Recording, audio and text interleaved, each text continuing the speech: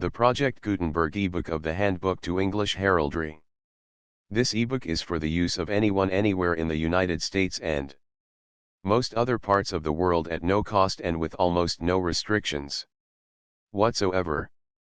You may copy it, give it away or reuse it under the terms of the Project Gutenberg license included with this ebook or online at www.gutenberg.org. If you are not located in the United States, you will have to check the laws of the country where you are located before using this ebook. Title: The Handbook to English Heraldry. Author: Charles Boutell. Editor: Arthur Charles Fox Davies. Illustrator: R.B. Utting. Release date: October 24, 2007. Ebook number 23186. Language: English. Credits: produced by Louise Hope, Jeannie House, Ted Garvin and the online distributed proofreading team at http://www.pgdp.net. Start of the Project Gutenberg ebook, The Handbook to English Heraldry. This text uses UTF-8, Unicode, file encoding. If the apostrophes and quotation marks in this paragraph appear as garbage, you may have an incompatible browser or unavailable fonts. First, make sure that the browser's character set or file encoding is set to Unicode, UTF-8. You may also need to change your browser's default font. In the printed book, all illustrations were line drawings using the conventional color representations explained in Chapter V. For this e-text, some illustrations are also shown in colorized form. All colors were chosen to be web-safe for reliable display in all browsers. They are not intended to reproduce the exact shades of standard heraldry. When the text notes a misprint in the colors, it was corrected for the colorized version. A few very long paragraphs in the Grammar of Heraldry section have been broken up to give better access to illustrations. Seal of Sir Richard de Beauchamp, K.G. 5th Earl of Warwick, died AD 1439. No. 448. See pages 208. 321. Seal of Sir Thomas de Beauchamp, K.G. 3rd Earl of Warwick, died AD 1369. Date of the seal: 1344. No. 446. See number 447, page 320, also see page 321. To describe emblazoned shields. Milton.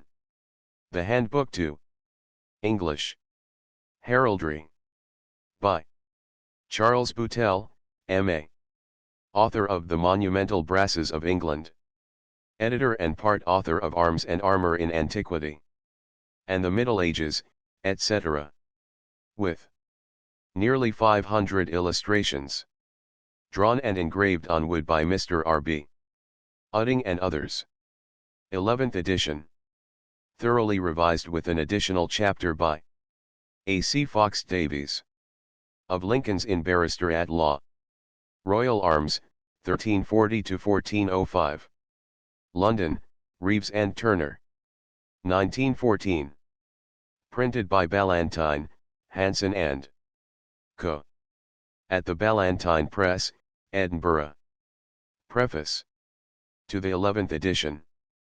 This standard work of reference has been revised throughout, and enlarged by the addition of an extra chapter on peerage dignities. A.C. Fox Davies. Lincoln's Inn, November 1913. Preface.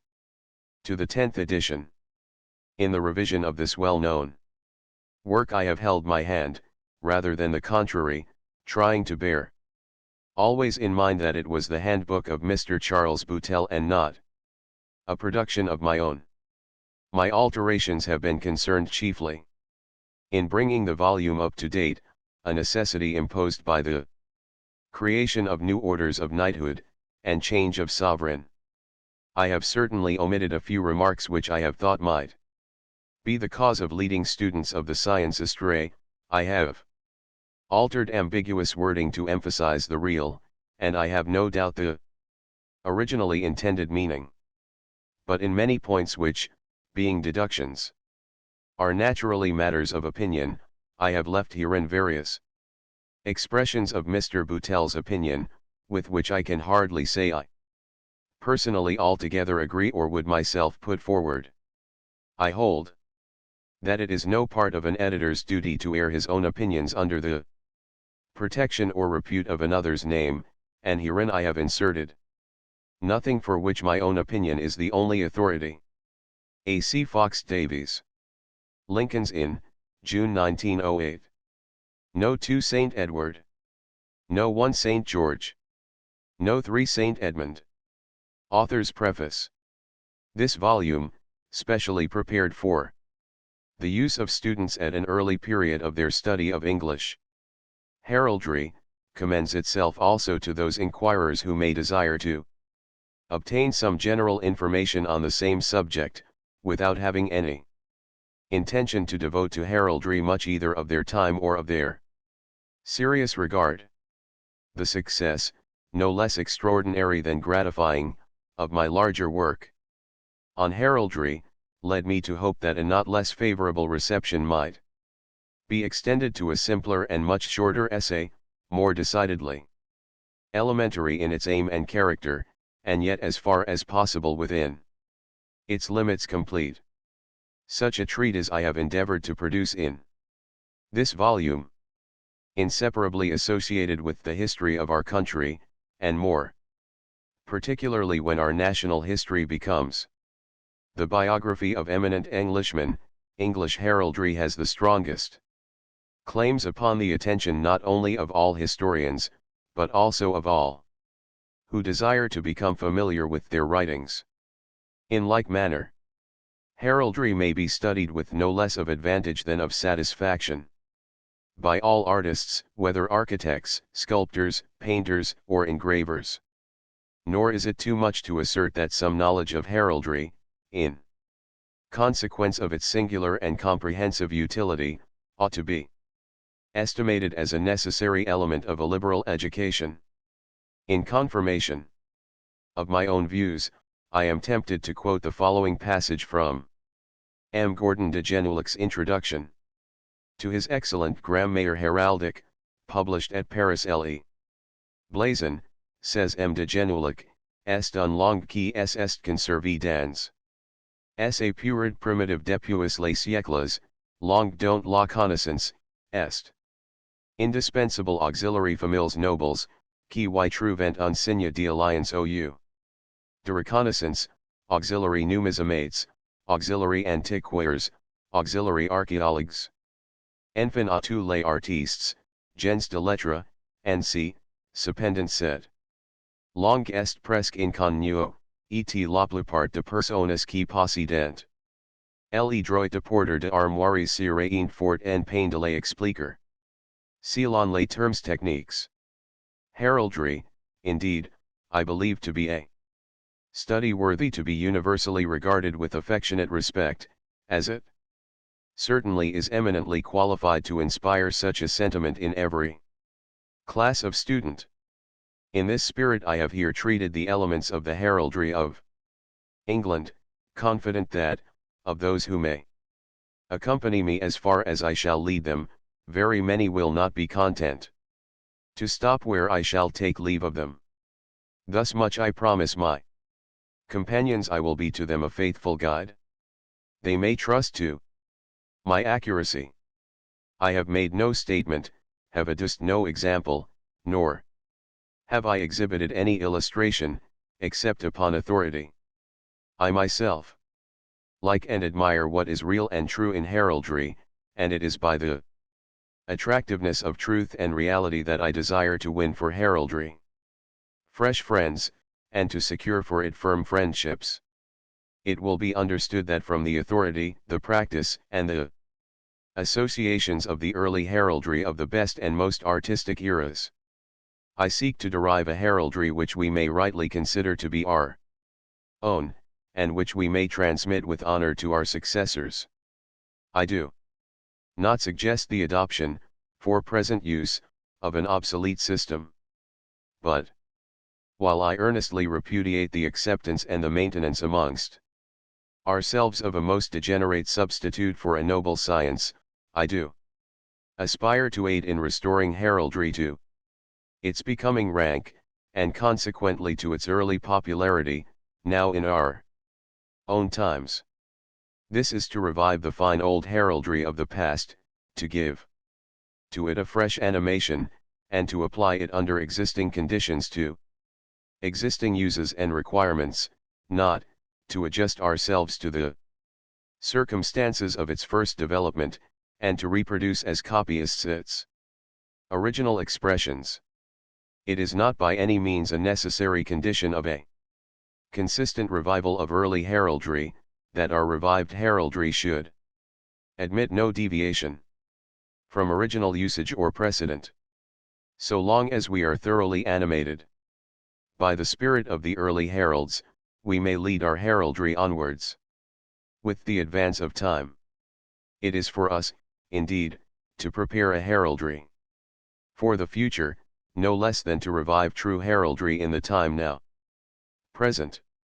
We may rightly modify, therefore, and adapt many things, in order to establish a true conformity between our heraldry and the circumstances of our own era.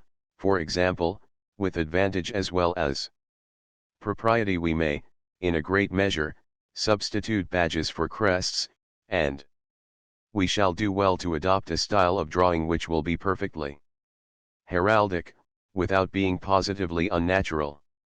The greater number of my illustrations have been engraved only in outline, with the twofold object of my being thus enabled to increase the number of the examples, and to adapt the engravings themselves to the reception of color. It will be very desirable for students to blazon the illustrations, or the majority of them, in their proper tinctures, and those who are thoroughly in earnest will not fail to form their own collections of additional examples, which, as a matter of course, they will seek to obtain from original authorities. With the exception of a few examples, my illustrations, considerably over 400, have all been executed expressly for this work, and they all have been engraved by Mr. R. B. Utting. The chief exceptions are 13 admirable woodcuts of Scottish seals, all of them good illustrations of heraldry south of the Tweed, originally engraved for Lang's noble quarto upon the ancient seals of Scotland, published in Edinburgh. Scottish heraldry. I must add, as in any particulars of law and practice it may differ from our heraldry on this side of the Tweed, I have left in the able hands of the heralds of the North. At the same time, however, the heraldry of which I have been treating has so much that is equally at home on either side of the border, that I have never hesitated to look for my examples and authorities to both the fair realms which now form one Great Britain. C.B. Contents. Page. Preface to present edition. 7. Author's preface. 9. List of illustrations. 19. Chapter I. Introductory early popularity of heraldry in England. Origin of English heraldry, definition. Characteristics, development, early uses, not connected with earlier systems. Ancient heraldry. Past and present treatment of the subject. 1. Chapter 2. Early heraldic authorities. Seals, monumental effigies, and c. rolls of arms, official heraldic records, and c. earliest heraldic shields and banners. Elusive quality of early armory. Attributed arms. 10. Chapter 3. The English heraldry that is now in existence. First debasement of heraldry. Later debasement. Revival of English heraldry. Heraldic art. 20. Chapter 4. Grammar of heraldry, Section I. Language, nomenclature, style and forms of expression. Blazon the shield, its parts, points, divisions, dividing lines, varieties of form, and heraldic treatment. 29. Chapter V. Grammar of Heraldry, Section 2. Tinctures, metals, colors, furs, varied fields. Law of tinctures, counterchanging diaper. Disposition, blazoning, emblazoning in tinctures. 40. Chapter 6. Grammar of Heraldry, Section 3. The ordinaries, chief, fess, bar, pale, cross, its. Heraldic varieties, band, saltire, chevron, and pile. 49. Chapter 7. Grammar of Heraldry, Section 4. The subordinaries, canton or quarter, escutcheon. Oil, trace sure, bowyer, flances, lozenge, mascly, ruster, fusel. Billet, gyron, fret the roundels. 64. Chapter 8. Grammar of Heraldry, Section V. Miscellaneous charges, human beings, animals, birds, fish, reptiles and insects, imaginary beings, natural objects, various artificial figures and devices, appropriate descriptive epithets. 73. Chapter 9. Grammar of Heraldry, Section 6. The lion and the eagle in heraldry. 83. Chapter X. Grammar of Heraldry, Section 7. Glossary of titles, names, and terms. 100. Chapter 11. Marshalling, aggroupment, combination, quartering, dimidiation, implement, escutcheon of. Prétenance, marshalling the arms of widowers, widows, and others, official arms, and the accessories of shields. 158. Chapter 12. Cadency, marks of cadency are temporary, or permanent, the label, the bowyer, the bendlet, barulet, and canton, change of tincture, secondary charges, single small charges. Differences of illegitimacy, cadency of crests, badges, and c. modern cadency. 176. Chapter 13.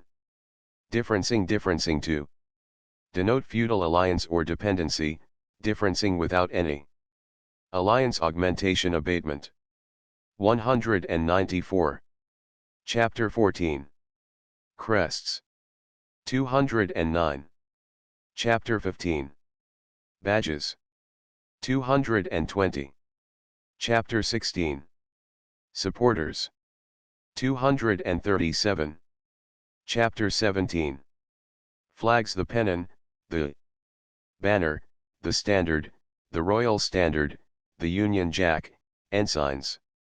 Military standards and colors, blazoning, hoisting and displaying flags. 246. Chapter 18. The Royal Heraldry of England and Scotland, shields of arms of the reigning sovereigns of England, of Scotland, of the United Kingdom of Great Britain and Ireland, crests, supporters, mottos, crowns, banners, armorial insignia. Of the late Prince Consort, of the Prince and Princess of Wales, of the other princes and princesses. 258. Chapter 19. Orders of knighthood and insignia of honor, feudal knighthood, orders of knighthood. Knights of St. John, Knights Templars, the Order of the Garter, of the Thistle, of St. Patrick, of the Bath, of St. Michael and St. George, of the Star of India, the Order of Merit, the Royal Victorian Order, the Imperial Service Order, the Victoria Cross, the Albert Medal, naval and military medals, foreign insignia bestowed on British subjects. 273. Chapter XX. Precedence, genealogies. 295. Chapter XXI. The College of Arms. The Leon Office of Scotland grants of arms tax on armorial bearings, and on arms found. 304. Chapter XXII. Miscellaneous coins. Seals. Heraldry in architecture, in monuments, in illuminations. In encaustic tiles. Heraldic personal ornaments, and various heraldic decorations. Conclusion. 316. Chapter XXII. Peerage dignities. The dignity of Earl of Baron. The Parliament of 1295. Landed qualifications. Creation of the title Duke of Cornwall. The title of Marquis. The Premier Baron of England. The Peerage of Scotland. Scottish remainders.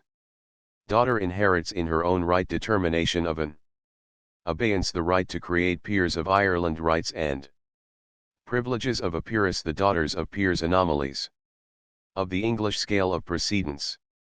327. General Index. 335. List of illustrations. Page numbers are from the original text. Some illustrations have been shifted slightly from their original location. Links lead directly to the illustration.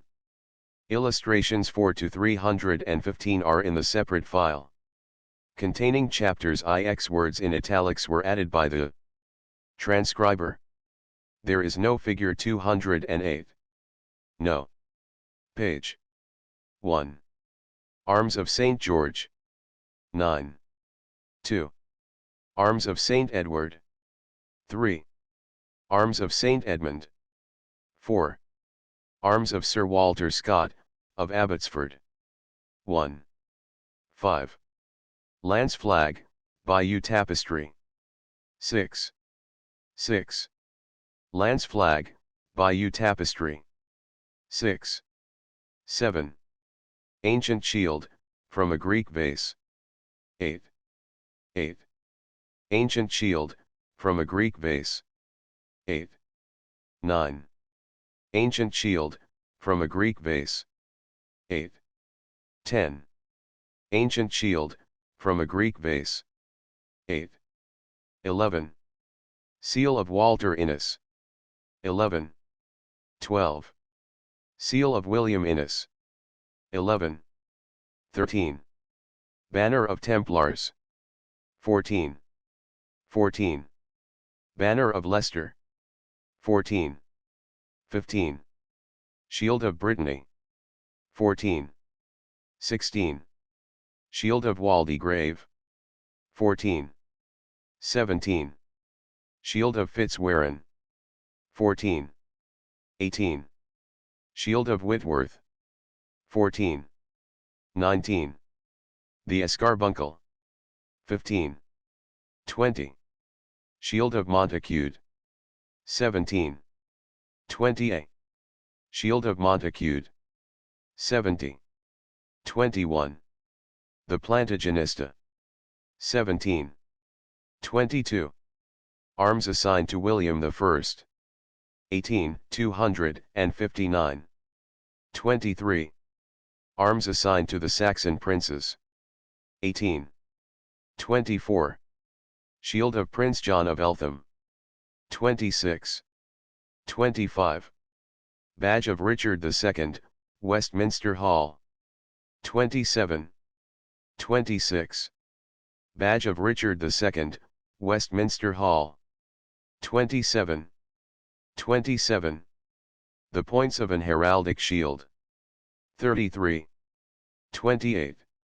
Shield divided per pale. 33. 29. Shield divided per fess. 33. 30. Shield divided quarterly. 33. 31. Shield divided per bend. 33. 32. Shield divided per bend sinister. 33. 33. Shield divided per saltire. 33. 34. Shield divided per chevron. 33. 35. Shield divided per tierce. 33. 36. Shield quarterly of 8. 34. 37. Compound quartering. 34. 38. Border and dividing lines. 35. 39. Bout shield.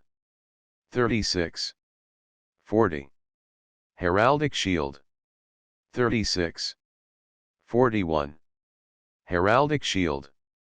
36. 42. Heraldic shield. 36. 43. Heraldic shield.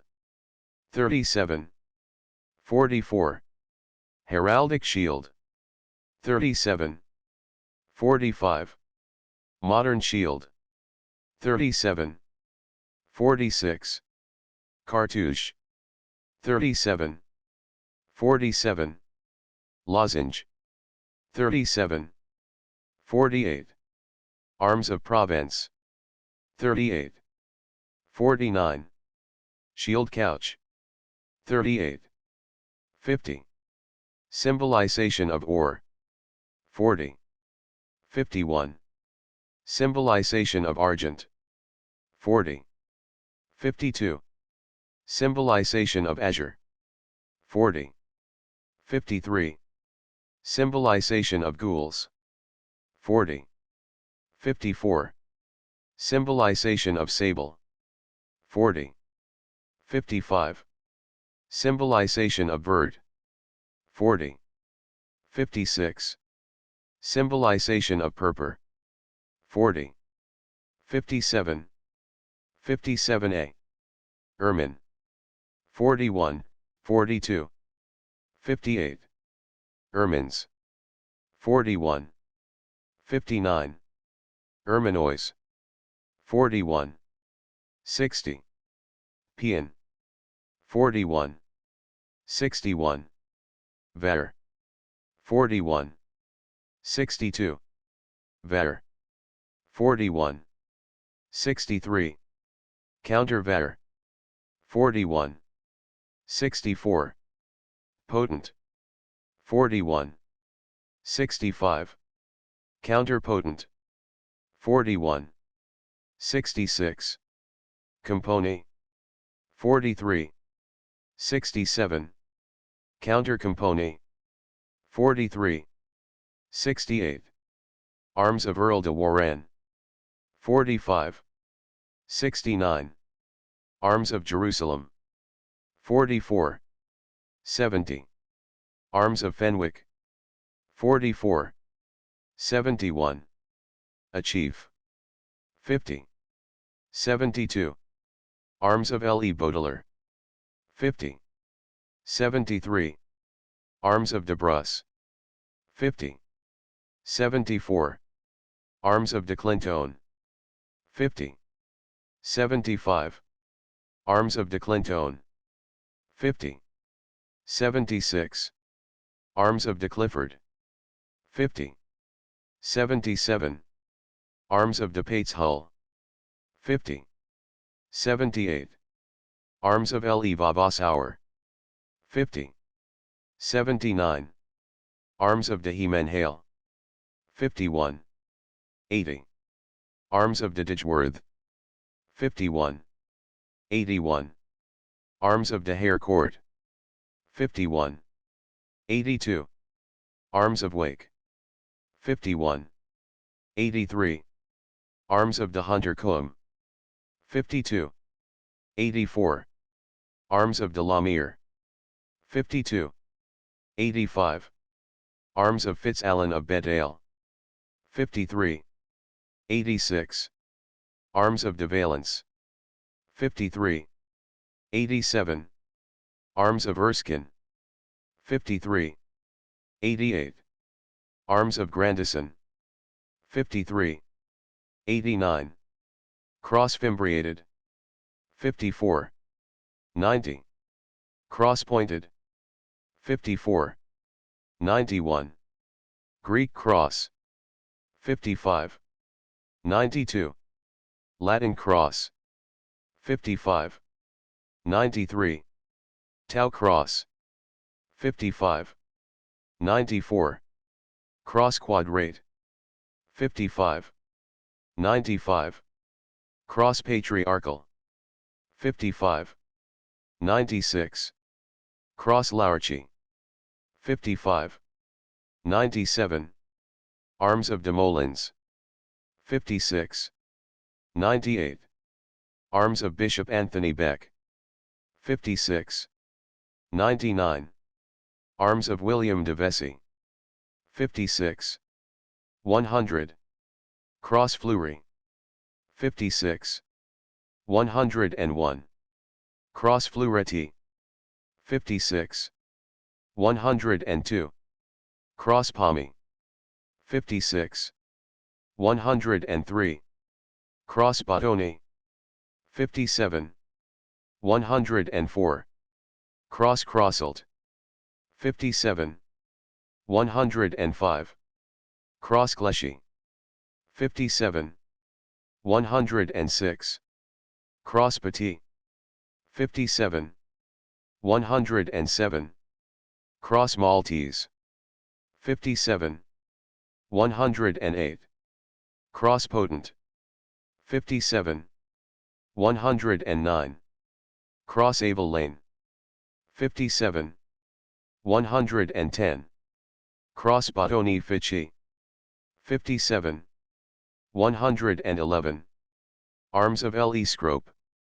58. 112. Arms of de Radcliffe. 58.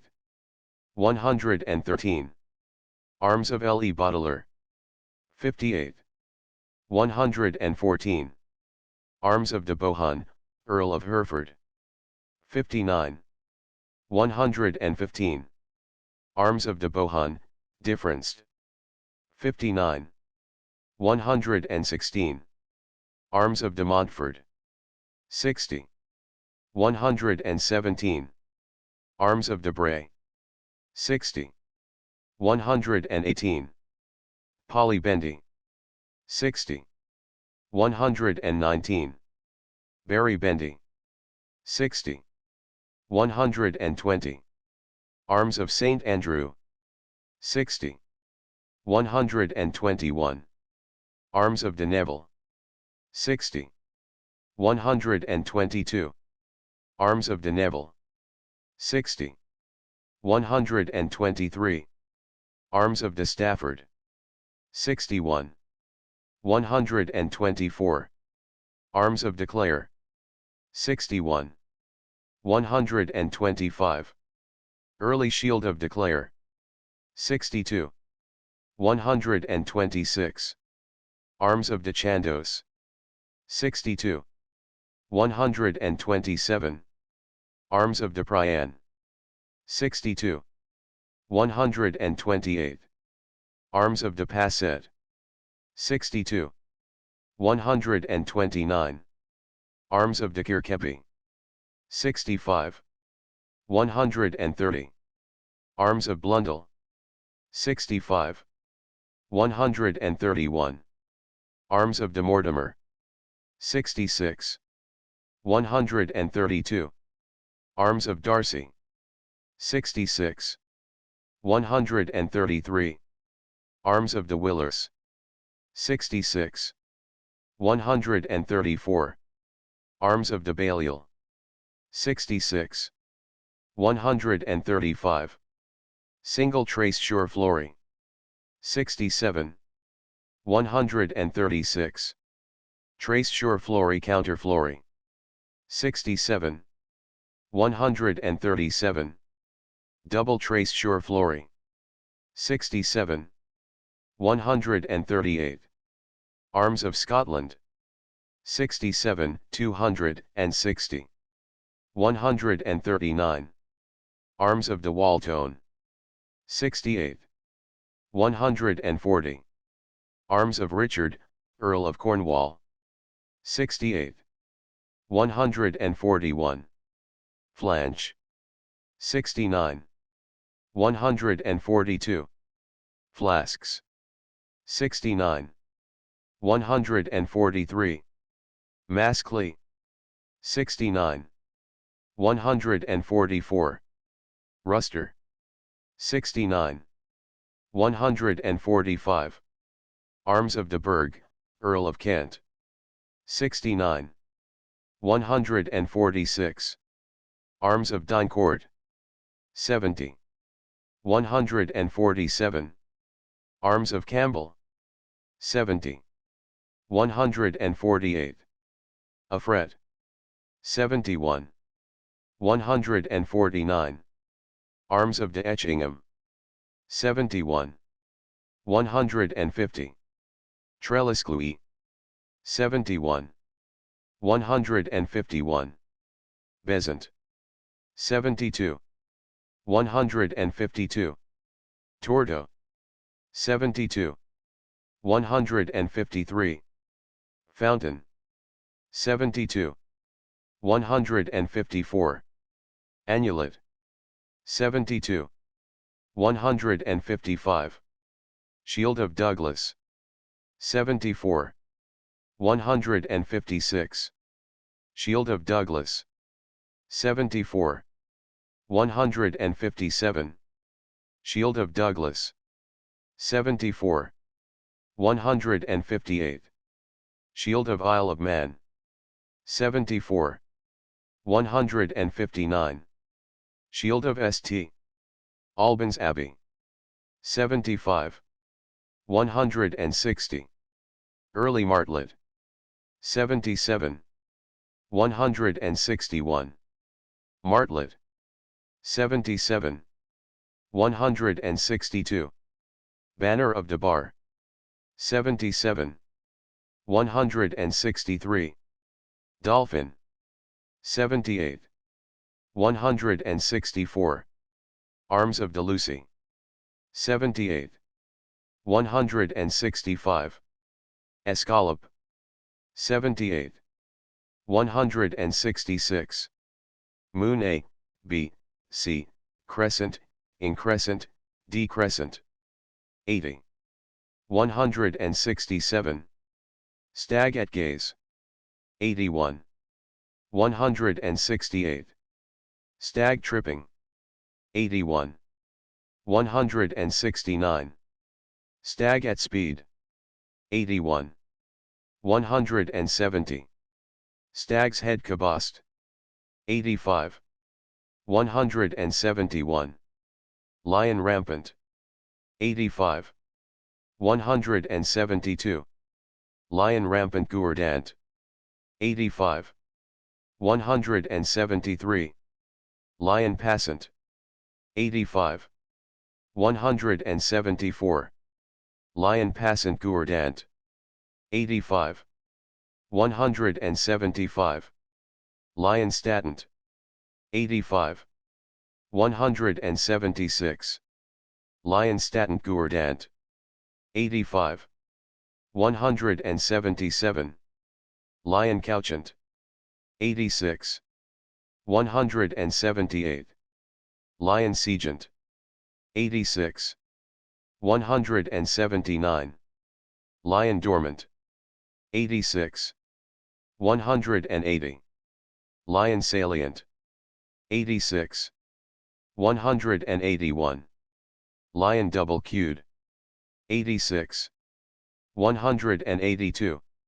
Lion Coward. 86. 183. Lion's Head. 87. 184. Lion's Face. 87. 185. Lion's Jam. 87. 186. Demi-Lion Rampant. 87. 187. Arms of England. 87, 259. 188. Arms of Richard I. 88. 189.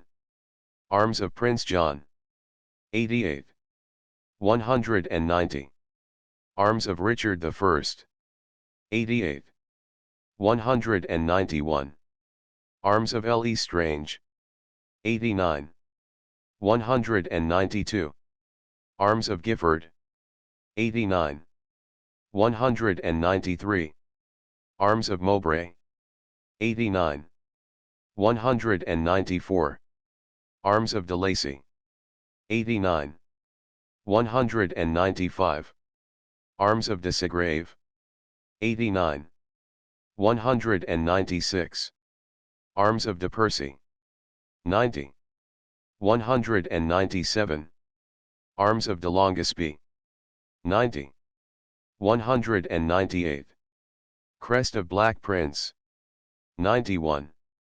199. Crest and Sea, Richard II. 91. 200. Eagle Shield in Westminster Abbey. 93. 201. Imperial Eagle. 93. 202. Royal Eagle. 93. 203. Arms of Earl of Cornwall. 94. 204. Seal of Euphemia Leslie. 94. 205. Shield of Piers Gaveston. 95. 206. Arms of Montacute and Monthermer. 95. 207. Aval. 96. 209. Arms of de la Mire. 96. 210. Shield at St. Albans. 97. 211. Austrian Eagle. 97. 212. German Imperial Eagle. 98. 213. German Eagle, wings erect. 98. 214. French Imperial Eagle. 99. 215. Badge of Ulster. 101. 216. Braze. 104. 217. Baron's Coronet. 104. 218. Water Bougette. 106. 219. Bureau Hire Knot. 106. 220. Bowen Knot. 107. 221. Caltroop. 107. 222. Castle. 108. 223. Celestial Crown. 108. 224. Chapeau of Estate. 108. 225. Arms of Saxony. 108. 226. Chessrook. 109. 227. Cinquefoil. 109. 228. Clarions. 109. 229. Cockatrice. 110. 230. Collar of York. 110. 231. Collar of Lancaster. 110. 232. Crest Coronet. 113. 233. Crest Wreaths. 113. 234. Crown of H.M. the King. 115. 266. 235. Dagger Knot and Badges. 115. 236. Dragon. 117. 237. Duke's Coronet. 117. 238. Earl's Coronet.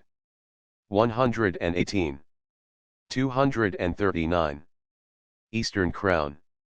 118. 240. Electoral Bonnet. 119. 241. Arms of Byron. 119. 242. Estoil. 120. 243. Ferdimolen. 121. 244. Fur males. 121. 245. Fetterlock. 122. 246. Fleur-de-lis. 122. 247. Arms of France ancient. 122. 248. Arms of France modern. 122. 249. Arms of Edmund, Earl of Lancaster. 123. 250. Arms of Margaret, Queen of Edward I. 122. 251. Seal of Margaret, Queen of Edward I. 123.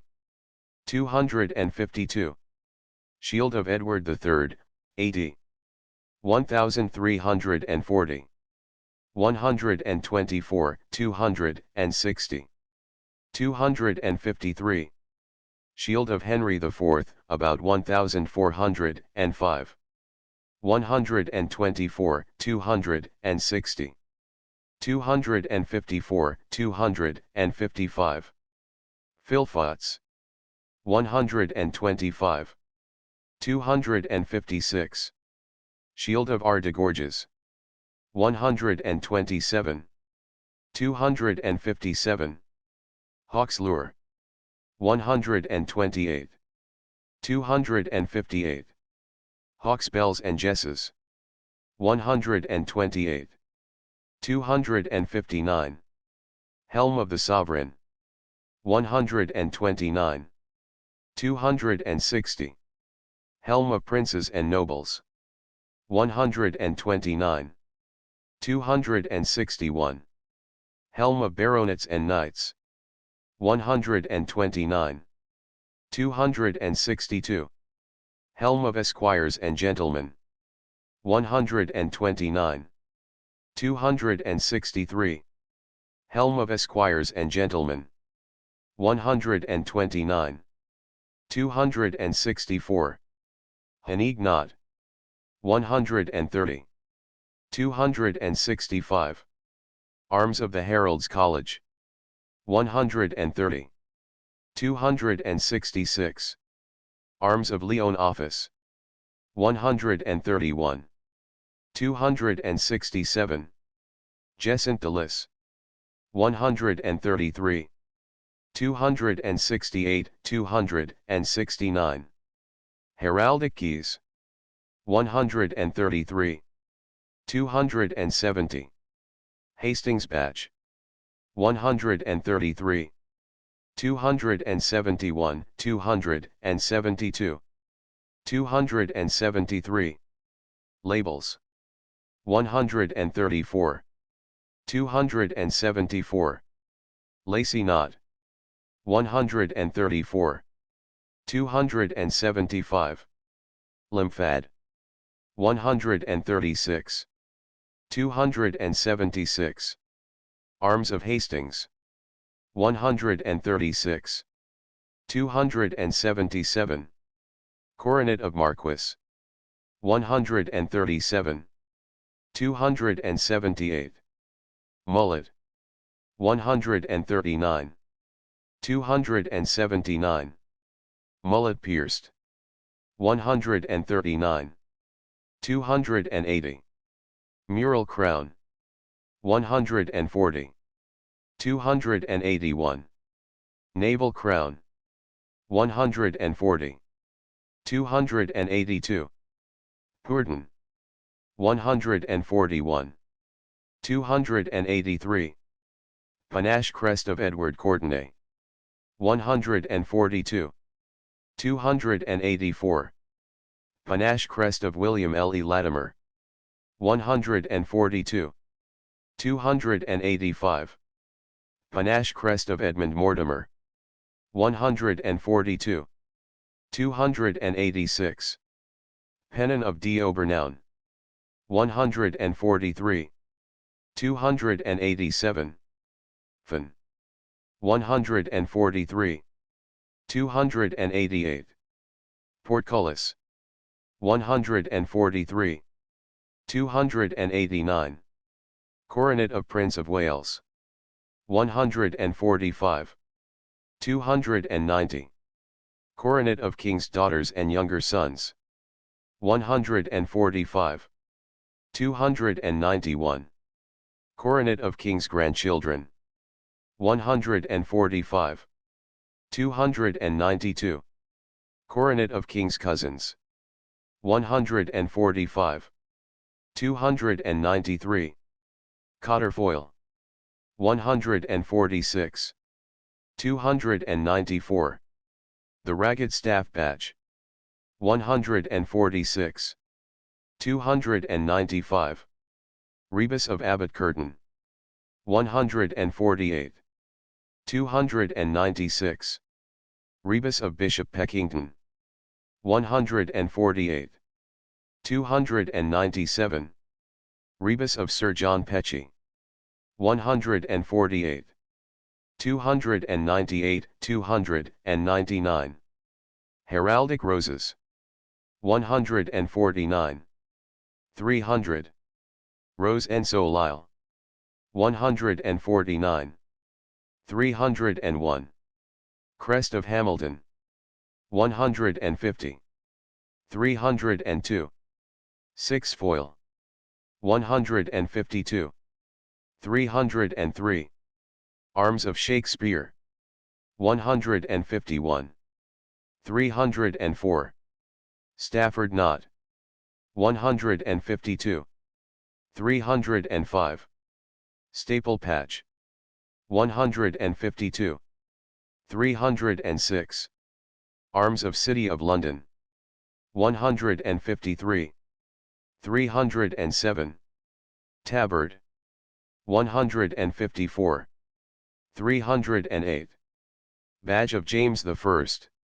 154. 309. Trefoil slipped.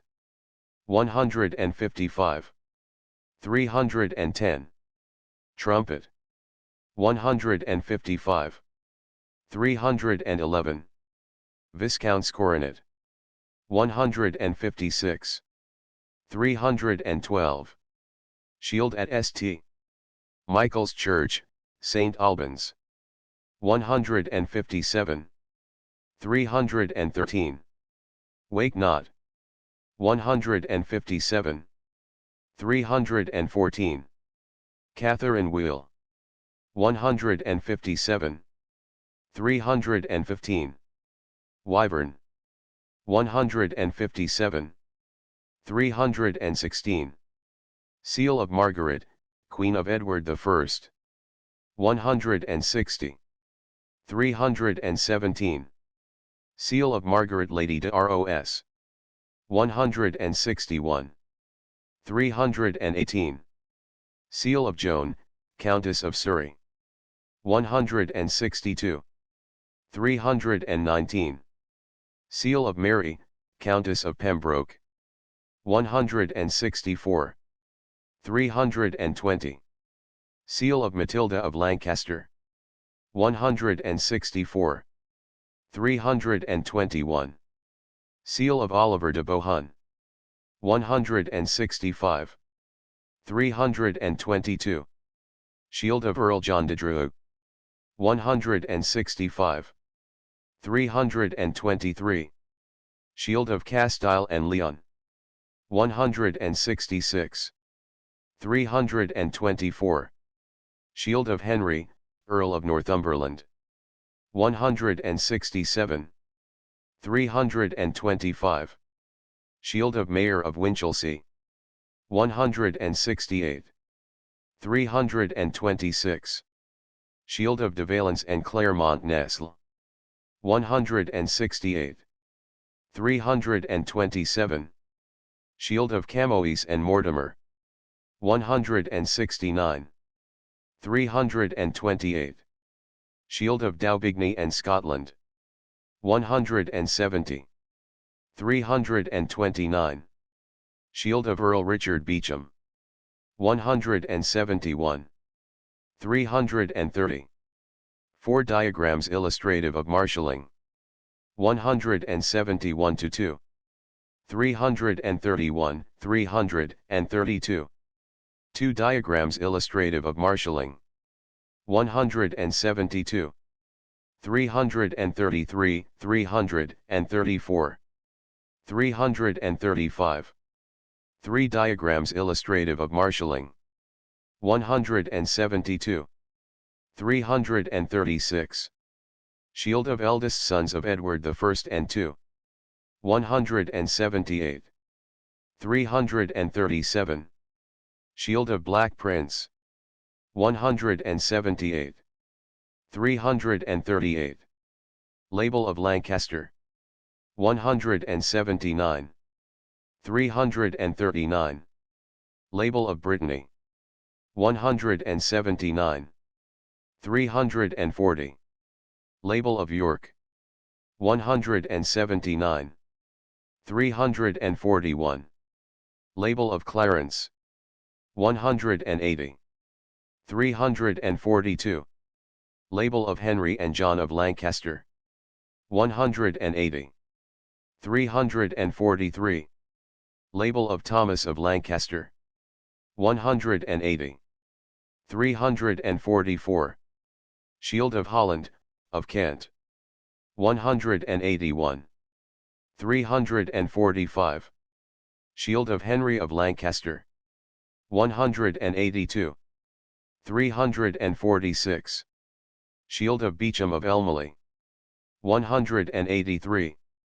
347. Shield of Beauchamp at Carlaverock. 183. 348. Shield of Beauchamp of Warwick. 184. 349. Shield of Beauchamp of Bletchew. 184. 350. Shield of Bishop Grandison. 185. 351. Seal of Bishop Le Despencer. 185. 352. Shield of Sir Fulk Fitzwarren. 186. 353. Shield of Thomas Le Scrope. 186. 354. Crescent, for difference. 186. 355. Mullet, for difference. 186. 356. Shield of Lord Latimer. 187. 357. Shield of Neville. 187. 358. Shield of Sir W. M. de Bruys. 187. 359. Shield of Henry, Earl of Worcester. 189. 360.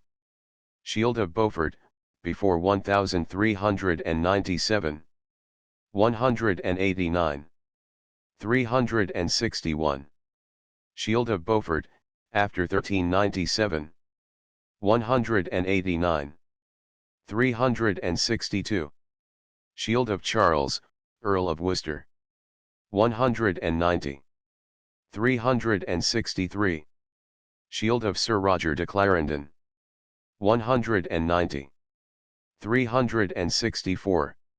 Arms of Radulphus de Arundel. 190. 365. Seal of William Fraser. 193. 366. Shield of Earl of Chester. 195. 367. Shield of Fitzralph. 196. 368. Shield of de Luttrell. 197. 369. Shield of de Wadsey.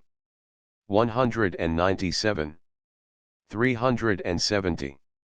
Shield of de Wordley. 198. 371. Shield of de Mountini. 198. 372. Shield of de Montigny. 198. 373. Shield in St. Albans Abbey. 203. 374. Shield of Howard, after Flodden. 205. 374a. Howard augmentation. 205. 375. Fan crest, Richard I. 209. 376. Fan crest, Henry de Percy. 209. 377. Fan crest, Henry de Lacy. 209. 378. Seal of Alexander de Balliol. 210. 379. Helm, N.C., Thomas, Earl of Lancaster. 211. 380. Helm, N.C., Geoffrey Luttrell. 212. 381. Seal, Sir Robert de Marny. 212. 382. Seal, William de Windsor. 214. 383. Crest, Sir R. Grey, K.G. 215. 384. Helm, N.C., Richard II. 216. 385. Helm, N.C., Sir Hugh Hastings. 217. 386. Crest wreath, Sir William Vernon. 217. 387. Crest wreath, Sir Robert Harcourt. 217. 388. Crest wreath, effigy at Tewkesbury. 217. 389. Bassinet and crest wreath, Sir H. Stafford. 218. 390. Seal, Earl Robert Bruce. 225. 391. Seal, Sir Walter Hungerford. 225. 392. Seal, Sir Robert de Hungerford. 226. 393. Badge, Tau, and Bell. 227. 394. Ostrich feather badge. 231. 395, 396. 3 ostrich feathers, Peterborough. 231. 397.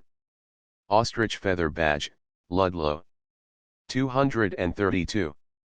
398. Ostrich feather badge, Deanery, Peterborough. 232. 399. Ostrich feather badge, St. Albans Abbey. 232. 400. Ostrich feather badge, Exeter Cathedral. 232. 401. Shield for Peace of Black Prince. 234. 402. Ostrich feather badge, Seal of Henry IV. 235. 403. Ostrich feather badge, Seal of Thomas, Duke of Gloucester. 235. 404. Ostrich feather badge, Garter plate of John Beaufort. 235. 405. Seal of de Vorgilla Crawford. 239. 406. Seal of Margaret, Lady Hungerford. 240. 407. Seal of Earl Edmund de Mortimer. 242. 408. Seal of Robert Graham. 243. 409. Seal of Sir W. M. Lindsay. 243. 410. Seal of Sir John Drummond. 244. 411. Pennon. 247. 412. Pennon of Percy. 247. 413. Banners and pennons. 248. 414. Seal of Earl John Holland. 249. 415. Standard of Sir H. de Stafford, K.G. 251. 416. The Royal Standard. 252. 417. The First Union Jack. 253. 418. Banner of St. George. 253. 419. Banner of St. Andrew. 253. 420. The Second Union Jack. 254. 421. The Banner of St. Patrick. 254. 422. Red Ensign. 255. 423. Royal Arms of Stuart Sovereigns. 261. 424. Arms of Nassau. 261. 425. Diagram of Arms of William III. and Mary. 261. 426. Diagram of Arms of William III. Alone. 261. 427. Diagram of Arms of N. 262. 428. Arms of Hanover. 262. 429, 430. Diagrams of Royal Arms. 262, 263. 431. Crest of England. 264. 432. Signet ring of Queen Mary Stuart. 265. 433. Insignia of the Order of the Garter. 277. 434. Lesser George of the Garter. 279. 435. Jewel of the Thistle. 281. 436. Badge of St. Patrick. 281. 437. Badge of the Bath, Naval and Military. 284. 438. Badge of the Bath, Diplomatic and Civil.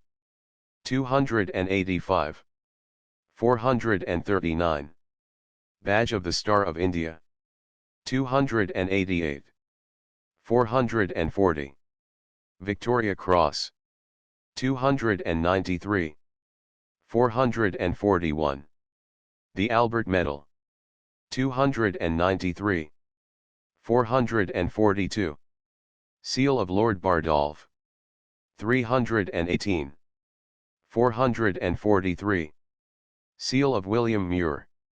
319. 444. Seal of Thomas Moneypenny. 319. 445. Seal of Richard Stewart. 319.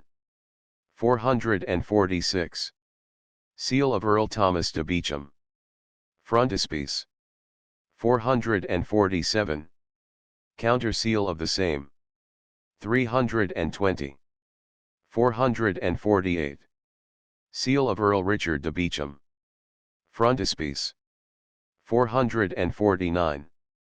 Seal of Sir Walter Scott, A.D. 1529. 326. 450. Insignia of the Order of the Thistle. 280. 451. Insignia of the Order of St. Patrick. 282. 452. Collar and Military Badge, Order of the Bath. 283. 453. Star of Knight Grand Cross, Civil. 285. 454. Star of Knight Commander, Military. 285. 455. Order of Merit. 286. 456. Collar and Insignia of Exalted Order of the Star of India. 287. 457. Star and Collar of the Order of St. Michael and St. George. 289. 458. Eminent Order of the Indian Empire. 290. 459. Badge of Same. 291. 460. GCVO Star. 291. 461. KCVO Star. 291. 462. GCVO Badge. 291. 463. KCVO Badge. 291. 464. Distinguished Service Older. 292. 465. Imperial Service Order. 292. Note several illustrations used herewith in connection with the new orders created of recent date are inserted by arrangement with the editor of Debrett's Peerage. English Heraldry. Chapter I. Introductory.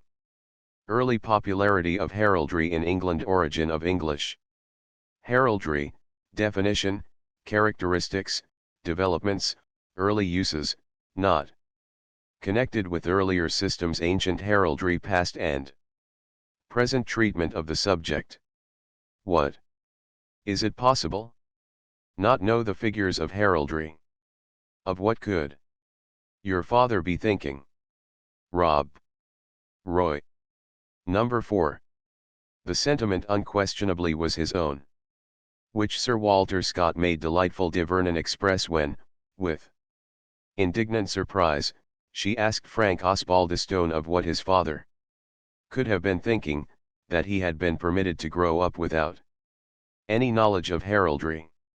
Sir Walter was right in his estimate of the high value of heraldry as an element of education, and, in professing herself a votaress of the herald's gentle science, it was quite right in de Vernon to suggest to other ladies that it would be well for them if heraldry should find favor in their eyes also. The age of Rob Roy, however, was far from being in harmony with heraldic associations, nor was the author of Waverley himself permitted to accomplish more than to lead the way to that revival of a popular sympathy with every expression of early art, which now forms one of the most remarkable characteristics of our own era. In the olden time, in England, the love of heraldry, which was prevalent amongst all classes, was based upon an intelligent appreciation of its worthiness. A part of the feudal system of the Middle Ages, and at once derived from the prevailing form of thought and feeling, and imparting to it a brilliant coloring peculiar to itself. Heraldry exercised a powerful influence upon the manners and habits of the people amongst whom it was in use by our early ancestors. Accordingly, as Mr. Montague has so happily written, little given to study of any kind, a knowledge of heraldry was considered indispensable to them. It was the outward sign of the spirit of chivalry, the index, also, to a lengthened chronicle of doughty deeds. And this heraldry grew up, spontaneously and naturally, out of the circumstances and requirements of those times. It came into existence. Because it was needed for practical use, it was accepted and cherished. Because it did much more than fulfill its avowed purpose. At first, simply useful to distinguish particular individuals, especially in war. And at the tournament, English heraldry soon became popular, and then, with no less rapidity, it rose to high honor and dignity. From the circumstance that it first found its special use in direct connection with military equipments, knightly exercises, and the melee of actual battle, medieval heraldry has also been entitled armory. Men wore the ensigns of heraldry about their persons, embroidered upon the garments that partially covered their armor, and so they called them coats of arms. They bore these same ensigns on their shields, and they called them shields of arms, and in their armorial banners and pennons they again displayed the very same insignia, floating in the wind high above their heads, from the shafts of their lances. The heraldry or armory of England, an honorable and honored member of the illustrious family of medieval European heraldry, may be defined as a symbolical and pictorial language, in which figures, devices, and colors are employed instead of letters. Each heraldic composition has its own definite and complete significance, conveyed through its direct connection with some particular individual, family, dignity, or office. Every such heraldic composition, also, is a true legal possession, held and maintained by an express right and title, and it is hereditary, like other real property, in accordance with certain laws and precedents of inheritance. But in this respect heraldic insignia are singular and unlike other property, inasmuch as it is a general rule that they cannot be alienated, exchanged, or transferred otherwise than by inheritance or other lawful succession. Exceptions to this rule, when they are observed occasionally to have occurred, show clearly their own exceptional character, and consequently they confirm the true authority of the rule itself. It will be understood, as a necessary quality of its hereditary nature, that the significance of an heraldic composition, while definite and complete in itself, admits of augmentation and expansion through its association with successive generations. Thus, the royal shield of Edward III is complete as the heraldic symbol of that great monarch, and of the realm under his rule, and yet this same shield, equally complete, with one simple modification, as the heraldic symbol of each successive sovereign till the death of Elizabeth, has its significance infinitely augmented and expanded through its hereditary association with all the sovereigns of the houses of Plantagenet and Tudor. Until the concluding quarter of the 12th century, the traces of the existence of heraldry are faint and few in number.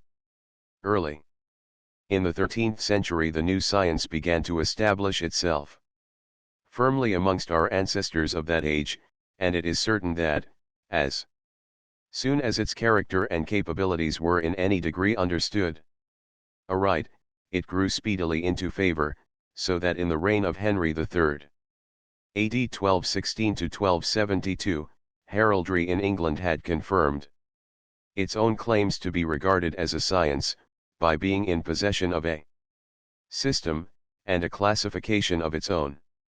The Crusades, those extraordinary confederacies without a parallel in the history of civilized nations, were themselves so thoroughly a matter of religious chivalry, that it was only an inevitable result of their existence that they should give a powerful impulse to the establishment and development of heraldry in its early days. But heraldry, from the time of its first appearance in England, was found to be valuable for other uses besides those which so intimately connected it with both real and imitative warfare, with the fierce life and death conflict of the battlefield, and with the scarcely less perilous struggle for honor and renown in the lists. Very soon after the Norman conquest, in consequence of their presence being required to give validity to every species of legal document, seals became instruments of the greatest importance. And it was soon obvious that heraldic insignia, with the representation of the knightly shield upon which they were displayed, were exactly suited to satisfy every requirement of the seal engraver. By such means, heraldry became interwoven as well with the peaceful concerns of everyday life, as with the display of martial splendor and the turmoil of war. Many attempts have been made to set aside the opinion that the heraldry of the Middle Ages in England was a fresh creation, a production of indigenous growth, and great is the ingenuity that has been brought into action to carry back the heraldry of our own country from the commencement of the 13th century through the previous elementary stages of its existence, in order to trace its direct lineal descent from certain decorative and symbolical devices that were in use at much earlier periods. The careful and diligent researches, however, of the most learned heralds have at present led them almost unanimously to reject all such theories as these, as speculative and uncertain. At the same time, it is an indisputable fact that, in all ages of the world, and amongst all races of men, some form of symbolical expression has been both in use and in favor. And it is equally true that the symbolism, whatever it may have been, has generally been found in some way associated with a military life and with the act of warfare. Soldiers, and particularly those in high command, have always delighted to adorn their shields with devices that sometimes were significant of their own condition or exploits, or sometimes had reference to their country, or even to their families. And, in like manner, it has been a universal custom to display similar devices and figures in military standards of all kinds. At the time of the conquest, as is shown in the famous Bayeux tapestry of the Conqueror's Consort, the shields and standards of both Normans and Anglo-Saxons were painted, and perhaps the latter were embroidered, with various figures and devices, but certainly without any heraldic significance or any personal associations being indicated by these figures and devices, which bear a general resemblance to the insignia of the legions and cohorts of imperial Rome. Figures NOS 5 and 6 give representations of the standards that are introduced into the Bayeux tapestry. The same species of decoration, consisting chiefly of painted patterns, with discs, stars, crescents, and some other figures, continued in use in our own country until superseded by a true heraldry, and may also be assumed to have prevailed in England in much earlier times. NOS 5 and 6 Lance Flags Bayeux Tapestry. In still more remote ages a more decided heraldic system was displayed upon signets, coins, shields, and standards. In this ancient heraldry, if so it may be termed, occasionally the important and characteristic quality of hereditary association in certain devices is apparent. Thus, Virgil, Aeneid, 7:657, assigns to Avant Enus Insign Paternum upon his shield his hereditary device, derived by him from his father. But these devices generally appear to have their significance in a greater or a less degree restricted amongst the ancients, to certain particular incidents. Consequently in all these examples there is nothing to show that the man who bore one device at one time, did not bear another device at another time. 1 For example, Aeschylus, the Greek tragedian, BC 600, has recorded that Capaneus, when attacking the city of Thebes, bore on his shield the figure of a warrior carrying a lighted torch, with the motto, "I will fire the city." But, on another occasion, we have reason to believe that the same Capaneus bore quite a different device, applicable to that other occasion, and this deprives these ancient devices, heraldic as they are in their general character, of that special personal association which true heraldry requires and, indeed, implies. The beautiful painted vases, the works of Greek artists, that are discovered in such extraordinary numbers and in perfect preservation in some parts of Italy, constantly give most striking representations of the shields of ancient Greek warriors and other personages, with what appear heraldic devices displayed upon them. These shields illustrate, in a remarkable manner, both the appropriate significance of particular devices, and the usage then prevalent for a variety of devices to be borne on different occasions by the same individual. Shields upon vases in the collections in the Museum of the Louvre at Paris, and in the British Museum, where they are easy of access, contain a great variety of devices. The examples, NOS 7, 8, 9, and 10, are from our own national collections. Number 7, the shield black. The border and the Pegasus red. Number 8, the shield black, and the 2 dolphins white. Number 9, the shield black, with a border adorned with red discs, the serpent white.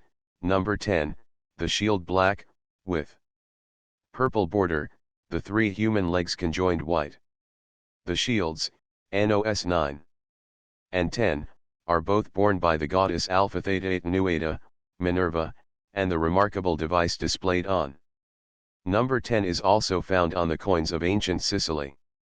Other similar shields display lions, horses, dogs, wild boars, fish, birds, clusters of leaves, chariots and chariot wheels, votive tripods, serpents, scorpions, with many others, including occasional examples of human figures.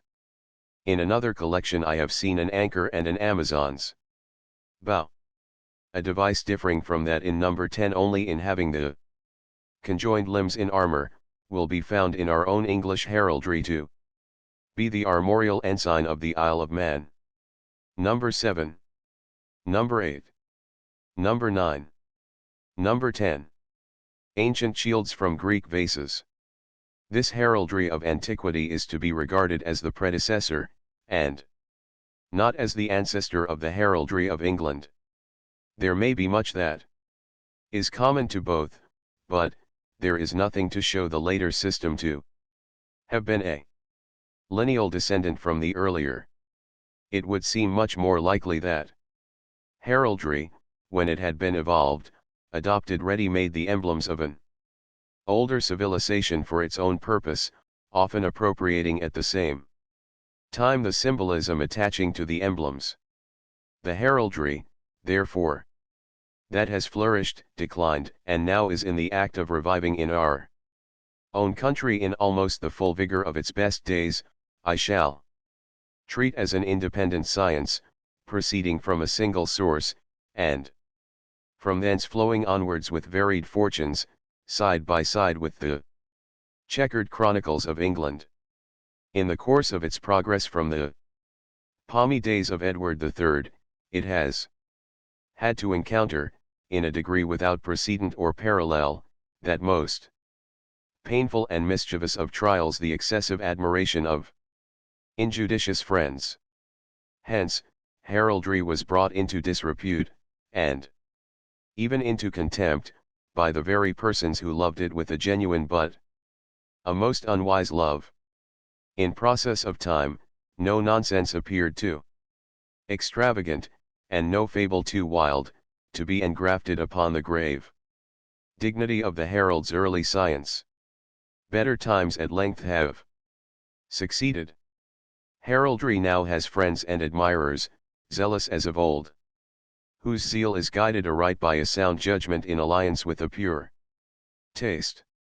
Very much already has been accomplished to sweep away the amazing mass of absurdities and errors which had overwhelmed our English heraldry, by such men as Nicholas, Nichols, Courthope, Seaton, Planche, Walford, Montague, and Lower, and the good work goes on and prospers, with the most cheering assurances of complete and triumphant success. 1.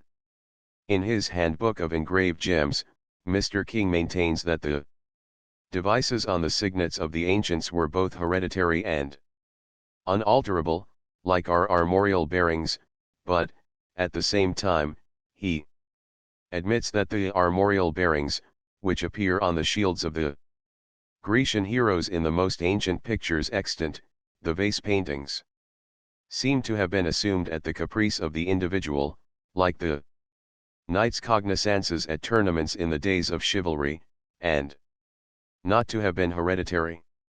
Handbook, page 216.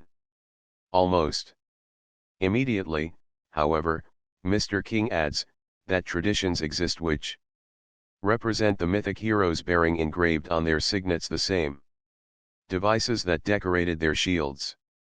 It would seem that the argument from such traditions would rather indicate the signet devices to have been arbitrary, than the shield devices to have been unalterable.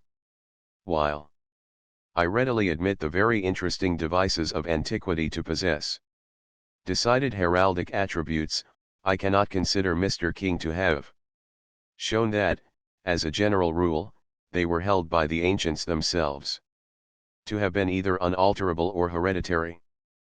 Possibly, further light may be thrown upon the hereditary quality of ancient heraldry.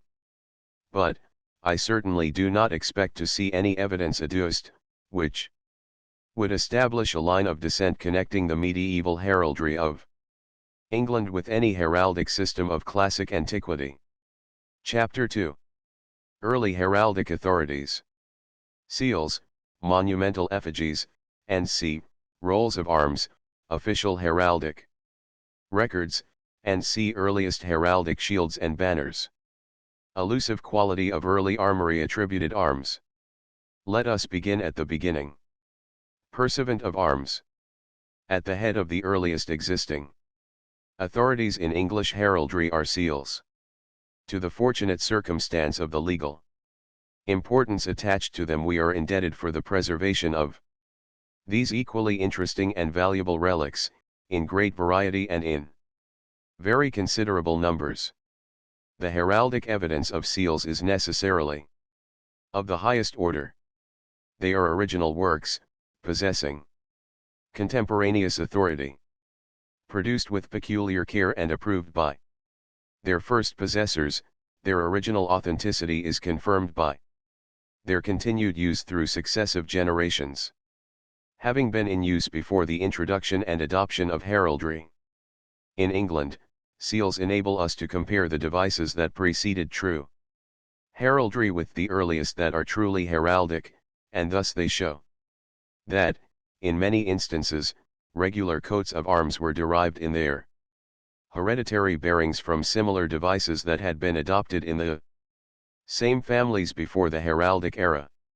For example, the seal of John Montgomery, about AD 1175, bears a single fleur-de-lis, not placed upon a shield, and, accordingly, here is seen the origin of the 3 golden fleurs-de-lis, borne afterwards upon a blue shield by the descendants of this John, the Montgomerys, Earls of Eglintown.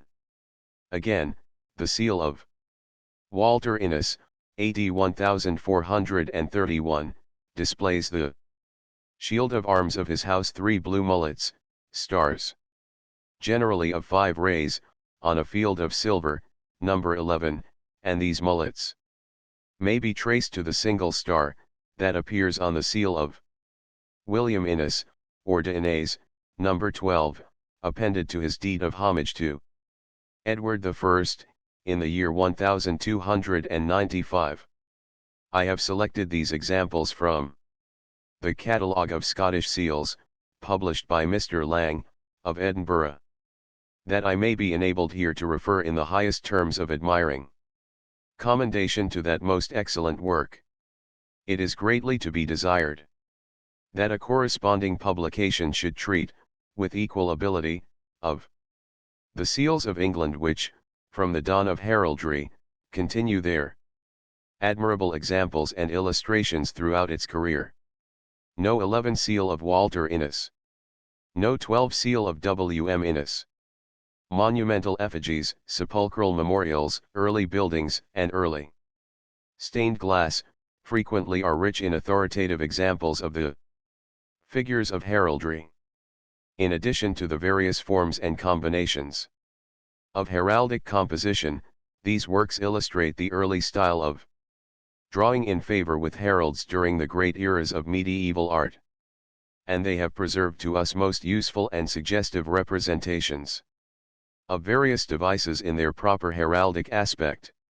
In many instances, the heraldry of early monuments and architecture possesses a peculiar value, arising from the circumstance of the shields of arms and other insignia having been sculptured in low relief or outlined in incised lines, and consequently these devices and compositions retain their original forms, and, in like manner, the original coloring of the heraldry of stained glass remains safe from restoration or destruction, in consequence of the impossibility of repainting it. The early written literature of English heraldry is calculated to throw but little light upon either its true character or its history. In addition, however, to the various and numerous official documents of the Herald's College, several examples of one particular class of heraldic record have been preserved, the value of which cannot be too highly estimated. These are rolls of arms long, narrow strips of parchment, on which are written lists of the names and titles of certain personages, with full descriptions of their armorial insignia. The circumstances under which these rolls were prepared are obviously not identical and for the most part unknown, but the exact accuracy of their statements has been established beyond all question by careful and repeated comparison with seals and other monuments, and also with documents which give only an indirect and yet not the less conclusive corroboration to the records of the rolls of arms themselves. The earliest of these rolls at present known date about AD 1240 to 1245. And since in these earliest rolls a very decided technical language is uniformly adopted, and the descriptions are all given in palpable accordance with fixed rules which must then have been well understood, we infer that by the end of the first half of the 13th century, there was in existence a system for the regulation of such matters. Heraldry was perhaps recognized as a science, with fixed terms and rules for describing heraldic devices and figures, and established laws to direct the granting, the assuming, and the bearing of arms. The most interesting of these early heraldic rolls records, in a metrical form, and in Norman French, the siege and capture of the fortress of Carlaverock, on the Scottish border, by Edward I, in the year 1300. In addition to very curious descriptions of the muster of the royal troops at Carlisle, their march northwards, and the incidents of the siege, which last have a strange resemblance to what Homer has recorded of incidents that took place during the siege of Troy, this roll gives some graphic personal sketches of the princes, nobles, bannerets, and knights, whose banners and shields of arms are set forth in it with minute exactness. This roll, as well as several others, has been published, with translations and very valuable notes, in the manuscript collections of the British Museum also, and of other libraries both public and private, and in the county histories and other works of a cognate character. There are many documents which contain various important records and illustrations of early English heraldry. In any references to authorities, that it may appear desirable for me to make in the course of this and the following chapters, I must be as concise as possible. A direct reference to seals, effigies, and c.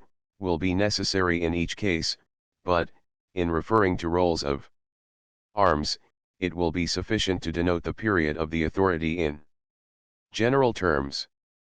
Accordingly, I shall refer, not to each particular roll, but collectively to those of each of the following reigns: Henry III, Edward I, Edward II, Edward III, and Richard II, and these references will severally be made thus: H3, E1, E2, E3, and R2.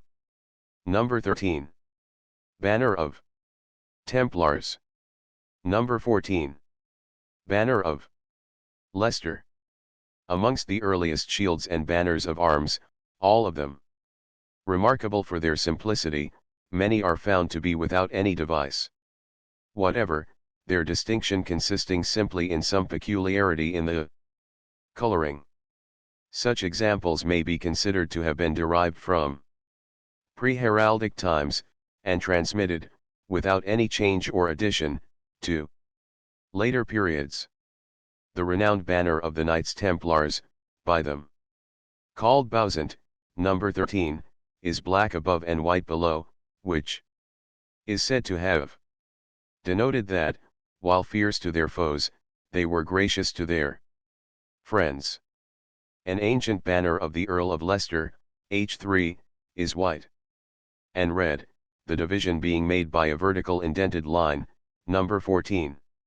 This design, however, was not the coat of arms of the Earl.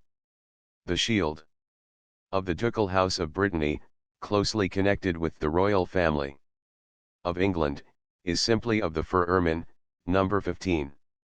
The shield of Waldegrave is silver and red, as in number 16, and that of Fitzwarren, H3, also of silver and red, is treated as in number 17. No 15 Brittany. No 16 Waldegrave. No 17 Fitzwarren. No 18 shield at Whitworth. Some of the earliest of the simple devices of true heraldry were evidently adopted from the structural formation, or from a structural strengthening, of the shields, on which they were displayed.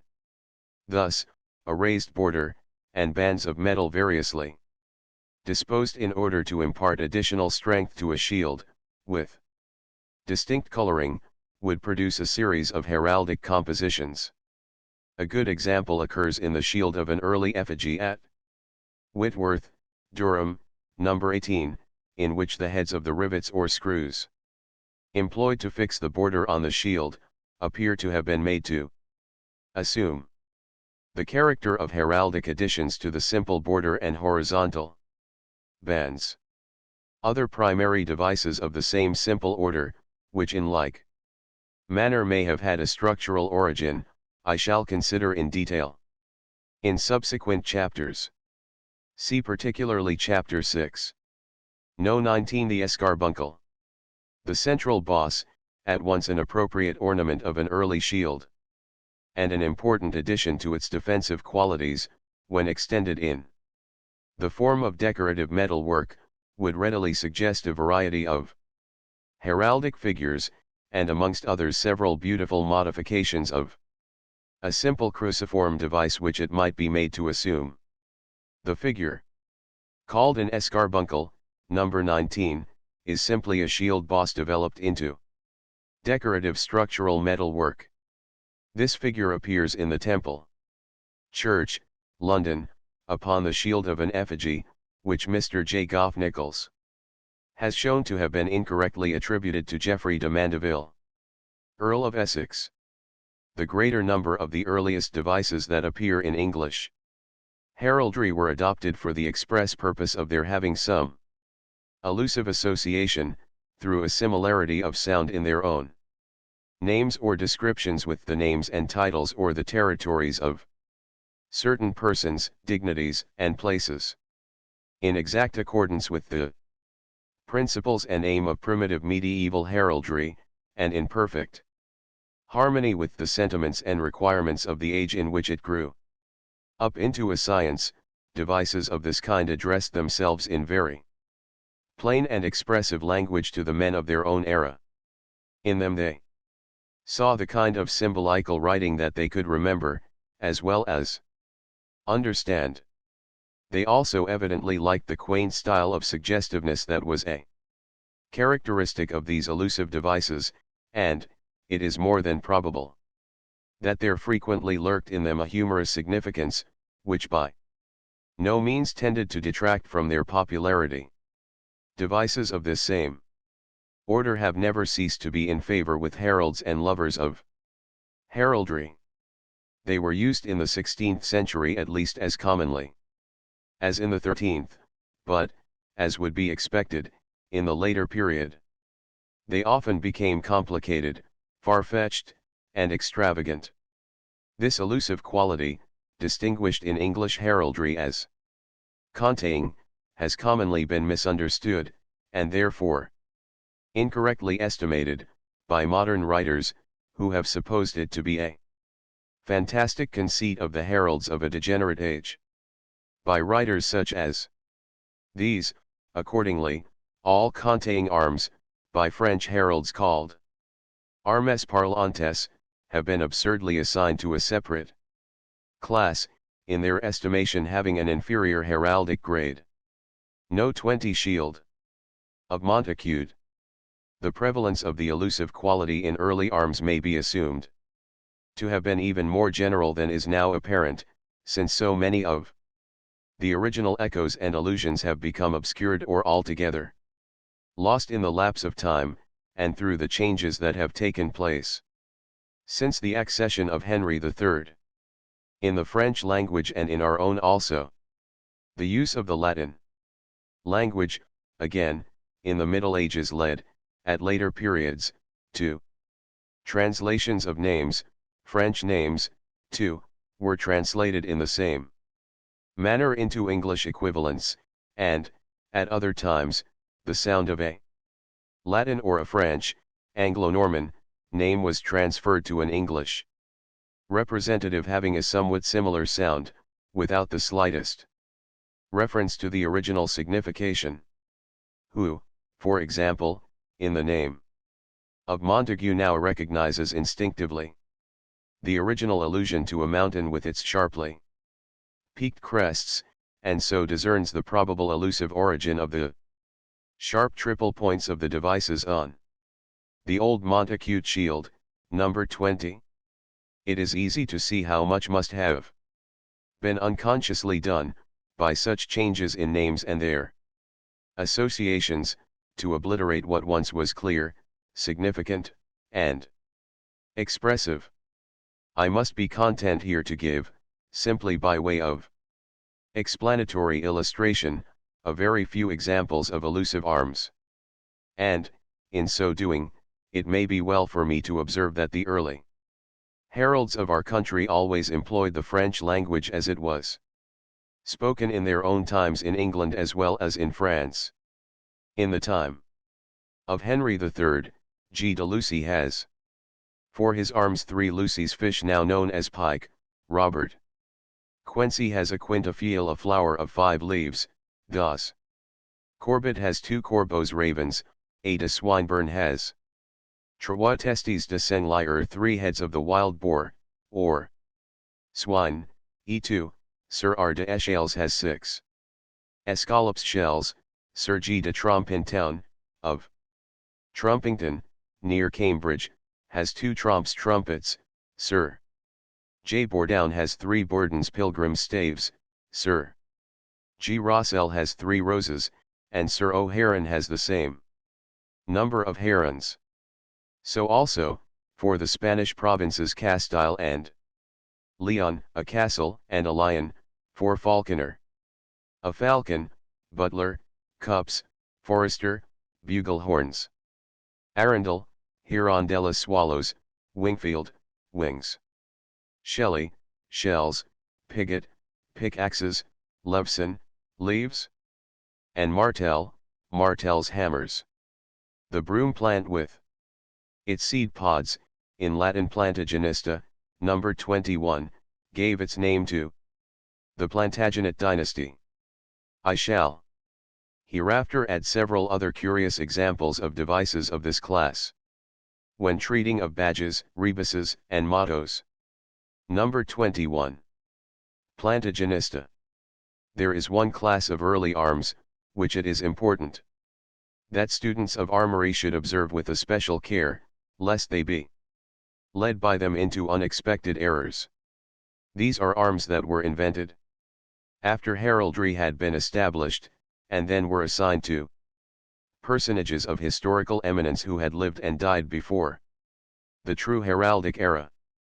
In the days in which every person of prominence bore heraldic arms, and when heraldry had attained to high renown, it was natural enough to consider that suitable armorial devices and compositions should be assigned to the men of mark in earlier ages, both to distinguish them in accordance with the usage then prevalent, and to treat their memory with becoming honor. Such arms were also in a sense necessary to their descendants for the purposes of quartering. No proof can be shown that the arms said to have been borne by William the Conqueror are not of this order made for him, that is, and attributed to him in after times, but of which he himself had no knowledge. These arms, number 22, differ from the true royal insignia of England only in there being two, instead of three, lions displayed upon the shield. The arms of Edward the Confessor, number 2, were certainly devised long after his death, and they appear to have been suggested to the heralds of Henry III. By one of the Confessor's coins, the shield is blue, and the cross and 5 birds, martlets, are gold. In like manner, the arms attributed to the earlier Saxon sovereigns of England, number 23, a gold cross upon blue, are really not earlier than the 13th century.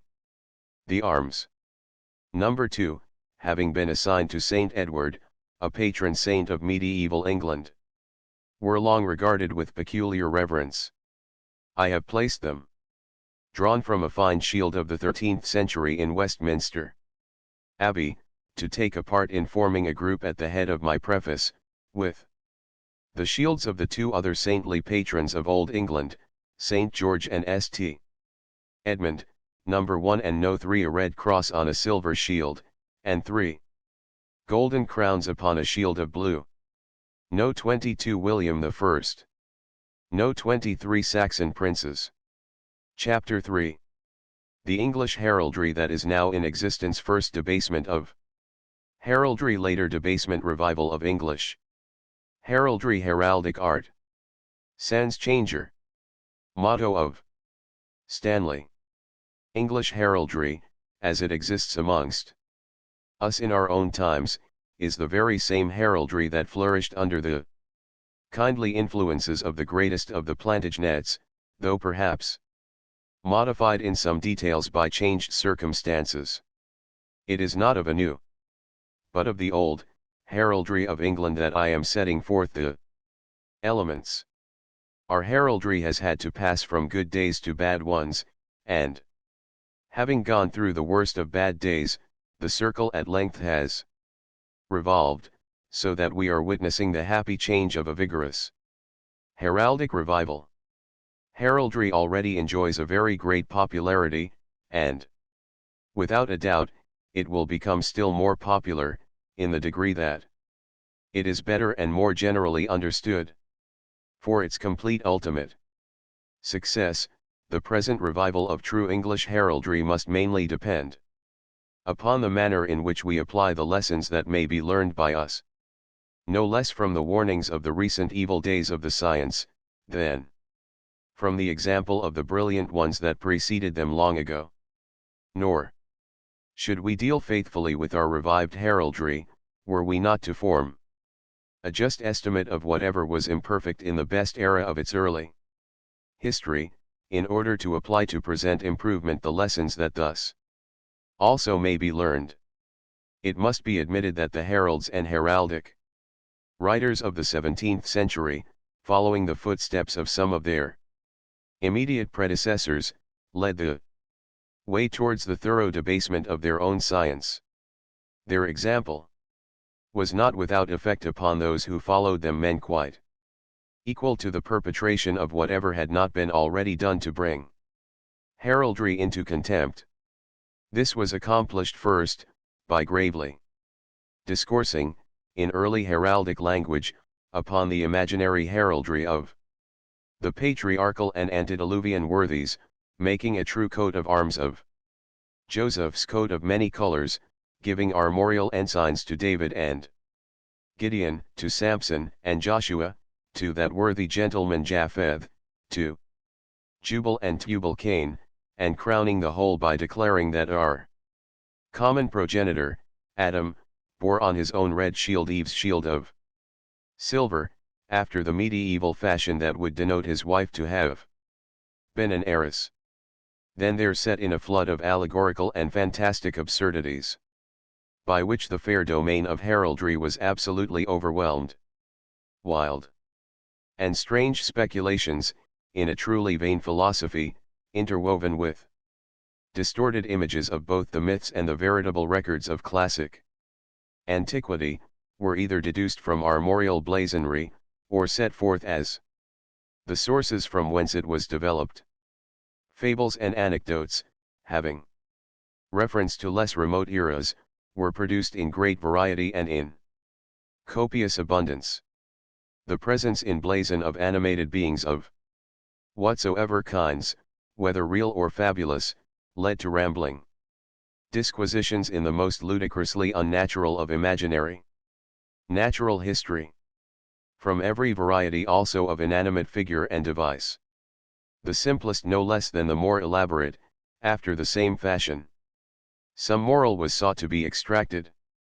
The technical language, too, of the early heralds, had its expressive simplicity travestied by a complicated jargon, replete with marvelous assertions, absurd doctrines, covered allusions devoid of consistent significance, quaint and yet trivial conceits, and bombastic rhapsodies. Even the nomenclature of the tinctures was not exempt from a characteristic course of treatment, two distinctive additional sets of titles for gold, silver, blue, red, and sea, having been devised and substituted for those in general use. See chapter V, of these. The one set was derived from the names of the planets, and employed to emblazon the insignia of sovereign princes, and the other set, derived from the names of jewels, was applied to the arms of nobles. In the midst of all the rubbish, however, which they thus delighted to accumulate, there may generally be discovered in the works of writers of this class, here and there, references to earlier usages, and illustrations of original principles which, in the extreme dearth of genuine early heraldic literature, are both interesting and of real value. Nor are these writings without their value, estimated from another point of view, as contemporaneous and unconscious commentaries upon the history of their own times. It must be added that, in more than a few instances, beneath the surface there lurks a vein of both political and personal allusion, of which the point and bearing now are altogether lost, or at the most are only open to conjecture and surmise. And, again, even in their most extravagant and frivolous lucubrations, the heraldic writers of the 16th and 17th centuries are not without touches of humor, as when Gerard Legge, AD 1562, discoursing of beasts, remarks of the ram that in authority he is a duke, for he hath the letting of multitudes and flocks of his own kinda, and of the ass, I could write much of this beast, but that it might be thought it were to mine own glory. The adoption of additional quarterings for the purpose of display, and the introduction of more complicated compositions in the time of Henry VIII, were speedily followed by the substitution of pictorial representations, often of a most frivolous and inconsistent character, and many of them altogether unintelligible without written explanations, instead of the simple, dignified, and expressive insignia of true heraldry. For example, in the year 1760, a grant of arms was made to a Lincolnshire family named Tetlow, which, with 13 other figures, includes the representation of a book duly clasped and ornamented, having on it a silver penny, while above the book rests a dove, holding in its beak a crowquill. This was to commemorate one of the family having, with the crowquill, actually achieved the exploit of writing the Lord's Prayer within the compass of a silver penny. Amongst the most objectionable of the arms of this class are those which were granted to distinguished naval and military officers' arms, that certainly ought to have conferred fresh honor on illustrious names, instead of inflicting dishonor upon heraldry itself. Battles by sea and land, landscapes and sea views and fortified cities, flags of all kinds, with medals and ribbons, all of them intermixed with devices not quite so unheraldic, abound in these extravagant compositions. The arms of Lord Nelson, and still more recently those of General Lord Gough, may be specified as flagrant examples of this degenerate pictorial heraldry. The Duke of Wellington happily escaped a similar infliction. It would be but too easy to enumerate other equally inconsistent and unheraldic compositions, but I must be content to refer only to the armorial shield granted to the great astronomer, Sir John Herschel, on which is displayed his 40-foot reflecting telescope, with all its apparatus. These, and all such violations of heraldic truth and consistency, though in some instances they are of very recent date, are now to be assigned to a closed chapter in the history of English heraldry. But in considering them, it must not be forgotten that this kind of grant was not confined to this country, but flourished to a still greater extent abroad. In our present revival of English heraldry, it is essential that we impress upon our minds a correct conception of the twofold character of all heraldry, that it is a science, and also that it is an art. We have to vindicate the reputation of our heraldry, as well in the one capacity as in the other. Of very noble heraldic art we happily possess original examples in great numbers, which have been bequeathed to us, as a precious inheritance, from the brave days of old. The style of art that we see exemplified in these early authorities we may accept almost unreservedly as our own style, and we must aspire to sympathize heartily with their genuine heraldic feeling. In our representation, also, of almost all inanimate and natural objects in our own armorial compositions, as a general rule, we may trust confidently to the same good guidance. The early method of representation, indeed, must form the basis of our system of treatment, and we may faithfully adhere to this rule, and yet occasionally we may find it to be desirable that the form and the accessories of some devices should be adapted to modern associations.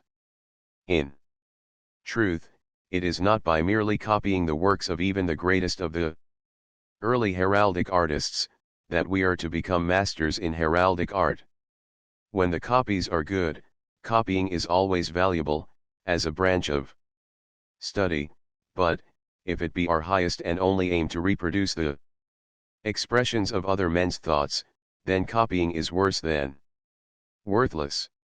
What we have to do is to express our heraldic art in the spirit of the early heralds, to keep it in harmony with what, in the best of the early days, they would have accepted as the highest heraldic art, and at the same time to show that our heraldic art in very truth is our own.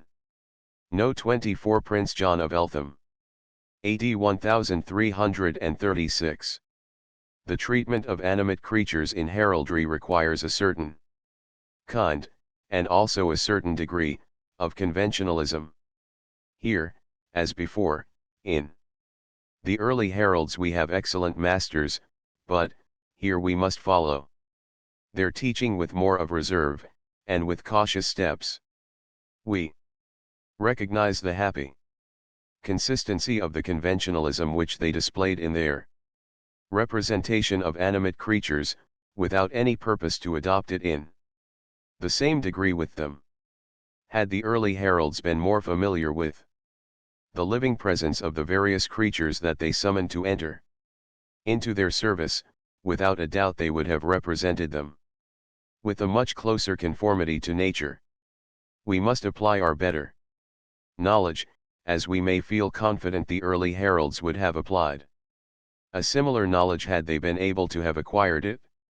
Heraldic animals of every kind, lions, eagles, dolphins, and all others, must be so far subjected to a conventional treatment, that they will not exhibit a strictly natural appearance, and, on the other hand, being carefully preserved from all exaggerated conventionalisms, they must approach as near to nature as a definite conventional rendering of natural truth will admit. The lions of the early heralds, spirited beasts always, generally show a decided disposition to exhibit their heraldic sympathies in excess.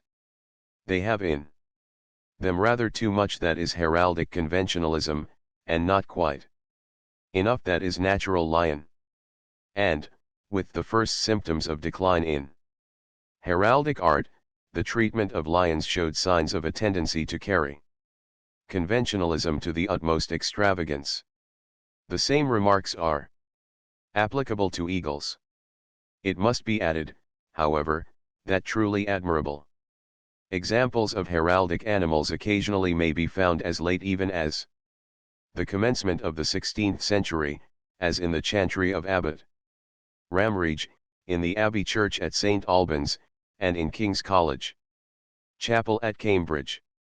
It must be our care to blend together the true attributes of the living lion and eagle, and those also of other living creatures, with the traditional peculiarities of their heraldic representatives.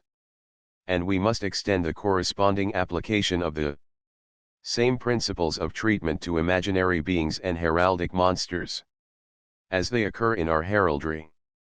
The shield, number 24, of Prince John of Eltham, younger brother of Edward III, finely sculptured with his effigy in alabaster, in Westminster Abbey, AD 1336, and in perfect preservation, gives us characteristic examples of lions of the best heraldic era, their frames, attenuated as they are, being perfect types of fierce elasticity. With this shield may be grouped others, having admirably suggestive examples of heraldic lions of a somewhat later date, which are preserved upon the monuments of Edward III and the Black Prince, severally at Westminster and Canterbury. I shall refer to these fine shields again, and to other admirable examples with them, hereafter, Chapter 9.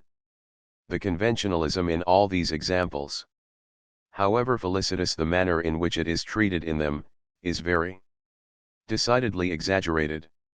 These examples, and others such as these, are not the less valuable to us because their teaching includes an illustration of the excesses that we must always be careful to avoid.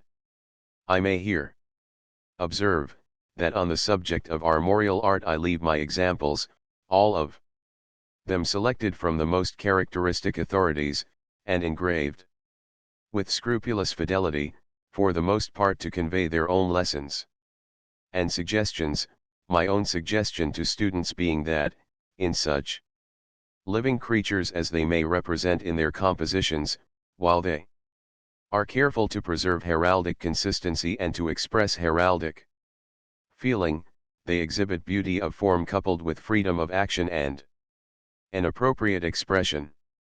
Freedom of action I intend to imply more than such skillful drawing, as will impart to any particular creature the idea of free movement of frame and limb.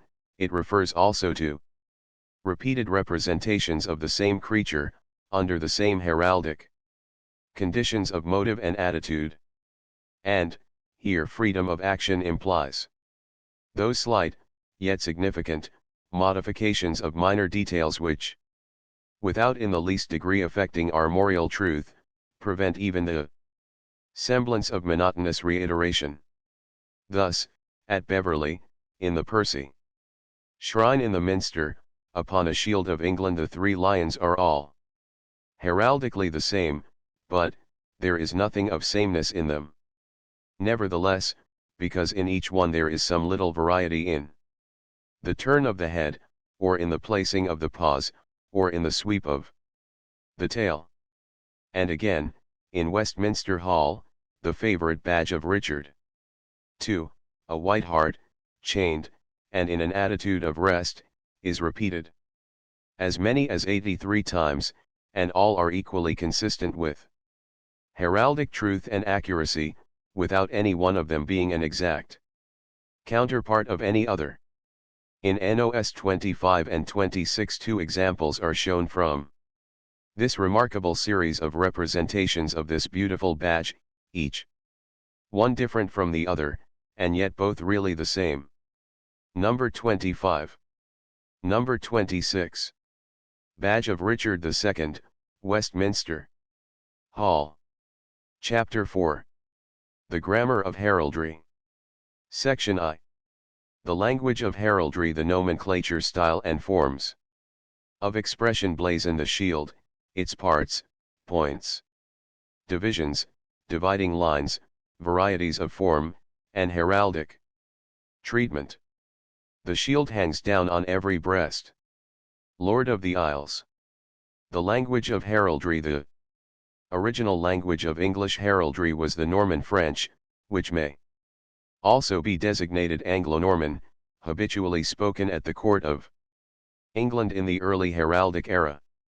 After a while, a mixed language succeeded, compounded of English and the original Norman French, and this mixed language still continues in use. Nomenclature. Like its language, the nomenclature of English heraldry is of a mixed character. In part technical and peculiar to itself, and in part the same that is in common use. Thus, many of the figures and devices of heraldry have their peculiar heraldic names and titles, while still more bear their ordinary designations. Descriptive terms, whether expressed in English or in French, Anglo-Norman, are generally employed with a special heraldic intention and significance. In the earliest roll of arms known to be now in existence, which was compiled, as appears from internal evidence, between the years 1240 and 1245, the nomenclature is the same that is found in rolls and other heraldic documents of a later date. This fact of the existence of a definite nomenclature at that time, proves that before the middle of the 13th century the heraldry of England was subject to a systematic course of treatment, and had become established and recognized as a distinct and independent science. Style and forms of expression. With the nomenclature, a settled style and certain fixed technical forms of expression were introduced and accepted. In the 13th century, and, since that period, the style and forms of expression have undergone only such comparatively slight modifications as tended to render them both more complete and more consistent. As it was at the first, it still is the essence of heraldic language to be concise yet complete, expressive, and also abounding in suggestions. Not a syllable is expressed that is not absolutely necessary, not a syllable omitted, the absence of which might possibly lead to any doubt or uncertainty. In the more matured style, the repetition of any important word in the same sentence is scrupulously avoided, and, where it would be required, another form of expression is substituted in its stead. Much meaning also is left to be implied and Understood, through inference, either based upon certain accepted rules and established heraldic usages for the arrangement of the words and clauses of a sentence, or derived from the natural qualities and characteristic conditions of certain figures and devices, but nothing is ever left to be inferred when an uncertain inference might possibly be adopted, or that can be understood clearly and with certainty only by means of an explicit statement. Superfluous words and particles of all kinds are altogether omitted. Descriptive epithets follow the nouns to which they refer, as, a red cross is styled a cross. Ghouls. The general rules, by which the arrangement of the words in heraldic descriptive sentences is determined, will be found in the last subdivision of this chapter. Examples of heraldic language, nomenclature, style, and forms of expression will be given in abundance throughout the following chapters and sections of this treatise. With these examples, students will do well to familiarize themselves, then, let them prepare additional examples for that practice, which, as Parker's Glossary of Heraldry says, p. 60, alone will make perfect, by writing down correct descriptions of heraldic compositions from the compositions themselves, after which process they may advantageously reverse the order of their study, and make drawings of these same, or, if they prefer it, of some other heraldic compositions from their own written descriptions of them. When any heraldic description of a figure, device, or composition has been completed, a statement is made to signify the person, family, community, or realm whose armorial ensign it may be. This is done by simply writing the appropriate name after the last word of the description, or by prefixing the word for before the name when it is placed in the same position. Thus, a description of the 3 lions of England is to be followed by the word England, or by the formula for England. If preferred, with equal consistency the arrangement may be reversed, and the name, with or without the prefix for, may precede the description, thus England, or for England, 3 lions, and c. It is to be borne in remembrance, that armorial ensigns are personal inheritances, and with the exception of sovereign princes by comparison, but very rarely relate to titles and dignities. Blazon, blazwoning. Blazonry. When a knight entered the lists at a tournament, his presence was announced by sound of trumpet or horn, after which the officers of arms, the official heralds, declared his armorial insignia. They blazoned his arms. This term, to blazon, derived from the German word blazen, signifying to blow a blast on a horn, or, as one eminent German herald prefers, from the Old German word blaze or blass, a mark or sign, in heraldry. Really denotes either to describe any armorial figure, device, or composition in correct heraldic language, or to represent such figure, device, or composition accurately in form, position, arrangement, and coloring. But, as a matter of practical usage, pictorial representation is usually allied to the word emblazon. The word blazon also, as a noun, may be employed with a general and comprehensive signification to denote heraldry. The shield, its parts, points, and divisions. Their shield, which the knights of the Middle Ages derived from the military usage of antiquity, and which contributed in so important a degree to their own defensive equipment, was considered by those armor-clad warriors to be peculiarly qualified to display their heraldic blazonry. And, in later times, when armor had ceased to be worn, and when shields no longer were actually used, a shield continued to be regarded as the most appropriate vehicle for the same display. The shield, then, which with its armorial devices constitutes a shield of arms, always is considered to display its blazonry upon its face or external surface. This blazoned surface of his shield the bearer, when holding it before his person, presents, or would present, were he so to hold it, towards those who confront him. The right and the left sides of the person of the bearer of a shield, consequently, are covered by the right and left, in heraldic language, the dexter and sinister sides of his shield. And so, from this it follows that the dexter and sinister sides of a shield of arms are severally opposite to the left and the right hands of all observers. The parts and points of an heraldic shield, which is also entitled an escutcheon, are thus distinguished: a. The chief. e. The dexter chief. c. The dexter side. h. The dexter base. g. The middle chief. l. The honor point.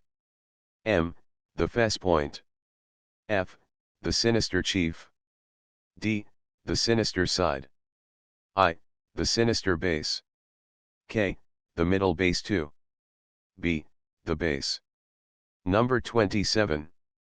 In blazoning the divisions of a shield, the term pour, signifying in the direction of, is employed sometimes alone, and sometimes, having the same signification, preceded by the word parted or party.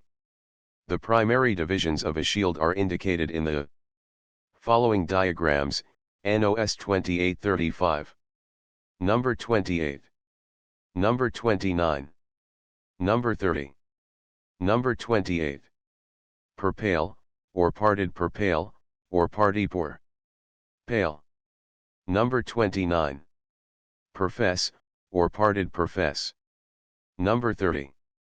NOS 28 and 29 together, per cross, or quarterly, the latter is the more usual term. Number 31. Number 32. Number 33. Number 31. Per bend. Number 32. Per bend sinister. Number 33. NOS 31 and 32 together, per saltire. Number 34. Number 35. Number 34. Per chevron. Number 35. Tierced in pale, divided into 3 equal divisions by 2 vertical lines, a form seldom met with in English heraldry. Technically this in English heraldry is simply the representation of a pale. See No 87. To these divisions should strictly be added the further division gyrony, number 147, but neither the term per nor parted per is ever employed in this connection. As will be seen, it is a combination of the forms shown in NOS 30 and 33. A shield may be further divided and subdivided, thus. Number 36. Number 37. It may be divided into any number of quarterings by lines drawn per pale and per fess, cutting each other, as in number 36, which shield is quarterly of 8, in like manner the quarterings of any shield, whatever their number, which need not be an even number, are blazoned as quarterly of 12, and c. This, to whatever extent the dividing of the shield may be carried, is simple quartering. Again, a quartered shield may have one or more of its primary quarters, or every one of them, quartered. This, which is the subdivision of a part, the quartering of quarters, is compound quartering. For example, in number 37, the shield is first divided into the 4 primary quarters, severally marked A, B, C, D, then, so far as the quarters A, B, D are concerned, the simple quartering is subjected to the process of compound quartering, and quarters A, D are quarters quarterly, and B is a quarter quarterly of 6, while C remains unaffected by the secondary process. The terms quarterly quartering and quarterly quartered are used to signify such secondary quartering as is exemplified in A, B, D of number 37. The four primary quarters, A, B, C, D of number 37, are distinguished as grand quarters. Consequently, the quarter B of this example is the second grand quarter, quarterly of 6. This term grand quarter may be employed to distinguish any primary quarter when any quarter in the shield is quarterly quartered. Dividing and border lines, in addition to simple right lines and curves, assume the forms that are represented in the next diagram. No. 38. Number 38. A. Indented. B. Dancet. C. Wavy or undi. 2 varieties. D. Engrailed. E. Invected or invect. F. Embattled. G. Raguli. H. Nebulae. 2 varieties. I. Dovetailed. 2 others, less frequently met with, however, are Rayanae and Flory counterflory. Number 39. The shield, its varieties of form. The front face of an heraldic shield is generally flat, but sometimes the curved edges are made to appear as if they had been slightly rounded off. Some early shields are represented as bout hollowed, that is, in order to cover more closely the person of the bearer, and consequently having a convex external contour, as in number 39. In early examples of bout shields, the whole of the armorial blazonry is sometimes displayed on the face of that portion of the shield which is shown. A ridge, dividing them in pale, but not necessarily in any way acting as an heraldic dividing line, appears in many shields, and particularly in those of the 15th and 16th centuries. The large elongated shields that have been entitled kite-shaped, and which were in use in the days of Richard I and amongst the barons of Magna Carta, were superseded by the smaller heater-shaped shield as early as the reign of Henry III. Number 40. Number 41. Number 42. The most beautiful forms of this shield are represented in NOS 40. 41, and 42, of these, number 40 has its curves described about the sides of an inverted equilateral triangle, and then they are prolonged by vertical lines towards the chief. In NOS 41, 42, the sides curve from the chief to the base. The forms of shields admit of various slight modifications, to adjust them to varying conditions. Towards the close of the 14th century, the form of the shield is found to undergo some singular changes, and, at later periods, changes in form of this kind became generally prevalent. NOS 43, 44, exemplify such changes as these. They also show the curved notch that was cut in the dexter chief of the shields of the same periods, to permit the lance to pass through it as the shield hung down on the breast. A shield so pierced is said to be a bouche. The surface of the shield, No. 43, which is in the Episcopal Palace at Exeter, is wrought into a series of shallow hollows, which curve gracefully from the central ridge, some to the dexter, and others to the sinister. Number 43. Number 44. Such a shield as this may be consistently used in our own heraldry.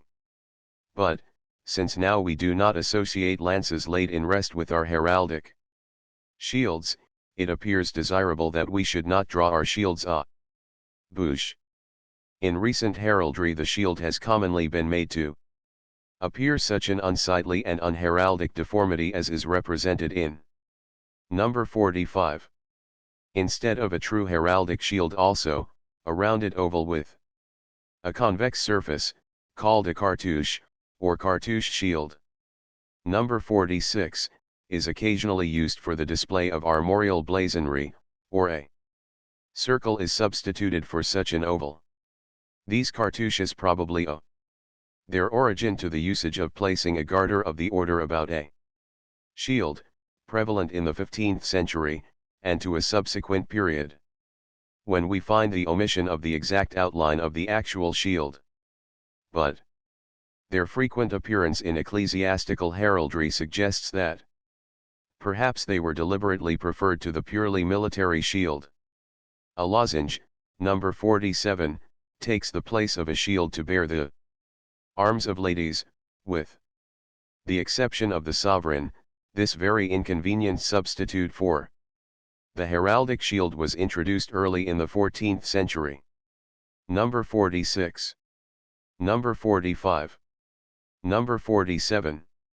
The shield, its heraldic treatment when a shield is represented as standing erect. It is not necessary to specify that fact, since such a position may be assumed for a shield unless another be set forth in blaswoning. Shields are sometimes made to appear suspended by the gage, or shield belt, which was worn by knights to sustain and secure their shields to their persons. In some seals and generally in architectural compositions, shields of arms appear suspended, erect, from their gages. At Westminster some of the earliest shields are thus suspended, with a very happy effect, from 2 points of suspension, the gage passing over sculptured heads, as in number 48, the arms of Provence, borne by Aliénor of Provence, Queen of Henry III. The shield is gold, and on it are blasoned 4 red palettes. In seals, the suspended shield is generally represented hanging by the sinister chief angle, as in number 49, and it hangs thus diagonally from below the helm. A shield thus placed is said to be couch. This arrangement is also frequently adopted, when a shield or an achievement of arms is not placed upon a seal, but in any case the position has no importance except as a matter of artistic treatment. No 48 Arms of Provence. Westminster Abbey. No 49 Shield couch. The entire surface of every shield is termed the field. The same term is also applied to every plain surface. A shield is said to be borne by the personage to whom it belongs. And, in its turn, the shield bears whatever figures and devices may be displayed upon it, whence, all these figures and devices are entitled bearings or armorial bearings. All figures and devices are also styled charges, and they are said to be charged upon a shield, banner, or surcoat, or upon one another. In blasoning, the field of the shield is always first noticed and described, next follow the charges that rest upon the field of the shield itself, then descriptions are given of the secondary bearings that are charged upon others of greater importance. As a general rule, of several charges which all alike rest immediately upon the field of the shield, the most important is the first to be blasoned, so that the arrangement of blasoning is determined by the comparative dignity of the bearings, as well as by the degree in which charges are nearer to the field and further from beholders. In some cases, however, a bearing charged upon the field of a shield and many times repeated on a small scale, is blasoned, for the sake of simplicity and clearness of expression, next to the field of the shield itself. Thus, if a lion be charged on the field of a shield, and a considerable number of crosses surround the lion, and, like him, are placed on the field of the shield also, the field of the shield is blasoned first, the crosses second, and the lion third, and, if a crescent, or other bearing, be charged upon the lion's shoulder, it is the last in the blazon. In quartered shields the blasoning commences afresh with each quartering. In blasoning armorial banners and horse trappings, the latter often gorgeously enriched with heraldic blazonry, the dexter side of a flag is always next to the staff, and the head of a horse is supposed always to be looking towards the dexter. 2. This term is very seldom if ever used. Chapter V. The Grammar of Heraldry. Section 2. The tinctures metals colors furs varied. Field's law of tinctures counterchanging. Diaper disposition blaswoning in tinctures. All the devices blaswoned on the shield. In their own tinct. Elaine. In English heraldry the tinctures comprise 2 metals, 5 colors, and 8 furs. They are symbolized or indicated by dots and lines, a very convenient system, said to have been introduced, about the year 1630, by an Italian named Silvestre da Petricincta. Some such symbolization, however, may occasionally be found. In anticipation of Petricincta, the system now in use was not generally adopted till the commencement of the 18th century. This system is never officially employed in a matter of record, and is now being discarded by many artists. The metals, colors, and furs are named. Their names are abbreviated, and they are severally indicated, as follows. 2 metals. Titles. Abbreviations. Symbolization. 1 gold. Or. Number 50. 2 silver. Argent. Arg. Number 51.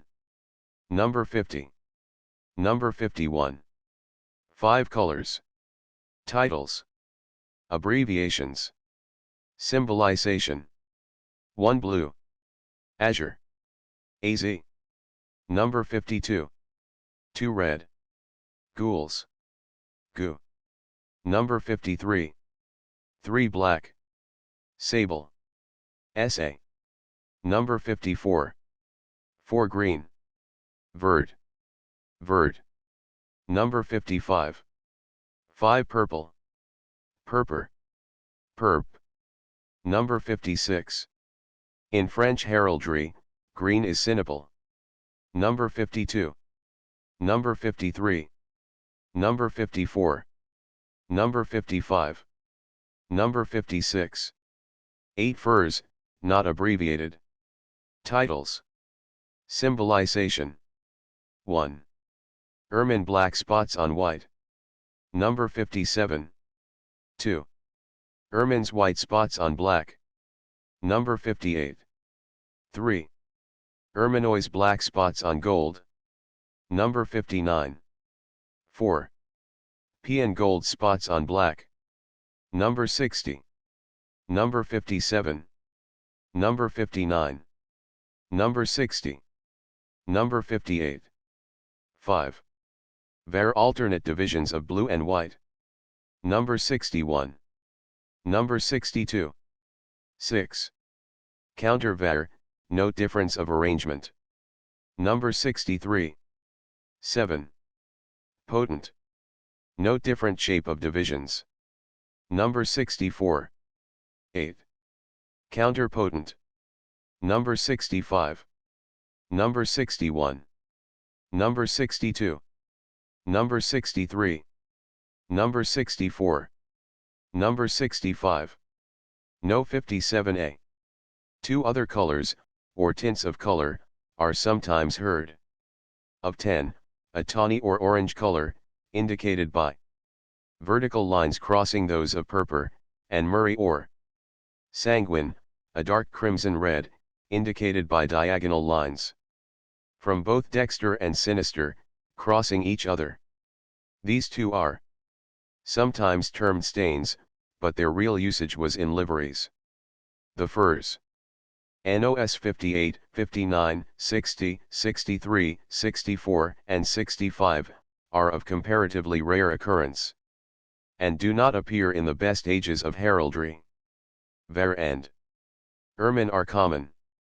A good early form of var is shown in number 62, and in No 57a, I give a fine example of the treatment of ermine, from the monument of Edward III.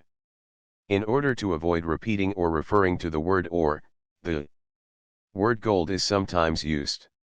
The furs, NOS 61, 62, 63, 64, and 65, are always argent and azure, unless some other metal and color be named in the blaswoning. Animated beings and all objects that in heraldry are represented in their natural aspect and coloring are blaswoned proper, abbreviated PPR. Heraldic charges and compositions, when sketched in outline with pen and ink or with pencil, and with the colors written thereon, are said to be tricked, or in trick.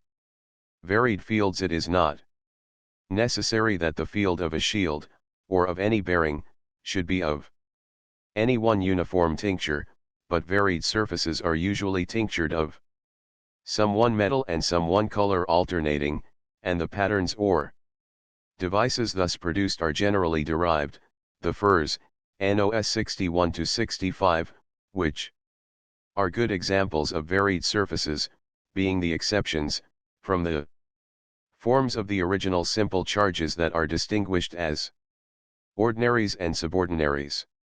And these varied surfaces or fields are always flat, the whole of their devices or patterns are level, their metal and color lying in the same plane. It is evident that, in representing any examples of this class, no shading is to be introduced to denote relief. Number 66. Number 67. Should the field of any charge be divided into a single row of small squares, alternately, e.g. of a metal and a color, as number 66, it is compony or compony, sometimes written gobany. If into two such rows, as in number 67, it is counter-compony, but if the field of a shield, or the surface of any charge be divided into 3, or more than 3, such rows, it is chequy or checky. Thus, the arms of the Earl de Warenne are chequy or NAZ, number 68. H3 and E2. No 68 Shield of Arms of Earl de Warenne, Castleacre Priory, Norfolk. The law of tinctures. Every charge is supposed to rest upon the field of a shield, or on the surface of some charge. It is a strict rule, that a charge of a metal must rest upon a field that is of a color or fur, or, contrariwise, that a charge of a color must rest on a field that is of a metal or fur, that is, that metal be not on metal, nor color on color. This rule is modified in the case of varied fields, upon which may be charged a bearing of either a metal or a color.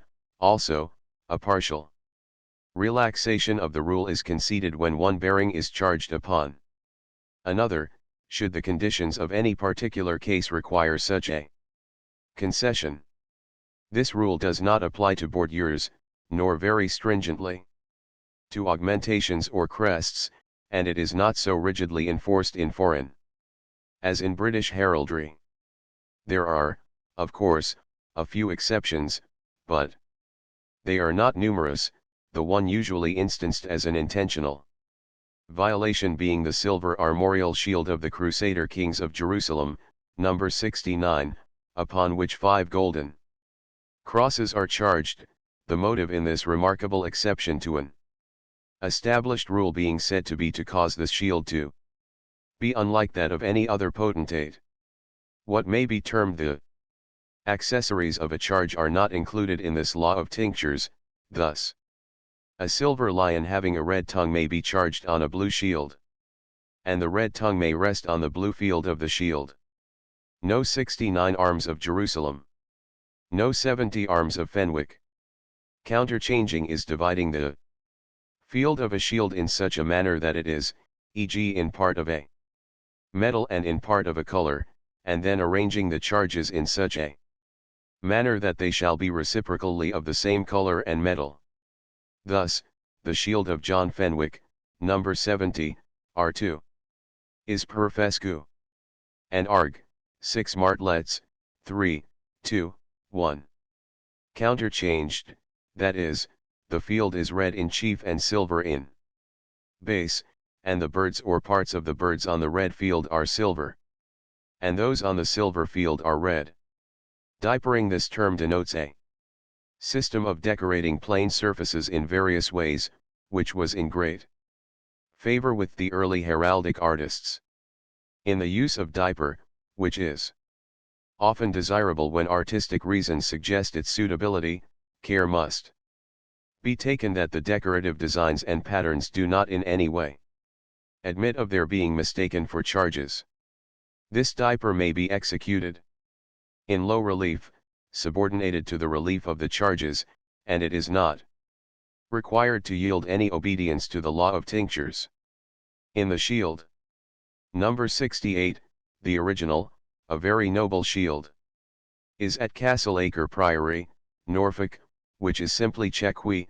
The diapering may be alternately azure and or on the squares that are alternately or an azure, or the diaper may be dark blue or sable or argent on the azure squares, and on the golden ones whatever the artist might consider would be most effective, but the diaper, in this and in all other examples, must always be subordinate to the area and tincture of the field.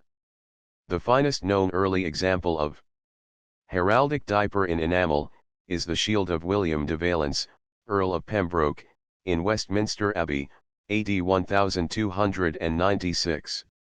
Very beautiful early examples of diapering have been preserved in relics of heraldic stained glass. Disposition, blaswoning. By disposition is understood the placing and arranging of charges.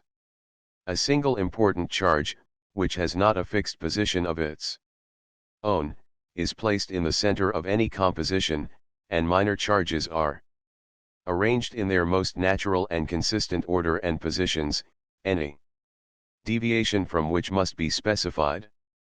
A single charge, many times repeated, and small in size, whether with or without any special orderly disposition, is said to be semi-strewn, that is, or scattered over the field, as seed is sown by the hand, or, if the charges are very small or very numerous, the term poudre or powdered has sometimes been used.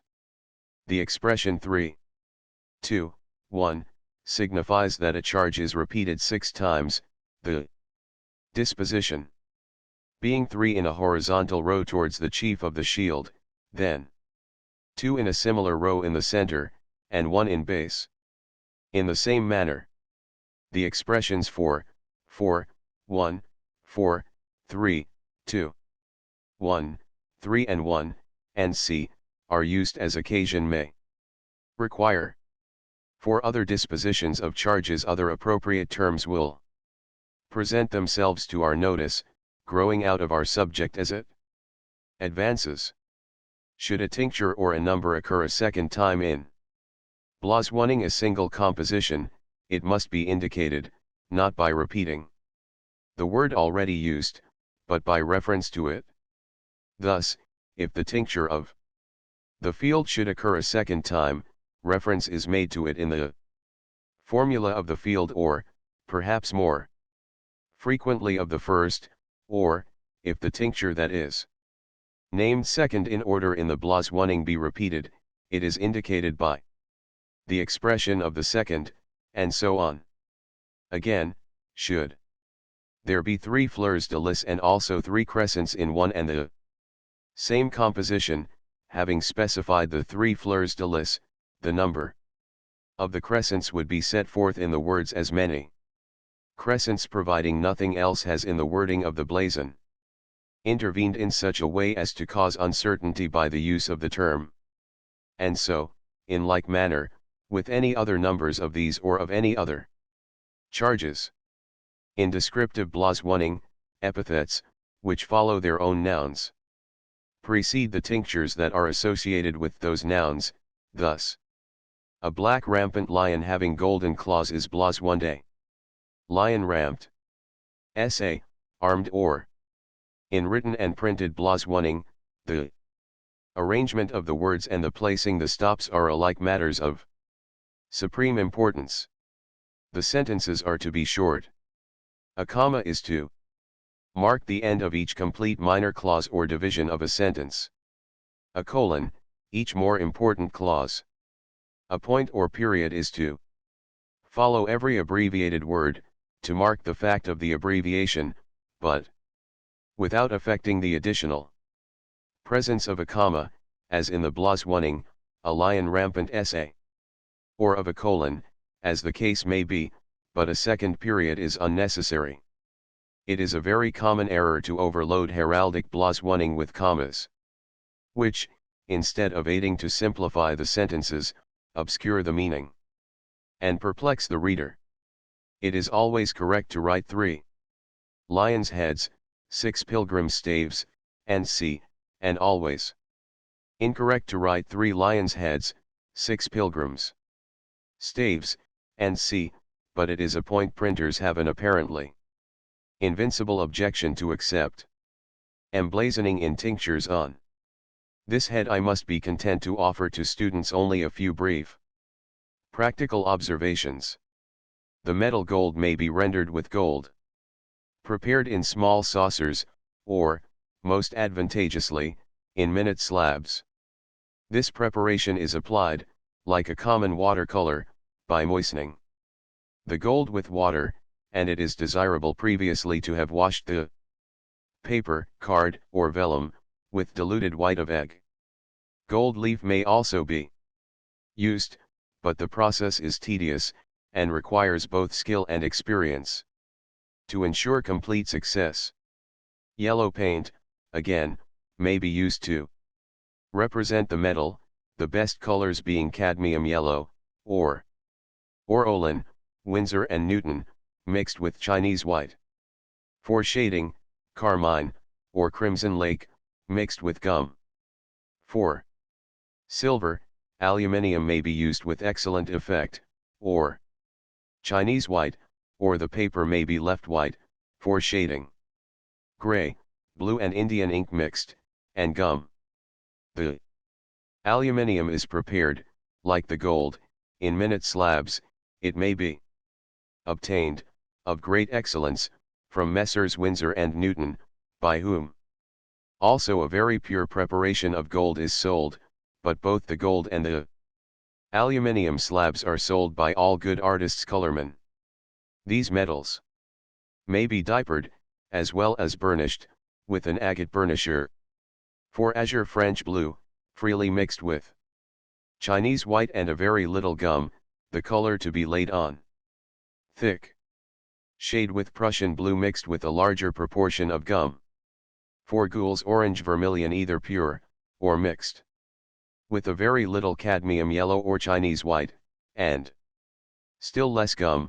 Never use a brilliant but most treacherous preparation, known as pure scarlet, shade with carmine or crimson lake, and gum. For vert emerald green, with Chinese white and a little gum, shade with dark green, made from mixing orolin, or gamboge, with Prussian blue and gum. For purple mix carmine and French blue, with a little gum, shade with a darker tint of the same. 4. Sable very dark gray, made by mixing a little Chinese white and gum with black, shade with black and more gum. When the metals are rendered by gold and aluminium, it is desirable that these tinctures should be applied, and that the diapering and burnishing of the metals should also be completed with the burnisher, before the adjoining colors are laid on.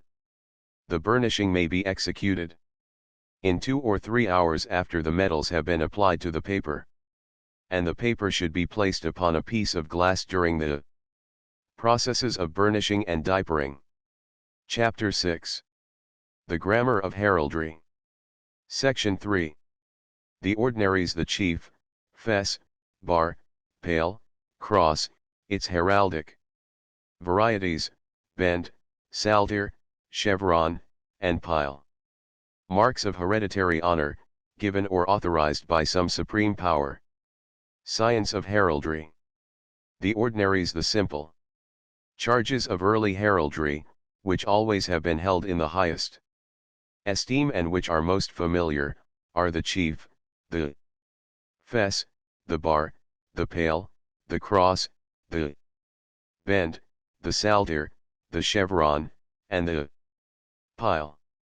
They may be considered to have been derived from various means that were adopted to strengthen shields for use in combat, the cross always being in great favor from having a definite symbolism of its own. These ordinaries may be formed by any of the border lines, number 38. Occasionally they are borne alone, but more generally they are associated with other bearings, or they have various figures and devices charged upon themselves. In some cases, presently to be specified, more than one ordinary may appear in a single composition.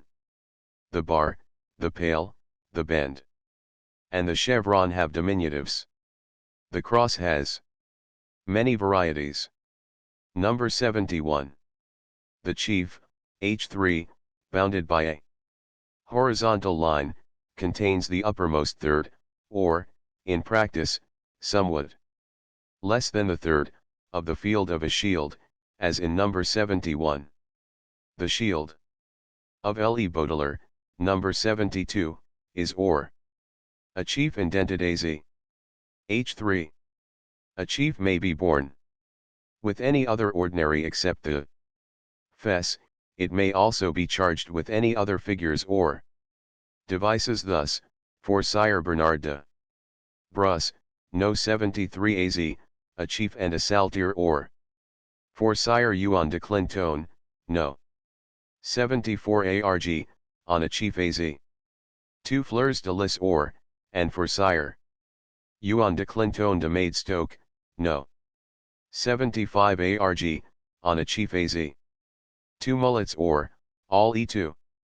When any charge is set in the uppermost third of a shield, or when several charges are disposed in a horizontal row across the uppermost part of a shield, they all are said to be in chief. No 72 Le Boutell. No 73 de Brus. Number 74. No 75 de Clinton. The fess, H3, which crosses the center of a shield horizontally, when charged occupies about 1/3, or rather less than 1/3, of the field, but when without charges, it is usually drawn somewhat narrower. The shield of Lord Clifford is chequi or an az, a fescu, number 76. For Ropt.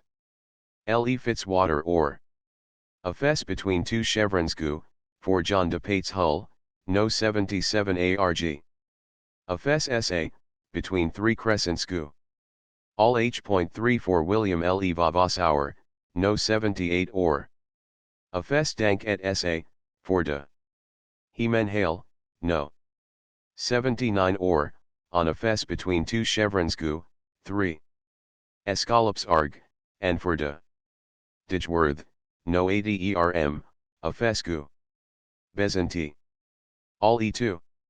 When they are disposed in a horizontal row across the center of a shield, charges are in fess. No 76 de Clifford. No 77 de Pate's Hull. No 78 Le Vavasour. No 79 de Hemenhale. No 80 de Ditchworth. The bar, H3, which may be placed horizontally in any part of the field except in fess or at the chief of the shield, is about 1/5 of the field, or sometimes less, in depth. A single bar very rarely occurs in blazon. Examples: or, 2 bars gu, for de hair cord, number 81, az, 2 bars density. Or for de reveres, or 2 bars gu, in chief 3 tortos for wake, number 82. The diminutive of the bar is the baroulet, 1/2 of its width. When they are disposed in couples, baroulets are bars gemellis, these not being so deep as the baroulet, thus. No 83 for de hunter cum erm, 2 bars gemellis gu. H3. No 81 de hair cord. No 82 wake. No 83 de hunter cum. A fess or bar, when placed between two similar figures narrower than barulets, is said to be codiced by them, or, to be doubly codiced, when placed between two bars gemellis, thus, for de la Mire, no 84 or, a fess doubly codiced, or, between two bars gemellis, az. E2. An even number of bars alternately of a metal, or a fur, and a color form the varied field which is to be blaswand. Vary, the number of the bars in every case to be specified as, vary of 6, vary of 8. And c. If the number of bars exceeds 8, some writers say 10, it is baruli or baruli, and in this case it is not necessary that the number of the bars should be specified, the word baruli being used alone, or the expression baruli sans nombre to denote a considerable number, but not a fixed number of bars, the number, however, always to be even. But this is a modern refinement of blazon to which little, if any, attention was paid in early days. It is to be observed that while the bars, whatever their number, if they are blaswand as bars, are to be treated as if they were executed in relief upon the field of a shield.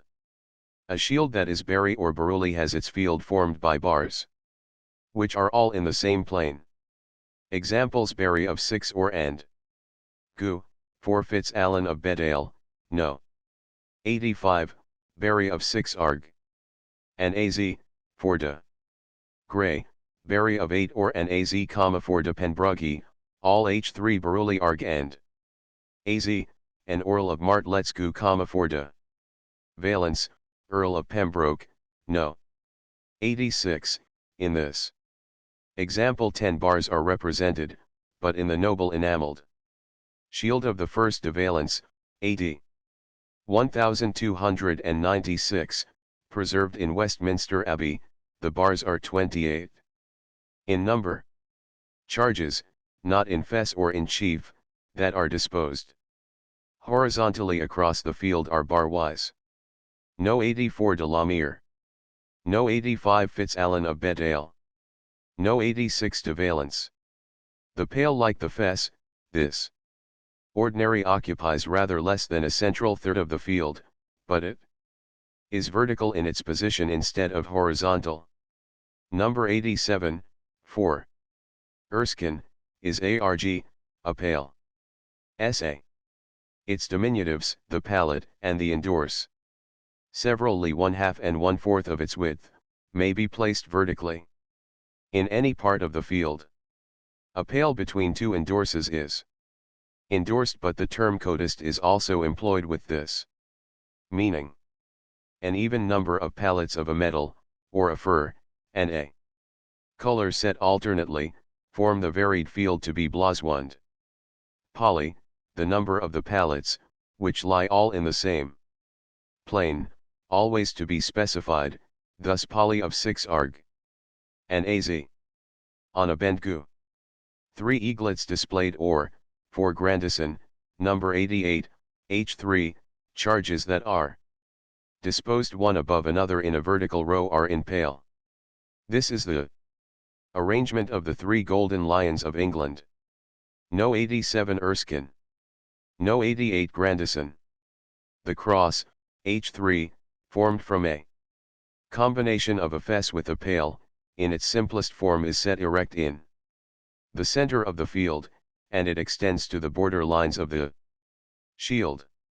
If at any time it may be necessary or apparently desirable, specially to set forth in the blaswaning of a shield, that a cross charged upon it does thus extend to the border lines, such a cross is blaswand as a cross throughout.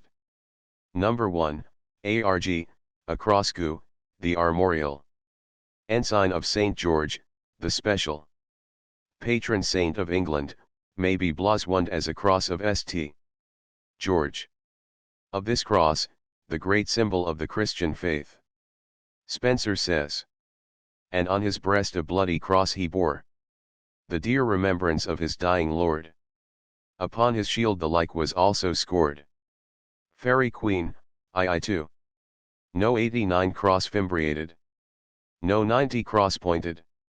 A cross having a narrow border lying in the same plane with itself. Is fimbriated, such a border being a fimbriation, thus, no. 89, AZ, a cross gu, fimbriated arg, represents the cross of St. George in our national Union Jack. A cross having its four extremities cut off. Square, so that it does not extend in any direction to the border lines of the shield, is couped or humeti. If the extremities of a cross are cut off to points, it is pointed, as in number 90.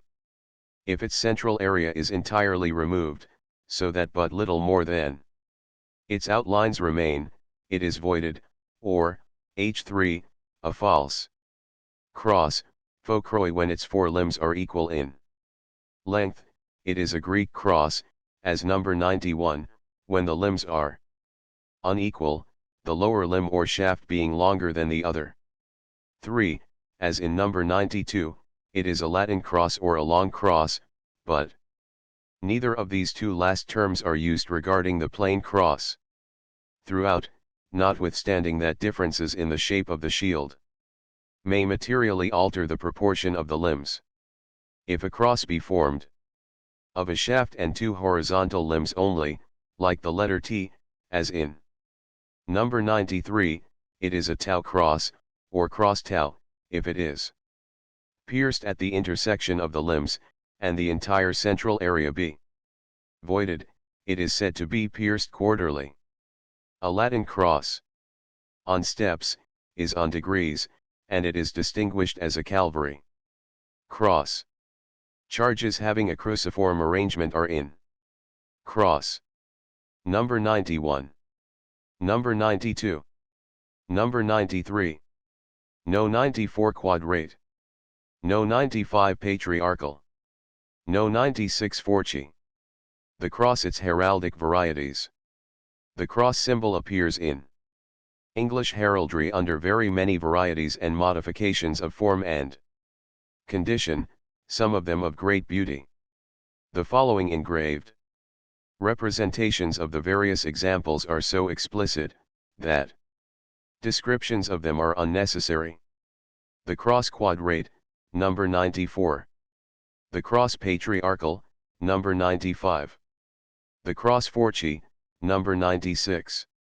The cross molin, represented charged upon the shield attributed to the Saxon kings of England, number 23, this same shield AZ, a cross molin or, is borne by de molins or molineux, number 97. The cross cercili or recercili, H3, Comagu, a cross recercili. ERM, number 98, for Anthony Beck, Bishop of Durham. The cross patons, H3, Comagu, a cross patons arg. Number 99, from the seal of W.M. de Vesey. AD 1220. The cross fleury. Number 100, should be compared carefully with NOS 97 and 99, the crosses molin and patons. The cross fleureti, number 101. The cross palmi, number 102.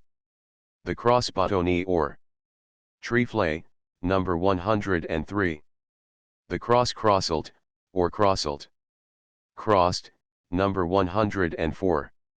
The term crossult is strictly applicable to any cross on a very small scale, but it is usually applied to denote a cross that is crossed, as in number 104. Small crosses batoni are occasionally used as these crosses crosslets, as at Warwick in the arms of the Beauchamps, the Earls of Warwick. Crosslets are frequently blas one see me over the field of a shield, in which case the special term crucili is often used, and, in smaller numbers, they also are favorite charges. Number 105 is the cross cleche or urdi. No 97 Cross Molin, arms of de Molins. No 98 Cross Resurcely, arms of Bishop Anthony Beck. No 99 Cross Patance, arms of William de Vesey. No 100 Fleury. No 101 Fleuretti. No 102 Pommy. No 103 Bottoni. No 104 Crosselt. No 105 Clechy. The cross petit or fourmi is represented in number 106. Number 107 is the cross of 8 points, or the Maltese cross. This example is drawn from the portrait of Philip de Villers de l'Isle-Adam, elected 43rd Grand Master of the Knights of St. John of Jerusalem, AD 1521. This picture is in the possession of the Earl of Clarendon, K.G. The cross potent, number 108. The cross Abel Lane, number 109. The crossed Crosselt, and the crosses petit, Bottoni, and potent, are also drawn, having their shaft elongated and pointed at the base. In this form they are severally blasoned as a crossed Crosselt Fichy, or Fiched, a cross petit, Fichy, and C, a cross, that is, fixable in the ground. Number 110 is an example of a cross Bottoni Fichy. Several of these varieties of the heraldic cross occur but rarely, and there are other somewhat fanciful varieties so little in use, as to render any description of them unnecessary. The student of medieval monumental antiquities will not fail to observe a certain degree of resemblance between some of the crosses of heraldry, and those that are incised and sculptured on sepulchral slabs. No 106 Petit. No 107 Maltese. No 108 Potent. No 109 Abel Lane. No 110 Bottoni Fichy. The bend, H3, resembles both the fess and the pale in every condition, except that it crosses the field diagonally from the dexter chief to the sinister base. Number 111. The shield of Scrope, is a bend or a celebrated contest for the right to bear this simple shield took place, AD 1385 to 1390, between Sir Richard L.E. Scrope and Sir Robert Grosvenor, which was decided in favor of the former. Number 112, for Radcliffe, is ARG, a bend engrailed. SA. Two unchanged arced bends may appear in one composition, thus, for LE Boteler ARG, 2 bends. AZ, number 113, and for Frergu, 2 bends or, both. H3. No 111 LE Scrope. No 112 de Radcliffe. No 113 LE Boteler. The diminutives of the bend are the bendlet and the codis, the one containing 1/2 and the other 1/4 of its area. A codis is sometimes borne singly, when it is a riband. A bendlet couped is a batten. A bend between two codices is codist, thus, number 114, for de Bohan AZ, a bend arg, codist or between 6 lioncels ramped. Gold, this shield is engraved from the seal of Humphrey de Bohun, 4th Earl of Hereford, AD 1298 to 1322, in it the codist bend is very narrow, evidently to give more space for the lioncels. Charges displayed on a bent slope with it, that is, they would be erect, were the bend to be set vertically and to become a pale, thus, another de Bohun, Sir Gilbert, H3. distinguishes his shield by tincturing his bend or, and charging upon it 3 escallop schools, as in number 115. In number 88, the eaglets also exemplify the disposition of charges upon a bend. Charges set diagonally on the field of a shield, in the position in which a bend would occupy, are said to be in bend and are arranged in the same manner, but it would be quite Possible to have 3 or more charges each disposed bendwise, but yet, nevertheless, when taken together occupying the position of a fess end. Therefore described also as in fess. This distinction between charges bendwise, or bendways, and charges in bend should be carefully noted. No. 114 Humphrey de Bohun, 4th Earl of Hereford. No. 115 Sir Gilbert de Bohun. A field divided into an even number of parts by lines drawn bendwise, is bendy, the number of the divisions to be specified, as a matter of course. A field thus bendy becomes a varied field, in which all the divisions lie in the same plane.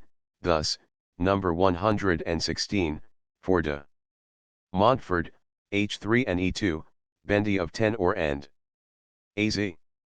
Bendlets are in relief, as in number 117, for de Bravery, 3 bendlets gu.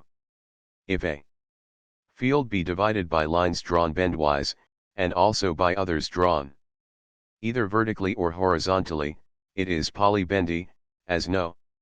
118, or berry bendy, as number 119. These two forms, which, however, are very rarely met with, should be carefully distinguished from a field lozenge. A bend issuing from the sinister chief is a bend sinister. No. 116 de Montfort. No. 117 de Bray. No. 118 polybendy. No. 119 berry bendy. The saltire, H3. A combination of a bend with a bend sinister, may also be regarded as a diagonal cross. Thus, the crosses of St. Andrew of Scotland and of St. Patrick of Ireland are saltires, the former, no. 120 AZ, a saltire arg, the latter arg. A saltire gu. The arms of the great family of Neville reverse those of St. Patrick, and are gu, a saltire arg, number 121, so Drayton has recorded that upon his surcoat valiant Neville bore a silver saltire upon martial red. Baron's War, I-22. No. 120 St. Andrew. No. 122 de Neville. No. 121 de Neville. Charges set on a saltire slope with its limbs, all, however, pointing to the chief, the central charge being erect, and the disposition of charges set in saltire is the same. A single charge set on a saltire is blazoned erect on the central point of the ordinary, as in number 122, another shield of Neville, in which the silver saltire is charged with the rose gules. A saltire may be borne with a chief, as in number 73. No. 123 de Stafford. No. 124 Shield of Declare. No. 125 Early Shield of Declare. The chevron, H3, in form and proportions is rather more than the lower half of a saltire. The diminutive is a chevronel, containing half a chevron, or perhaps less. Thus, for de Stafford. E2, or, a chevron gu, number 123, for the great family of Declare, from whom so many other families derived their chevrons and chevronels, or, 3. Chevronels gules, number 124, H3. 2 chevrons may be borne in one composition, or they may appear with a fess, as in number 79, or with a chief, as, H3, for de Crombay erm, a chevron gu, and on a chief of the last 3 escallops, or, for St. Quintin, H3, or, 3 chevronels gu, a chief var. A field chevronnet is of rare occurrence. The 3 chevronels of de Clare, however, number 124, appear to have been derived from a field chevronnet. Certainly, on his seal, Strongbow has the chevronnet shield, number 125, about AD 1175. Charges set on a chevron, or disposed in chevron, are always placed erect.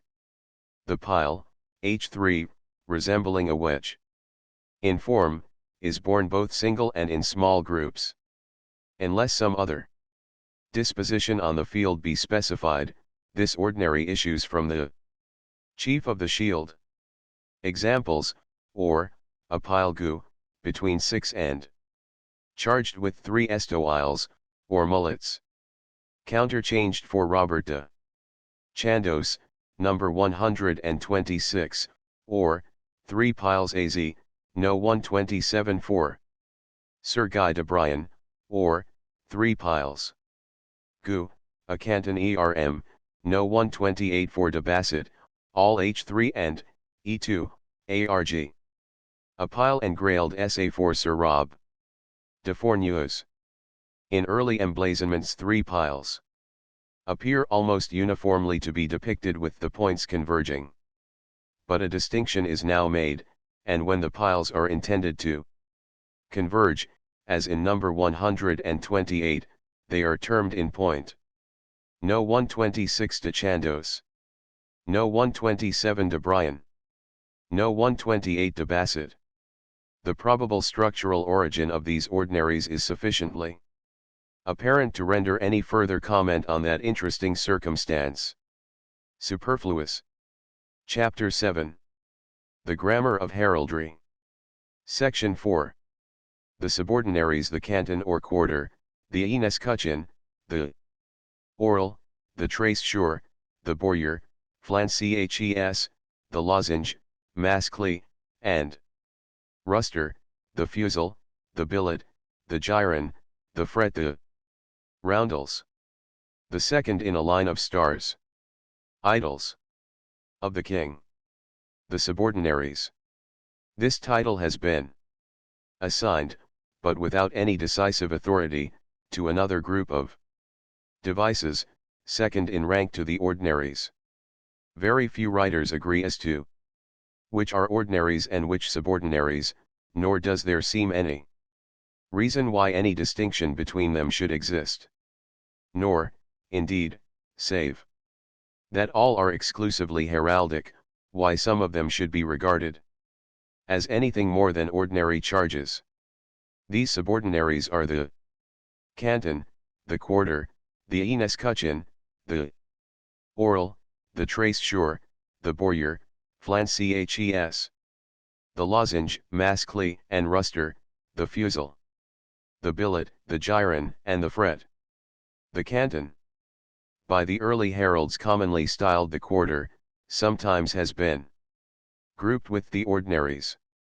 And it must here be observed that the lozenge, fusel, billet, gyron, and fret were not used as single charges by the early heralds, but by them the fields of shields were divided lozenge and gyrony, or they were semi of billets, or covered over with fretwork, from which the single charges evidently were afterwards obtained. The canton, H3, sometimes blazoned as a quarter, cut off by 2 lines, the one drawn in pale and the other barwise, or in fess, is either the first quarter of the field of a shield, or about 3/4 of that quarter, but smaller if not charged.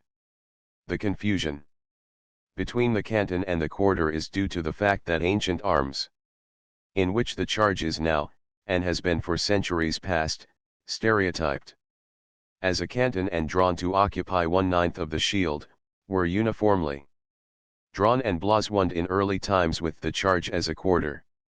But there is a marked distinction now made between the canton and the quarter.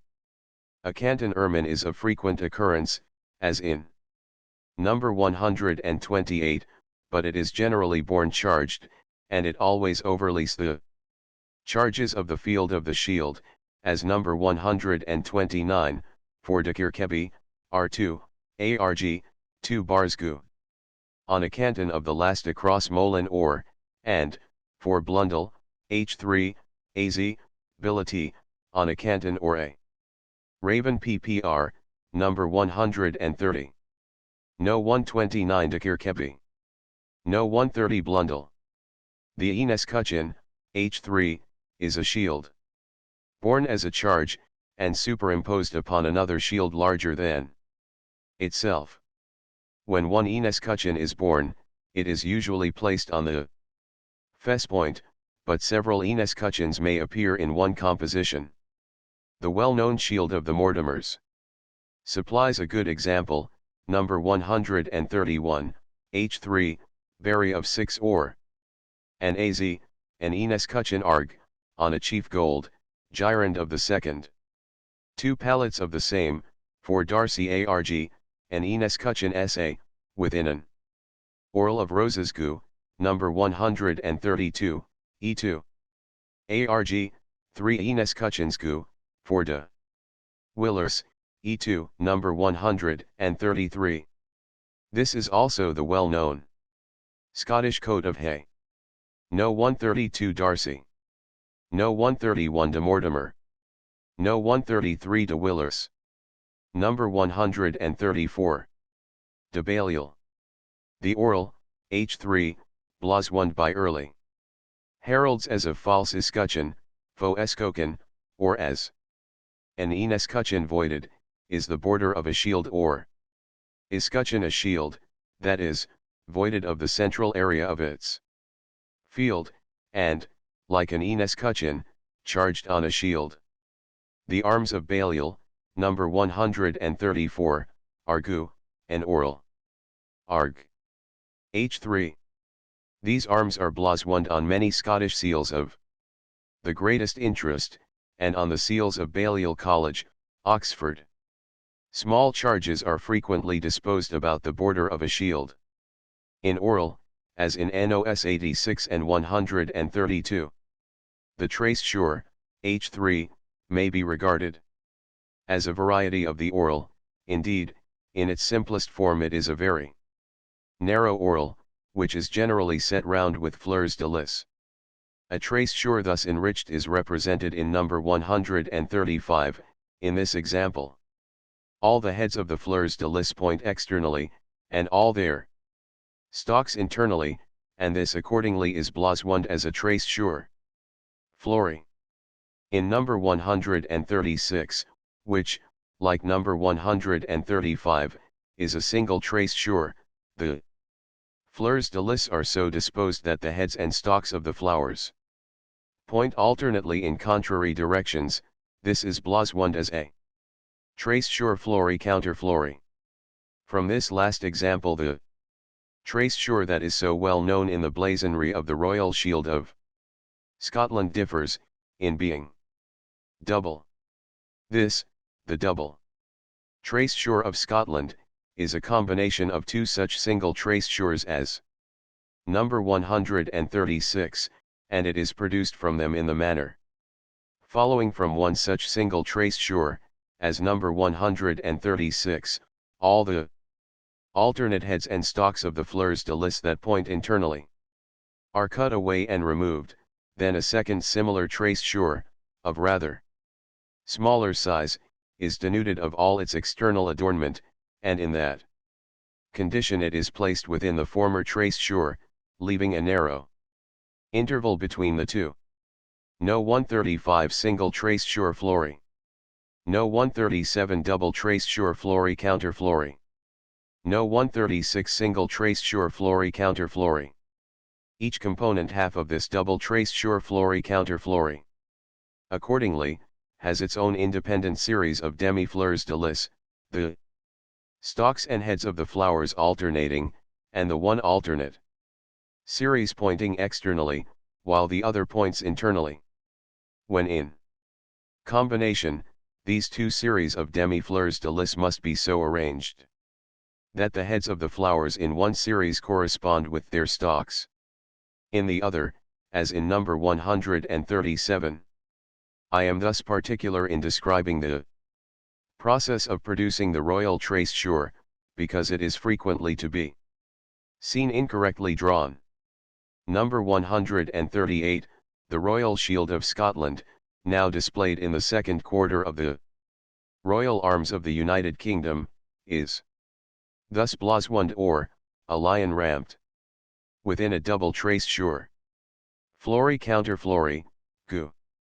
It will be observed that a narrow strip of the golden field of this shield intervenes between the two traced shures. There are many fine examples of this shield in Scottish seals, in the Garter plate, also, of James V of Scotland, KG, at Windsor, and on the monuments in Westminster Abbey to Mary Queen of Scots. AD 1604, and to the Countess of Lennox, the mother of Lord Darnley, AD 1577, Mr. Seaton, Scottish Heraldry, p. 447, states that the trace sure may be borne triple, and, after specifying the Scottish families upon whose shields the same honourable bearing is blazoned, he adds in the coat of the Marquis of Huntly, the trace sure is flowered with fleurs de lis within, and adorned with crescents without, while in that of the Earl of Aberdeen it is flowered and counter-flowered with thistles, roses, and fleurs de lis alternately. No. 138 Scotland. The bowyer, H3, as its name implies, forms a border to a shield, it is borne both plain and charged. Thus, for de Waltone, E2, ARG, across petit sa, within a bowyer. Indented gu, number 139, for Richard, Earl of Cornwall, second son of King John, H3, ARG. A lion ramped. Gu. Crowned or, within a bowyer sa. Bezanti, number 140. The bowyer, and its important services in heraldry, will be more fully considered hereafter. See chapters 12 and 13. No. 139 de Waltone. No. 140 Richard, Earl of Cornwall. Flancs are always born in pairs. But they are not of very early date, nor do they often appear in blazon. Flancs are formed by two curved lines issuing from the chief. One on each side of the shield, they are shown, shaded for azure, in No. 141, and in number 142 are their diminutives, flasks or voiders, shaded for gules. But these diminutives are hardly ever met with. There is a close resemblance between these charges and a peculiar dress worn by ladies of rank in the 14th and 15th centuries, but it is not easy to determine whether the dress suggested the flancs on the shield, or was derived from them.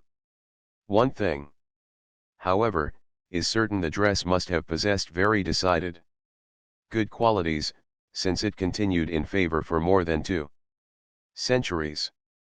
It is remarkable that many of the ancient Greek shields have pierced flancs. No. 141 flancs. No. 142 flasks. The lozenge, E2, mascly, H3, and ruster.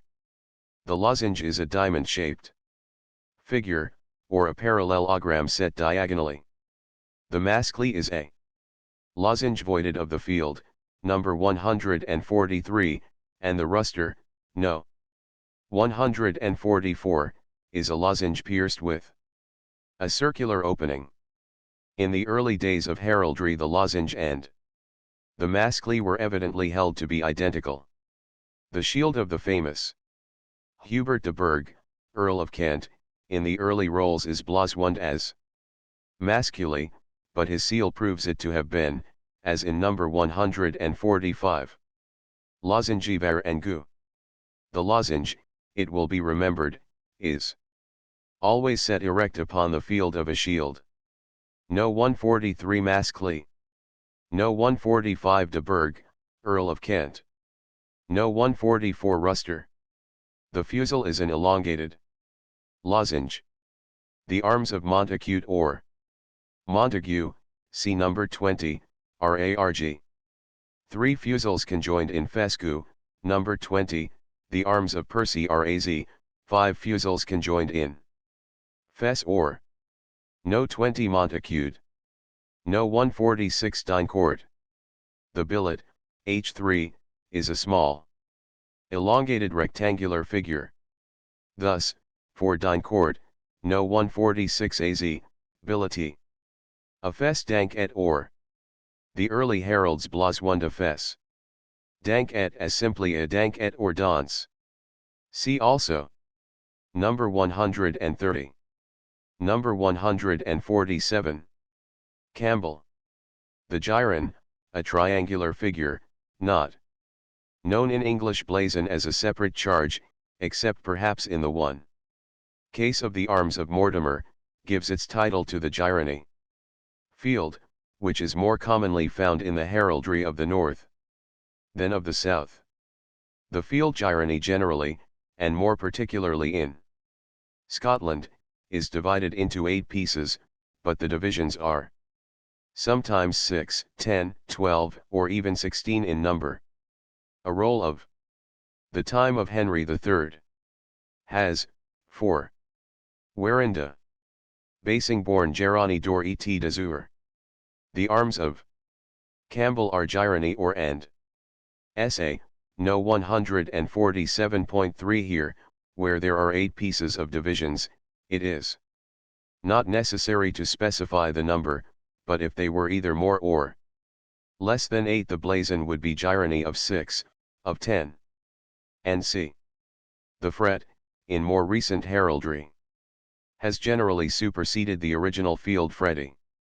This interlaced design, whether born as a distinct figure, as number 148, or repeated over the field of a shield, as in number 149, differs from a field lozenge or gyrony, in being a bearing charged upon the field of a shield, and not a form of varied surface. Number 149, for de Etchingham, E2, is AZ, fretty. Arg. An early variety or modification of fret is the trellis or trial, in which the pieces do not interlace. But all those in bend lie over all those in bend sinister, and they are fastened at the crossings with nails gluey, as in no. 150 Richard de Trussell or Trace Cell, H3, bears ARG. A trelliscue, clouy or. No 148 a fret. No 150 trellis clouy. No 149 de Etchingham.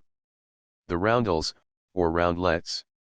These simple figures, in constant use in every age of heraldry, are divided into 2 groups, which correspond with the division of the tinctures into metals and colors. Number 151. Besant. The first group contains the 2 roundels of the metals, which are flat discs. 1. The besant, or golden roundel, number 151. Which has apparently derived its name from the Byzantine coins with which the Crusaders, when in the East, would have been familiar. 2. The silver roundel, or plate, is from the Spanish plata silver. When besants or plates appear in considerable numbers, the field on which they are charged is said to be besantee or platey. See no. 140. Number 152. Tordo. The second group contains the 5 roundels of the colors, which are globular, and are usually shaded accordingly. The tordo, number 152, in the plural tordos, is gules, the hurt is azure, the pellet or ogress is sable, the poem is verd, and the gulp is purpur. These distinctive titles, which are more calculated to perplex the student than to simplify his study, are of comparatively recent origin, the early heralds having used the terms besant, plate, and tordo, with the general designations roundel and pellet, adding the tinctures for the others. Examples: AZ, besantee, for WM. De Lazouche, or, on a fescue. 3 plates, for Roger de Huntingfield, ARG, 10 tortos. 4, 3, 2, 1, for Alex. Gifford, all H3. See also NOS. 80, 82. Number 153. Fountain. Number 154. Annulet. A circular figure or roundel that is very wavy arg. And AZ. Is bloswand as a fountain, number 153. Examples ARG. 3 fountains, 4 wells. ARG, a chevron sable between 3 fountains, borne by a family named Sykes, their name being an ancient term signifying a well or fountain. An annulet, or a plain ring, number 154, was sometimes bloswand as a false roundel, a roundel, that is pierced, and having its central area removed. 3. In the illustration the colors are unfortunately reversed. The colors were corrected in the colorized version of the illustration. Chapter 8. The Grammar of Heraldry. Section V. Miscellaneous charges: human beings, animals, birds, fish, reptiles and insects, imaginary beings, natural objects, various artificial figures and devices, appropriate descriptive epithets. The forms of pure celestial bodies mixed with gross terrestrials. Earthly animals with watery, zoic beasts with tame, fowls of prey with homebred, these again with riu or fowls, reptiles with things gressible, airy, insecta with earthly, also things natural with artificial. Gilham's display of heraldry, AD 1611. Thus, in his own quaint fashion, the enthusiastic old herald of the 17th century indicates the number and variety of the charges, which in process of time had been introduced into armory even before his era. In earlier days the charges of heraldry were much less varied, comparatively few in their numbers, and generally of a simple character. It will readily be understood, however, that fresh figures and devices would continually appear in blazon, and also that these, in their turn, would lead the way for the introduction of further varieties and new modifications. Human beings are of very rare occurrence, except as supporters. Parts of the human frame constantly appear, but they are more generally borne as crests upon helms than as charges on shields. Moors' heads or Saracens' heads appear in some coats, with arms, hands, and legs, and a human heart is well known as a charge in the coat of the famous House of Douglas, where it was placed to commemorate the duty entrusted by Robert Bruce to the good Sir James Douglas, that he should bear with him the heart of his sovereign and friend to the Holy Land, and bury it there. Sir James fell, fighting with the Moors of Spain, AD 1330. This shield of Douglas is a characteristic example of the gradual development of armorial composition. About AD 1290, the seal of William, Lord Douglas, displays his shield, number 155, bearing ARG, on a chief AZ. 3 mullets of the field. Next, upon the field of the shield of William, Lord Douglas, AD 1333, there appears, in addition, a human heart gules, as in number 156. And, finally, the heart is ensigned with the royal crown, as in No. 157, this form appearing as early as 1387. No. 155 Shield of Douglas. No. 156 Shield of Douglas. No. 157 Shield of Douglas. Number 158. Isle of Man. The shield of the ancient kingdom of the Isle of Man, number 158, still continues to be the heraldic ensign of that island. It is gu, 3 human legs in armor ppr, conjoined in the fess point at the upper part of the thighs, and flexed in triangle. This true curiosity of heraldry leads Mr. Plange to remark, that the arms of man are legs, pursuant of arms, p. 112. The shield represented in number 158 is drawn from an original example of the age of Edward I in the Herald's College. At later periods, the armor of the conjoined limbs is represented in conformity with the usages then prevalent, and golden spurs are added. The ancient symbol of the island of Sicily, in which the limbs are without either armor or clothing, has been represented in number 10. This device also appears in ancient examples with a human head at the junction of the limbs. 3 human arms, united in the same manner, are borne on the shield of the medieval family of Tremaine. No 159 shield of St. Albans Abbey, partly restored. Human figures, winged and vested, and designed to represent angels, are occasionally introduced in English heraldry, their office generally being to act as supporters to armorial shields. Fine examples, in admirable preservation, may be seen boldly sculptured in the noble timber roof of Westminster Hall, also in panels over the principal entrance to the hall, and in various parts of the Abbey of Westminster. In the Grand Abbey Church of St. Alban at St. Albans, numerous other examples of great excellence yet remain. The works of Abbot John de Withamsted, about AD 1440. In number 159 I give a representation of the shield of arms of the Abbey of St.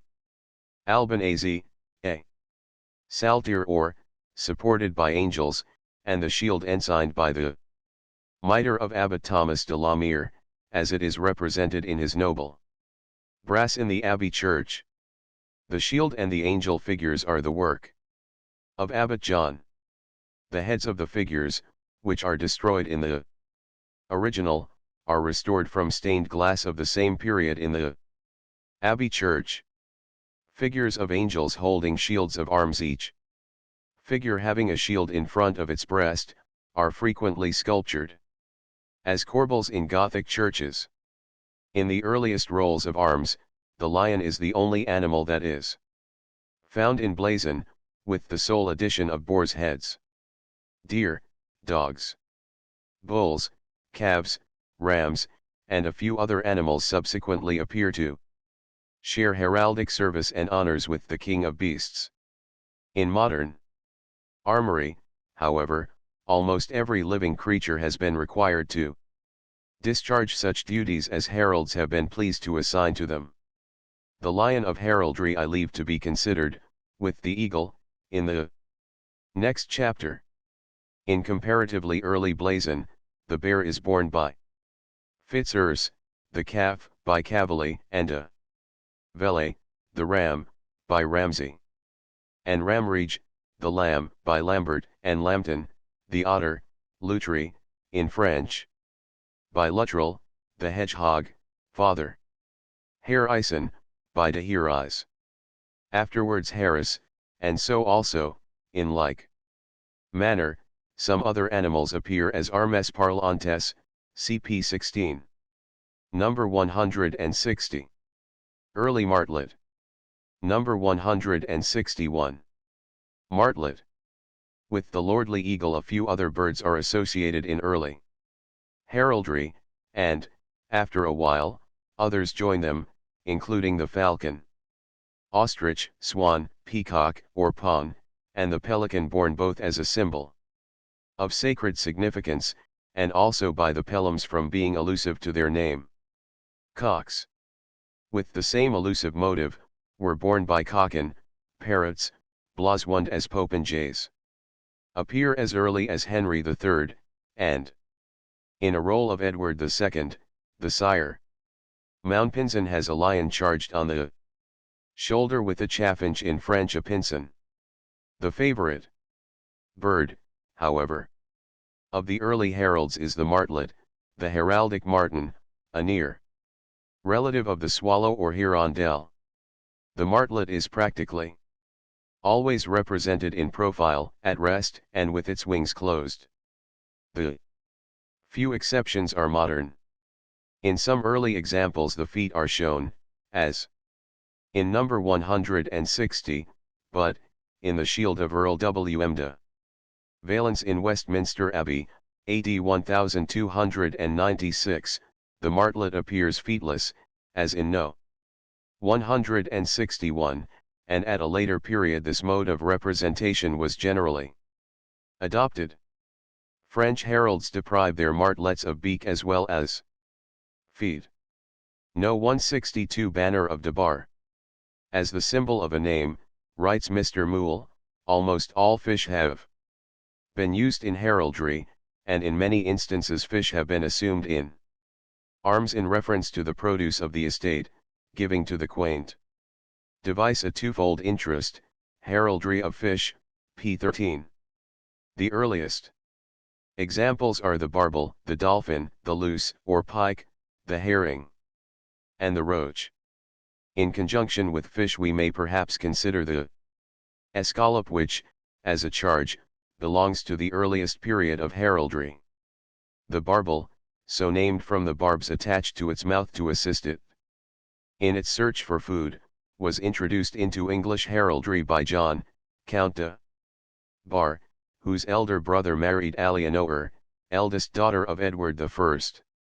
At Carlaveric he displayed, as the chronicler has recorded, a blue banner, crucilly, with two barbels of gold, and a red border engrailed. Number 162. The dolphin, borne by Giles de Fishbourne, H3, and afterwards introduced into several English shields, is best known as the armorial ensign of the Dauphin, the eldest son and heir apparent of the kings of France, who bore, marshalled with the arms of France or, a Dauphin az. This title of Dauphin was first assumed by Charles V, who succeeded to the crown of France in 1364. In number 8 I have shown after what manner the dolphin was represented by an ancient Greek artist. In the Middle Ages the heraldic dolphin appeared as in number 163. Geoffrey de Lucy, H3, bears Gu, 3. Lucy's or. On his marriage with the heiress of Anthony, Lord Lucy. In 1369, Henry, 4th Lord Percy of Alnwick, quartered these three fish, with his own lion, blue on a golden field, and his fusils, gold on a blue field, upon the well-known shield of the Earls of Northumberland, chapter 11. No. 163 Dolphin. No. 164 de Lucy. No. 165 Escallop. Another Carlaveric banneret, Robert de Scales, whom the chronicler declares to have been both handsome and amiable as well as gallant in action, had 6 escallops of silver on a red banner.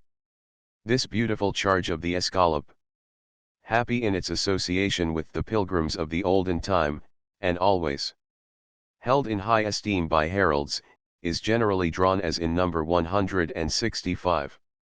Reptiles and insects occur but rarely in English heraldry.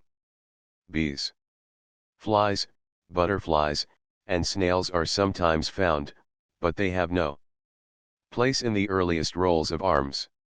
Bees, as might be expected, appear in the arms of Beeston. Azure, 3 butterflies, are the arms of Mewchamp, and they are carved twice in the vaulting of the cloisters at Canterbury. Upon a monumental brass in the church of Wheathampstead, in Hertfordshire, the shield of Hugo Bostock, about AD 1435, bears ARG, 3 bats, their wings displayed, S.A. Imaginary and fabulous beings, some of them the creations of heraldic fancy when in a strangely eccentric mood, frequently appear as supporters, and, in some cases, they take a part in the blazonry of shields, or they are borne independently as badges. A very brief description, all that is necessary, of the greater number of these monsters of unnatural history will be given in the glossary of heraldic terms, in Chapter X.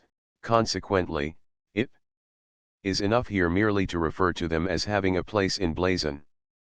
The griffin or griffin, the most worthy of the group, is comparatively common.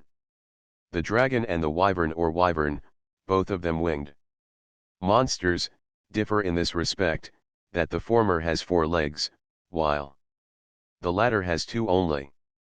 In early blazon this distinction was not always observed. The cockatrice, always having 2 legs, is a wyvern with a cock's head. Natural objects of all kinds are blazoned as charges of heraldry, and they will be found described and illustrated in their proper places in Chapter X. They include the sun, the moon, the stars, also such terrestrial objects as trees, flowers, fruits, sheaves, and ears of corn, leaves, chaplets, and sea. And with these charges I may group the always beautiful fleur-de-lis, and the trefoil, cotterfoil, cinquefoil, and sixfoil.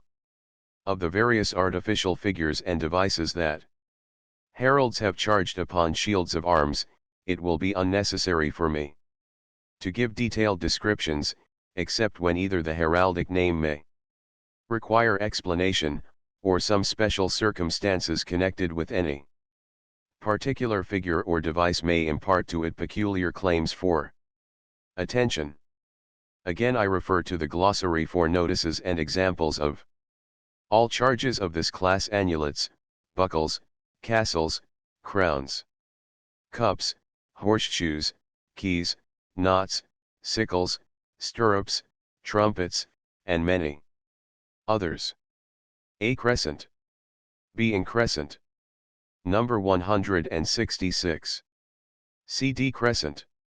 In blazoning charges of various classes, heralds employ appropriate epithets and descriptive terms, of which the following are characteristic examples. The sun is in splendor. The moon, when full, is in her complement.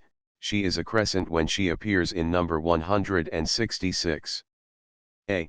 She is increscent when as in number 166, B, and she is decrescent when as in number 166, C. Animals and birds of prey are said to be armed of their talons, teeth, and claws.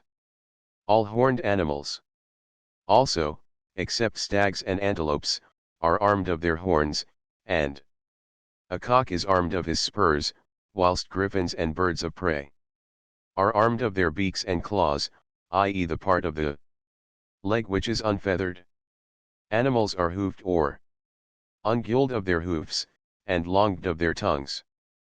Fierce animals are vorant of their prey, when represented in the act of devouring it. Deer, when reposing, are lodged. Nos 25 and 26, when standing, and looking out from the shield, number 167, at gaze.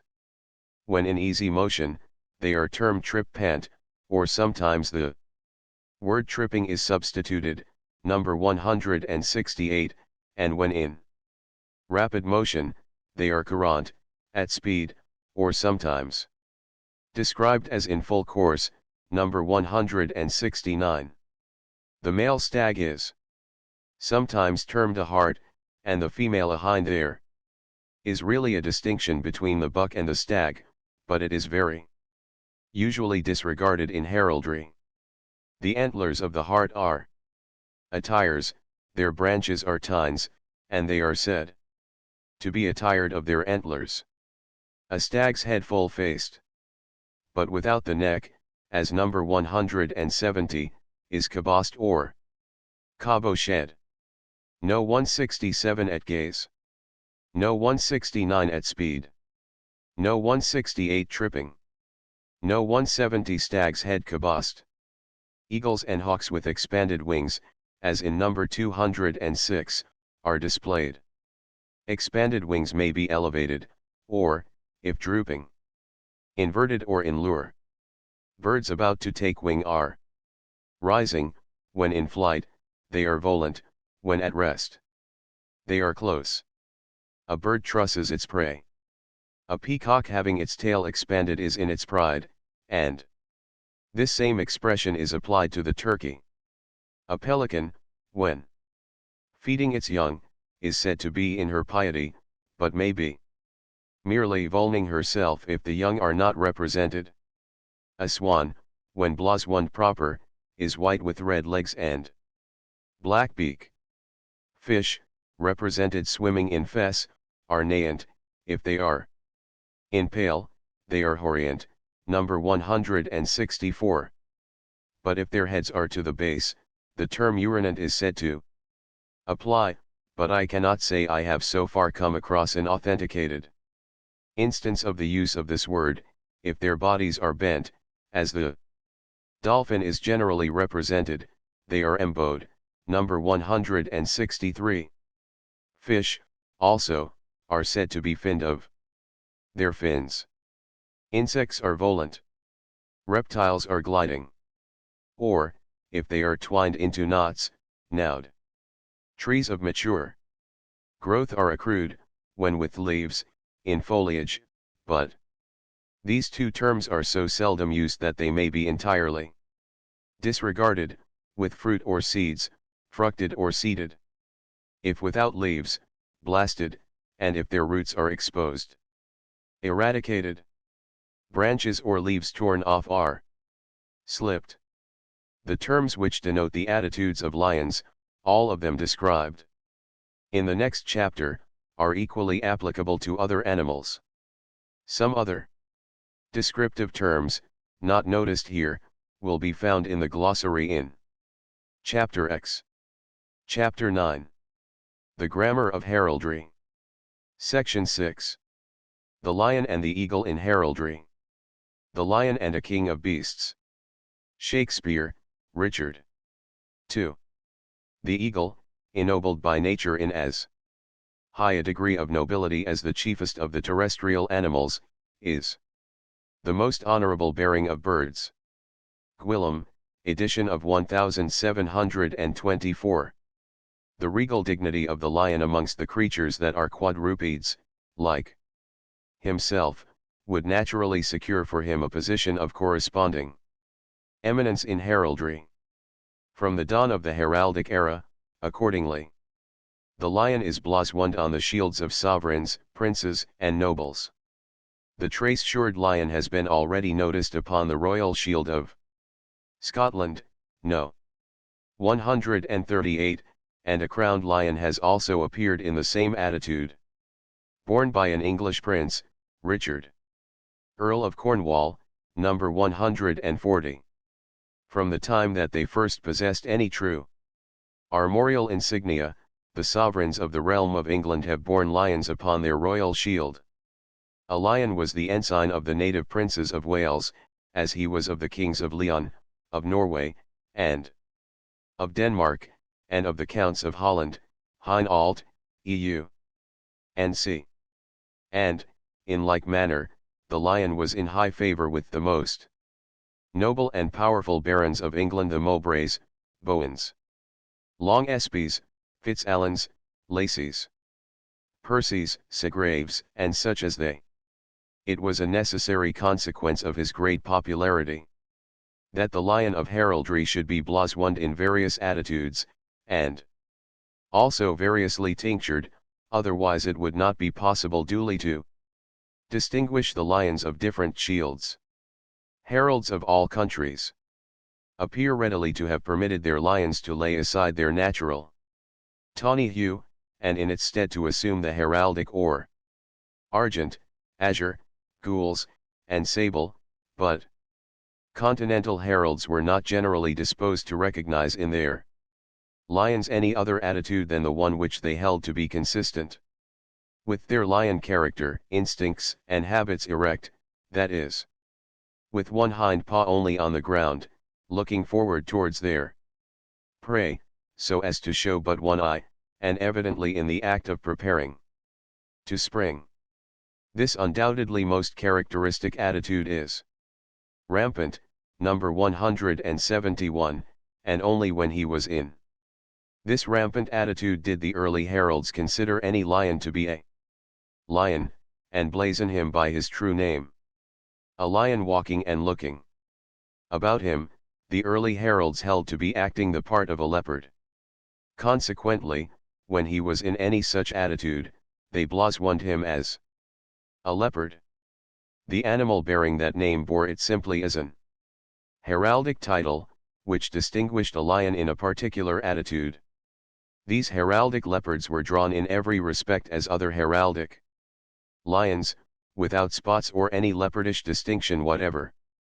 This explains the usage, retained till late in the 14th century, which assigned to the lions of the Royal Shield of England the name of leopards.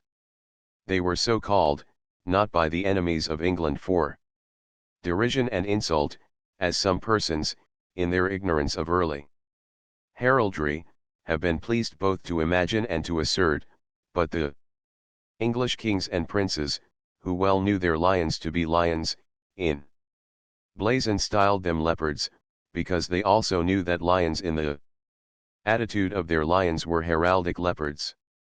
When at length the necessity of varying the attitude of their lions was admitted by all heralds, in consequence of the greatly increased numbers of the bearers of lions, some strict adherence to the original distinctive nomenclature blazoned any lion that was not rampant by the compound term of a lion leopard, or a lion leopard. But that controversy has long been at rest. The following terms are now in use to denote the various attitudes of the lion in heraldry. Rampant, erect, one hind paw on the ground, the other three paws elevated, the animal looking forward and having his tail elevated. Number 171. Rampant gourdant, as before, but looking out from the shield, number 172. Rampant regardant, as before, but looking backwards. Passant, walking, three paws on the ground, the dexter forepaw being elevated, looking forward, the tail displayed over the back, number 173. Passant gourdant, as before, but looking out from the shield, number 174. Passant regardant, as before, but looking backwards. No 171 rampant. No 172 rampant gourdant. No 173 passant. Statant, standing, his forepaws on the ground, and looking before him, number 175. Statant gourdant, as before, but looking out from the shield, number 176. In this example the lion has his tail extended, but this would be specified in the blazon, as it is an unusual position.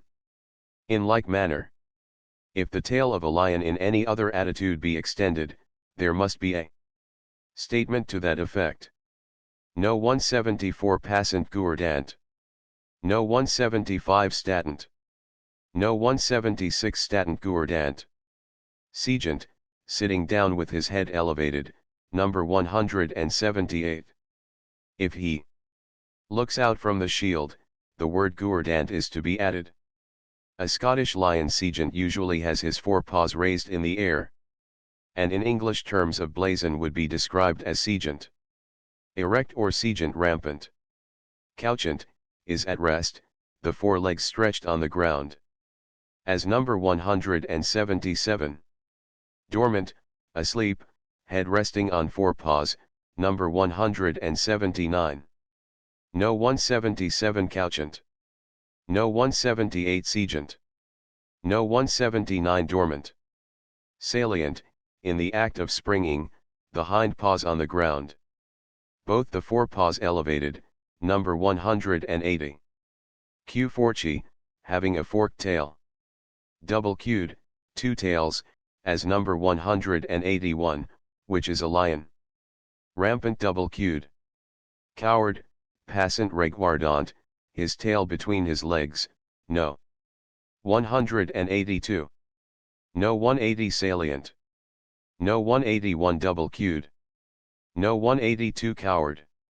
Two lions rampant, when face to face, are counter rampant, or combatant, when back to back, they are adversed, when passant or salient in contrary directions, they are counter passant or counter salient. Lions, whatever their tincture, except it be red, or they are charged. On a field of that tincture are armed and longed gules, but azure in the case of either of these exceptions, unless the contrary be specified in the blazon. When several lions appear in one composition, or when they are drawn to a comparatively very small scale, they are sometimes blazoned as lion cells.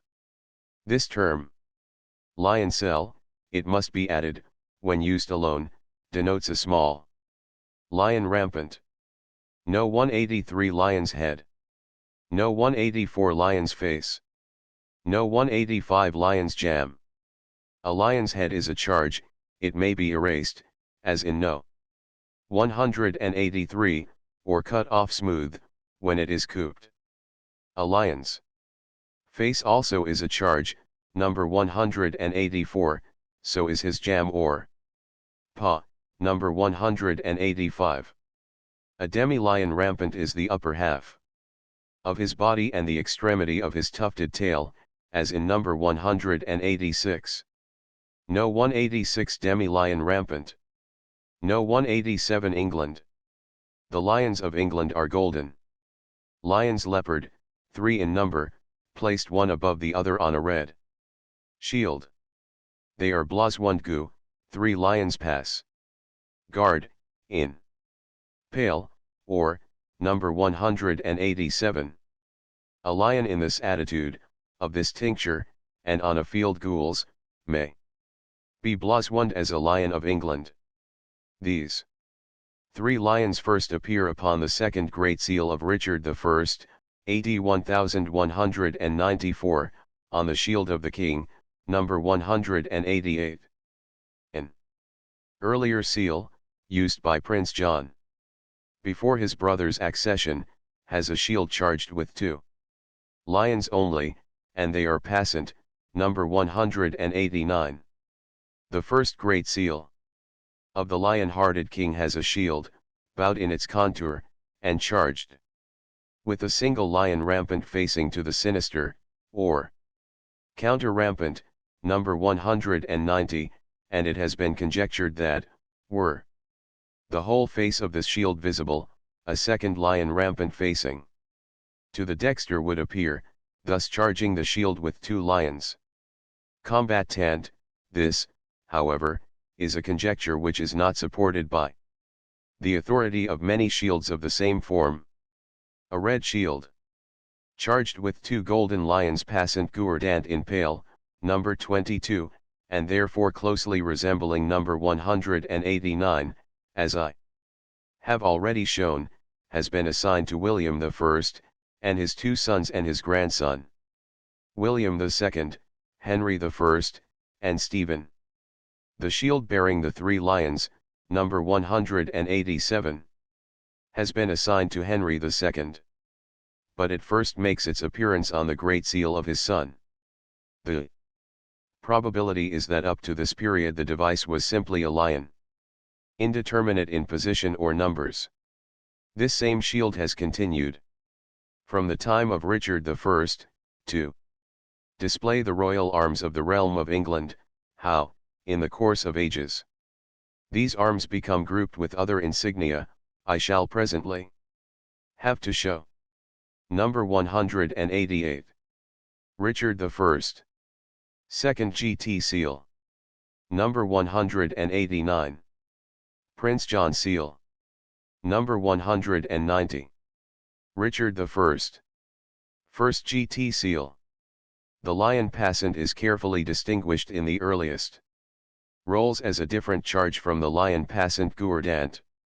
Thus, H3, for Haman Le. Strange Gu, 2 lions passant arg, number 191, and 4 John Gifford Gu, 3 lions pass arg, number 192, 4 Sir Nicholas Carew, E2, or 3 lions pass. Essay. No 191 Le Strange. No 192 Gifford. No 193 Mowbray. From the numerous early shields which bear lions rampant, I select the following examples, associated with names illustrious in English history. For Roger de Mowbray, H3, Gu, a lion ramped. Arg. Number 193, this coat is quartered by the present Lord Mowbray, Segrave and Sturton. For Fitzalan, Earl of Arundel Gu, a lion ramped.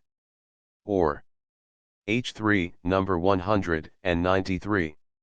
For de Lacy, Earl of Lincoln or, a lion ramped. Purper, E2, number 194. For Sir John de Segrave, E2, SA, a lion ramped. Arg, crowned or, number 195. For Percy, Earl of Northumberland or, a lion ramped.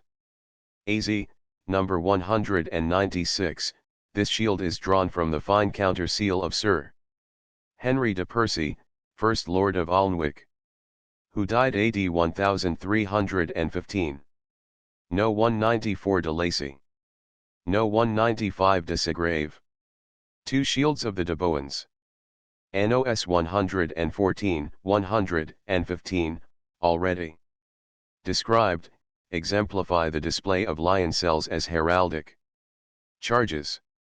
An earlier shield, charged with 6 lion cells, but without any ordinary, was borne by Fair Rosamond's son, William Longespie, Earl of Salisbury, AD 1226, it is boldly sculptured with his noble effigy in Salisbury Cathedral, and it also appears upon his seal AZ, 6 lion cells or, number 197. The roll of Edward II, confirmed by his seal, gives for Sir W. M. de Leybourne the same composition, with a difference in the tincturing AZ, 6 lion cells arg. Other members of the same family change these tinctures for gules and or, gules and argent, and or and sable, E2. Examples of shields which bear lions or lion cells with various other charges will be described and illustrated in succeeding chapters. No 196 de Percy. No 197 Longespie. Lions also fulfill important duties of high honor in English heraldry, as crests and supporters, and also as badges. From the time of Edward III, a crowned lion, at the first standing on a cap of estate, and afterwards upon the crown, has been the royal crest of England.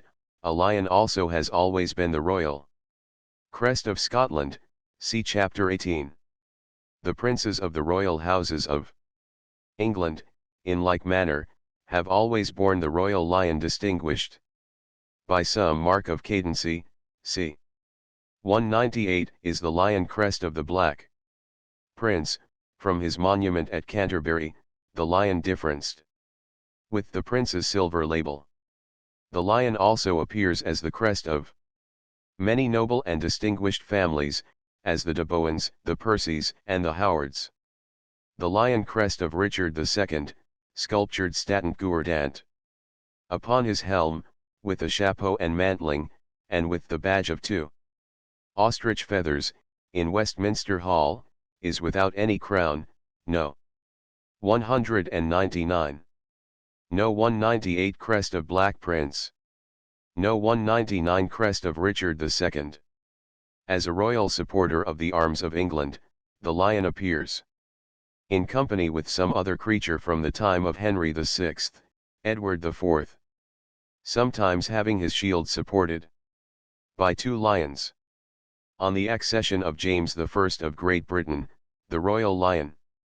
Supporter formed that alliance with the Unicorn of Scotland which still continues, and will continue, it is to be hoped, throughout all time.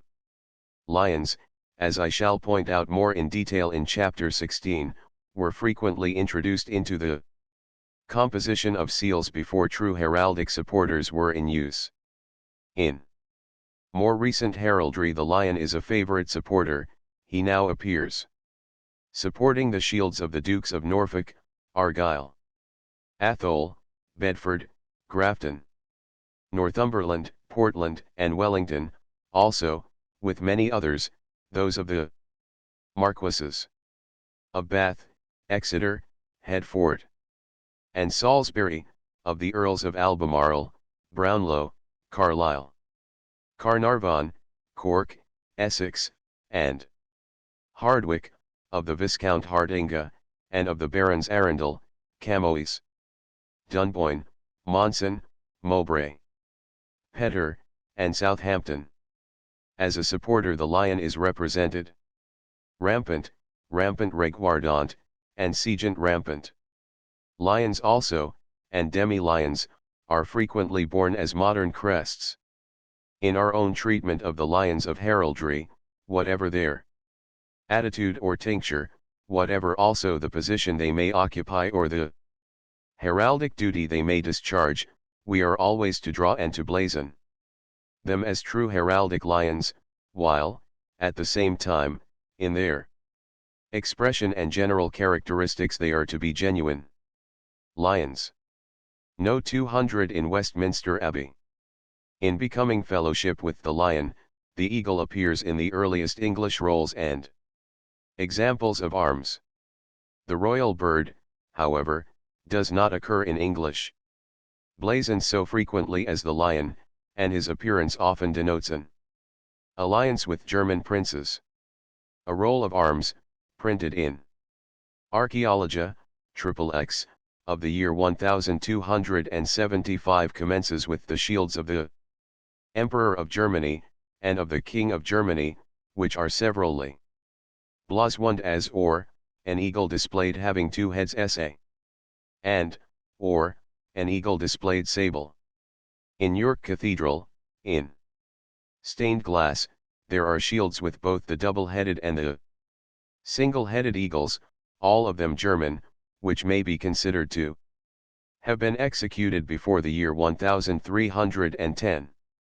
In the north choir aisle at Westminster, the shield, now mutilated, of the Emperor Frederick II, is boldly sculptured by an heraldic artist of the time of our Henry III, number 200. Here the eagle had one head only. The German emperors naturally adopted the eagle for their heraldic ensign, in support of their claim to be successors to the Roman Caesars. And the Russian Tsars, with the same motive, have also assumed the same ensign. The eagle having two heads, which severally look to the dexter and the sinister, as in number 201, typified a rule that claimed to extend over both the Eastern and the Western empires, as the eagle with a single head, number 202, might be considered to have a less comprehensive signification. The eagles of the princes of Germany are frequently to be found, blazoned for them, in England. No. 201 Imperial Eagle. No. 202 Royal Eagle. Richard, the second son of King John, in the year 1256 was elected King of Germany. He is generally styled King of the Romans, when he bore the eagle of the empire, but the only seals of this prince that are known to exist in England display the shield of his English earldom of Cornwall, number 140. His son Edmund, who succeeded to his father's earldom, on his seals has represented an eagle bearing in its beak his shield of Cornwall, as in number 203. This is a peculiarly interesting example of an heraldic usage of striking significance, and it also illustrates the early existence of the sentiment which at a later period led to the Adoption of supporters to shields of arms. In the early heraldry of Scotland, a single displayed eagle is occasionally found supporting an armorial shield, as in the seals of Alexander Steward, Earl of Menteith, A.D. 1296, and William, Earl of Douglas and Mar, A.D. 1378, Seaton's Scottish Heraldry, Plates 8 and 12. Sometimes also, as Mr. Seaton has observed, the eagle's breast is charged with more than one shield, as in the case of the seals of Margaret Stuart, Countess of Angus, 1366, and Euphemia Leslie, Countess of Ross, 1381, on both of which 3 escutcheons make their appearance. Scottish Heraldry, p. 268, and Plate 12, number 5 in number 204. I give a woodcut of this interesting composition.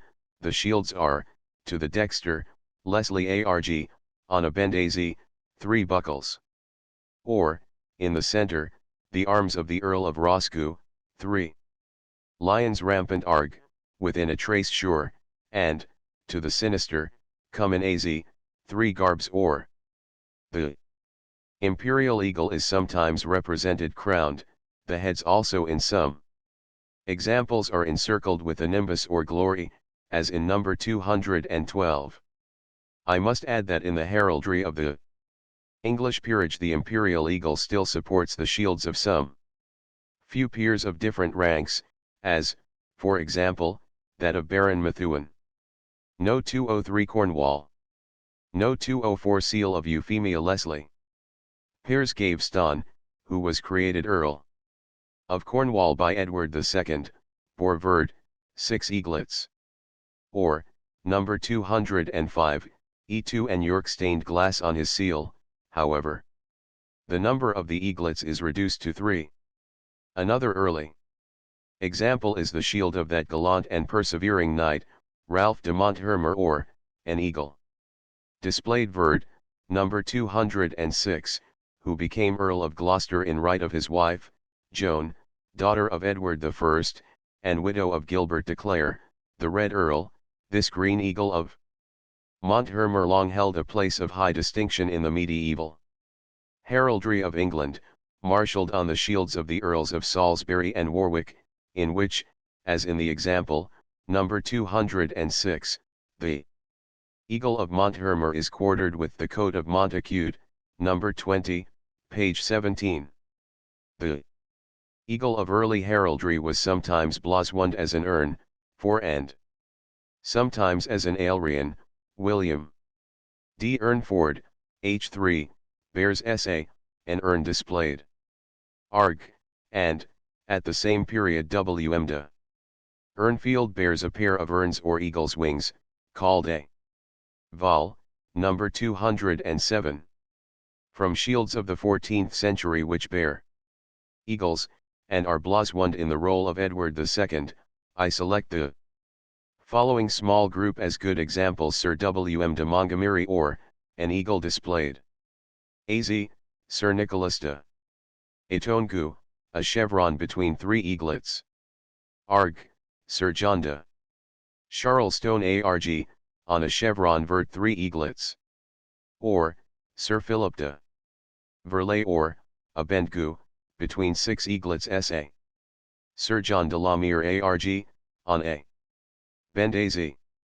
3 eaglets. Or, number 209, a shield bearing a bend charged with 3 eagles, but with different tinctures. Number 88, I have shown to have been the arms of the Grandisons. No. 205 Shield of Piers Gaveston. No. 206 Montacute and Monthermer. Eagles, under their name of Alarions, which early heralds represented without feet and beaks, are blazoned in the same disposition as in number 209, in the arms of the Duchy of Lorraine, or, on a bendgu. 3 Alarions. ARG, and this device the Dukes of Lorraine are said to have Born in commemoration of an exploit of their famous ancestor, Godfrey de Bouillon, who is also said, when shooting against David's tower in Jerusalem, to have brought upon his arrow 3 footless birds called Alarions. It is impossible, remarks Mr. Planch upon this legend, now to ascertain who broached this wonderful story, but it is perfectly evident that the narrator was the party who drew the long bow, and not the noble Godfrey.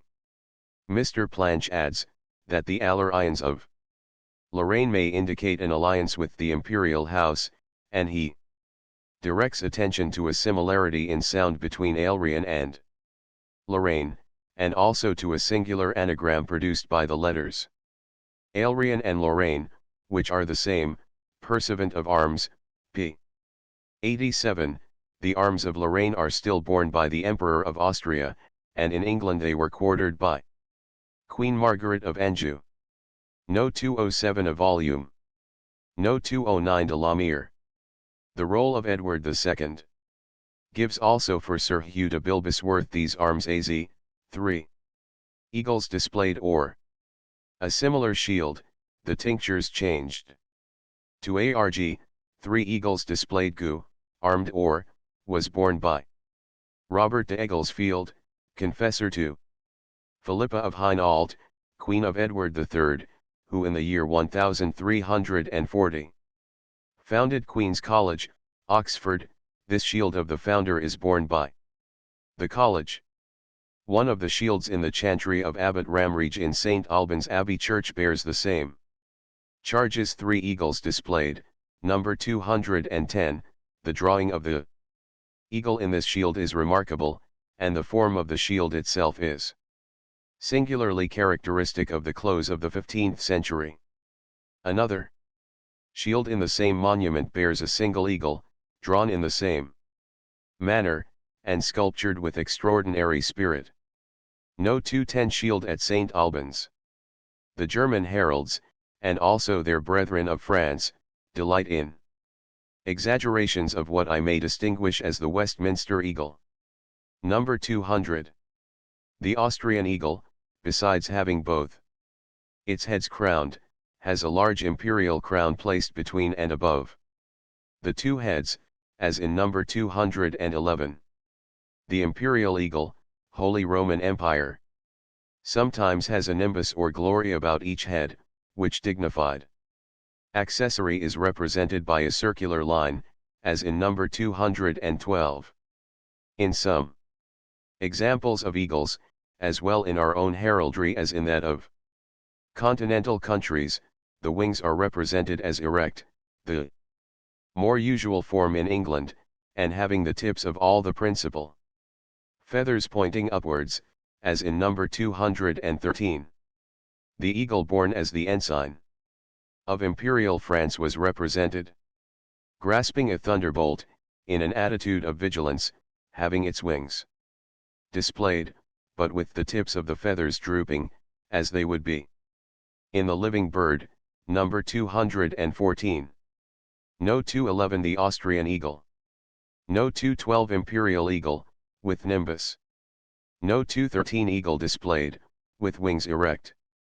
Edward III, as a second crest, bore an eagle. An eagle also was born for his crest, as the imperial bird was displayed upon his shield, number 206, by Earl Ralph de Monthermer.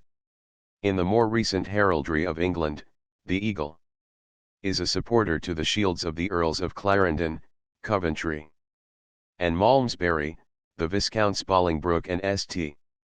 Vincent, and the Barons Heytesbury, Radstock, Winford, and others. Eagles also and demi-eagles are borne as crests in the English heraldry of our own day. No 214 French imperial eagle. In drawing our heraldic eagles, we can scarcely improve upon some of the examples in which early English heralds expressed their ideas of the king of birds. 4. Query if this is not really a hern or heron acfd. Chapter X. The Grammar of Heraldry. Section 7. Glossary of titles, names, and terms. The several denominations given to these tokens of honor, with the terms of art given to them. Randall. Home, Academy of Armory, AD 1688. In this glossary, which obviously must be as concise as possible, I shall include no word that is ordinarily well understood, unless some special signification should be attached to it when it is in use in armorial blazon. Abased. Said of a charge when placed lower than its customary position. Abatement. A supposed sign of degradation. See Chapter 12. Accolade. Placed side by side. Accosted. Side by side. Achievement, or achievement of arms. Any complete heraldic composition. Adderst. Back to back. Affrontee. So placed as to show the full face or front. Ailrian. A name sometimes given by early heralds to the heraldic eagle, which, when blazoned under this title, was also sometimes drawn without legs or beak. CP 97. Ambulant. In the act of walking. Annulet. A plain ring, sometimes blazoned as a false roundel, in modern English cadency, the difference of the fifth son or brother, number 154. Annuleti. Ending in annulets. Antelope. Depicted by early heralds in a conventional manner, but now generally rendered more naturally, the earlier type being termed the heraldic antelope. Anthony, saint. His cross is in the form of the letter T. Number 93. Antique crown. See Eastern crown. Number 215. Badge of Ulster. A palmy. Said of a hand, when open, erect, and showing the palm. Number 215. Arched. Bent, or bowed. Archbishop. A prelate of the highest order in the English Church. His heraldic insignia are his mitre, crozier, and pall. Next to the royal family, the Archbishop of Canterbury is the first subject in the realm. He is styled Most Reverend Father in God, by divine providence, and your grace. The Archbishop of York is third in rank, the Lord Chancellor being second, and his style is the same, except that he is Archbishop by divine permission. Archbishops impale their own arms with those of their see, the latter being marshalled to the dexter. Argent. The metal silver. Arm. A human arm. When a charge, crest, or badge, it must be blazoned with full particulars as to position, clothing, and see. If cooped between the elbow and the wrist, it is a cubit arm. Armed.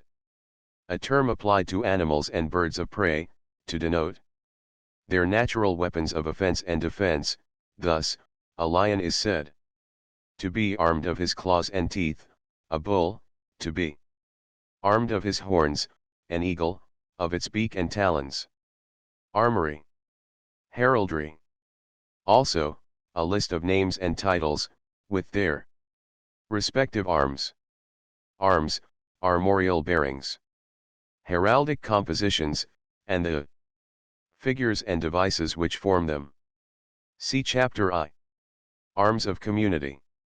Borne by corporate and other bodies and communities, as cities, colleges, and c.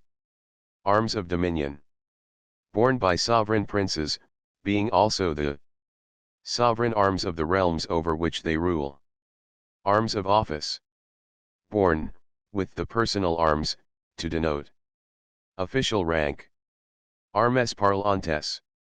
Such as are elusive to the name, title, office, or property of those who bear them, thus, leaves for Levson, a castle for Castile. A cup for butler, fish for those who derive revenues from fisheries, and c. The more usual term is, however, containing arms, see rebus, also page 15. Arrow is barbed of its head, and flight of its feathers. A bundle of arrows is a sheaf, with a blunt head, it is a bird bolt. At gaze, a term applied to animals of the chase, to denote their standing still, and looking straight forward, number 167. Attires, attired. The antlers of a buck, stag, or hart. Having antlers. A reindeer is represented in heraldry with double attires, one pair erect, and the other drooping forward. Augmentation. An honorable addition to a coat of arms. Specially granted with a peculiar significance, thus, the Union device of the British Empire, blazoned on an escutcheon, is the augmentation specially granted to the great Duke of Wellington, to be borne on the honor point of his paternal shield. Augmented. Having an augmentation. Abel Lane. A variety of the heraldic cross, number 109. Azure. The color blue, indicated by horizontal lines. Number 52. Badge. A figure or device, distinct from a crest, and capable of being borne without any background or other accessory. Badges are, however, often depicted upon a standard or roundel of the livery color or colors. Badges were depicted as a sign of ownership upon property, were worn by servants and retainers, who mustered under the standards on which badges were represented. See Chapter 15. Banded. Encircled with a band. Banner. A flag, charged with the coat of arms of the owner. Displayed over its entire surface. See Chapter 17. Banneret. A knight who had been advanced by the king to that higher military rank which entitled him to display a banner. Bar. One of the ordinaries, NOS 81, 82. Bars Gemellese. Barulets borne in pairs, NOS 83, 84. Barbed. Pointed, as an arrow. The term is also applied to the small green leaves between the petals of heraldic roses. See. Rose. Barbel. A fish borne as an elusive device by the family of de bar, no. 162. Bard. Having horse trappings. Bardings. Horse trappings, often enriched with armorial blazonry. On the Great Seal of Edward I the bardings of the king's charger for the first time appear adorned with the royal arms. On both sides of the horse, the head is supposed to be to the dexter. An example is represented in the seal of Alexander de Balliol, in Chapter 14. Barnacles, brays. An instrument used in breaking horses. A rebus of Sir Reginald Bray, architect of St. George's Chapel, Windsor, and repeatedly represented there, number 216. No 216 brays. No 217 circlet of a baron's coronet. Baron. The lowest rank in the British peerage. A baron is right honourable, and is styled my lord. His coronet, first granted by Charles II, has on a golden circlet 6 large pearls, of which 4 appear in representations, as in number 217. An Irish baron has no coronet. All a baron's children are honourable. Baron. A purely heraldic term signifying a husband.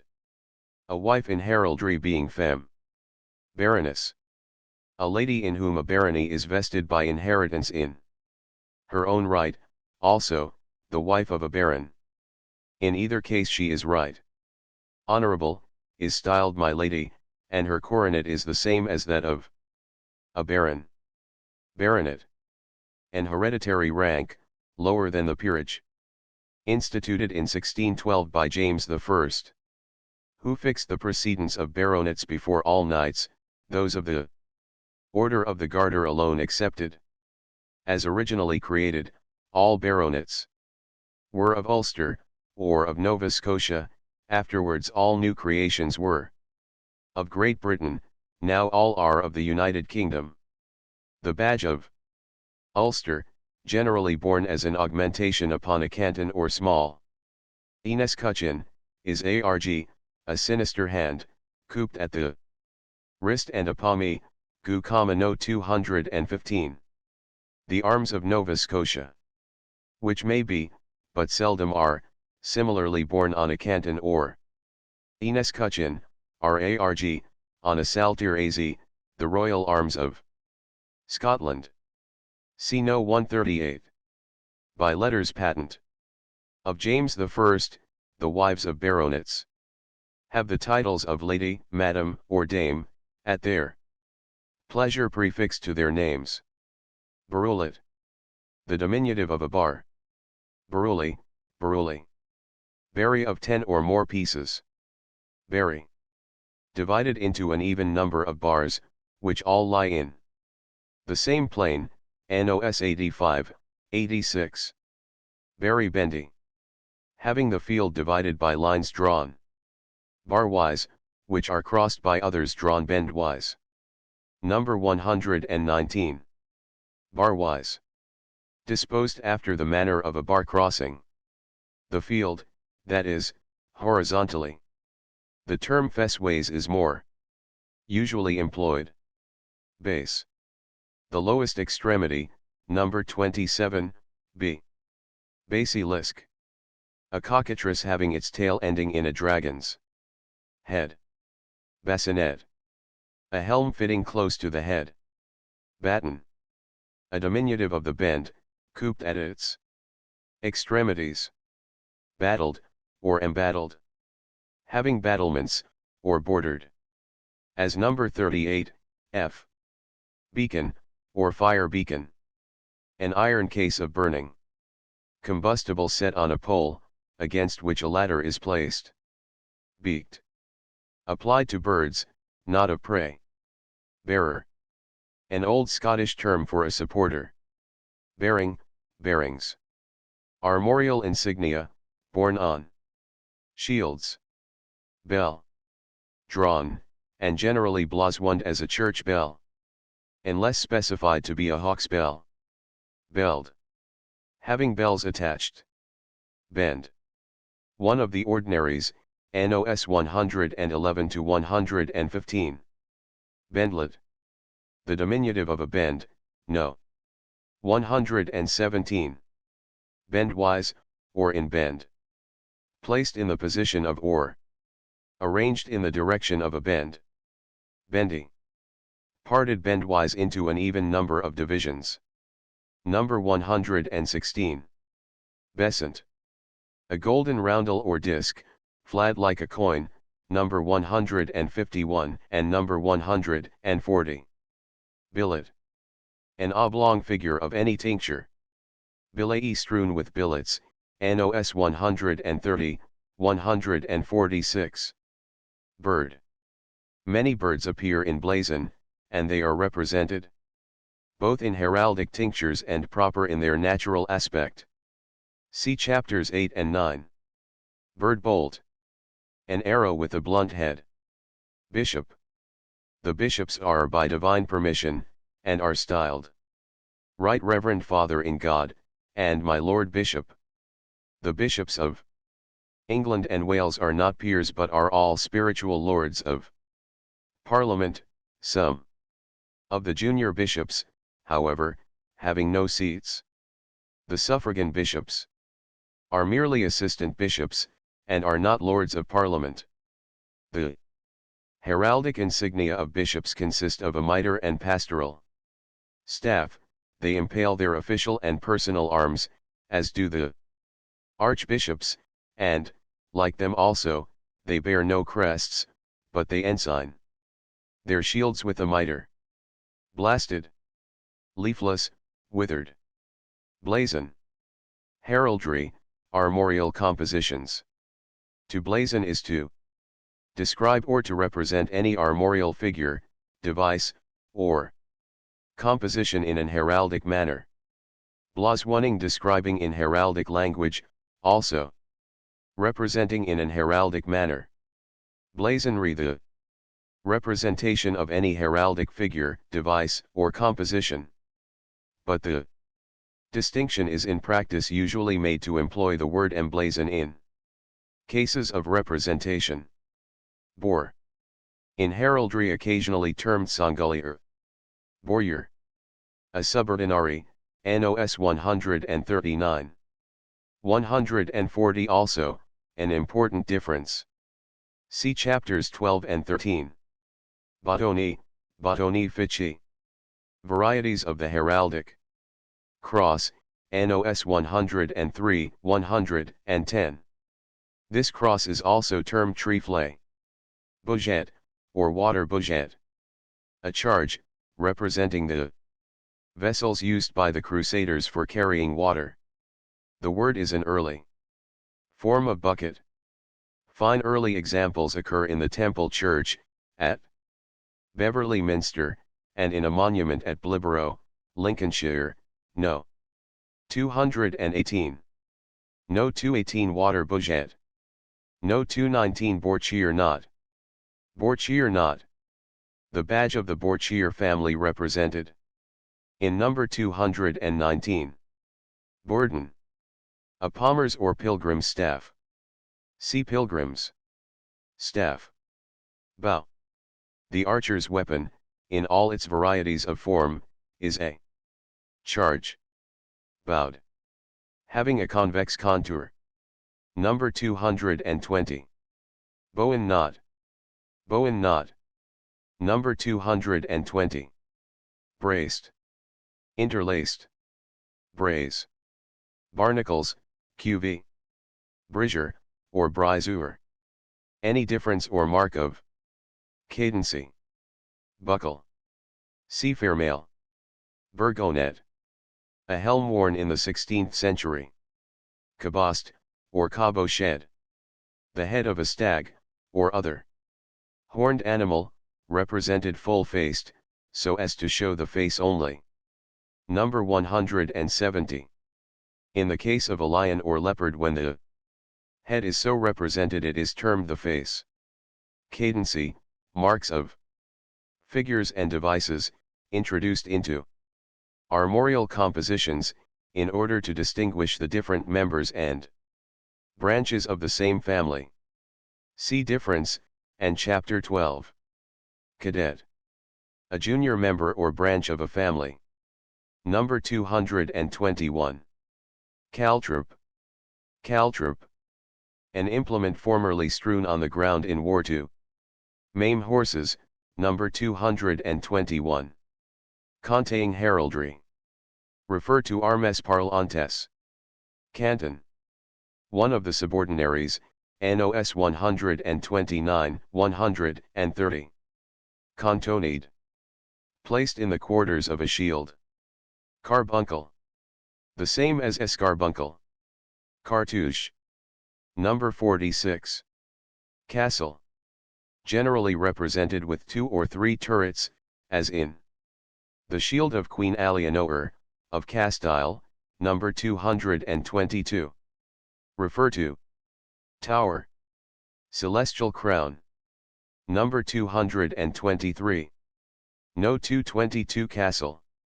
No. 223 celestial crown. No. 224 chapeau. Centaur. Also blasoned as a sagittary, and supposed to have been a badge of King Stephen. Cercile, or recercile. A descriptive term to denote a variety of the heraldic cross, number 98.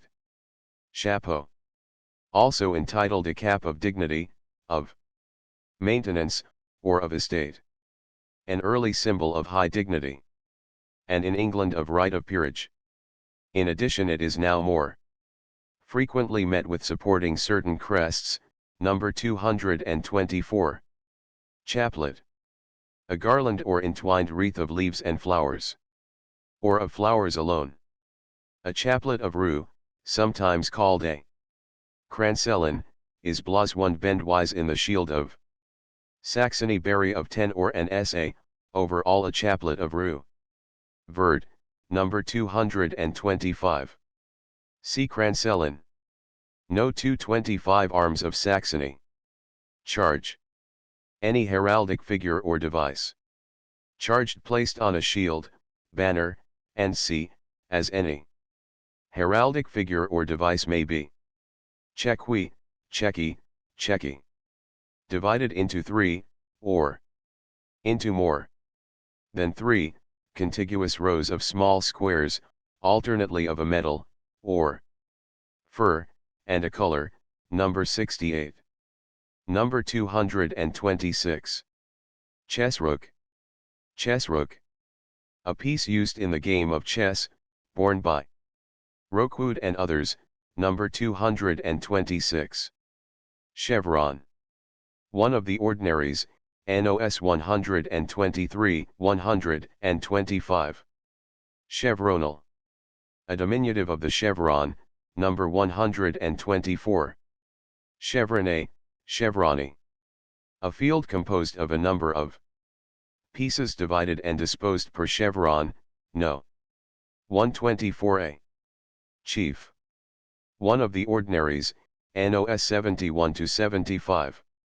In chief placed in the upper part of the shield, or arranged in a horizontal row across the upper part of the field. Cinquefoil. A flower or leaf of 5 foils, number 227. Civic crown. A wreath of oak leaves and acorns. No 227 cinquefoil. No 228 clarions. Clarenceuse. See herald. Clarion. An ancient musical instrument, a badge. Apparently, of the declares. By some. This charge is supposed to represent a lance rest, and is sometimes so blazoned, number 228, which shows 2 varieties of form. Cléchy. A variety of the heraldic cross, number 105. Close. With closed wings. Closet. A diminutive of the bar, 1/2 its width. Clouis. Fastened with nails, and showing the nail heads. Number 150. Coat armor. True armorial or heraldic bearings, duly granted, or inherited, and rightly borne, so entitled, from having been depicted by warriors of the Middle Ages upon their surcoats, worn by them over their armor. Coat of arms. A complete armorial composition, properly what would be charged upon a shield or banner, but often used as an alternative for achievement, QV. Number 229. Cockatrice. Cockatrice. A fabulous creature, represented in number 229. Collar. One of the insignia of orders of knighthood, worn about the neck. Also any ornament or distinction worn in the same manner. Knights occasionally wore collars charged with their own badge. In addition to their badges of the red and white rose, examples exist showing that adherents of the rival houses of York and Lancaster sometimes wore collars, the former formed of alternate suns and roses, number 230, and the latter, of the letter S continually repeated, number 231. No certain origin has been discovered for the Lancastrian collar of S, but it has been suggested that it represents the word sovereign, the motto of Henry IV. Number 230 is from the brass to Henry Bourchier, K.G., Earl of Essex, at Little Easton, Suffolk, AD 1483, and number 231 from the brass to Lord Camoes, K.G., at Droughton, Sussex, AD 1424. No 230 a collar of York. No 231 a collar of Lancaster. College of Arms, or Herald's College. C. Herald. Color. See Chapter V, page 41. The term colors is applied to flags, particularly to those of infantry regiments, and to such as are displayed at sea. See Chapter 17. Combatant. 2 lions, or other animals of prey, rampant and face to face. Compartment.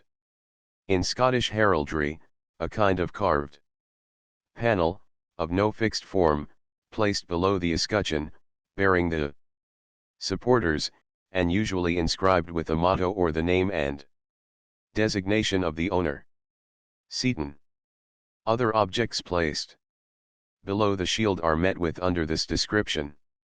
Compony, or gobany. A single row of small squares alternately of 2 tinctures or furs, number 66. See counter-compony. Complement, in her. Applied to the moon when full. Compound quartering.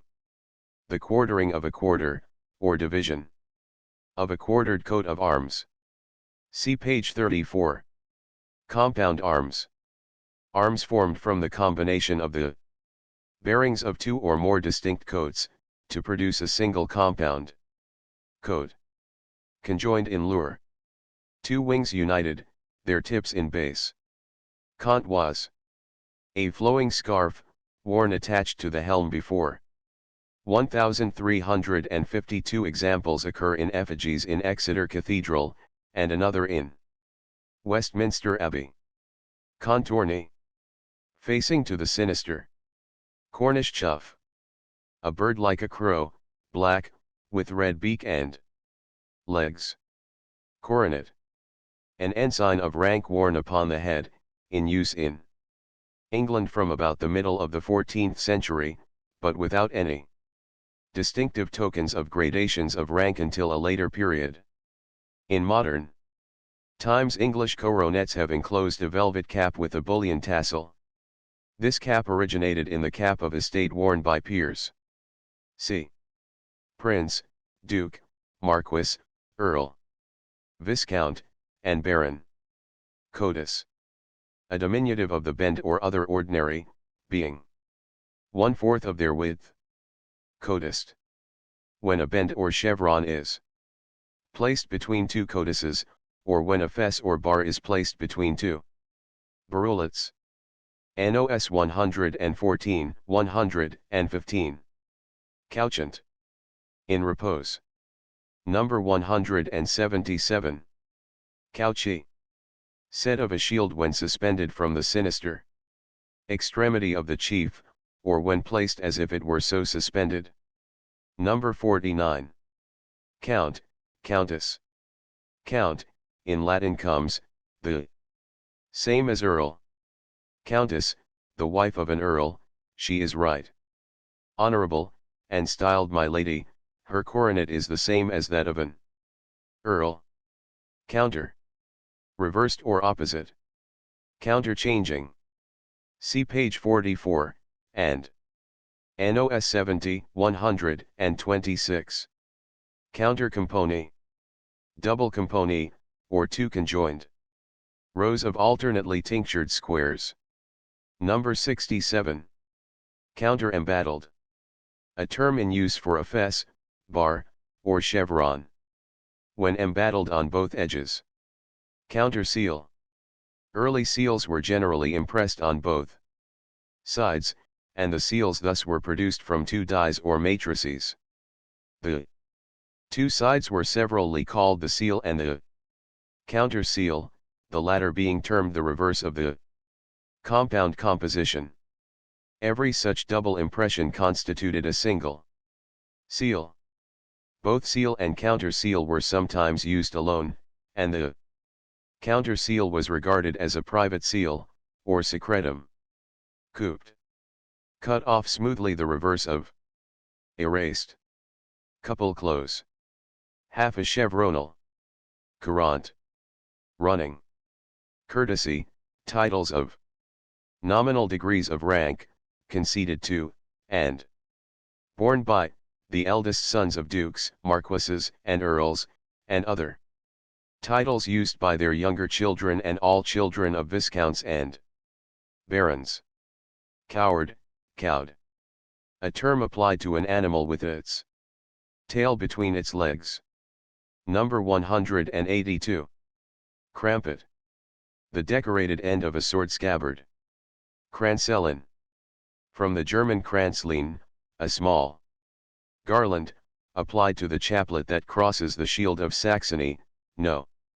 225. This charge is also blasoned as a bend trifle verd, a bend archi coronetti, or a coronet extended in bend.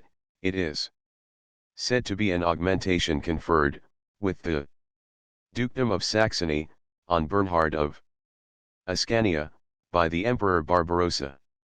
The emperor took from his head his own chaplet of rue, and threw it across the shield of Duke Bernhard. This story is probably untrue. Crenellated. Embattled. Crescent. Number 166. In modern English. Cadency, the difference of the second sun, or house. Cresset. A beacon. Crest. A figure or device originally worn upon a helm, and now generally represented above a shield of arms.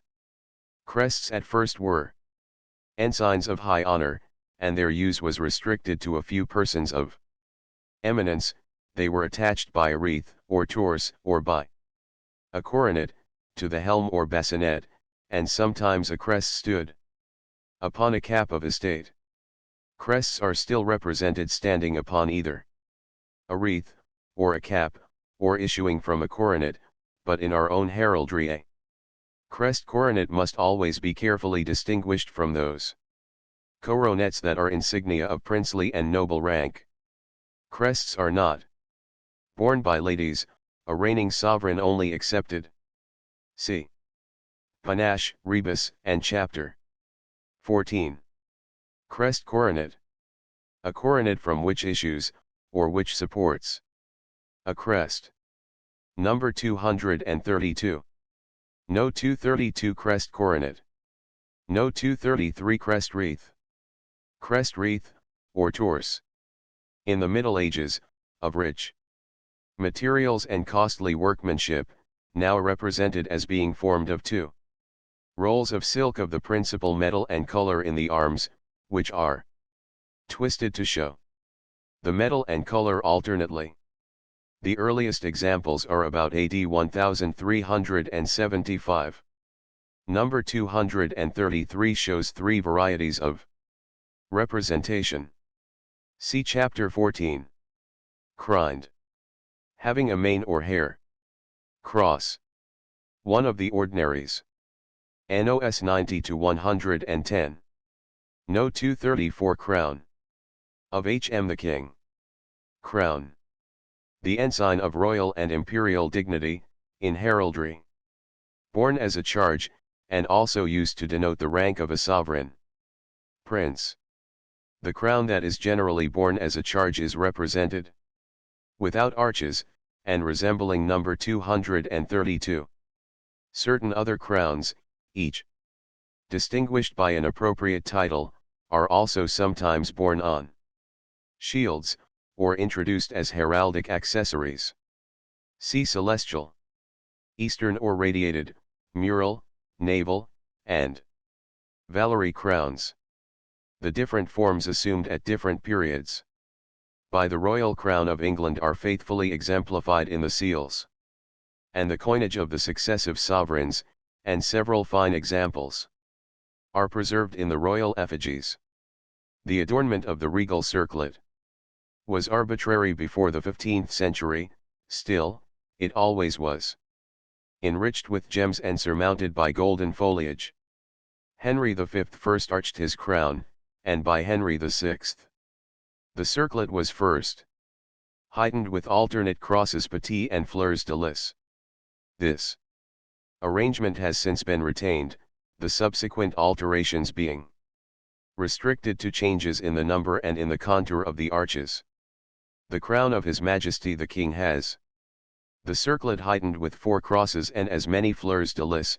From the crosses rise the arches, which are surmounted by a mound and a Crosspatee. Number 234. This, the heraldic crown, is not an exact reproduction of the actual crown of the king. Crozier. Strictly, the cross staff of an archbishop. Distinguished by its form from the pastoral staff with a crook head, of bishops, but the term is loosely and very generally applied also to the crook-headed pastoral staff. Crusily, crusily. Having the field seme of crosses, crosslets, or of other small crosses, their peculiar form, when not crosslets, being specified. Cubit arm. A human arm cooped between the elbow and the wrist. Cup, covered cup. A vessel formed like a chalice, and having a raised cover, borne by the boutellers, butlers. N.C. Cushion, pillow, oreiller. Unless described of. Another form, square or oblong, and with a tassel at each corner. No 235 Dacre. Knot and badges. Dacre knot. Number 235. See knot. Dancet. No 38b. In early blazon, a fess dancet is styled simply a danket or a dance. NOS 78, 146, and No 20a, page 70. Debruised. When an ordinary surmounts an animal or another. Charge. Decrescent. A half moon having its horns to the sinister. No 166c. Deer. In general practice very little if any differentiation is made between the stag, the buck, and the hart. The female is a hind, and of course is without attires. See Chapter 8. Degrees. A term applied to the steps upon which a cross Calvary is represented. Demembered, dismembered. Cut into pieces, but without any alteration in the form of the original figure. Demi. The half. The upper, front, or dexter half, unless the contrary be specified. Number 186. Depressed. Surmounted. Dexter. The right side. No 27c. Diaper, diapering. Surface decoration. Number 68. Difference, differencing. An addition to, or some change in, a coat of arms, introduced for the purpose of distinguishing coats which in their primary qualities are the same. See Chapters 12 and 13. Demediated. Cut in halves per pale, and one half removed. Number 250. See Chapter 11. Disclosed. With expanded wings, in the case of birds that are not birds of prey. The contrary to close. Displayed. Birds of prey with expanded wings. Number 200. Disposed, disposition. Arranged, arrangement. Dividing lines. Number 38, also NOS. 27 to 37. Dolphin. A favorite fish with heralds. The heraldic dolphin of antiquity is exemplified in number 8, that of the Middle Ages in number 163. Dormant. Asleep, as in number 179. Double-queued. Having two tails. No. 181. Doubling. The lining of a mantle or mantling. Dovetail. Number 381. Dragon. A winged monster having 4 legs. Number 236. No 236 Dragon. No 237 Circlet of a duke's coronet. Duke. The highest rank and title in the British peerage, first. Introduced by Edward III. In the year 1337, when he created the Black Prince the first English Duke, in Latin, Dux. A Duke is most noble, he is styled my Lord Duke, and your grace, and all. His younger sons are lords, and all his daughters ladies, with the prefix right honorable. His eldest son bears, by courtesy, his father's second title, and, accordingly, he generally bears the title of Marquis. Whatever his title, however, the rank of the eldest son of a duke is always the same, and it assigns to him precedence between marquises and earls. The coronet of a duke, arbitrary in its adornment, until the 16th century was far advanced, is now a circlet, heightened with 8 conventional strawberry leaves, of which in representations 3 2/2 leaves are shown, number 237. It encloses a velvet cap. The present ducal coronet is represented in the portrait of Ludovic Stuart, K.G., Duke of Richmond and Lennox, who died in 1624. The picture, the property of the crown, is at Hampton Court. Ducal coronet. A term commonly, but not very accurately, applied to a crest coronet. Number 232. Duchess. The wife of a duke. She is most noble, and is styled Your Grace. Her coronet is the same as that of a duke. Eagle. See Chapter 9, page 92. Eaglet. An eagle on a small scale. Earl. In Latin, comes, in French, comte or count. Before 1337, the highest, and now the third degree of rank and dignity in the British peerage. An earl is right honorable, he is styled my lord, his eldest son bears his father's second title, generally that of viscount, his other sons are styled honorable, but all his daughters are ladies. The circlet of an earl's coronet has 8 lofty rays of gold rising from the circlet, each of which supports a large pearl, while between each pair of these rays there is a golden strawberry leaf. In representations 5 of the rays and pearls are shown, number 238. Elevated clusters of pearls appear in an earl's coronet, that of Thomas Fitz-Alan, Earl of Arundel, as early as 1445, but the present form of the coronet may be assigned to the second half of the following century. No. 238 Circlet of an earl's coronet. No. 239 Eastern crown. Eastern, radiated, or antique crown.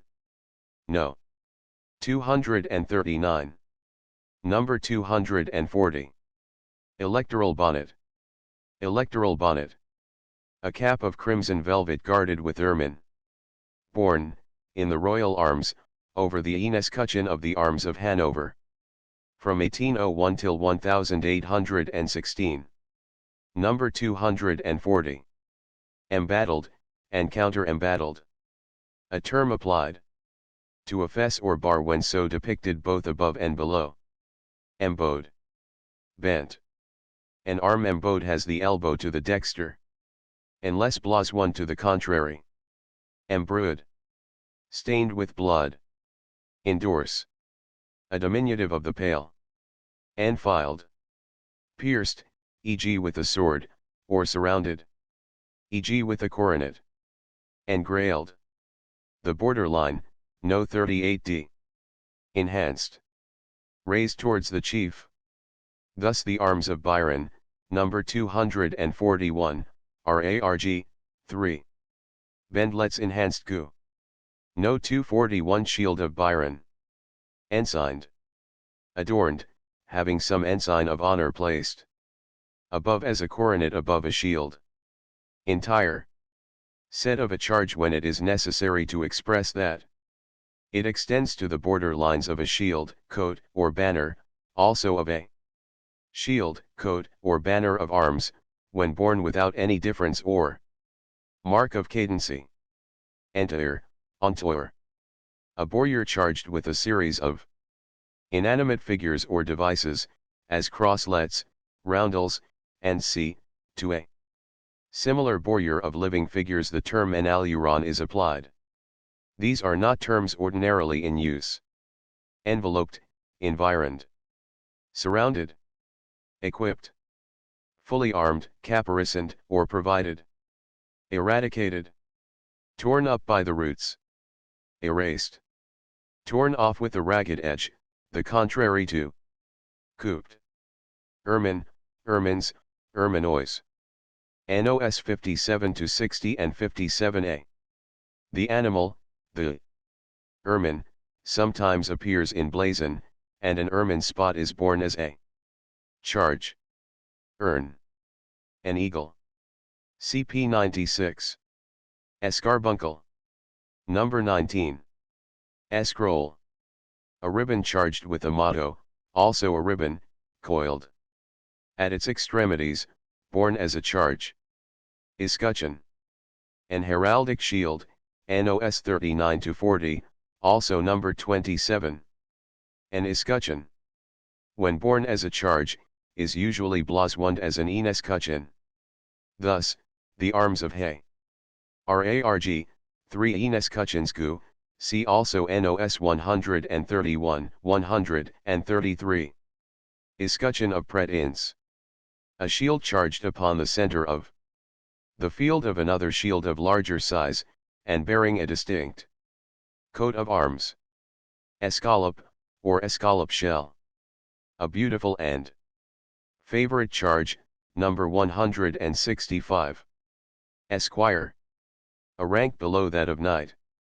Besides those esquires, who are personal attendants of knights of orders of knighthood at their installations, this title is held by most attendants on the person of the sovereign, and all persons holding or having held the sovereign's commission in which they are so styled. Number 242. Estoil. Estate. Dignity and rank. Estoil. A star with wavy rays or points, which are 6, 8, or sometimes even more in number, number 242. C. Mullet. False. Said of any charge when its central area is removed thus, an annulet is a false roundel. Fan, or winnowing fan, or vane. The well-known implement of husbandry of that name, borne by the Kentish family of de Sevans or Sept Vans AZ, 3 fans or, E2. This shield appears in the brass to Sir R. de Sevans, AD 1305, at Chartham, in Kent, and in the cloisters at Canterbury. Fan crest. An early form of decoration for the knightly helm.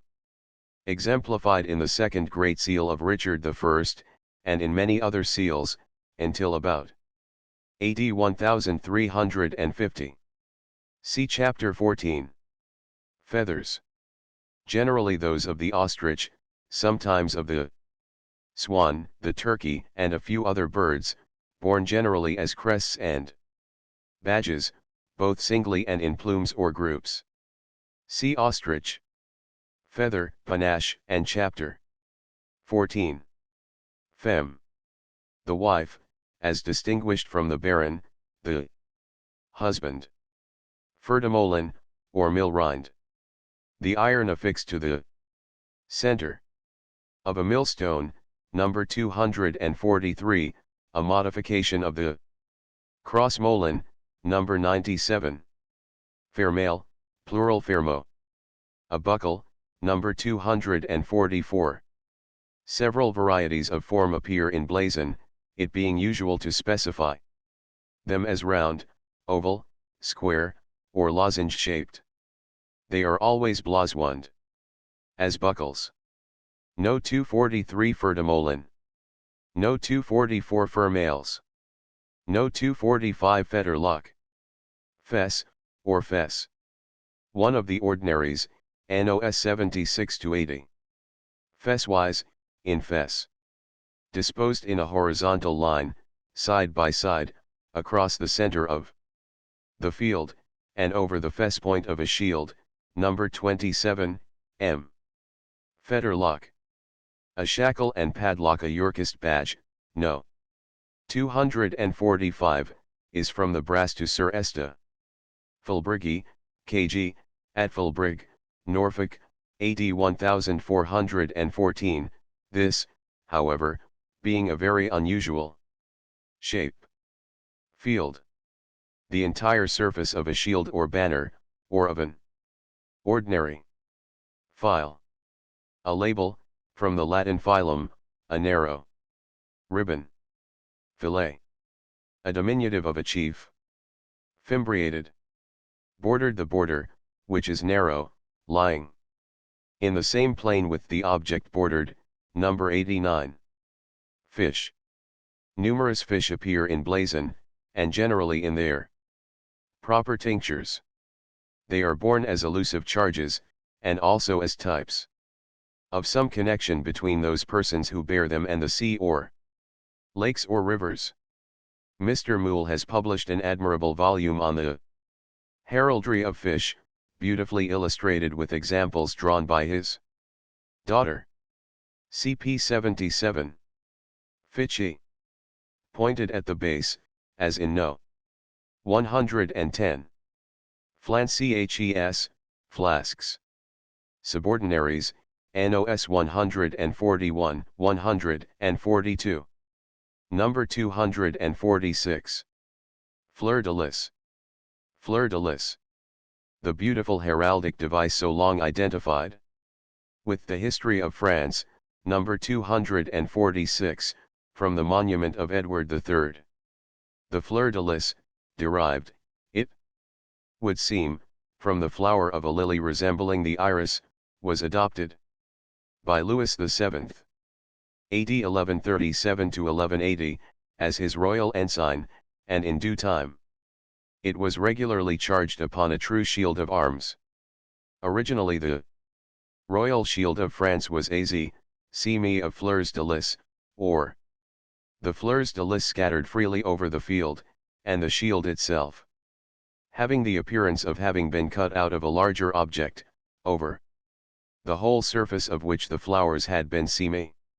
This shield of France is distinguished as France Ancient, number 247. About AD 1365, Charles V of France reduced the number of the fleurs de lis to 3. And this shield is now known as France Modern, number 248. No 247 France Ancient. No 248 France Modern. In the year 1275, Edmund, 1st Earl of Lancaster, the second son of Henry III, married Blanche of Artois, when he differenced his shield of England with a label of France, a blue label charged on each point with 3 golden fleurs de lis. Number 249, thus, for the first time did the armorial insignia of England and France appear together upon the same shield. In 1299 Edward I married his second queen, Margaret of France, and then this royal lady placed on one of her seals a shield of England and France dimidiated, number 250. On another of her seals, a very noble example of the seal engraver's art, Queen Margaret displayed the shield of King Edward I, her husband, surrounded on the field of the seal, with her father's fleurs de lis, number 251. On the seals of Isabel of France, Queen of Edward II, the same dimidiated shield, and another shield quartering the arms of England, with France Ancient and 2 other French coats, Navarre and Champagne, appear. Then Prince John of Eltham charged a bowyer of France upon his shield, number 24, thus applying the suggestion of the seal of Queen Margaret, number 251, in such a manner as was consistent with the advanced condition of heraldic art. No 249 Edmund, Earl of Lancaster. No 250 Margaret, Queen of Edward I. No 251 Seal of Margaret, second Queen of Edward I. On his accession in 1327, Edward III placed a fleur-de-lis on each side of the shield of England upon his great seal, and in 1340, when he claimed the crown of France, Edward quartered France ancient with his Lions of England, number 252. Shortly after his accession, perhaps in 1405, in order to conform to the altered blazonry of the French sovereigns, Henry IV quartered France modern on his shield, number 253. The position of the three fleurs-de-lis was more than once changed in the royal shield of England, as I shall hereafter show. More particularly, after the accession of the Stuarts, and they were not finally removed till the first year of the 19th century. The fleur-de-lis is also borne on many English shields, disposed in various ways. In modern cadency, the fleur-de-lis is the difference of the sixth son, or house. No. 252 Shield of Edward III, AD 1340. No. 253 Shield of Henry IV, about AD 1405. Fleuretti, Floretti. Terminating in, or bordered with, fleurs-de-lis, also, semi-de-lis. Fleury, or fleury. Ending as no. 100, also, semi-de-lis. Flexed. Bowed, bent. Flight. Feathered, as arrows are. Fly. The length, and also the side of a flag farthest from the staff. Foliated. Crisped, or formed like a leaf. Fountain. Number 153. Forci, Q forci. A term applied to a lion with a forked tail. Fret, or fret. A subordinary, no. 148 Fretty, Fretty, covered with fretwork, number 149. Fructed. Bearing fruit or seeds. Furs. CP 41, NOS 57-65. Fusel. An elongated lozenge, No 20A, P 70. Fusili, or fusillate. A field entirely composed of fusils, all lying in the same plane. Filfod. A peculiar cruciform figure, supposed to have a mystic signification, found in military and ecclesiastical decorations in England, and on Eastern coins, and c. NOS 254-255, the latter example is from the monument of Bishop Bronscombe, in Exeter Cathedral. Number 254. Number 255. Filfod. Gad, gadling. A spike, knob, or other figure projecting from the knuckles of gauntlets. Galley. An ancient ship. Selimfad. Garb. A sheaf of wheat, if of any other grain, this to be specified. Garnished. Adorned in a becoming manner. Garter, order of the. See chapter 19. Garter, King of Arms. The chief of the official heralds of England, and officer of arms of the Order of the Garter. C. Herald. Gemellese. See bars gemellese. Gem ring. A ring for the finger, set with a jewel. Genet. A spotted animal, somewhat like a marten, a badge of Queen Joanna of Navarre. George, Saint. The patron saint of England. The circumstances which led to his association with England are unknown. His shield of arms, a red cross on a silver field, first appears in English heraldry in the 14th century, number 1.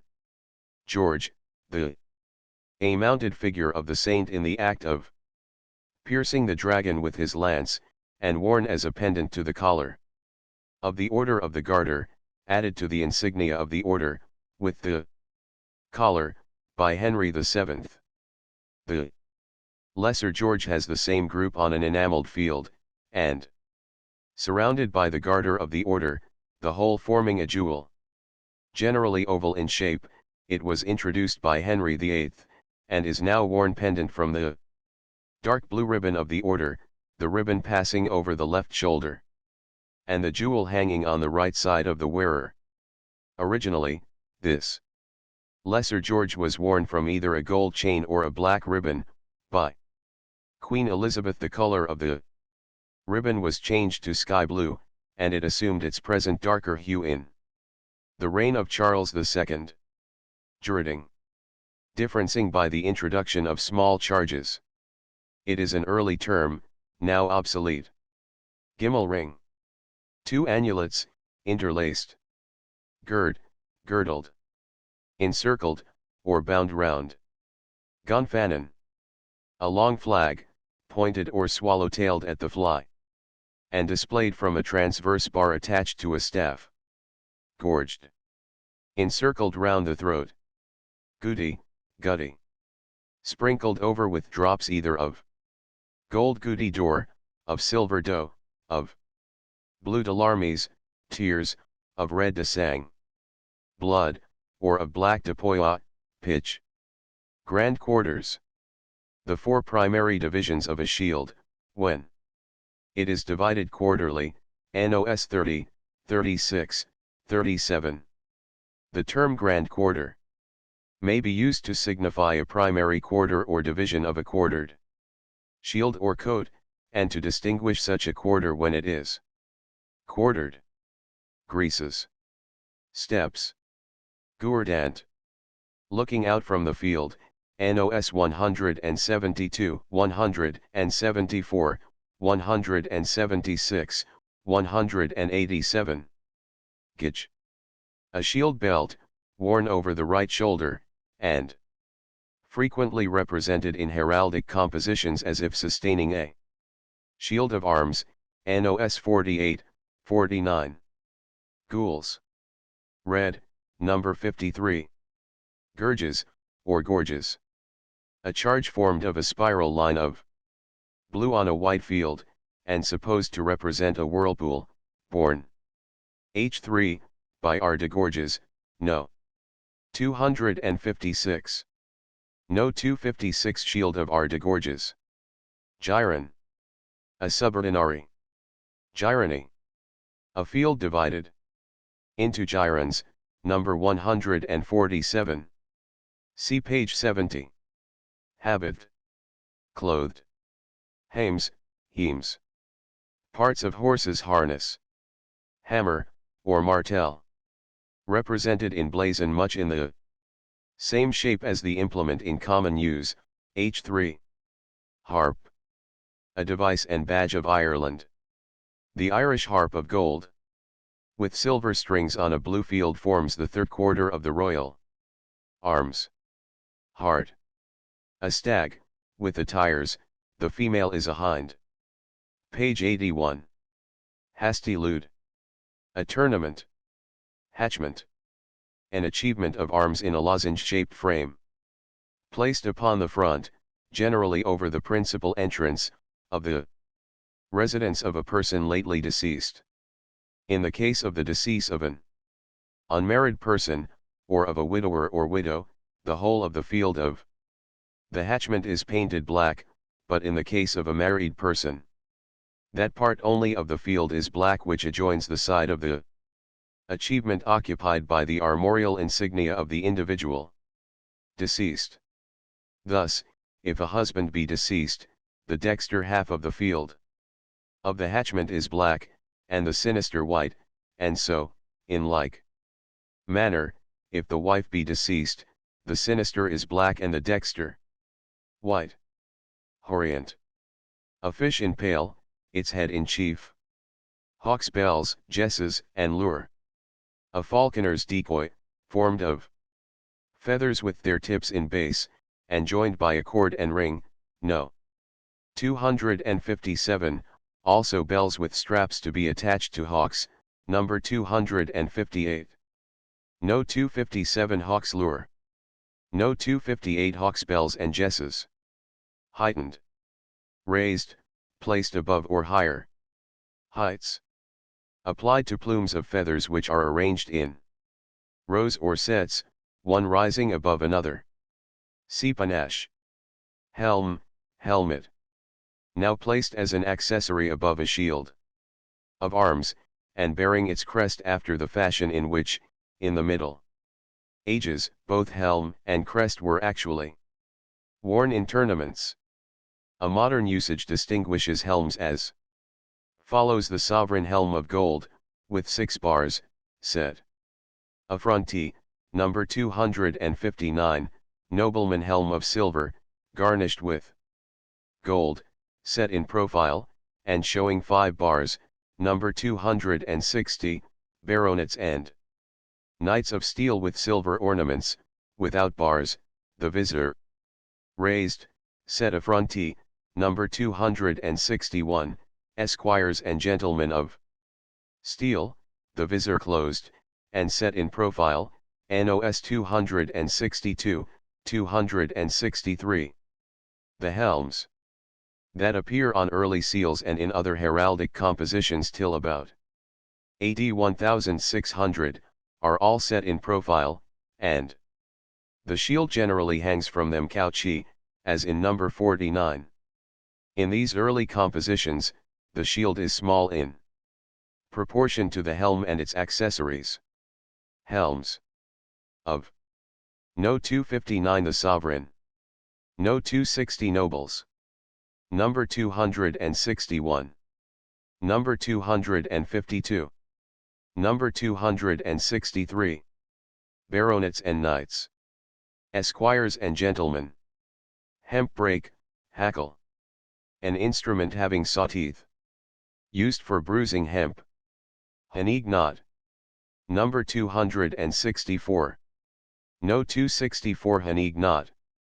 No. 265 Arms of the Herald's College. Herald. An officer of arms. The heralds of England were incorporated by Richard III, and from Queen Mary, in 1555, they received a grant of Derby House, on the site of which, between St. Paul's Cathedral and the Thames, stands their present official residence, Herald's College, or the College of Arms.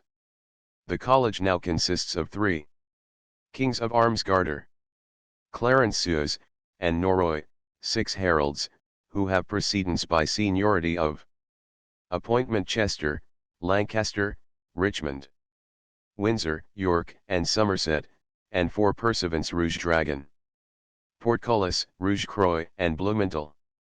The official habit is a tabard, emblazoned with the royal arms, and the kings and heralds wear a collar of SS. The kings have a crown, formed of a golden circlet, from which rise 16 oak leaves, 9 of which appear in representations, and the circlet itself is charged with the words, Miserere me Deus secundum magnam. Misericordiam tuum, have mercy on me, O God, according to thy great loving kindness. The supreme head of the English heralds, under the sovereign, is the Earl Marshal, an office hereditary in the family of the Duke of Norfolk. The arms of the college are ARG, a crossgu, between 4 doves there. Dexter wings expanded and inverted AZ, number 265, crest from a crest coronet or, a dove rising AZ, supporters 2. Lion's ramp. Guard. Arg, ducally gorged or. Each of the kings has his own official arms, which he impales with his paternal coat on the dexter side of the shield. The arms of Garter are ARG. A crossgu, on a chief AZ, a ducal coronet encircled with a garter of the order, between a lion of England and a fleur-de-lis, all. Or.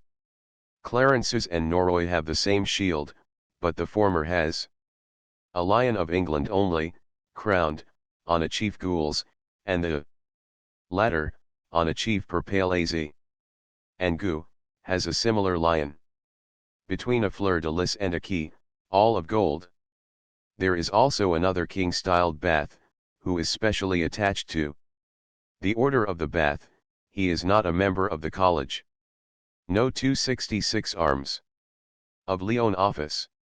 Leon King of Arms is the chief herald of Scotland, and the establishment over which he presides is styled the Leon office.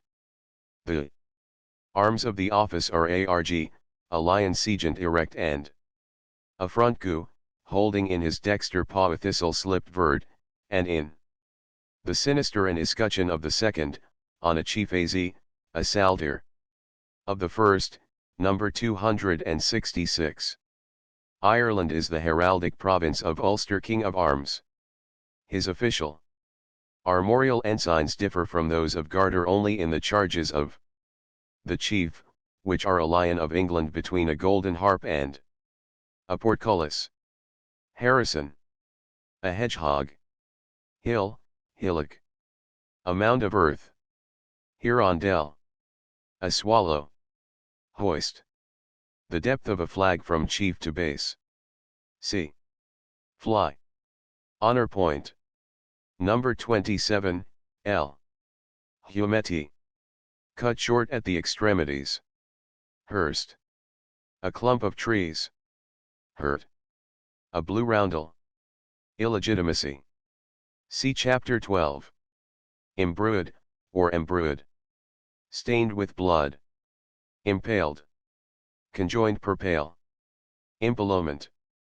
The uniting of two, or more, distinct codespore. Pale, to form a single achievement. Imperially crowned. Ensigned with the crown of England. Incensed, inflamed. On fire, having fire issuing. Fourth. Increscent. Number 166, B. C. Decrescent. Indented. Number 38, A. Inescutcheon. An heraldic shield borne as a charge. This term is sometimes used to denote an escutcheon of pret-ins. In bend. Disposed in the position of a bend, in chevron, in chief, in cross, in fess, and c. Disposed after the manner of a chevron, or in the chief of the shield. Or in the form of a cross, and c. In foliage. Bearing leaves. In lure. Wings conjoined in the form of a hawk's lure. In her piety. A term applied to a pelican feeding her young. In pret-ins. A term applied to a single escutcheon placed upon and in the center of a larger escutcheon. In pride. Having the tail displayed, as a peacock's. In quadrangle. When four charges are so disposed that one is in each quarter of the shield. In splendor. The sun irradiated. Irradiated. Surrounded by rays of light. Issuant. Proceeding from, or out of. Jam, gambe. The leg of a lion, or other beast of prey, number 185. Gel op-ed. Having wattles and a comb, as a cock. Jesses. Straps for hawks' bells. Jessant. Shooting forth. Jessant de lis a. Combination of a leopard's face and a fleur-de-lis, number 267. Joust. A tournament. Japan. A short, sleeveless surcoat, worn over armor from about 1340 to about 1405. It is often charged with armorial insignia. And thus is a true coat of arms. Number 267. Jessant de lis. Number 270. Hastings badge. Number 268, 269 heraldic keys. Key. When represented in early blazon, keys have always elegant forms. Number 268 is from Peterborough Cathedral, and number 269 from Exeter. King of Arms. See Herald. Knighthood, orders of knights. See Chapter 16. Knot. An intertwined cord, borne as a badge. The varieties of This device are the Borchier, No. 219, the Bowen, number 220, the Harrington, the same as a fret, No. 148, the Haneag, number 264, the Lacey, number 274, the Stafford, number 304, and the Wake and Ormond, number 313. Chords were sometimes intertwined about other figures and devices, and so formed what may be regarded as compound badges, which significantly declared the union of two houses. Thus, the knot of Edward Lord Hastings unites the Hungerford sickle with the Peveril garb, number 270, and the Dacre knot is entwined about the Dacre escallop, and the famous ragged staff of Beauchamp and Neville, number 235. Labels number 271. Number 272. Number 273. Label, or file. A narrow ribbon placed across the field of a shield near the chief, and having 3, 5, or sometimes other numbers of points depending from it, its object being to mark cadency. In the early labels the number of the points was arbitrary, the usual numbers being 5 and 3, and, subsequently, 3 points were almost universally used. The object always was to render the label conspicuous. In blazon a label is supposed to have 3 points, but, if more, the number is to be specified. Thus, number 271 is simply a label, but number 272 is a label of 5 points. Labels appear early in the 13th century, and in the next century they are in constant use. Various charges may be placed on the points of labels to extend their capacity for differencing. Since the time of Edward the Black Prince, the label of the Prince of Wales has been plain silver. The label is almost exclusively, now, without any exception, used in royal cadency, but, in modern heraldry. In the case of all other persons it is the peculiar mark of the eldest son. The label is also found as a charge. It has become a usage in the degenerate days of heraldry to represent the label as in number 273. Instead of the earlier and far preferable forms of NOS 271, 272. Number 274. Lacy knot. Lacy knot. Number 274. Lambrequin. A mantling. Longed. A term which refers to the tincture of an animal's tongue. Leaves. Their peculiarities are to be blossomed, as laurel leaves, oak leaves, and c. Leopard, leopard. See page 84. Letters of the alphabet sometimes are charges. Thus, the arms of the deanery of Canterbury are AZ, on a cross arg, the letter X. Surmounted by the letter I sable, the X is on the cross at the intersection of its limbs, and the I is above it. Line, or border line. No. 38. Lined. Having a cord attached, also, having a lining. Lion. See page 83. Lion cell. A lion drawn to a small scale, and generally rampant. NOS 114, 115, 197. Livery colors. Of the Plantagenets, as one family, white and scarlet, of the House of York. Blue and Murray, of the House of Lancaster, white and blue, of the House of Tudor, white and green. The present royal livery is scarlet and gold. In the Middle Ages, all great families had their own livery colors, which had no necessary relation to the tinctures of the shield. Lodged. A term denoting animals of the chase when at rest or in repose, NOS 25, 26. Lozenge. A square figure set diagonally, number 47, also see page 69. The armorial insignia of unmarried ladies and widows, with the sole exception of a sovereign, are blazoned on a lozenge instead of an escutcheon. Lozenge. A field divided lozenge-wise, no. 145. Number 275. Lymphad. Luce, or Lucy. The fish now called pike. See page 77 and number 164. Lure. See in lure. Lymphad. An ancient galley, number 275. It was the feudal ensign of the Scottish lordship of Lorne, and as such quartered by the Duke of Argyll. Maintenance, cap of sea chapeau.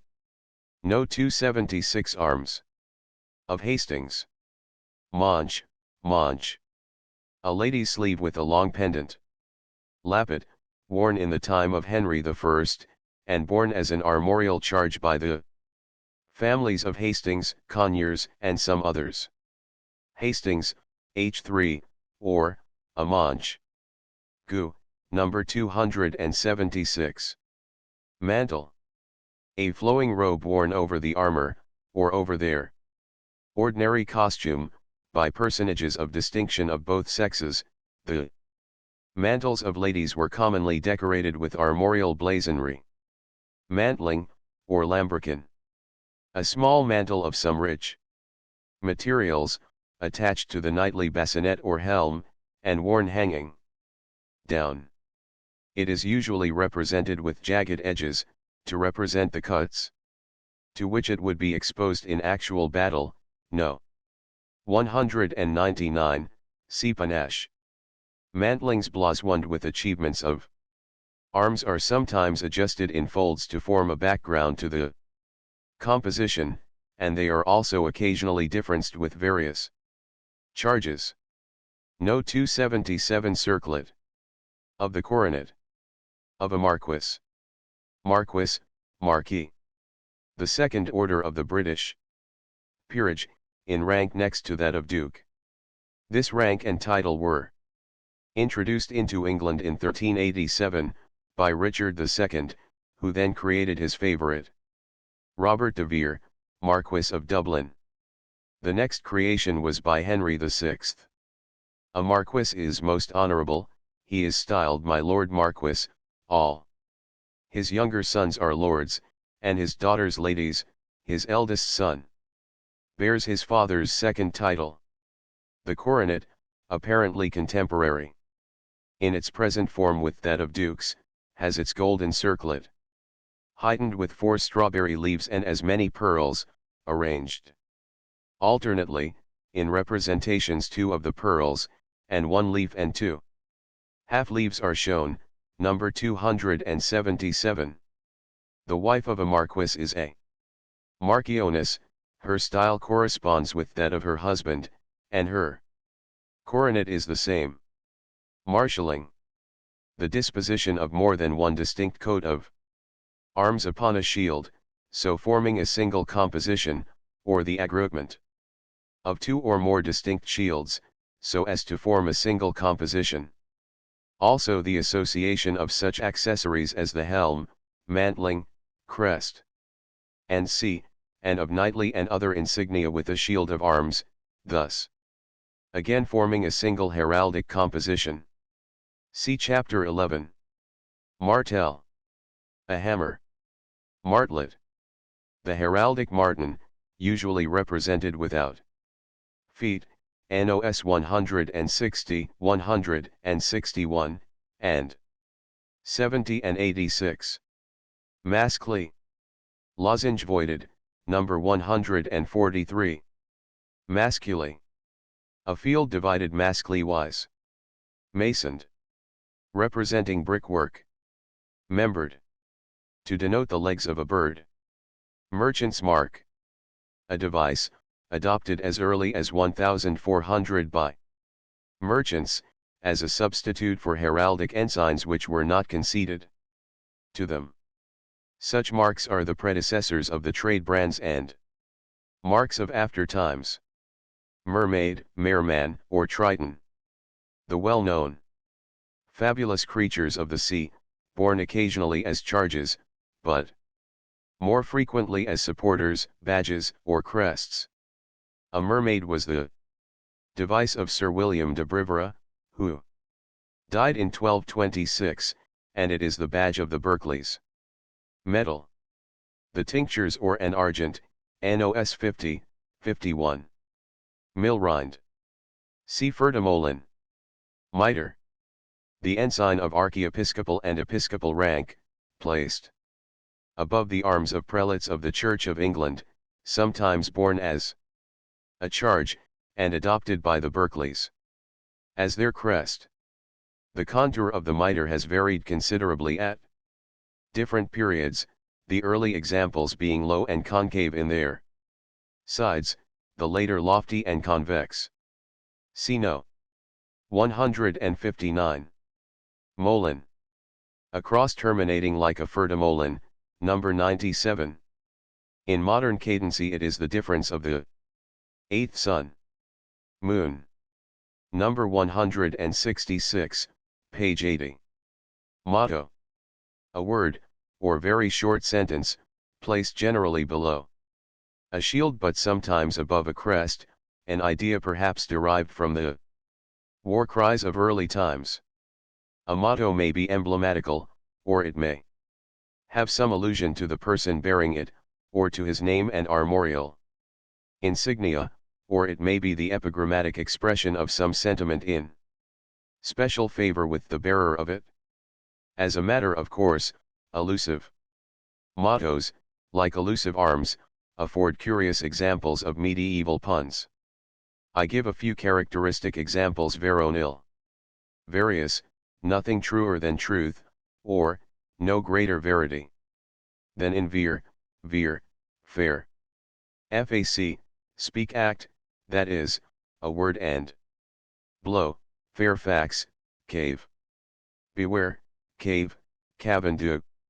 To do's, safe, by caution, or by Cavendish, set on, says Seaton, fight on, quoth Fitton, festina lente, on slow push forward, but be cautious, that is, adds on slow.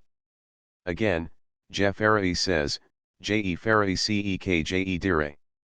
I shall be true to my word, scudamur scudam amoris divini, the shield of divine love, says James J. Jamais, I love ever. Says Estwick est hic. He is here, and pol polit virtus, valor prevails, and teftis and temps, be silent in time. The crest of Charteris, an arm with the hand grasping a sword, has over it this our charter is. In his arms the Marquis Colmondoli bears two helmets. And his motto is Cassus tutissima virtus, valor is. The safest helm, the crest of the Martins of Dorsetshire, was an ape, with the significant motto, he who looks at Martin's ape, shall look at him. The motto of Perceval is Pers valens, strong in himself, but, do no yll, quoth Doyle. Some lips, as Camden remarks, have a taste for this kind of lettuce. Mound. A globe, encircled and arched over with rich bands, and surmounted by a cross petit, the whole an ensign of the royal estate. A mound or orb forms part of the regalia, and the same form appears upon the intersecting arches of the crown of the sovereign, and it also surmounts the single arch of the coronet of the Prince of Wales. NOS 234, 289. Mount. A green hill. Mullet. A star, generally of 5, but sometimes of 6 or more points, if more than 5 the number to be specified, always formed by right lines, as number 278. A mullet is sometimes pierced, as in number 279, when the tincture of the field is generally apparent. through the circular aperture. In modern cadency an unpierced mullet is the difference of the third sun. See Estoil. No 278 mullet. No 279 mullet, pierced. Mural crown. Represents masonry, and is embattled, no. 280. Naiant. Swimming in fess. See Horient. No 280 mural crown. No 281 naval crown. Nisant. Equivalent to issuant, but applied only to living creatures. Naval crown. Has its circlet heightened with figures of the stern and the hoisted sail of a ship alternating, number 281. Nebulae, or nebulae. Number 38, H. Nimbus. A glory about the head of a figure of a sainted personage, sometimes used to denote sanctity in a symbolical device. Noroi. See Herald. Nova Scotia, badge of. See Baronet. Noud. Coiled in a knot, as a snake. Ogress. A pellet, or black roundel. Opinicus. A fabulous heraldic monster, a dragon before, and a lion behind with a camel's tail. Oppressed. An alternative for debruised. Or. The metal gold, number 50. Ordinary. An early principal charge of a simple character. See Chapter 6, and NOS 71 to 128, see also page 14. Ordinary of arms.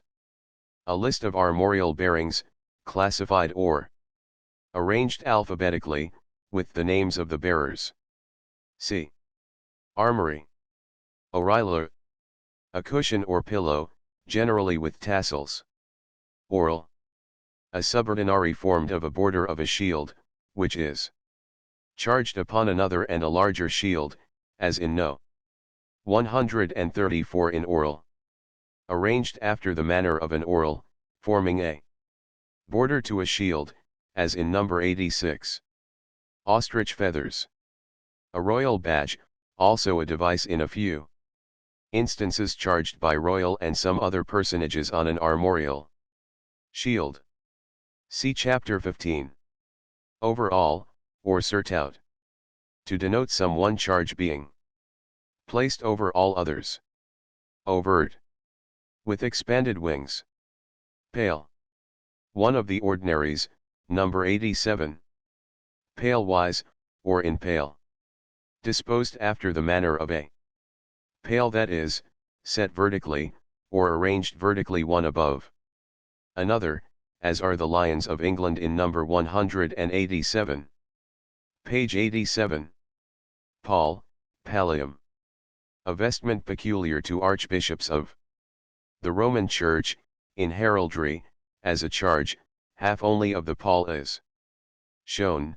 When it resembles the letter Y, it is borne in the arms of the sees of Canterbury, Armagh, and Dublin.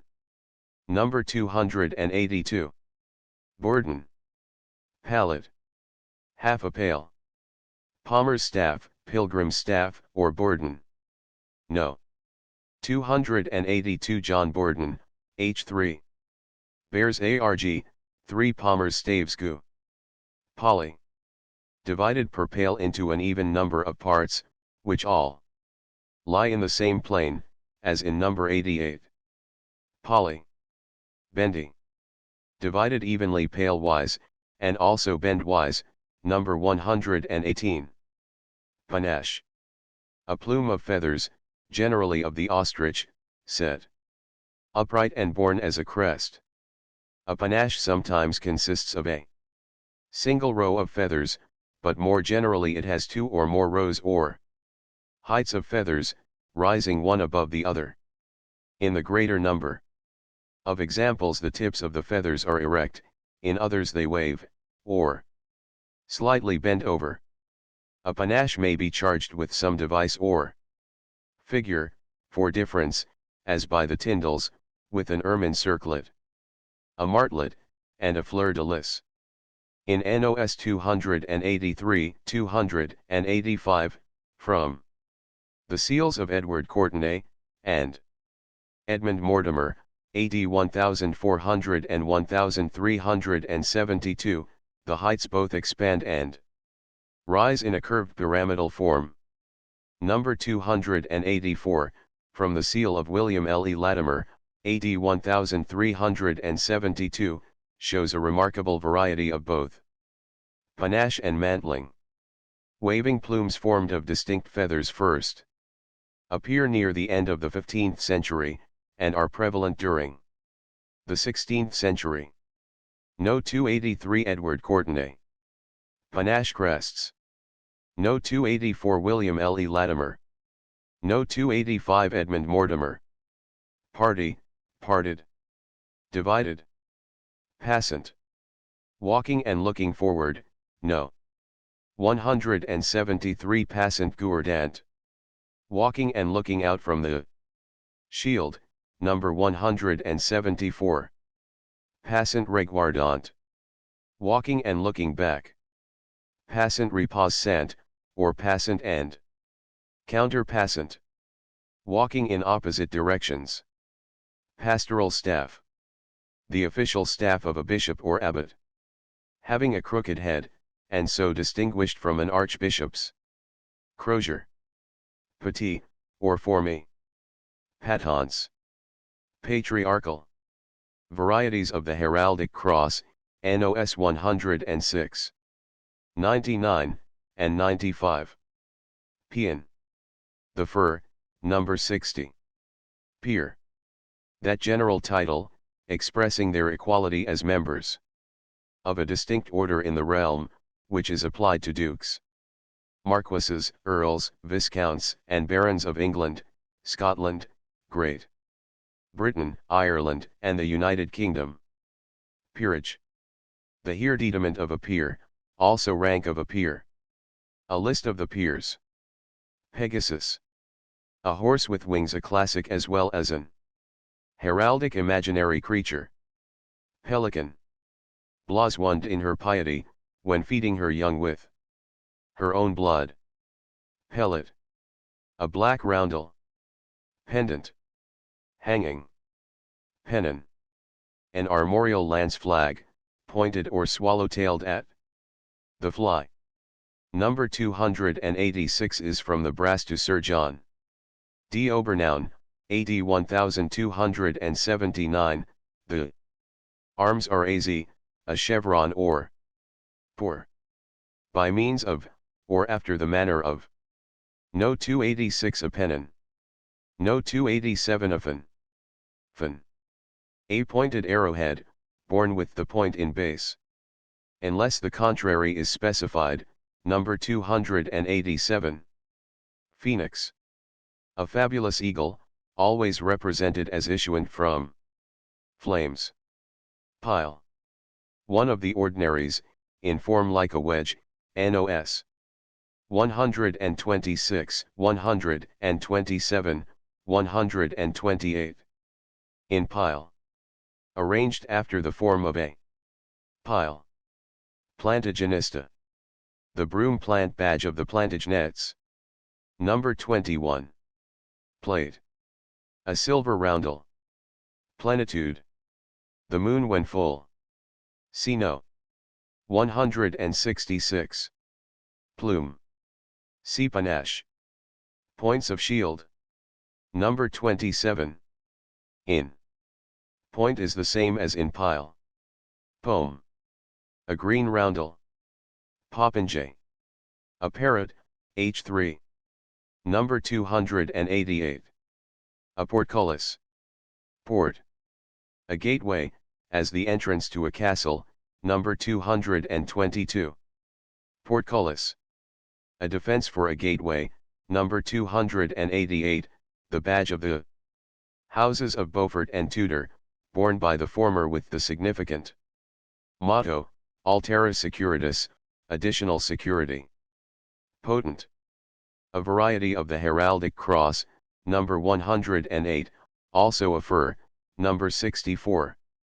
Powdered, poudre. The same as seme. Preying. When an animal devours its prey. c. Trussing. Prince, princess. In this country the rank and title of the members of the royal family. Their style is Your Royal Highness. The coronet of the Prince of Wales differs from the crown of the King only in having a single arch instead of two intersecting arches. No. 289 The coronets of the princes and princesses, the sons and daughters of the King, are the same as the coronet of the Prince of Wales, but without any arch.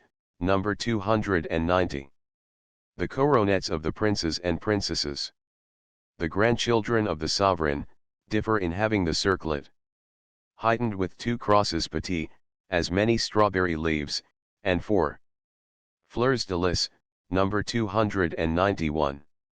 Other royal coronets have the circlet heightened with 4 crosses petit, and as many strawberry leaves. Number 292. For the arms of their royal highnesses, see chapter 18. CIRC lets of royal coronets. No. 289 Prince of Wales. No. 290 King's daughters and younger sons. No. 291 King's grandchildren. No. 292 Royal Dukes. Purfled. Lined and bordered or garnished. Purpur. A color, number 56. Pursuivant. A herald of the lowest rank.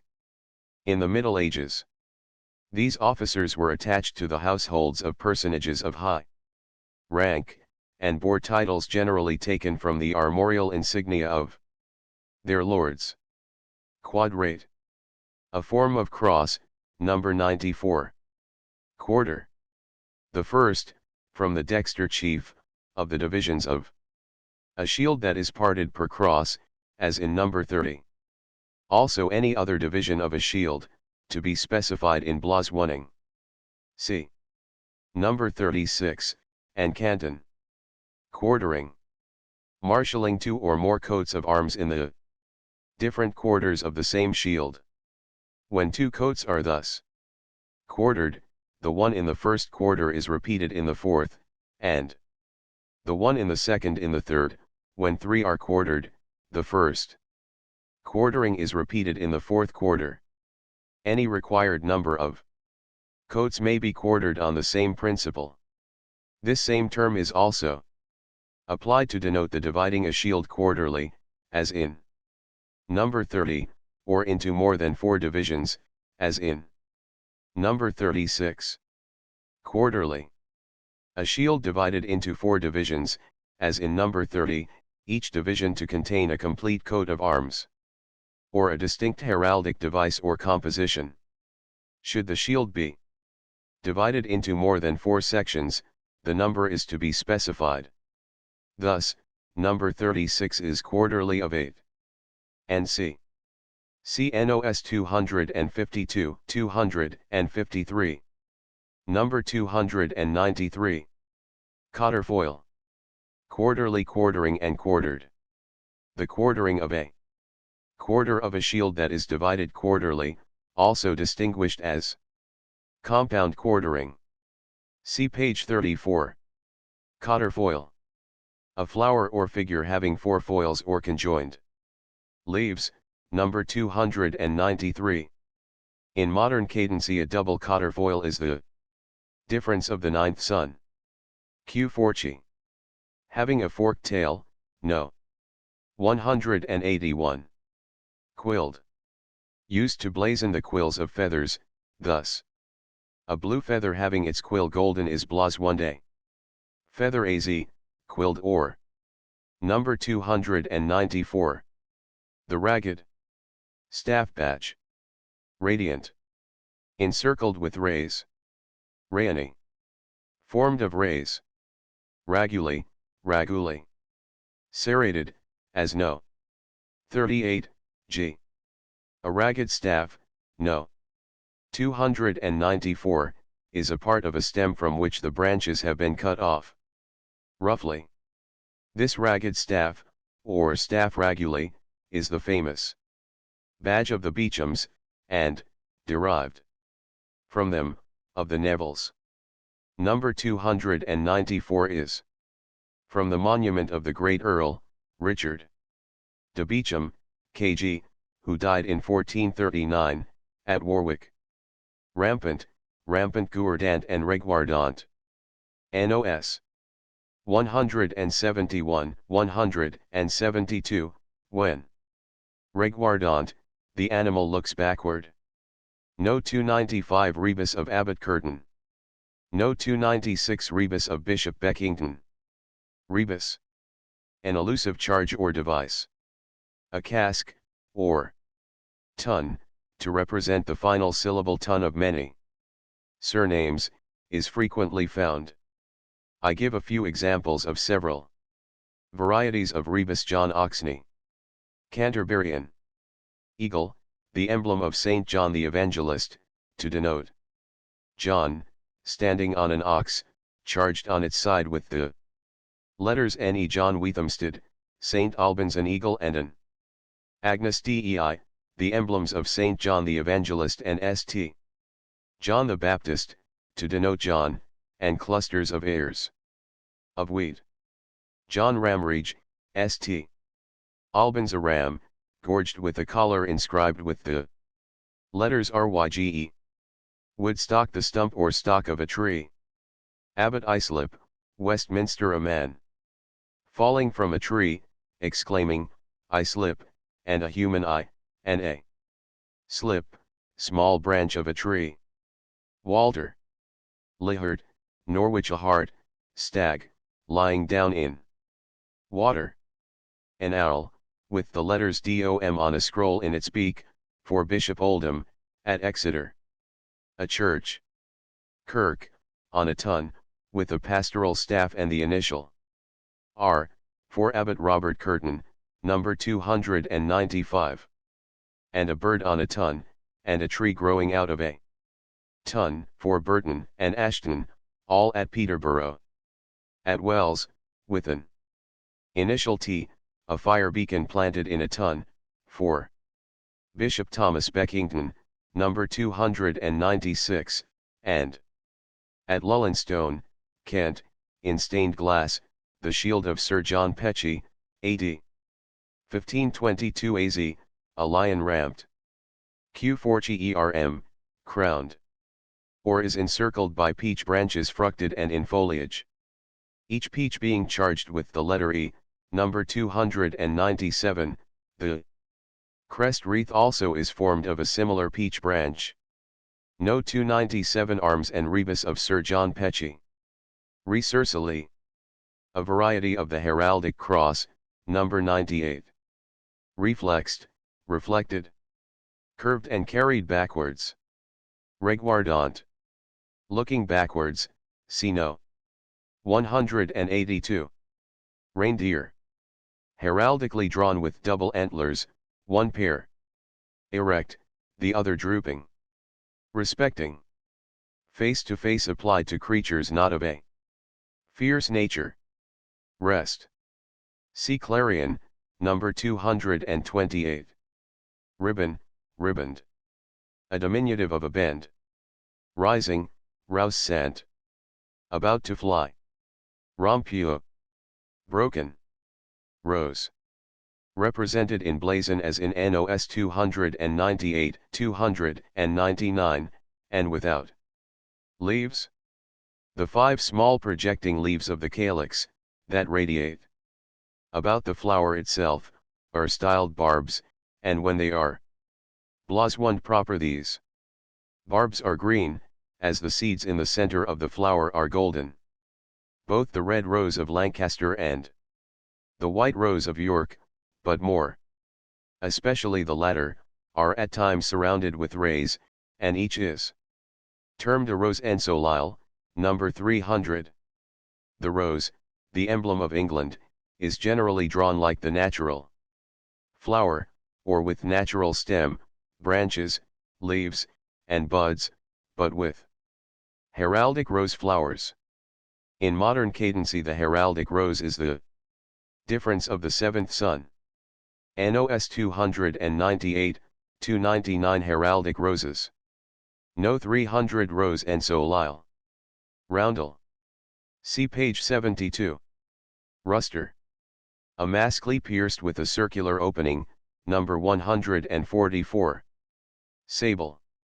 The color black, number 54. Sagittary. The fabulous centaur, half man and half horse. Salamander.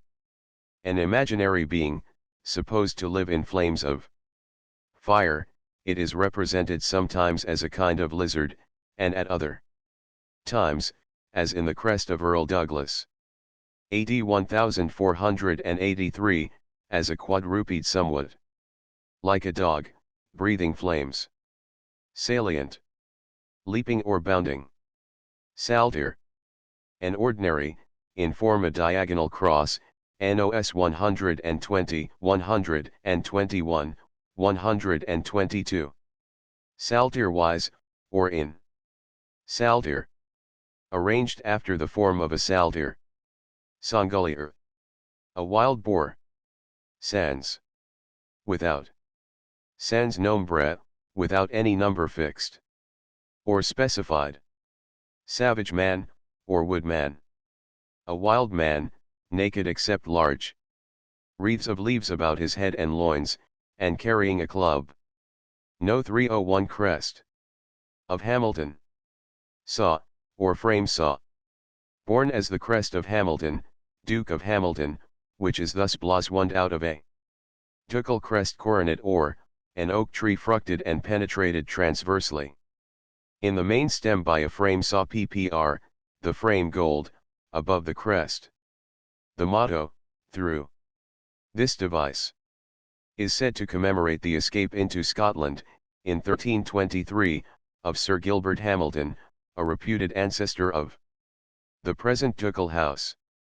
At the court of Edward II, Sir Gilbert had unadvisedly expressed admiration for Robert Bruce, on which John Le Despencer struck him. Despencer fell in single combat the next day, and Hamilton fled, hotly pursued, northward. Near the border the fugitive and a faithful esquire joined. Some woodcutters assumed their dress, and commenced working with them on an oak, when the pursuers passed by. Hamilton, saw in hand, observed his esquire anxiously watching their enemies as they passed, and at once recalled his attention to his woodman's duties by the word through. Thus, at the same time, appearing to consider the cutting down the oak to be far more important than the presence of the strangers. So they passed by, and Hamilton followed in safety. This crest does not appear in the Hamilton seals till long after the days of Bruce and his admirer, Sir Gilbert, number 301. Scarpe, escarpe. A diminutive of a bend. Sinister. Scintillant. Emitting sparks. Ceux. A Saxon sword. Seeded. Having seeds or seed vessels, as in the center of an heraldic rose. CNOS 298-300. Segrient. A term applied to a griffin when rampant. Segent. Sitting. Seamy. Sown broadcast or scattered, without any fixed number, over the field, parts of the charge thus seamy appearing at the border lines of the composition. CNOS 247. 250, 252. Shake fork. Resembles the letter Y, but does not extend to the margin of the shield, and is pointed at its extremities. Shamrock. A trefoil plant or leaf, the badge of Ireland. Shield, or escutcheon. The shield of heraldry is fully described at page 32. See also NOS 27, 39-49. Ship. Sometimes blossomed as a modern vessel, but sometimes also as an ancient galley. See lymphad. Chevelure. A species of duck. Simple quartering. Dividing a shield quarterly, with the quartering of any of the quarters. See quartering. Number 302. Six foil. Sinister. The left side. Number 27. Sinople. The color vert in French heraldry. Six foil. A flower of six leaves, number 302. Slipped. Having a stalk, as a leaf or branch, number 309. Spear. The spear or lance is not of common occurrence in blazon, but it appears, with heraldic propriety, in the arms granted in 1596 to the father of the great poet, who bore or, on a bend. Essay. A spear gold, the head arg the arms of Shakespeare, number 303. In the woodcut the bend is accidentally shaded for gules, instead of sable. No 303 arms of Shakespeare. Spur. Not common as an heraldic charge. Before about 1320 the spur had a single point, and was known as the Pryck spur. About that time appeared a ruelle spur of simple form. In the middle of the 15th century spurs of extravagant length were introduced. SS, collar of C collar, and no. 231. Stafford knot. Number 304. Stall plate. A plate bearing the arms of a knight and placed in his stall. The stall plates of the Knights of the Garter and the Bath are severally placed in the chapels of St. George and of Henry VII. At Windsor and Westminster. The earliest plates now in existence at Windsor, though many of them bear arms of an earlier date, were executed about 1430. No 304 Stafford knot. No 305 Stapleton badge. Standard. A long narrow flag, introduced for the purpose of heraldic display, in the time of Edward III, but not in general use till a later period. Standards generally had the cross of St. George next the staff, to which succeeded the badge or badges and the motto of the owner. See Chapter 17. Staple. Borne by Stapleton.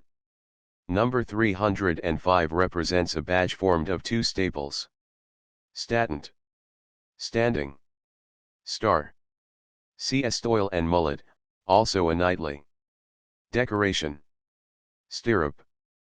Borne, with appropriate straps and buckles, by Scudamore, Gifford, and a few others. Stock. The stump of a tree. Stringed. As a harp or a bugle horn, or, suspended by, or fastened with, a string. Sun. When represented shining and surrounded with rays, he has a representation of a human face upon his disk, and is blazoned in splendor. Sunbeams, or rays, are borne in blazon, and form an early charge. See collar. Supporter. A figure of whatsoever kind that stands by a shield of arms, as if supporting or guarding it. Single supporters occasionally appear, but the general usage is to have a pair of supporters, one on each side of the supported shield. They came gradually into use in the course of the 14th century, but were not regularly established as accessories of shields till about 1425, or rather later. At first they were generally alike, being then duplicate representations of the badge. But subsequently the more prevalent custom was that the two supporters should differ, as in the case of the royal supporters, the lion and the unicorn, famous in history as in heraldry. See bearer. Tenant, and also Chapter 16. Surcoat. Any garment worn over armor, but especially the long flowing garment worn by knights over their armor until about 1325, when its form was modified by cutting it short in front, and it was distinguished as a cyclos. See Japan. Surmounted. Placed over another. Swan. When Bloswund proper, white with black beak and red legs. It is the badge of the Bowens, and of their descendants the Lancastrian Plantagenets, the Staffords, and some others. This swan has his neck encircled with a coronet, from which a chain generally passes over his back. By Henry V, the swan badge of his mother, Mary de Bohun, was born with the wings expanded. Sword. When born as a charge, straight in the blade, pointed, and with a cross guard. All the appointments of the weapon are to be Bloswund.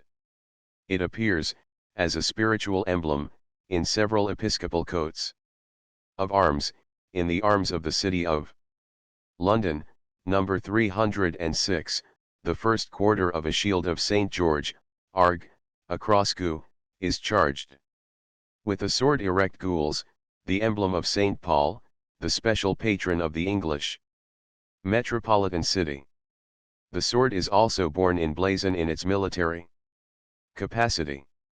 No. 306 Arms of City of London. Tabard. A short garment with sleeves, worn in the Tudor era. It has the arms Bloswund on the sleeves as well as on the front and back. Number 307, the tabard of William Findern, Esquire, from his brass, AD 1444, at Childrey in Berkshire. The arms RARG, a chevron between three crosses petit sable. The ordinary being charged with an annulet of the field for difference. A similar garment is the official habit of heralds. No. 307 Tabard, AD 1444. Tau, Tau cross. A cross formed like the letter T, so called in Greek, number 93, borne as a charge in the arms of Drury, Talk, and some others. This charge is also called the Cross of St. Anthony. It is sometimes borne on a badge, as in the Bishop's Palace at Exeter. See Chapter 15. Templars, Knights. See Chapter 19. Tenant, tenant. Used by French heralds to distinguish human figures from animals, as supporters. Tenet, or tawny. A deep orange color, in use in the Middle Ages as a livery color. No. 308 Badge of James I. Thistle. The national badge of Scotland, represented after its national aspect, and tinctured proper. James I. of Great Britain, to symbolize the union of the two realms of England and Scotland, compounded a badge from the rose of one realm, and the thistle of the other, united by implement under a single crown. Number 308. The impaled rose and thistle is borne by the Earl of Kinnoul, repeated 8 times upon a bowyer. Timber. In the early heraldry of England, this term denotes the true heraldic crest, but, in the modern heraldry of France, the timber is the helm in an armorial achievement. Timbered. Ensigned with a helm, or, if referring to an early English achievement, with a crest. It is a term very seldom met with in use. Tierce. In tiers, per tiers.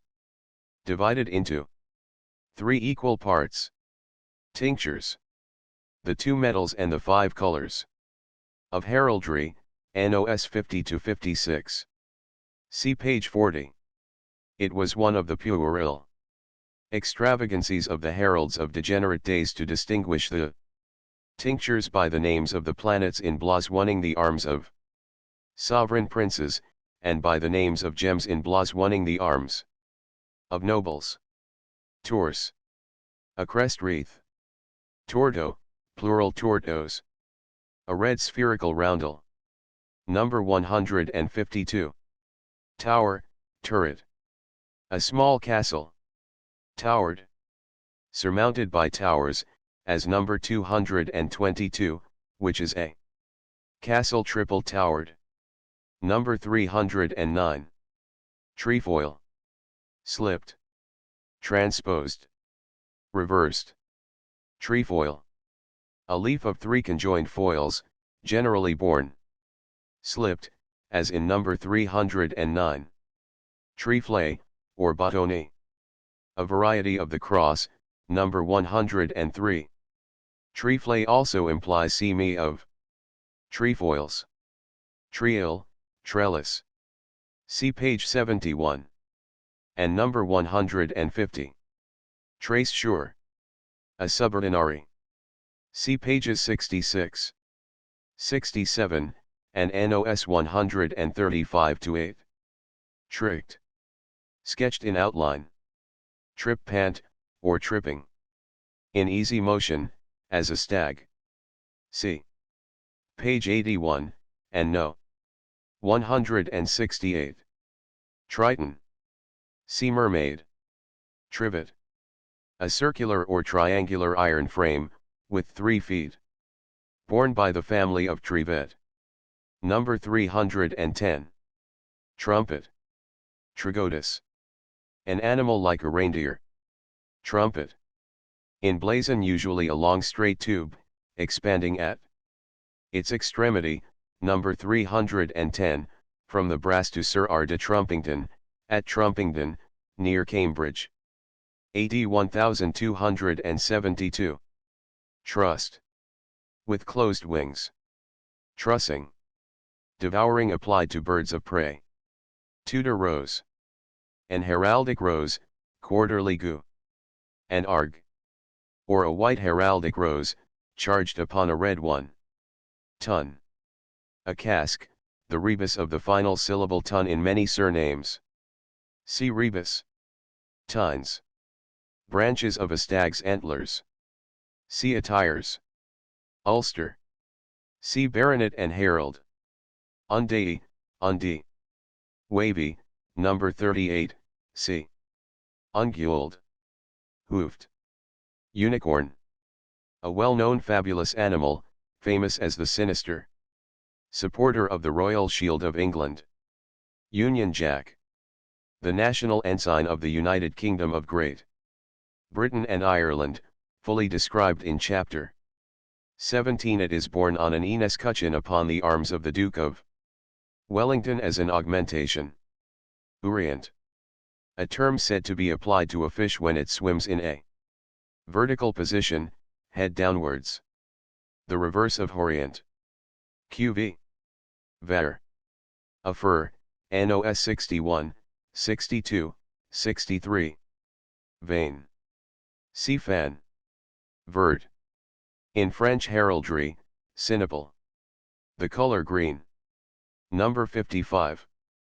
Vervels, varvels. Small rings. Vested. Clothed. No 311 circlet of a viscount's coronet. Viscount. The 4th degree of rank and dignity in the British peerage, in Latin viscomes, introduced by Henry VI, AD 1440. Viscomes is also the Latin word for the office of sheriff. A viscount is right honorable, and is styled my lord. All his sons and daughters are honorable. His coronet, granted by James I, has a row of 16 pearls, of comparatively small size set on the circlet. In representations 9 are shown, number 311. The wife of a viscount is a viscountess, who has the same rank, style, and coronet as her husband. Number 312. Shield at St. Michael's Church, St. Albans. Vivre. An early term, fallen into general disuse, but apparently denoting a barulet or cotus danciti, as in number 312, at St. Michael's Church, St. Albans. Voided. Having the central area removed. Voiders. Diminutives of flanches. Volant. Flying. Vorant. Devouring. Volume 2. Bird's wings conjoined, having the appearance of an Eagle displayed without its body, number 207. Wound. Wounded. Wake not. Number 313. Walled. Made to represent brick or stone work. The term masoned is, however, usually employed. No 313 wake not. No 314 Catherine wheel. No 315 wyvern. Water budget. Number 218. Wattled. Having a comb and gills, as a cock. Wavy, undi. Number 38, c. Wheat sheaf. Sea garb. Wheel, Catherine wheel. Has curved spikes projecting from its rim, number 314, from a shield upon a boss, about AD 1400, in the south choir aisle of the Church of Great Yarmouth. Wreath, crest wreath. See crest wreath, and number 233, also chapter 14. Wreathed. Adorned with a wreath, chaplet, or garland, or twisted into the form of a wreath, and c. Wyvern, wyvern. A fabulous creature, being a species of dragon with 2 legs, number 315. Chapter 11. Marshalling. Agrupment combination quartering. Demediation implement escutcheon of pret-ins. Marshalling the arms of widowers, widows, and others, official arms. And, the accessories of shields. Marshalling is a conjoining of diverse coats in one shield. Gillim. Upon this concise definition, Gillim, in another part of his work, adds the following.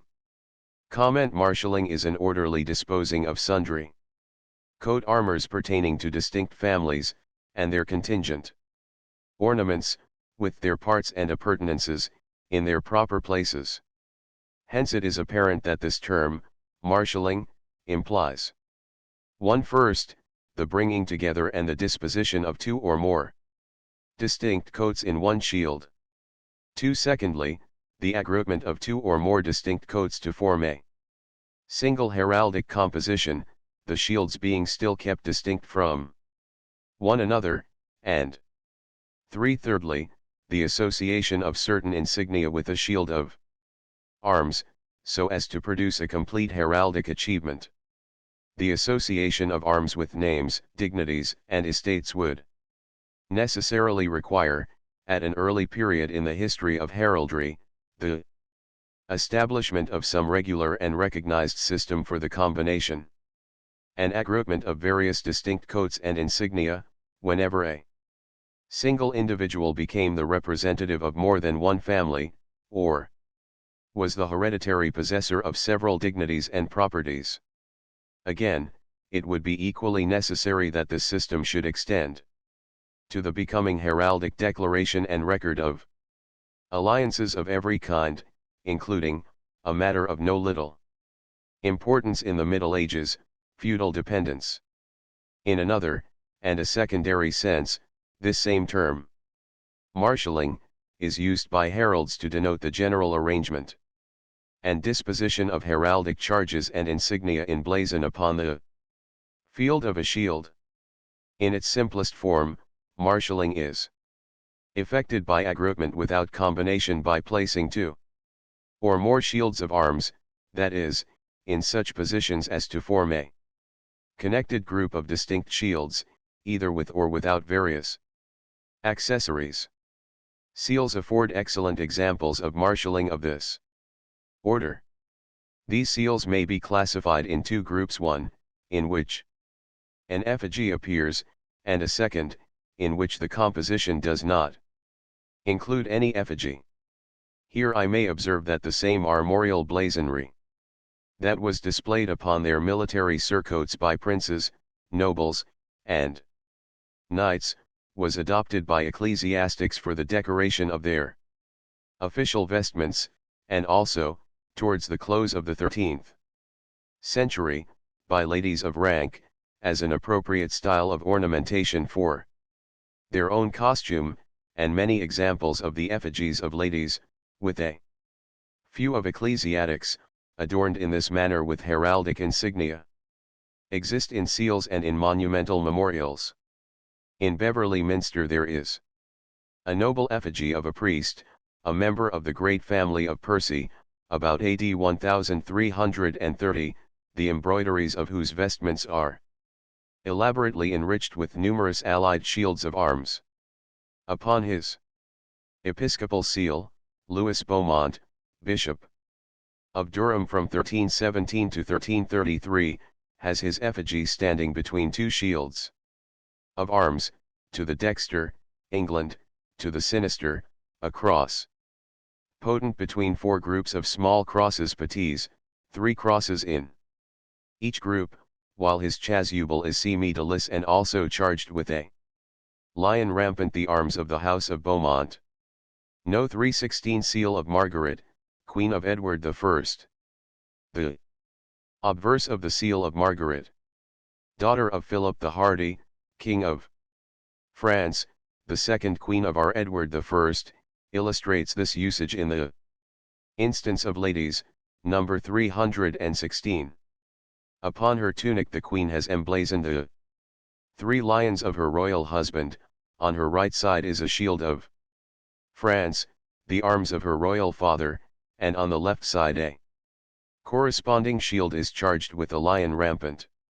I have already shown the reverse of this fine seal, number 251, which in the original is 1 inch more in depth than it appears in these woodcuts. 5 Other characteristic examples are the seals of Agnes de Percy, whose effigy, having the arms of Louvain upon the tunic, holds 2 armorial shields, 1 in each hand, and of Margaret, Countess of Lincoln and Pembroke, about 1241, who blazons the old arms of de Lacy quarterly or Angot. A bend essay, over all a label vert upon the tunic of her effigy, and has the same arms on a shield to the dexter, while another shield to the sinister is charged with the lion rampant, borne by the de Lacys as Earls of Lincoln. The effigies of illustrious ladies, which appear on seals with allied shields of arms, are not always represented in heraldic costume. Good examples are the seals of Isabel of France, Queen of Edward II, and of Elizabeth, daughter of Edward I, who was Countess, first of Holland, and afterwards of Hereford. Both are engraved in Sandford's Genealogical History of England, page 121. No. 317 Seal of Margaret, Lady de Ros. Lang. The Seal of Margaret Bruce, of Skelton, Lady de Ros, attached to a deed, dated 1820, has the effigy of the noble lady, wearing her ermine mantle, and supporting 2 shields of arms, the shield of de Ros, Gu, 3 water bouges arg, to the dexter, and a shield of Bruce. A lion rampant, number 317. I am indebted, for the use of the excellent woodcut of this very interesting seal, to Mr. Lang of Edinburgh, the talented author of the 2 noble volumes on the early seals of Scotland, which occupy a foremost position amongst the most valuable as well as the most beautiful heraldic works that have ever been published in Great Britain. See page 11. In the monumental brasses and also in the sculptured monumental effigies of ladies of the 14th and 15th centuries, heraldic costume is frequently represented, and the figures are constantly associated with groups of shields of arms. As most characteristic examples I may specify the effigy of a lady, about AD 1325, at Selby in Yorkshire, and the brass in Westminster Abbey, AD 1399. To Alienoor de Bohun, Duchess of Gloucester. No. 318 Seal of Joan, Countess of Surrey. The aggroupment of various armorial ensigns upon a seal, without the presence of any effigy, is exemplified in the characteristic seal of Joan, daughter of Henry Count de Bar, and of Alienoer, daughter of Edward I, the widow of John de Warenne, Earl of Surrey, AD 1347. In this remarkable composition, number 318, the arms, blazoned on lozenges, are, in the center, Warenne, in chief and base, England. And to the dexter and sinister, de Bar, no. 162 also, at the four angles of the group, the lion and castle of Leon and Castile, in direct allusion to the descent of the Countess from Alienoer, first queen of Edward I. In the original, this elaborate composition is only 1½ inches in diameter. Still smaller, measuring no more than 1¼ inches in diameter, and yet no less rich in either its heraldry or its Gothic traceries, is the beautiful little counter seal of Mary de Saint Paul, wife of Aymer de Valence, Earl of Pembroke, which is faithfully shown on an enlarged scale, in order to render the details more effectively, in number 319. This illustrious lady, who founded Pembroke College, Cambridge, AD 1373, was the daughter of Guy de Chastillon, Count of St. Paul, by his wife Mary, daughter of John de Dreux, Duke of Brittany, and of Beatrice, sister of Edward I. On her seal, accordingly, the Countess of Brittany marshals, in the center, the arms of her husband, de Valence, number 86, and those of her father, de Chastillon, 3 pallets var, on a chief or a label of 3 points az, united upon a single shield by demediation, a process presently to be described, to the dexter. The arms of her royal relatives of England are blazoned in a circular compartment, to the sinister, in a similar compartment, are the fleurs de lis of France ancient, number 247. At that time so closely allied with the English lions, and, finally, in a third roundel, in the base of the composition, are the arms of de Dreux, Chequi or an az, within a bourgeois, 6 over all a canton of Brittany, number 15, borne by the maternal grandfather of the Countess. The legend is, plus S. Marie de Seyn Povl Committus Pembroke. The original impression of this seal, from which the woodcut, number 319, was drawn, is appended to a charter, dated 1347, which is preserved amongst the muniments of Pembroke College.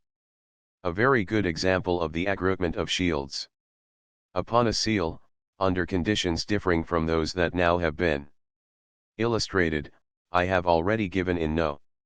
204. Another beautiful and most interesting example, now unfortunately partially mutilated, is the seal of Matilda of Lancaster, the wife, first, of William de Burgh, Earl of Ulster, and by him mother of Elizabeth, the wife of Prince Lionel of Clarence, and secondly, of Sir Ralph de Afford.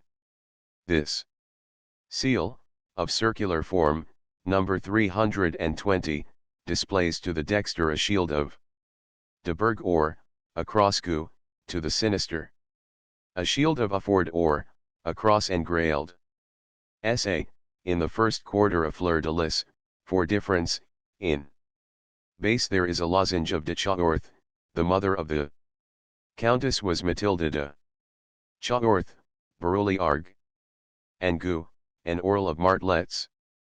S.A., and in chief there remains part of another lozenge of Lancaster, to complete this remarkable heraldic group. Of the legend there remains only ILLV Matild. S.E. The introduction of badges, with a shield or shields of arms, in the composition of a seal, is another variety of this same system of marshalling.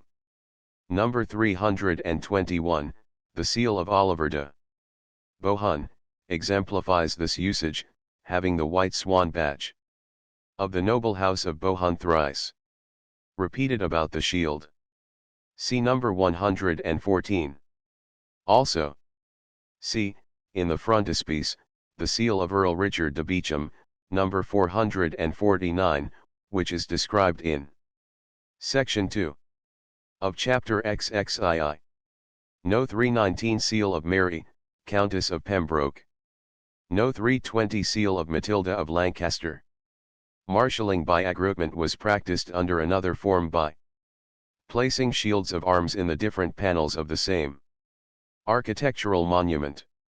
Marshalling by combination is effected by actually forming, for the blazonry of a single shield, a composition which includes the principal charges of two or more allied shields.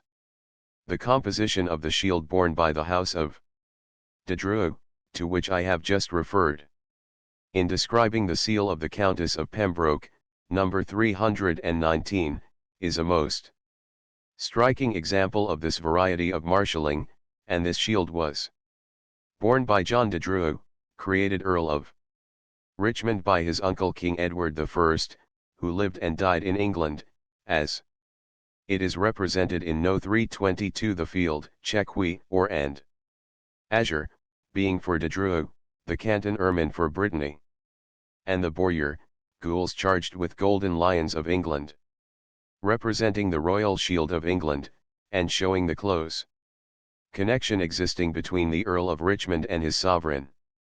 The shield of Prince John of Eltham, number 24, England, within a bowyer of France, is another characteristic example of this marshalling by combination.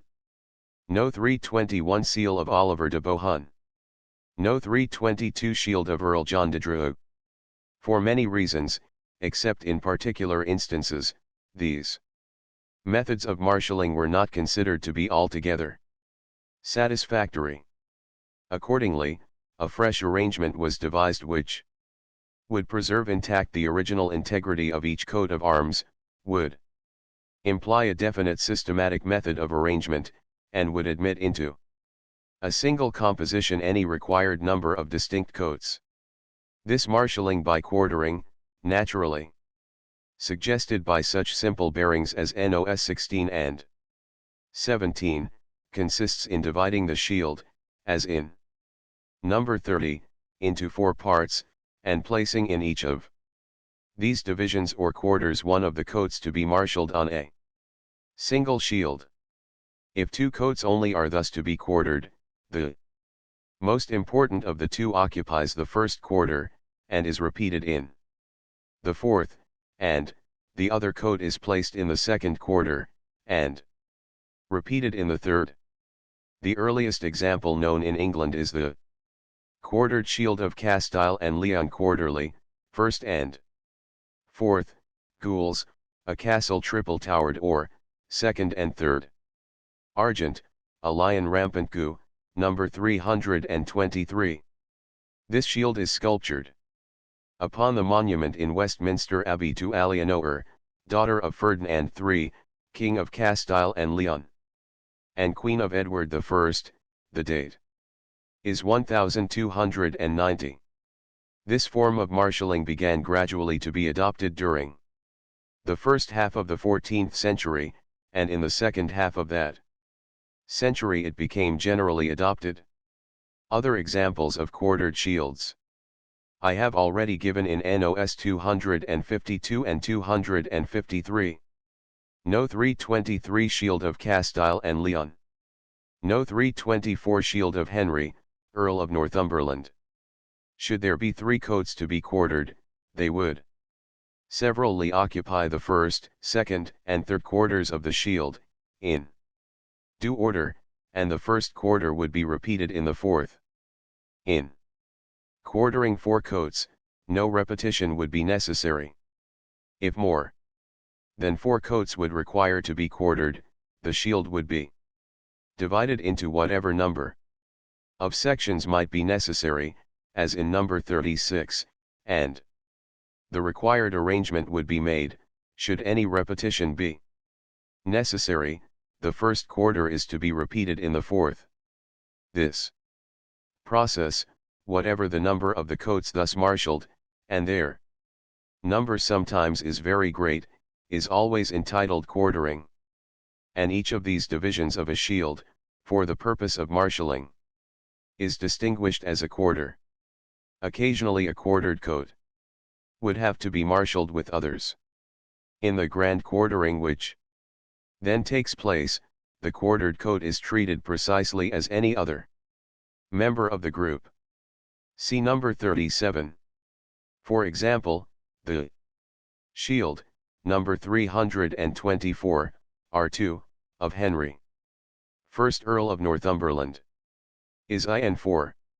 Grand quarters 1st and 4th, or a lion ramped, AZ, for Louvain or Percy Modern, 2nd and 3rd, Gu, 3 Lucy's Horient Arg. No. 164, for Lucy, 2 and 3. Grand quarters AZ, 5. Fusils conjoined in Fess or, for Percy Ancient.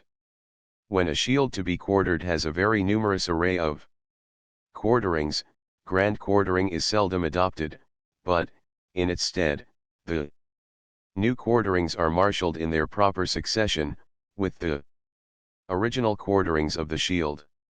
In this marshalling the first quarter is occupied by the most important quartering, which is determined, without any fixed rule, by the original grant or license. The other quarterings follow, in the order in which they may have been brought into the composition. No. 325 Shield of Mayor of Winchelsea. No. 326 De Valence, de mediating Clermont-Nesle. To denote and record alliance by marriage, 2 distinct coats were first marshalled upon a single shield by demediation. This process is accomplished in the following manner. The shield to be charged with the 2 coats in union is divided per pale, as in number 28, on the dexter half. The corresponding half, or generally somewhat more than that half, of the arms of the husband is marshalled. Then, in like manner, the sinister half is charged with the corresponding portion of the arms of the wife.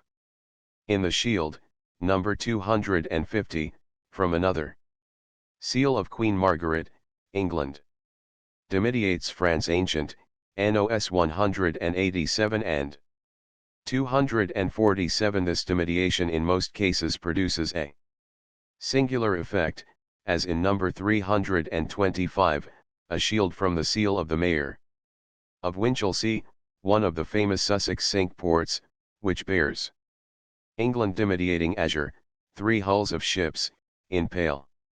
Or, here the demediated lions and ships appear to unite for the purpose of forming the most extravagant of compound monsters.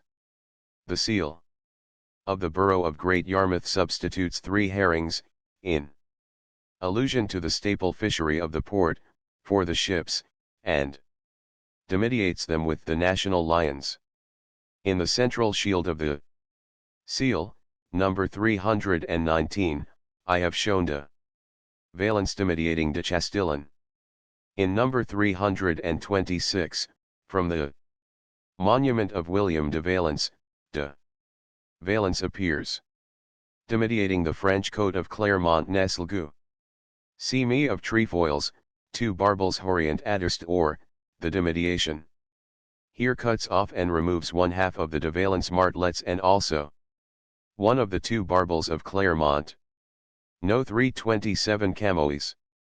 Impaling Mortimer. The characteristic features of one or of both of the united coats, as I have just shown, being commonly rendered indistinct and uncertain by demediation, that form of marshalling was generally superseded by impallement in the course of the 3rd quarter of the 14th century. This process, at once simple and effectual, Marshals the whole of the husband's arms on the dexter half of a shield. Divided per pale, as number 28, and the whole of the arms of the wife on the sinister half of it. Such an impaled shield is borne by a husband and wife during their conjoint lives, and should the wife become a widow, by her the impaled arms are borne during her widowhood charged upon a lozenge. The dexter half only the husband's arms of an impaled shield is hereditary. Fine examples of shields that are both impaled and quartered, are preserved in the monuments of Edward III and his Queen Philippa, in the brass to Aliénor de Bohun, and in the monument to Margaret Beaufort, all in Westminster Abbey. Other fine examples occur on the monument of Earl Richard Beauchamp, at Warwick. Number 327, from the brass to Thomas, Lord Camoes, K.G., and his wife, Elizabeth Mortimer, the widow of Henry Hotspur, at Droughton, in Sussex, AD 1410, Marshals Camoes Arg, on a chief gu. 3 plates, impaling Mortimer, number 131. Again, at Warwick, the brass to Earl Thomas de Beauchamp and his Countess Margaret Ferrers of Groby, AD 1406, has a shield of Beauchamp gu, a fess between 6 crosslets. Or, impaling Ferrers gu, 7 maskels, 3 and 1, or no 328 Daubigny, impaling Scotland.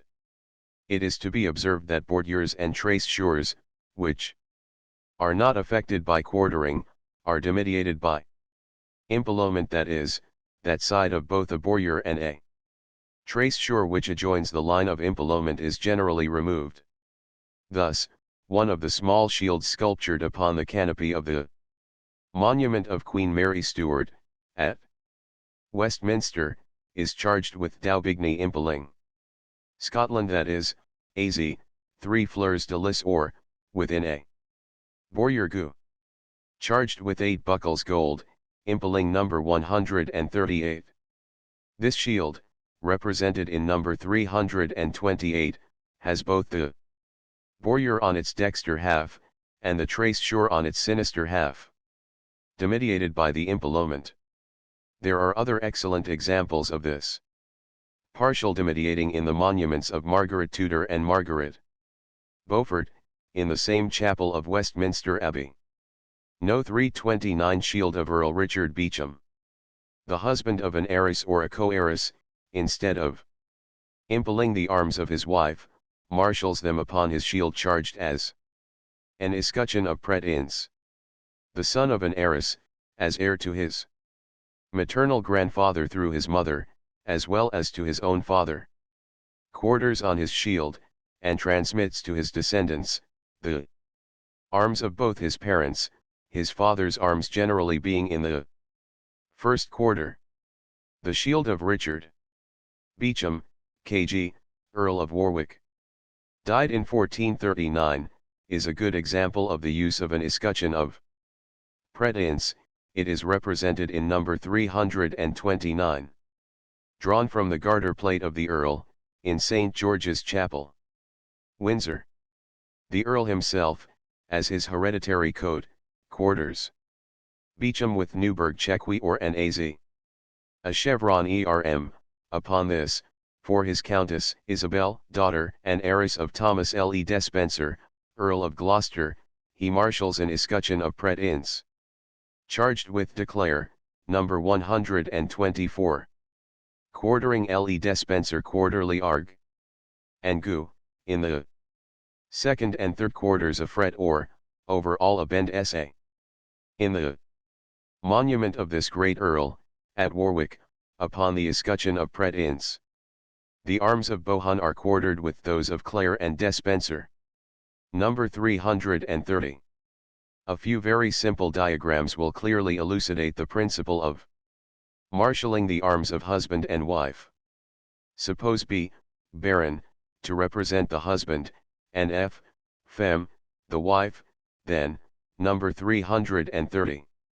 B may represent the arms of the husband, and number 330 F the arms of the wife. If F be not an heiress, the arms of B and F, as husband and wife, are borne impaled, as in number 330 BF, and their son bears no 330 B only. If F be an heiress, the arms of B and F, as husband and wife, are borne as in no 331 the arms of the wife on an escutcheon of prétence, and, in this case, the son of B and F quarters the arms of both his parents, as number 332. Now, suppose this son, whose arms are number 332, to marry a lady, not an heiress, whose arms are number 330 FF, he would simply impale the arms of his wife, as in number 333, and his son would bear number 332. Only, as his father bore that quartered shield before his marriage. But, if the wife of the bearer of number 332 were to be an heiress, he would charge the arms of his wife in prétence upon his own hereditary paternal shield, as in number 334, and his son, by this heiress, as before, would quarter the arms of both his parents, as in number 335. It is obvious that marshalling on this system, of which I here give the general outline, admits of a widely extended application. Younger sons in all cases place over all the quarterings of their shield their own distinctive mark of cadency, until they inherit some different quartering from those to which the head of their house is entitled, and the quartering itself then forms sufficient difference. Number 331. Number 332. Number 333. Number 334. Number 335. A widower who marries again places the arms of both his wives upon any permanent record, but for ordinary purposes of use, e.g. on a seal or carriage, bears only the arms of his living wife. An unmarried lady bears her paternal arms on a lozenge, without any helmet, crest, or motto. A widow bears on a lozenge the arms borne by her husband and herself. Should she marry again, a widow ceases to bear the arms of her former husband. A peeress in her own right, if married to a peer, has both her own arms and those of her husband fully blazoned, and the lozenge and the shield, with all their accessories, are marshaled to form a single united group, the achievement of the husband having precedence to the dexter. If married to a commoner, a peeress in her own right bears her own arms on a lozenge as before, and her husband marshals her arms ensigned with her coronet in prétence on his shield, and this lozenge and shield are grouped together, the lozenge yielding precedence. Prelates bear the arms of their see impaling their own paternal and hereditary arms, the insignia of the see occupying the dexter half of the shield, this shield being ensigned with a mitre only. A married prelate bears also a second shield, placed to the sinister of the other, on which are marshalled, in accordance with ordinary usage, his own personal arms with those of his wife. The mitre then is placed over the conjoined shields. The kings of arms, in like manner, bear two shields, disposed to form a single group. On the dexter shield their official arms impale their personal, and on the sinister shield their personal arms are marshalled with the arms of their wives. Again, the same usage obtains in marshalling the arms of knights of orders of knighthood who, when married, bear two shields grouped together. On the dexter shield are blazoned the arms of the knight himself alone, and around this shield are displayed the insignia of his order or orders of knighthood, and on the sinister shield the arms of the knight and of his wife are marshalled, but without the knightly insignia. This second shield is generally environed with decorative foliage. This usage, prevalent in England, is not accepted or adopted by foreign heralds, nor does it appear to be required by true heraldic principle, or to be strictly in accordance with it. The wife of a knight shares his knightly title, and takes precedence from her husband's knightly rank, and a knight, with perfect heraldic consistency, might marshal his own knightly insignia about the shield which is charged with his own arms and those of his wife, whether united by implement, or when the latter are borne in praetence, and thus a single shield would be borne, and there would cease to exist any motive for endeavoring to impart to a second shield some general resemblance to its companion by wreaths or other unmeaning accessories. There are ancient precedents for the use of a single shield. Official arms are not hereditary. Royal personages, when married, bear their own arms on a separate shield, and a second shield bears the arms of the husband and wife conjoined. The circumstances of every case must exercise a considerable influence in determining the marshalling of the accessories of any shield, lozenge, or group. As a general rule, however, the helm always rests on the chief of the shield. Commoners, knights, baronets, and peers place their crest upon the helm. Peers and princes place their helm upon the coronet, and their crest is placed upon the helmet. The sovereign places the crest upon the royal crown, which is a part of the royal crest, and it is unusual to duplicate the crown by repeating it below the helmet.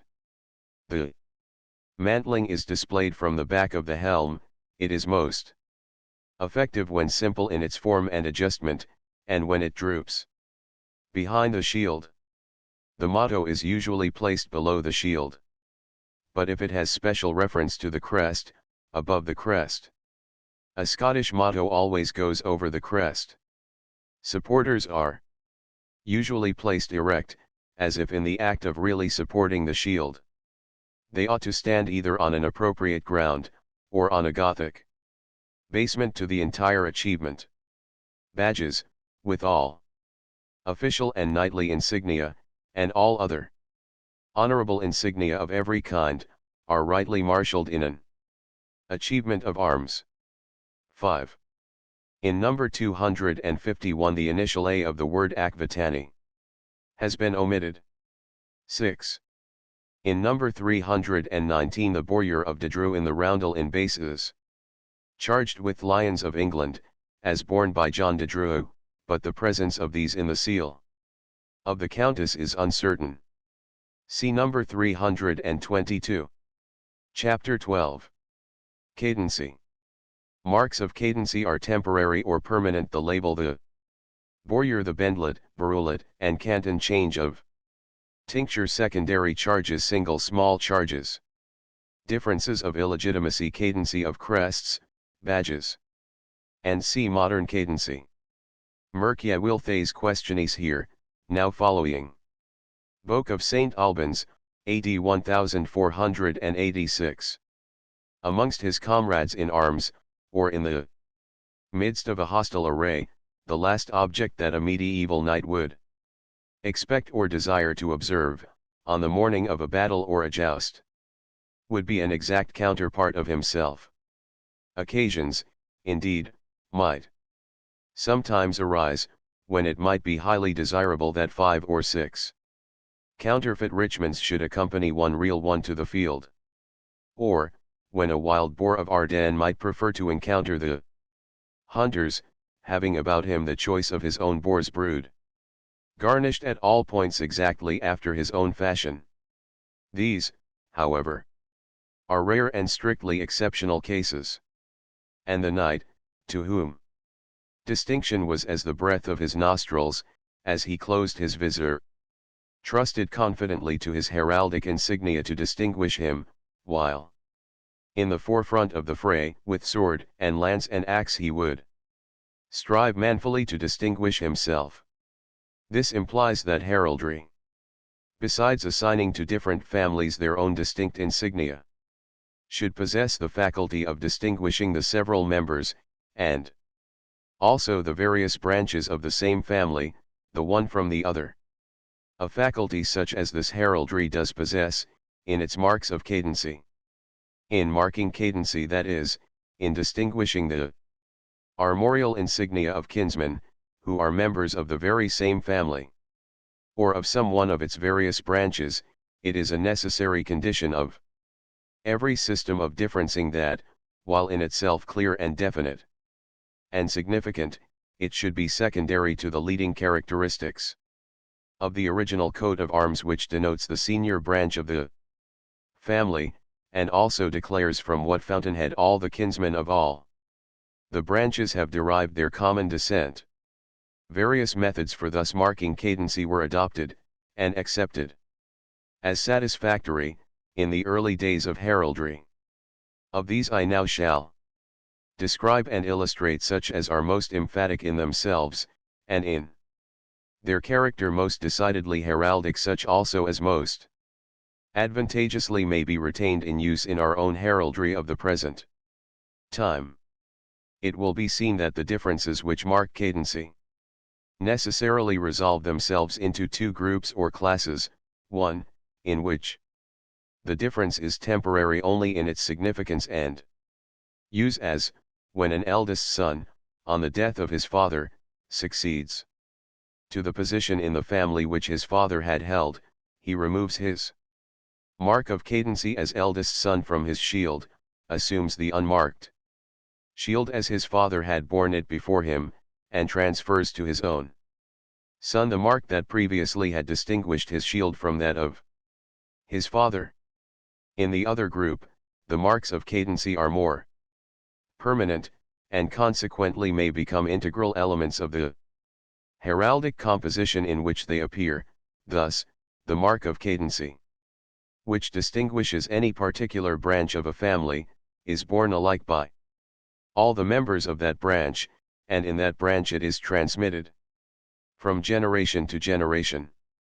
More than one mark of cadency may be introduced into the same coat of arms, and, for the purpose of some form of secondary distinction, it is quite correct heraldry to mark marks of cadency to charge one variety of mark, that is, upon another.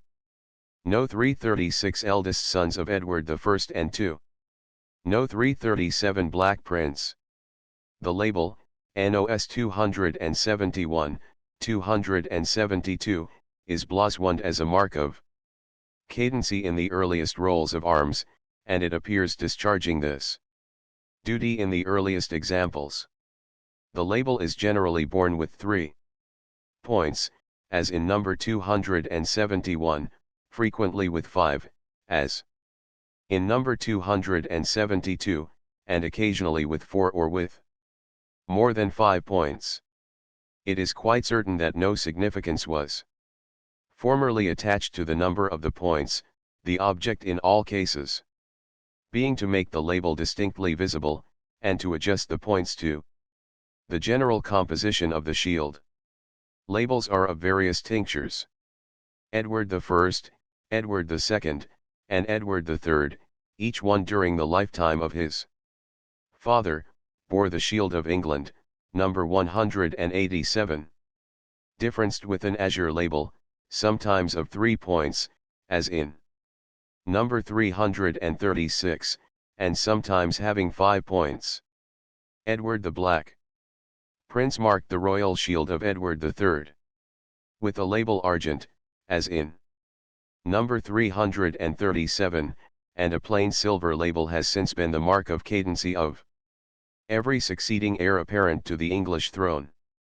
The label has been used in this manner by personages of all ranks who have borne arms, from the time of Henry III, and examples abound in all the early rolls of arms, in monuments, and upon seals.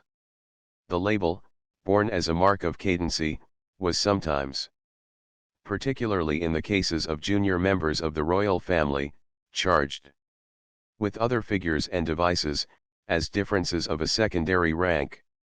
Or, when it is thus charged, the charges upon a label may be considered to be elements of the label itself, in its capacity of a mark of cadency. Edmund, the first Earl of Lancaster, as I have already shown, number 249, differenced his father's arms of England with a label of France, no 338, an azure label, that is, charged with golden fleurs de lis, to denote his French alliance, and thus by the same process he was marshalling and marking cadency. John of Ghent, Duke of Lancaster, differenced with an ermine label. Number 339, derived from the ermine shield of Brittany, number 15, and the Plantagenet Dukes of York charged each point of their silver label with 3 tortoes, number 340, which may be considered to have been derived from the shield of Wake, number 82. In order to show them on a larger scale, the labels in NOS 338 to 343 are represented without the shields on which they were charged. All these shields would be repetitions of the same blazonry of France and England. Quarterly, NOS 252 and 253. No 338 Lancaster. No 339 Brittany. No 340 York. The label, with various differences, has generally been the royal mark of cadency, and now differenced silver labels are borne, to mark cadency, by every member of our royal family. Number 341. Number 342. Number 343. Like the points of labels, the charges blazoned on those points had no fixed or determinate numbers. That both the labels and their charges should be distinct and conspicuous, was the special object with which they were blazoned. Accordingly, in different examples of the same label, the number of the repetitions of the charges sometimes is found to differ. At the same time, in the earliest examples of charged labels, the repetitions of the charges, while devoid of any special differencing aim or meaning, may be considered to have been suggested by the sources from which the charges themselves were derived. For example, the label of Lancaster, number 338, of Earl Edmund, derived directly from the shield of France ancient, number 247, with its field semi de lis, has 3 fleurs de lis upon each point, so that this label has the appearance of being also semi de lis. Had it been derived from the shield of France modern, number 248, charged with 3 fleurs de lis only, a single fleur de lis in all probability would have been blazoned on each of the 3 points of this same label. Upon this principle the label of Prince Lionel, Duke of Clarence, second son of Edward III, which is differenced with canton schools, has a single canton on each point, as in number 341. Evidently because only a single canton can be blazoned on a shield. The figures and devices that are charged for secondary difference upon labels vary widely in their character, but, however difficult it now may be in very many instances to trace these differencing charges to their sources, and so to determine the motive which led to their adoption, there can be no doubt that originally they were chosen and adopted for the express purpose of denoting and recording some alliance or dependency. Some early labels are of a compound character, that is, they are charged with 2 distinct groups of devices, which are at once divided and conjoined by implement. Such a label was borne by Prince Henry, son of John of Ghent. Between the time of his father's death and his own accession as Henry IV, February 3 to September 30, 1399, it was a label of 5 points per pale of Brittany and Lancaster, number 342. Being his father's label impelling that of his mother's father. the second son of this prince, Thomas Duke of Clarence, instead of adopting implement, charged a red canton upon each point of an ermine label, as in number 343, while his brother, John Duke of Bedford, bore their father's label, number 342. No 344 Holland, of Kent. The bowyer, both plain and charged, is a mark of cadency borne by princes and by personages of various ranks. Edmund, youngest son of Edward I, differenced England. With a plain silver bowyer, as in number 344, the Hollands, Earls of Kent, did the same, and the same silver bowyer also was borne by Thomas, youngest son of Edward III, about the quartered shield of France ancient and England, and about the quartered shield of France modern and England by Humphrey, youngest son of Henry IV. Prince John of Eltham, as I have already shown, and after him the Hollands, Dukes of Exeter, differenced England with a bowyer of France, number 24. Though not so numerous as labels, bowyers employed to mark cadency exist in very many early examples, and a variety of devices appear charged upon them for secondary difference. See number 140. In the royal heraldry of our own times the bowyer is not used as a royal difference, but its use is retained in Scotland for differencing shields of less exalted rank. In some few early examples a bendlet is charged upon the paternal shield as a mark of cadency, and a barulet is found to have been also used for the same purpose. Thus, Henry, II, son of Edmund I, Earl of Lancaster, during the lifetime of his elder brother, differenced England with an azure bendlet, as in number 345, and, in the seal of Henry de Percy, son and heir of Henry III Baron, the lion is debruised, for difference, by a barulet which crosses the shield in the honor point. Possibly, this barulet may be a label without points. A canton, plain, or more frequently charged, and in many examples of ermine, is also added to shields to mark cadency, but more frequently nowadays its use denotes absence of blood descent. See NOS 128, 129, 130. No 345 Henry of Lancaster. To mark cadency by a change of tinctures was a simple expedient, and such a one as would naturally be practiced at an early period. It was effected, first, in the case of the field, thus. H3, the brothers de la Zouche, severally Bergu, Bezanti, and, Az, Bezanti. And the brothers Furnival, H3. Bear Arg, a bend between 6 martletsgu, and, or, a bend between 6 martletsgu.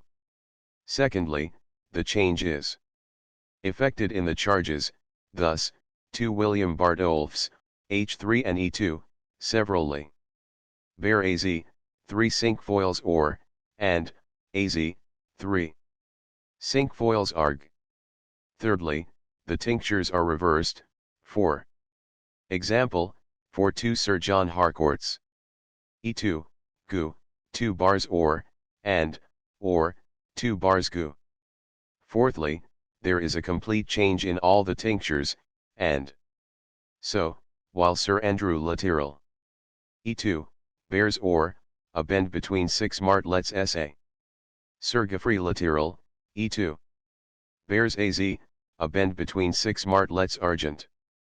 Finally, this system of marking cadency admits various modifications of the changes already described. Thus, in the arms of Mortimer, number 131, gules is substituted for azure. And, again, in the same shield an escutcheon ermine takes the place of the escutcheon argent. Another and a favorite method of marking cadency, calculated to exercise a great and decided influence in the development of heraldic. Blazon is the addition of secondary charges of small size, not on a label or a bowyer but, see me over the field of a shield, or charged upon an ordinary, or disposed in oral. In a large number of examples, these small charges are found to have been gradually reduced to 6 or 3, in order to admit of their being blazoned on a somewhat larger scale, and consequently made more distinct.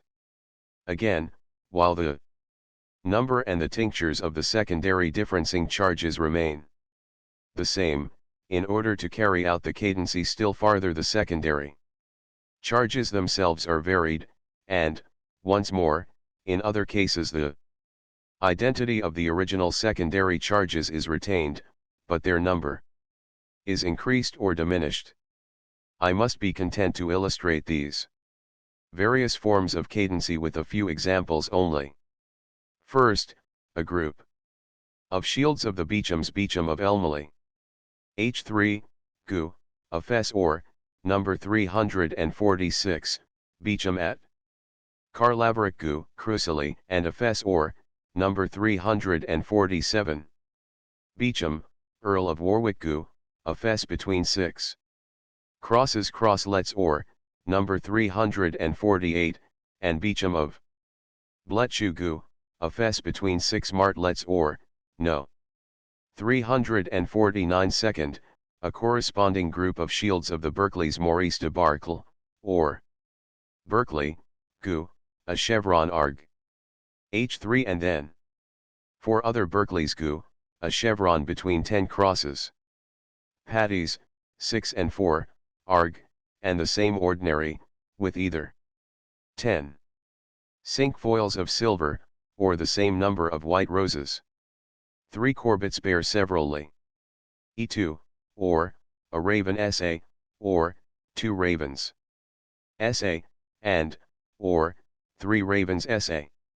And, once more, their original shield Gu, a chevron or, is differenced by the cobhams by charging the ordinary with 3 lion cells, 3 eaglets, 3 crosslets, 3 mullets, 3 estoiles, 3 crescents, or 3 fleurs de lis, all of them sable. The particular devices and figures selected thus to mark cadency, like those charged upon labels or bordures, must be considered to have a special significance of their own, though this significance may frequently fail to be discerned in consequence of our being no longer able to trace out their association with the sources from which they were obtained. The alliances and the incidents that give these various marks of cadency, when it is possible to ascertain what they may have been, illustrate in a striking manner the motives by which the early heralds were influenced when they differenced the arms of kinsmen. No. 346 Beecham of Elmley. No. 347 Beecham at Carlaveric. No. 348 Beecham of Warwick. No. 349 Beecham of Bletchew. Official insignia sometimes become marks of cadency. Thus, John de Grandison, Bishop of Exeter, AD 1327 to 1369, on the bend in his paternal arms, number 89, substitutes a golden mitre for the central eaglet, as in number 350. William Courtenay, Archbishop of Canterbury, AD 1381 to 1396, adopts a different course, and charges 3 golden mitres upon each point of the label of Courtenay or 3 tortos, over all a label of 3 points. Az. Charged on each point with as many mitres gold. And again, Henry Le Despencer, Bishop of Norwich, AD 1370 to 1406, places about his paternal shield an azure bowyer charged with 8 golden mitres, see the largest shield in number 351. On his official seal the canopied effigy of the bishop stands between this, his personal shield, and the shield of his Caz, 3 mitres or, but his secretum, or private Seal, is much more interesting, as an heraldic image of the man himself. Haughty, fierce, cruel, and pugnacious, his career not less inglorious. As a military commander than as a churchman, this Henry Le Despencer, a grandson of the unhappy favorite of the no less hapless Edward II, was one of the war-loving prelates, who occasionally appear sustaining a strange, and yet as it would seem a characteristic, part in the romantic drama of medieval history. His Secretum, number 351, displays his shield of Despencer, differenced with his bowyer of mitres, couch from a large mantled helm, surmounted by a mitre, in place of a crest coronet, which supports the Despencer crest, a silver griffin's head of ample size. On either side are the shields of the See of Norwich, and of Ferrers. The bishop's mother was Anne, daughter of William Lord Ferrers of Groby, or 7 Maskell, 3 and 1, Gu. The legend is, S. Henrici Despencer Norwicensis Episcopi. No 350 Bishop Grandison. No 351 Secretum of Bishop Le Despencer. No 352 Sir Fulk Fitzwarren. At an early period, cadency was marked by adding a single small charge to the blazon of a shield, or by charging some secondary device or figure upon any accessory of a shield of arms. Such a mark of cadency as this, obtained from some allied shield, and charged upon an ordinary or principal bearing, or occupying a conspicuous position in the general composition, was in high favor with the heralds of both the 14th and 15th centuries. From the early examples, which exist in great numbers and in as great variety, it will be sufficient for me to adduce only a few specimens. A single example, indeed, illustrates the system. The shield of Ufford, in the seal of Matilda of Lancaster, which I have already described, number 320, is thus differenced with a single fleur-de-lis in the first quarter. Precisely in the same manner Sir Fulk Fitzwarren differences the shield of the head of his house, number 17, by charging a mullet sable upon the first quarter, as in number 352. Number 354. No 353 Thomas Le Scrope. Number 355.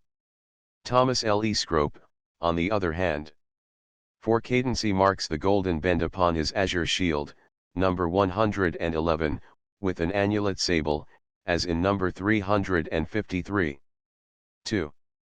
Members of the family of Beauchamp charge their golden fess, CNOS. 346 to 349, the one with a crescent sable, and the other with a pierced mullet of the same tincture, NOS 354, 355. In like manner, in addition to various labels, the Nevilles charge no less than 8 different small figures upon their silver saltire, number 121, to distinguish different members and branches of their powerful race. I give one of these shields in number 356, which was borne by George Neville, Lord Latimer, from the monument to Earl Richard de Beauchamp at Warwick Gu. On a saltire arg. A gimel ring az, another differenced shield of Neville, number 357, has a cinquefoil charged on the saltire. A third example from this group I have already given, number 122, differenced with the rose. This shield, number 122, is now borne by the Earl of Abergavenny. Once more, Sir William de Bruys, E2, bears a Z crucily and a lion ramped. Or, number 358, which quote another Sir William de Bruys differences, to distinguish himself from his kinsman, while at the same time declaring their near relationship, by simply charging a red fleur-de-lis upon his lion's shoulder. No. 356 Lord Latimer. No. 358 Sir William de Bruys. No. 357 Neville. Differences of illegitimacy, which rightly and indeed necessarily are included under the general head of cadency, do not appear at any time to have assumed a definite or decided character, and yet they bring before the student of heraldry much curious matter for inquiry and investigation. Early in the true heraldic era illegitimate sons are found to have differenced their paternal arms, as other sons lawfully born might have done, and it does not appear that any peculiar methods of differencing were adopted, palpably for the purpose of denoting illegitimacy of birth, before the 14th century had drawn near to its close. And even then, if any express heraldic rule on this point ever was framed, which is very doubtful, it certainly was never observed with any care or regularity. No. 359 Henry, Earl of Worcester. The earliest known example of the arms of a man of illegitimate birth is the fine shield of William Longespie, Earl of Salisbury, son of Henry II, and Fair Rosamond, number 197. This shield is supposed to have been assumed and borne by the Earl on his marriage with the daughter and heiress of D'Evreux, when in right of his wife he succeeded to the earldom of Salisbury, but this theory does not rest upon any solid foundation, since it would be very difficult to show that the shield with the 6 lioncels was certainly borne, on his armorial ensign, by the father-in-law of Earl William.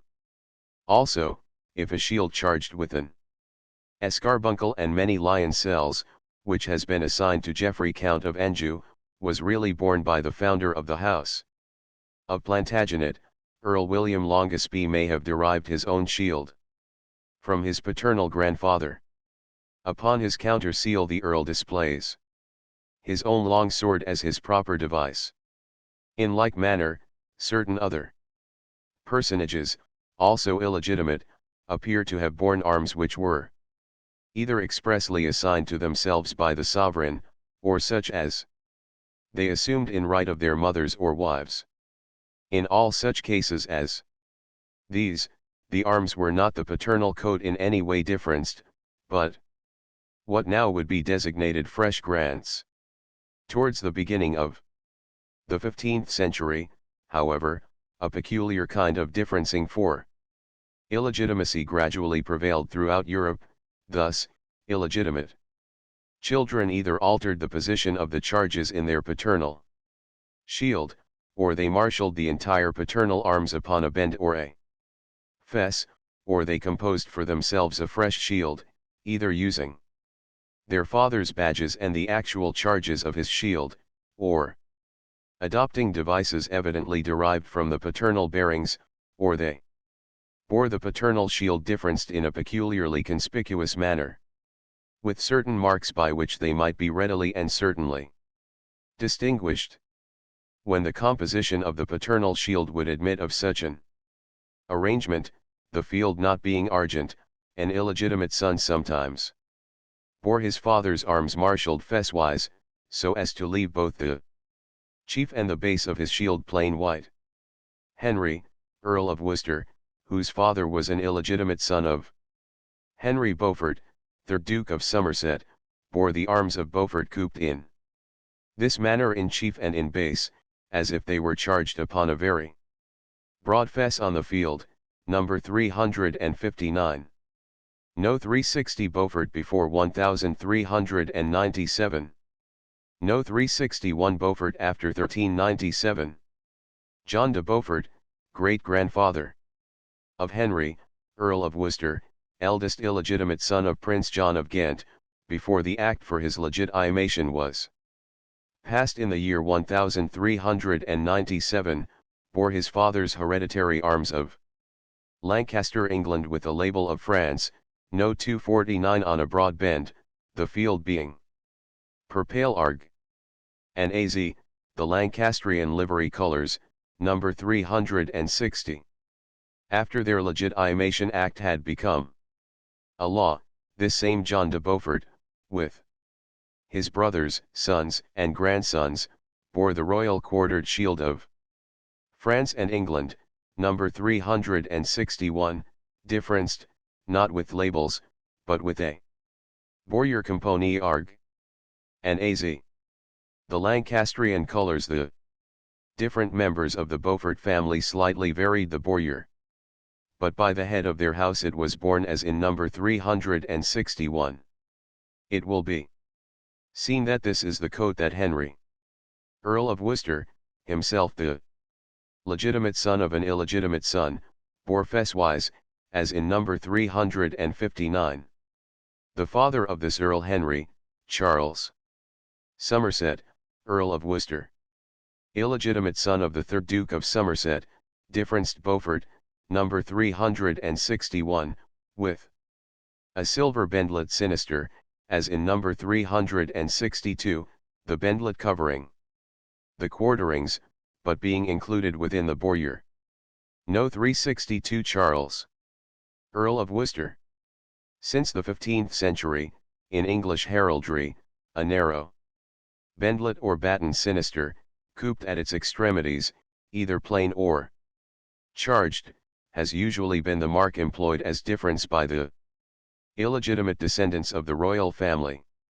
It was borne by Arthur Plantagenet, Viscount Lisle, son of Edward IV, by Henry Fitzroy, Duke of Richmond, son of Henry VIII, and, variously differenced, by illegitimate descendants of Charles II. That is, it is borne at the present day, argent, by the Duke of Buccleuch, ermine, by the Duke of Cleveland, Compagnie Arg.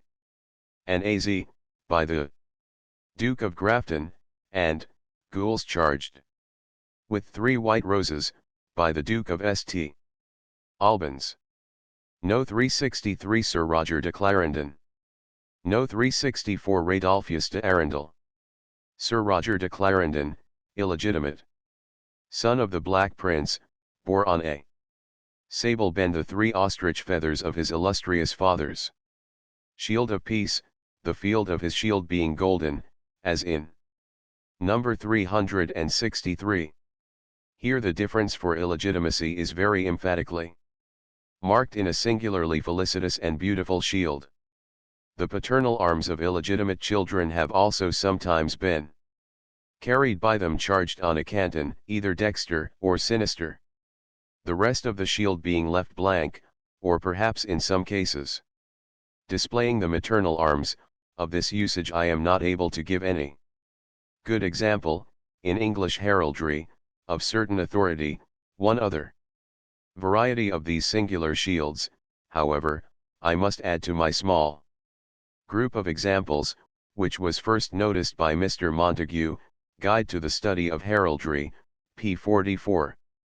This is the shield, number 364, of Radulphus de Arundel, and it bears the quartered arms of the Earls of Arundel Fitzalan and Warenne, Gulion ramped or, and number 68, flanched, that is, blaswund only.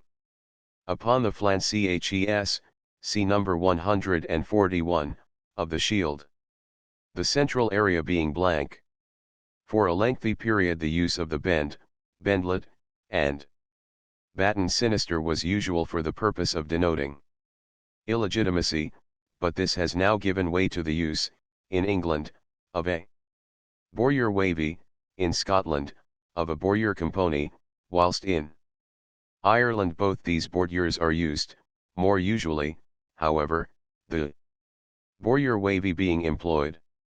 By a curious divergence the Borger wavy is not a mark of illegitimacy in Scotland, but a mark of perfectly legitimate cadency. The use of the bendlet sinister for the debruising of crests still exists in England and Ireland, but crests are not usually differenced for any reason in Scotland.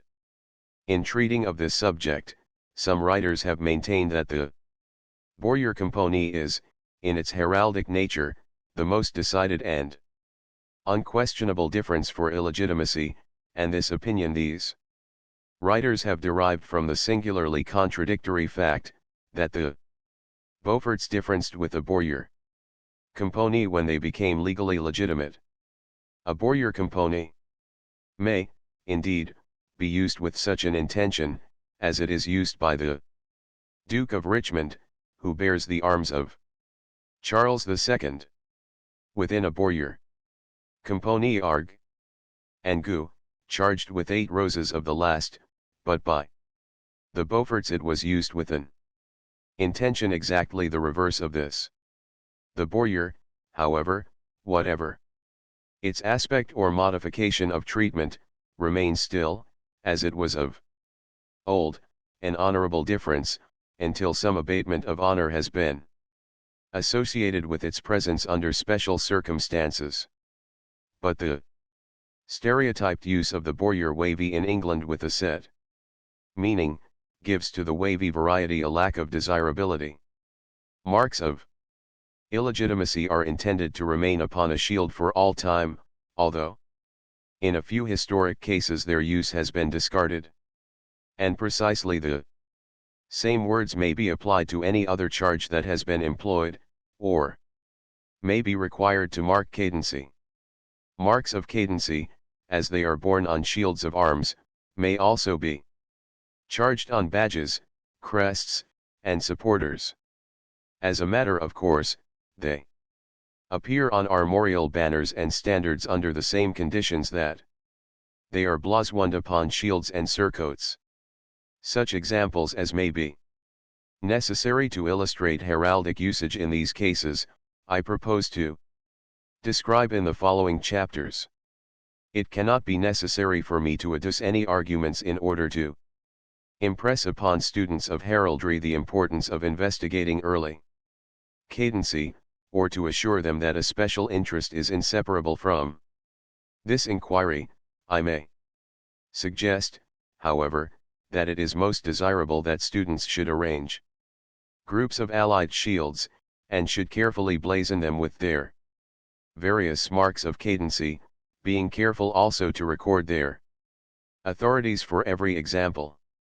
Modern cadency is marked by the label and by single small charges, which take precedence in the following order. 1. The label, number 271. 2. The crescent, number 166, a. 3. The mullet, number 278. 4. The martlet, number 161. 5. The annulet, number 154. 6. The fleur-de-lis, number 246. 7. The rose, number 298. 8. The cross-molin, number 99. 9. The octofoil, or double quatrefoil. No. 365 Seal of William Fraser, appended to homage deed, AD 1295, preserved in H.M. Record Office. When they are adopted, marks of cadency now are generally placed upon the honor point of the shield, or in some other conspicuous position. One of these marks also may be charged upon another, if desired, as a martlet may be charged upon a crescent to denote the fourth son of a second son, and so in other cases. The Seal of William Fraser, number 365. From Mr. Lang's collection, exemplifies in a singular and interesting manner the early use of a differenced label. Here the label appears without any shield, borne as if it were a badge, and it is charged on each of its 3 points, with 2 devices that have the appearance of mullets of 6 points, but which really may be Fraser's strawberry leaves, the rebus device of Fraser. See pages 182-185. Chapter 13. Differencing. Differencing to denote feudal alliance or dependency, differencing without any alliance, augmentation, abatement. Differencing, which comprises in truth the growth and ramification of coat armor, and the whole system of its early development, has been strangely lost sight of in the numerous treatises on armory that have satisfied recent generations of Englishmen. Herald and Genealogist, 2. 32. Differencing, using the term here as distinct from, or perhaps as not identical with, the subject of cadency, includes not only the treatment of coats of arms and other armorial insignia, that denote and are based upon feudal alliance or dependency, but without blood relationship, but also implies a comprehensive system of distinguishing similar arms, when they are borne by individuals or families between whom no kind of alliance is known to have existed. It is evident, on the one hand, that a feudal influence would naturally lead to some degree of assimilation to the coat armor of the feudal chief, in the arms of all allies and dependants, and, on the other hand, it will readily be understood that, even in the early days of its career, heraldry would see the necessity for providing for the constantly increasing demands upon its resources, and, consequently, that it would organize a system which would enable the same ordinaries and the same principal charges to appear in distinct shields, without either confusion or misapprehension. It is highly probable, and indeed it may be assumed to be certain, that what I have called a feudal influence, in the 13th and 14th centuries in no slight degree affected the general composition of coats of arms. In very many instances the working of this influence is still palpable, and it is always interesting to the student of heraldry, as it must always be eminently useful to the student of history, to detect its presence and to explore its method of action. Like cadency, feudal differencing is expressed by various means, all of them indicating, in a greater or a less degree, the motive which suggested their adoption.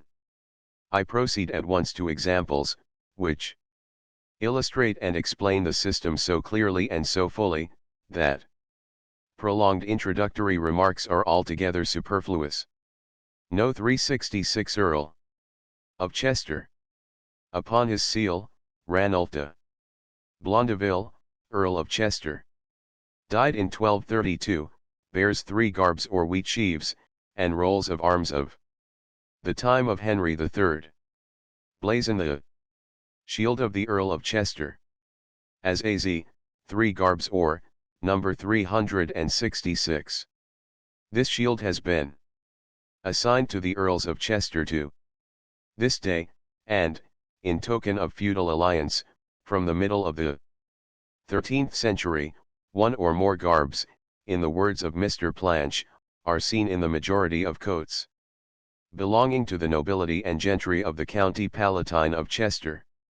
Thus, since the year 1390, the arms of Grosvenor have been AZ, a garb, or a cinquefoil, said to have been borne by him on a red shield, was the device of Robert Fitzpernel, Earl of Leicester, who died in 1204. Accordingly, the cinquefoil, derived from him, as early as the 13th century, appears in token of feudal connection on the shields of many families of Leicestershire.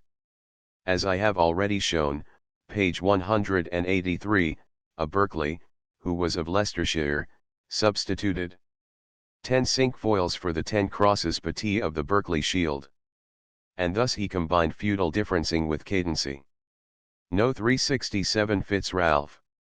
Many a red chevron or chevronel, with other devices, charged upon a golden field, or a gold chevron on a red field, is a sign of feudal alliance with the great house of de Clare, whose shield was or, 3 chevronels gu.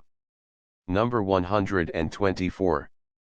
For example, the Fitzralphs, near neighbours of the de Clares at Clare in Suffolk, differenced the shield of the earls by charging silver fleurs de lis on each chevronel, as in number 367.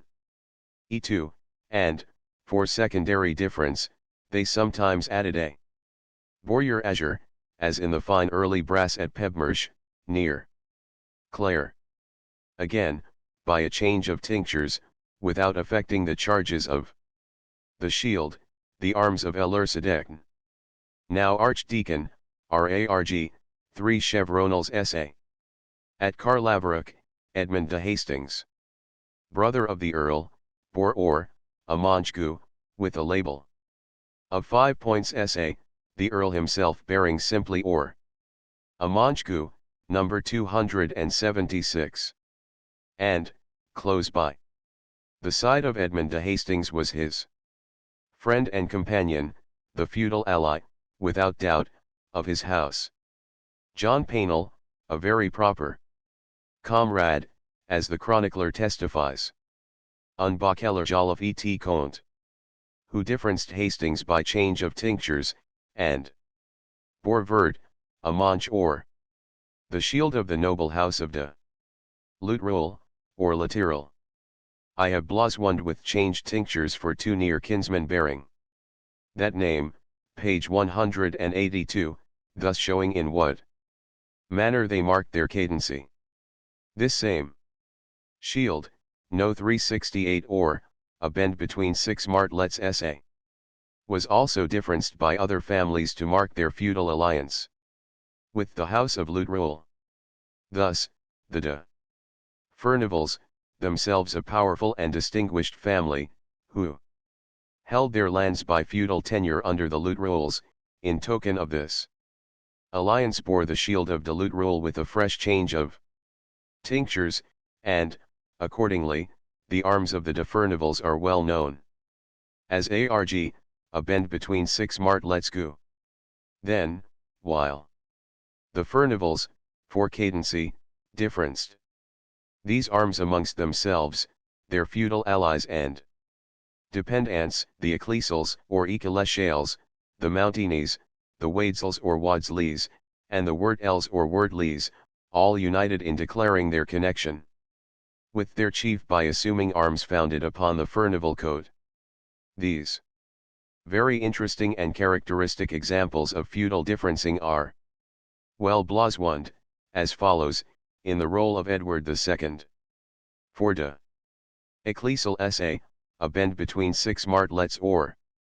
For de Mountainigu, a bend between 6 martlets or, for de Wadse ARG, on a bend between 6 martlets gu, 3 escallops or, number 369, and for de Wordley ARG, on a bend between 6 martlets gu, 3 bezants, number 370. No 368 de Loutrel. No 369 de Wadse. No 370 de Wordley. The Mountainese further difference their common arms, for cadency, after this manner. Instead of gules, Sir Ernulf de Mountigny has the field of his shield azure, his bend and martlets being golden. Sir John bears these same arms, but charges his bend with a mullet gules, number 371, Sir T. de Mountigny bears Sir John's arms, but with a field gules. And another Sir John codices his bend. Thus gu, a bend codiced between 6 martlets or, no. 372. No 371 Sir John de Mountigny. No 372 Sir John de Mountigny. North of the Tweed, also, the same principle is found to be exemplified in Scottish heraldry. In Annandale, writes Mr. Seaton, the chief and saltire of the Bruces are carried, of different tinctures and with additional figures, by the Jardines, Kirkpatricks, Johnstons, and other families. The arms of Bruce are or, a saltire, and a chief gu, number 73, those of Jardine are ARG, a saltire, and a chief gu, the latter charged with 3 mullets of the field, pierced of the second, and the arms of Kirkpatrick are ARG, a saltire and chief AZ, the latter charged with 3 cushions or. This coat of Kirkpatrick is also borne by the Johnstons, the tinctures differenced. Thus ARG, a saltire SA, and on a chief gu. 3 cushions or.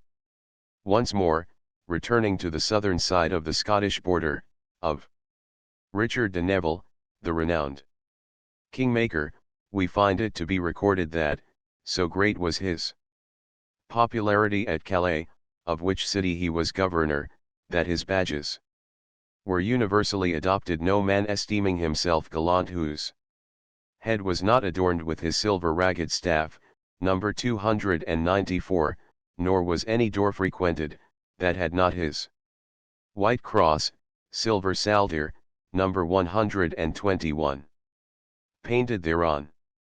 This was an extravagant application of the earlier usage in denoting feudal alliance, such as was in keeping with the heraldic sentiment of the second half of the 14th century. Those good citizens of Calais, however, who were Neville worshippers 400 years ago, were not singular in exhibiting an armorial ensign at the entrance to their houses.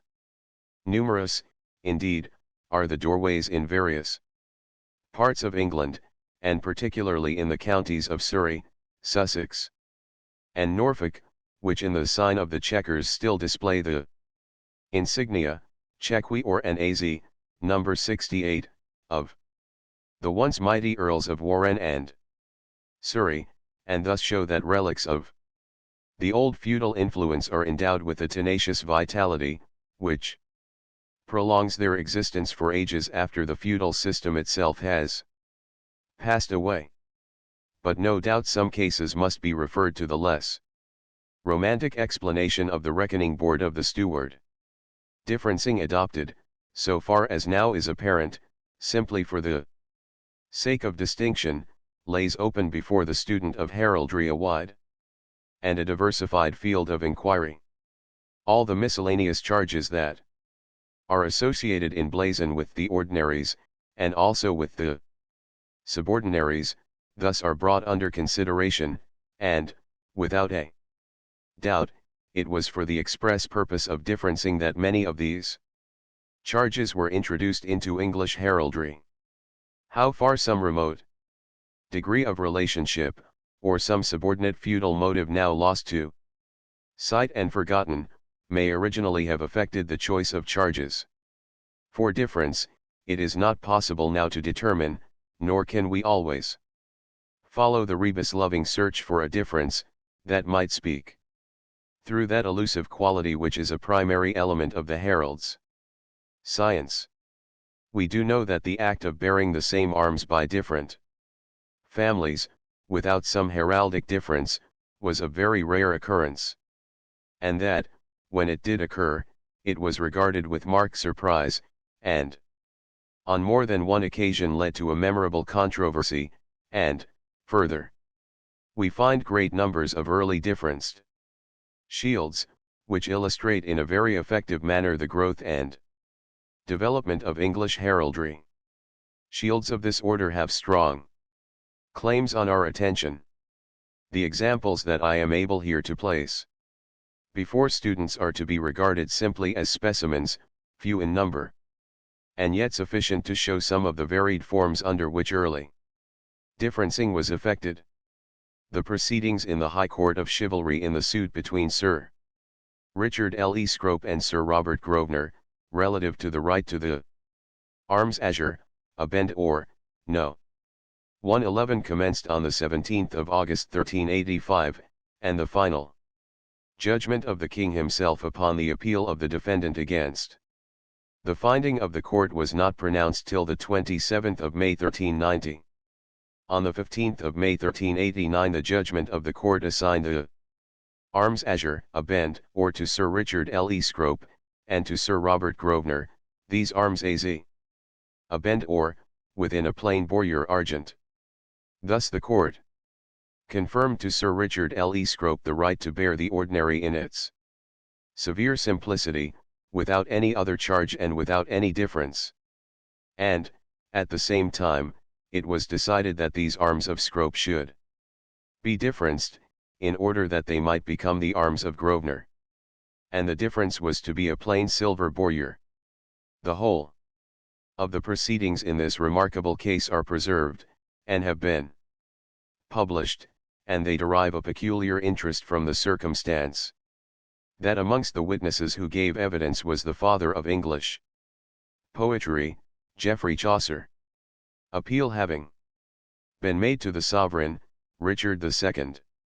Determined that a plain bowyer argent was a mark of cadency, good, and right, and perfectly sufficient as a difference between cousin and cousin in blood, but that it was not a sufficient difference in arms between two strangers in blood in one kingdom. The king, therefore, cancelled and annulled the sentence of the court of chivalry, and in so doing he gave a very clear definition of the distinction to be observed in heraldry between kinsmen and strangers in blood. Then it was that the shield, azure, a garb or, was adopted as the arms of Grosvenor. We may assume that the judgment of the court would have been confirmed by the king had Sir Robert Grosvenor been commanded to blazon his golden bend between two garbs, or charged with one or more garbs, or with 3 garbs on a chief, or with any other decided difference which would be palpably distinct from a mark of cadency. The examples of differenced shields which follow I have selected from the roll of Edward II. It will be seen that in each small group of these examples some primary feature of the composition is common to every shield, so that the distinction between the shields in each group is effected either by a simple change of tinctures, or by the introduction of various secondary charges. Chief Sir John de Arderngu, Crucily, and a chief. Or Sir Thomas L.E. Rouse ERM, on a chief indented gu. 2 escallops. Arg. Sir John de Clinton ARG, on a chief AZ. 2 fleurs de lis or. Number 74. Sir John de Clinton, of Maxstoke ARG, on a chief AZ. 2 mullets. Or, number 75, here the difference denotes cadency as well as a distinct individuality. Bend Sir Robert Boutell or, on a bend AZ. 3. Fleurs de lis arg. Sir Walter de Birmingham ARG, on a bend gu, codist AZ. 3. Escallops or Oliver de Bohun AZ, on a bend, codist and between 6 lion cells. Or, 3 escallops gu, number 321. Fesses and bars Sir John de Dageworth ERM, a fess. Gu. Bezanti, number 80. Sir G de Watch Esham ARG, a fess and in. Chief 3 crescents gu. Sir R de Colville or, a fess gu, and in Chief 3. Tortoes. Sir J de Guiton ARG, a fess between 6 fleurs de lis. Gu. Sir G de Isfold ARG, on a fess. AZ. 3 fleurs de lis or. Sir R de Lumley, gu, on a fess between 3 popinjays. Arg, as many mullets SA. Sir B. Bad Lesmera ARG, a fess between bars Gemilese. Gu. Sir G de la Mere or. A fess between bars Gemilese AZ, no. 84 Sir J de Priories gu, a fess between bars Gemilese. Arg. Sir J Wake or, 2. Bars gu, in Chief 3 Tortoes, number 82. Sir B Picot AZ, 2 bars or. In Chief 3 Bezants. Sir R de We done ARG, 2 bars gu, in Chief 3 Martlets. SA. Sir R Borda AZ, 2 bars or, on the uppermost 3 martlets gu. Sir R de Royange ARG, 3 bars and an oral. Of martlets gu. Sir Enda. Astodaville Berry Arg. And gu, 3 lion cells SA. Sir R de Ingelfeld Beruli. Arg. And gu, on a chief or a lion pass. AZ. Sir W de Moncaster Beruli Arg. And gu, on a bend SA. 3 escallops or. Sir T de Poningeberry or Enverd, on a bend gu. 3 mullets. Arg. Crosses Sir and a Wayland arg, on a cross gu. 5. Escallops or. Sir R. By God or, on a cross gu. 5 Escallops arg. Sir W.M. Kirkito az, on a cross arg. 5. Escallops gu. Sir W.M. de. Birham sa, a cross between 4 crescents arg. Sir R. de Ben Ebery arg. A cross petit between 4 mullets gu. Sir J. Randolph gu, on a cross arg. 5 mullets. sa. Sir G. de Durham arg. On a cross gu. 5 fleurs de lis or. Sir P. de Guiton arg, crucially, and 3. Fleurs de lis az. Sir R. de. Hofto az, a cross petit erm. Between 4 roses. Erm. Chevron Sir G. Rossell or, a chevron az, between 3 roses gu. Sir J. de. Creting arg, a chevron between 3 mullets. Gu. Sir R. Mallet sa. A chevron between 3 buckles arg. Sir T. de Envergu, a chevron between 3 mullets or. Sir W. M. de. Burke Arles az, a chevron between 3 crescents. Or. Sir W. Blewett or. A chevron between 3 eagles verd. Sir R. de Capel arg, a chevron gu. Between 3 tortoes. Sir T. Mallet sa, a chevron. Between 3 buckles arg. Sir R. de. Peaver arg, on a chevron az. 3 fleurs de lis. Or, number 125. Sir R. de Boutell's Chequi or Engu, on a chevron az. 3 horseshoes arg. Lions the Earl of Lincoln or, a lion ramped. Perp. Number 194. The Earl of Arundel gu, a lion ramped. Or. Sir. Henry de Percy or, a lion. Ramped. Az, number 196. Sir John Mowbray gu, a lion ramped. Arg, number 193. Sir R. de Sutton, or, a lion. Ramped. Verd. Sir J. de. Nortone verd, a lion ramped. Or. Sir W. Falkenberg arg, a lion ramped. Az. Sir G. de.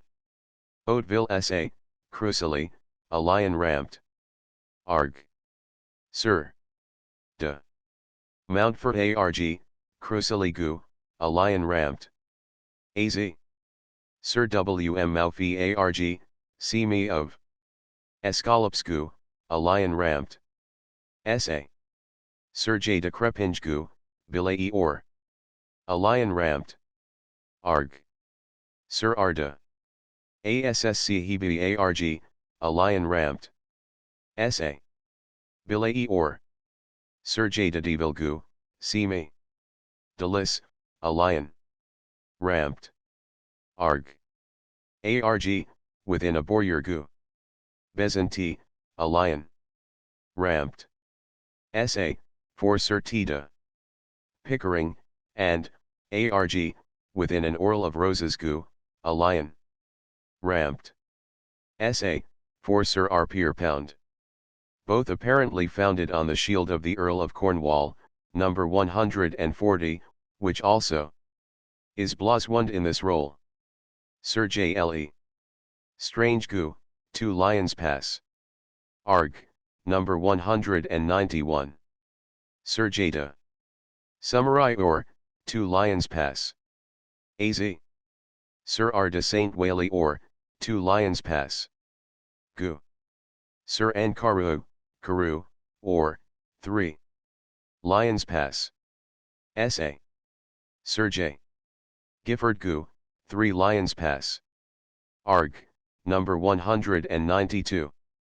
Sir R. L. E. Fitz. Payne gu, 3 Lions Pass. Arg, over all abendlet.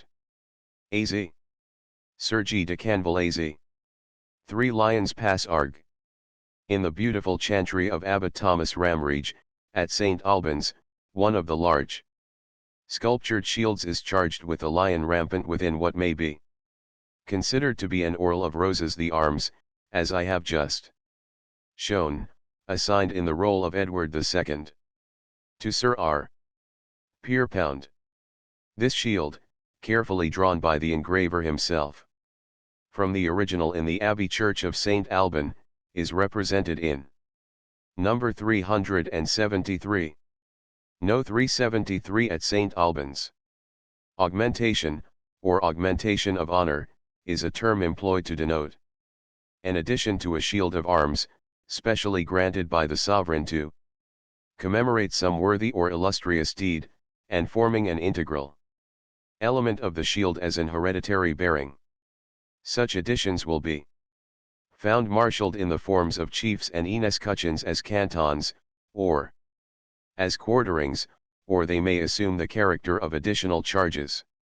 Also, this same term denotes similar additions of crests, badges, or any other accessories of shields.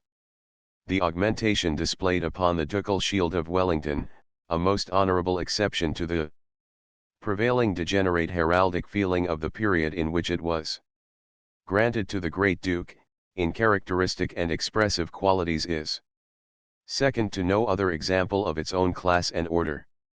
This true augmentation of honour is the national device of the British Empire, as it is blazoned in the Union Jack, charged upon an escutcheon, and displayed upon the honour point of the Duke's paternal shield.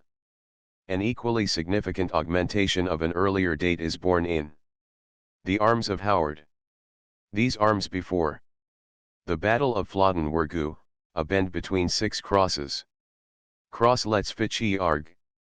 To commemorate the great victory won by him at Flodden Field, September 9, 1513, when James IV. of Scotland was defeated and slain. Henry VIII. Granted to Thomas Howard, Duke of Norfolk, and to his descendants, as an augmentation of honour, the Royal Shield of Scotland, number 138, but having a demi-lion only, which is pierced through the mouth with an arrow, to be borne in the middle of the bend of his proper arms. This shield is represented in number 374, and in No. 374a the augmentation is shown on a larger scale. No. 374 Howard, after Flodden.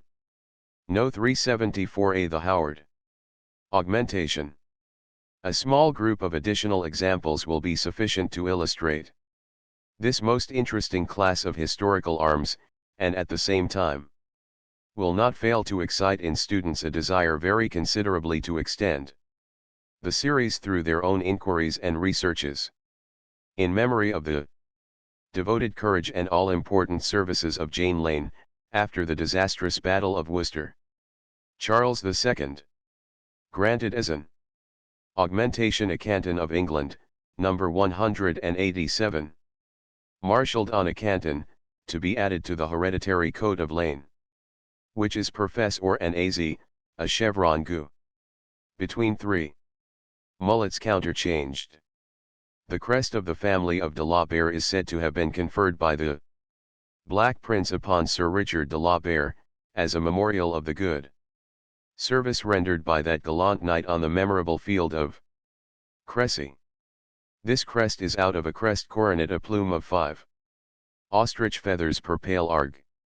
And az, the Plantagenet, colors the device, as Mr. Lower observes, being evidently derived from the prince's own badge, and also forming a variety of the panache, the crest then held in such high estimation. The heart charged upon the shield of Douglas, CNOS 156.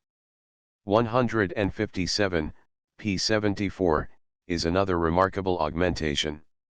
So also is the adoption of the armorial insignia of the Confessor, number 2, by Richard II, and his marshalling it upon his own royal shield, impaled to the dexter with the quartered arms of France and England.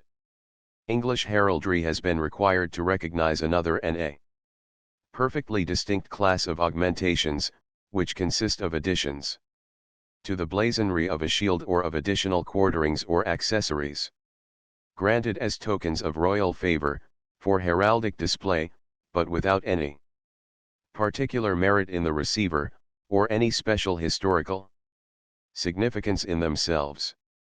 Augmentations of this order may be considered to have been first introduced by Richard II, when he granted, out of his mere grace, to his favourite Robert de Vere, Earl of Oxford, Marquess of Dublin and Duke of Ireland, a differenced coat of St. Edmund, No. 3, AZ, 3 crowns or, within a bowyer, argent, to be quartered with the de Vere arms as the arms of Ireland.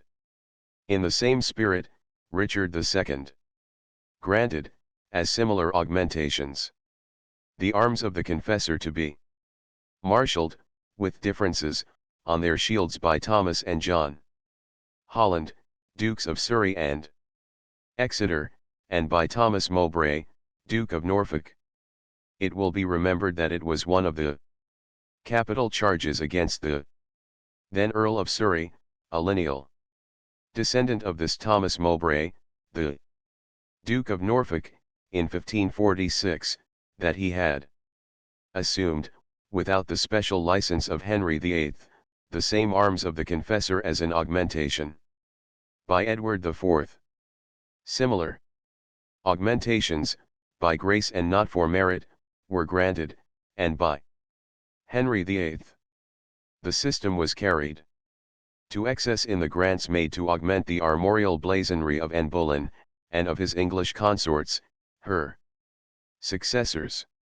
Abatement is a term which was unknown until it made its appearance in certain heraldic writings of the 16th century, when it was used to denote such marks or devices as, by the writers in question, were held to be the reverse of honorable augmentation. Augmentations of dishonor indeed, and tokens of degradation. True heraldry refuses to recognize all such pretended abatements, for the simple reason that they never did exist, and if they could exist at all, they would be in direct antagonism to its nature, its principles, and its entire course of action. Honorable itself.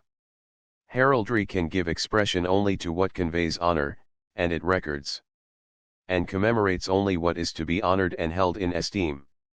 The very idea of an heraldic abatement implies, if not a complete ignorance, certainly a thorough misconception of the character and the office of heraldry. Even if heraldry were to attempt to stigmatize what is, and what ought to be esteemed, dishonorable, who would voluntarily accept insignia of disgrace and charge and display them upon his shield, and transmit them to his descendants? And the believers in abatement must hold that heraldry can exert a compulsory legislative power, which might command a man to blazon his own disgrace, and force him to exhibit and to retain, and also to bequeath, any such blazonry. A belief in heraldic abatement, however, is by no means singular or rare. A curious example of its existence was recently brought under my notice, in connection with one of the most renowned of the historical devices of English heraldry. The bear, the badge of the Beauchamps, Earls of Warwick, which appears at the feet of the effigy of Earl Richard in the Beauchamp Chapel at Warwick, in accordance with a special provision to that effect, is muzzled, and, wearing a muzzle has this bear been borne, as their badge, by the successors of the Beauchamps in the Warwick earldom, the Earls of the houses of Neville, Dudley, Rich, and Greville. But, it would seem that a legend has found credence at Warwick Castle itself, which would associate the muzzle of the bear with some dishonorable action of an earl of the olden time, and, consequently, it was proposed that at Length. This abatement should be removed from the bears still at Warwick. Earl Richard de Beauchamp was not exactly the man to have displayed upon his bear any ensign of dishonor, nor were his son-in-law, the Kingmaker, and Queen Elizabeth's Robert Dudley, at all more probable subjects for any similar display. Still, it is quite certain that they bore the muzzled bear, as he appears on the seal of the great Earl, No. 448.7. That muzzle, doubtless, has its becoming heraldic significance, without in the slightest degree partaking in the assumed character of an abatement. I hope eventually to be able to trace out conclusively what the muzzle may really imply, and I commend the research to other inquirers. Meanwhile, neither at Warwick nor elsewhere is there any such thing as abatement in English heraldry. 7. See Frontispiece. Chapter 14. Crests. On high their glittering crests they toss. Lord of the Isles. Then he bound her token on his helmet. Elaine. The idea of a crest, of some accessory specially designed to form its crowning adornment, appears inseparable from the existence and use of a helm. The warriors and warrior divinities of classic antiquity are represented to us, wearing headpieces richly crested, and, in the Middle Ages, had no other heraldry ever been devised, assuredly ornaments of some kind would have been placed on helms and bassinets, and these insignia would have been held in high esteem and honor. Accordingly, about the time that coat armor became hereditary, having been reduced to a system and accepted as an independent science, heraldic crests began to be worn as honorable distinctions of the most exalted dignity by the medieval chivalry. No. 375 Richard I. No. 376 Henry de Percy. No. 377 Henry de Lacy. Upon the second great seal of Richard I the cylindrical helm of the king appears surmounted by a kind of cap or fan charged with a lion passant, the whole being arched over by a radiated ornament somewhat resembling a displayed fan, as in number 375. Similar crests, somewhat modified in their details, are represented in other seals of the same era, and with them the flowing contoise or scarf is sometimes associated, as in number 376, from the seal of Baron Henry de Percy, AD 1300.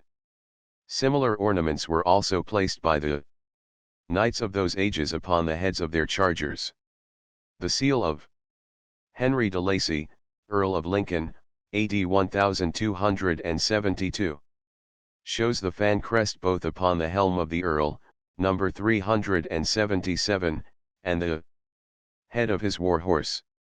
Another equally characteristic example is the seal of Alexander de Balliol, number 378. Appended to the general release given by John Balliol to Edward I, January 2, 1292, it will be observed that this knight displays the arms of his house, number 134, upon his shield, and also, in addition to the fan crest, upon the barding of his charger. Again I am indebted to the kindness and liberality of Mr. Lang for the use of his admirable woodcut of this fine and interesting seal. No. 378 Seal of Alexander de Balliol, AD 1292. The flowing contoise continued to be attached to helms till about the middle of the 14th century, unless, indeed, some veritable ladies' favor were worn in its stead by knights favored as was Sir Lancelot, who, on a memorable day, wore, against his wont, upon his helm a sleeve of scarlet, broidered with great pearls. Some gentle maiden's gift. No. 379 Helm of Thomas, 2nd Earl of Lancaster. The seal of Thomas, 2nd Earl of Lancaster, about AD 1320, gives an excellent example both of such Figures as were beginning at that early time to supersede the fan crests, and also of the contois, number 379.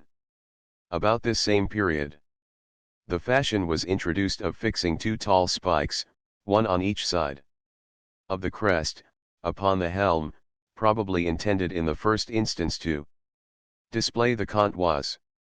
These singular spikes may have been derived by the English heralds from their brethren of Germany, who delighted, as they still delight, in placing upon helms as crests, or as the accessories of crests, small banners displayed from staves set erect and surmounted by spearheads. In German heraldry also crests are very frequently placed between tall upright horns or trumpets, and sometimes, upon a German helm the crest stands between horns shaped like two elephants' trunks, for which they have often been mistaken by English heralds, placed in the same erect position, and, like the trumpets, so adjusted as to have the general aspect of the curved outline of a classic lyre. The helm of Sir Geoffrey Luttrell, AD 1345, number 380, drawn from a celebrated illumination, between the tall spikes has a late example of the fan crest, and it exemplifies the practice sometimes adopted of charging armorial insignia upon crests of this fan form. The arms of Luttrell or, a bend and 6 martlets SA were borne by Sir Geoffrey thus differenced. E2, AZ, a bend, and 6 martlets arg. A pair of lofty upright wings were held in much esteem in the heraldry of both England and Scotland, to form the accessories of crests. The seal of Sir Robert de Marney, AD 1366, number 381, shows his armorial shield gu, a lion rampant arg, suspended from a tree, between two crested helms, the crest in both cases being a winged chapeau, having the wings very tall and very slender. No 380 helm and crest of Sir Geoffrey Luttrell, AD 1345. No 381 seal of Sir Robert de Marney, AD 1366. From the earliest times, crests have occasionally been identical with the principal charge in the shield of arms, or they have repeated the principal charge with some slight modification of attitude or accessory. But, more generally, crests have been altogether distinct. The dragon and the wyvern, the latter well exemplified in No. 315, are amongst the earliest figures that were born as crests in England. Other early figure crests are the lion, crowned and assumed for the first time by an English sovereign by Edward III, and the eagle, borne by the same prince. Various devices and figures are found gradually to have been added to these earliest crests. The graceful and peculiarly appropriate panache soon joined them, with the heads of various animals and other creatures, and, as the 14th century advances, the crest coronet, number 232, the crest wreath, number 233, and the chapeau, number 224, assume their places in connection with crests, and the mantling falls in rich folds from them, covering the back of the helm. In the succeeding century, with helms less dignified in form, but more elaborately enriched, and with strangely fantastic mantlings, crests become considerably larger in their proportions, and they often are extravagant in their character. Devices constantly being assumed and borne as crests, which are no less inconsistent with true heraldic feeling, than with the peculiar conditions and the proper qualities of true heraldic crests. The crest of the Duke of Hamilton, number 301, is far from being one of the most inconsistent devices that were intended to be worn upon helms. And, as it is scarcely necessary for me to add, every really consistent crest should be such a figure or device as might be actually worn upon his helm, by a medieval knight, with dignity and with a happy effect. No. 382 Seal of William de Windsor. Early examples of panache crests exist in considerable numbers, and they show much variety of treatment. Number 285. Already given at page 142, shows a panache of several heights of feathers, the general outline having an oval contour. In number 283, from the seal of Edward de Courtenay, Earl of Devon, AD 1372, there are 3 heights of feathers, and the outline has a square form. Again, the seal of William Le Latimer, AD 1415, gives the peculiar panache, with the no less peculiar variety of mantling, shown in no. 284 a panache of ample proportions, and of exceedingly graceful form, is represented in the seal of William de Windsor, AD 1381. The comparatively small size of the armorial shield, as it generally appears when introduced into the composition of seals in the 14th century, is shown in a striking manner in this same example, number 382, which in the woodcut is slightly enlarged, in order to show the device more clearly.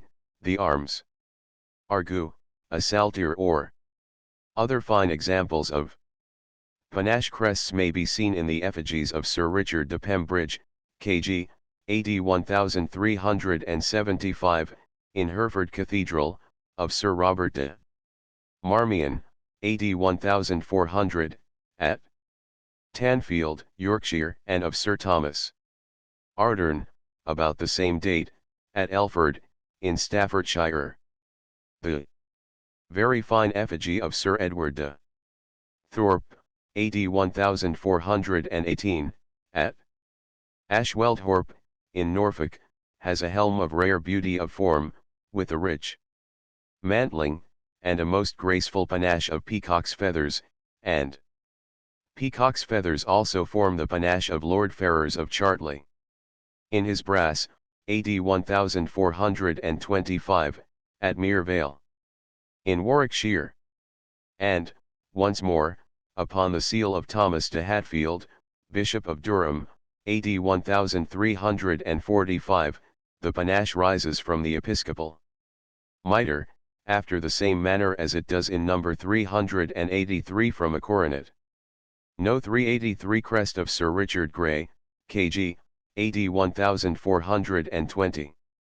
Another episcopal seal, that of Bishop Henry Le Despencer, number 351.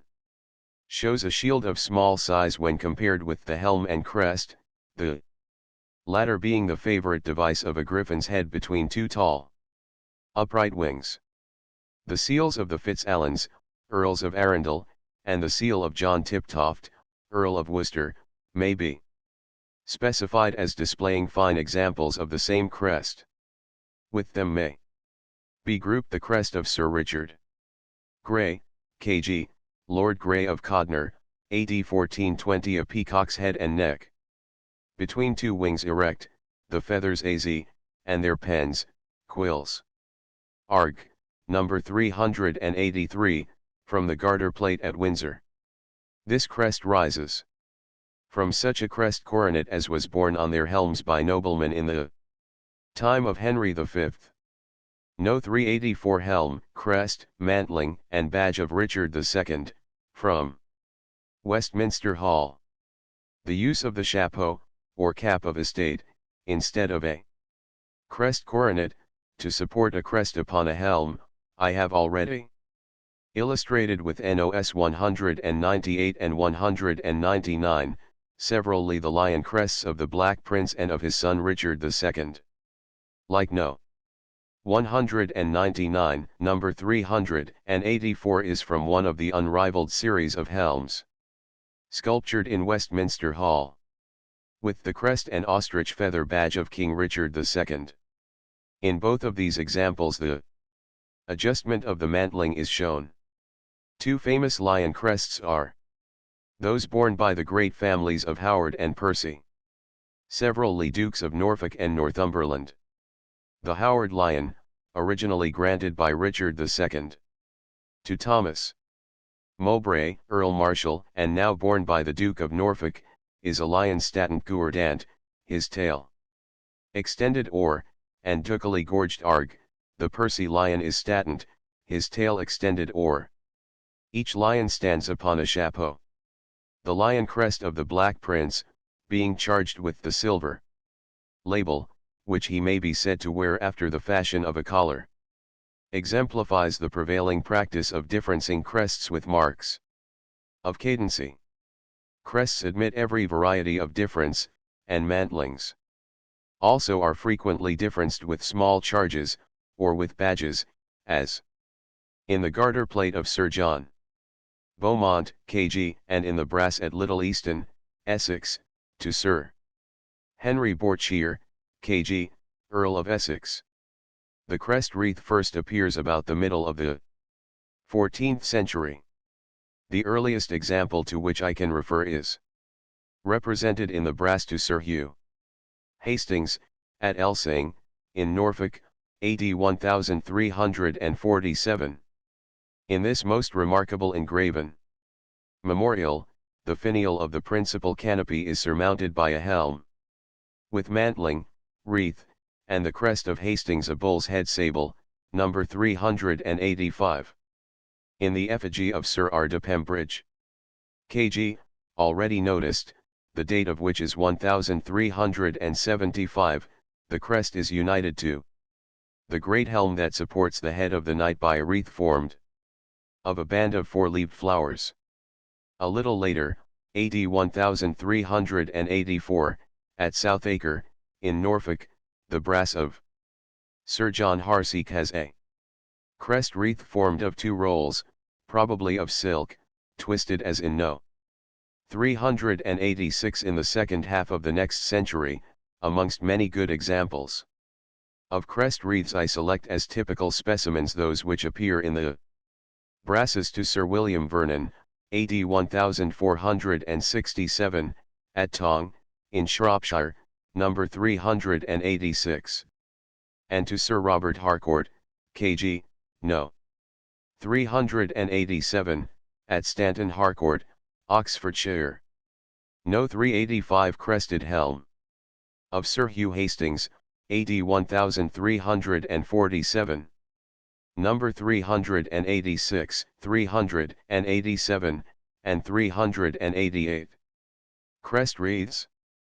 The crest wreath in the form shown in the last examples, and now almost universally used in representations of such crests as are without the crest coronet and the chapeau, may fairly be considered to have been derived from the rich ornamentation, generally, as it would seem, formed of costly textile fabrics, if not executed in jeweled or enameled goldsmith's work, that was frequently wreathed about knightly bassinets.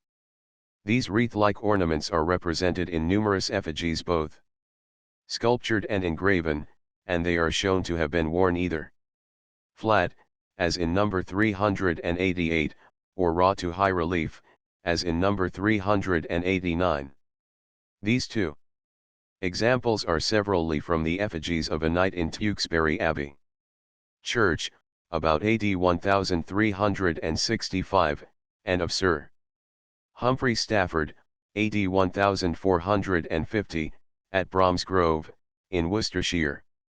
The enamelled effigy of Earl William de Valenice, AD 1296, at Westminster, has a wreath of delicate workmanship in relief, which once was set with real or imitative jewels.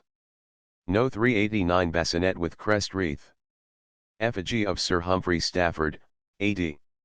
1450. For many years after their first appearance, heraldic crests were regarded as insignia of great dignity and exalted estate, and it was not till a considerably later period that the right to bear a crest came to be regarded as an adjunct of the right to bear arms. Still later, when they were granted with coat armor to corporate bodies, communities, and institutions, crests altogether lost their original significance, and they became, in their use, badges in everything except the habit of placing them, with their accessories of wreath or crest coronet, of chapeau and mantling, upon representations of helms. When they were actually worn, crests were undoubtedly constructed of some very light materials. It is probable that cuir-bouilly, boiled leather, the decorative capabilities of which were so well understood by medieval artists, was generally employed. It has been sometimes held that crests are personal bearings only, and, therefore, not hereditary, though capable of being bequeathed or granted by their possessors.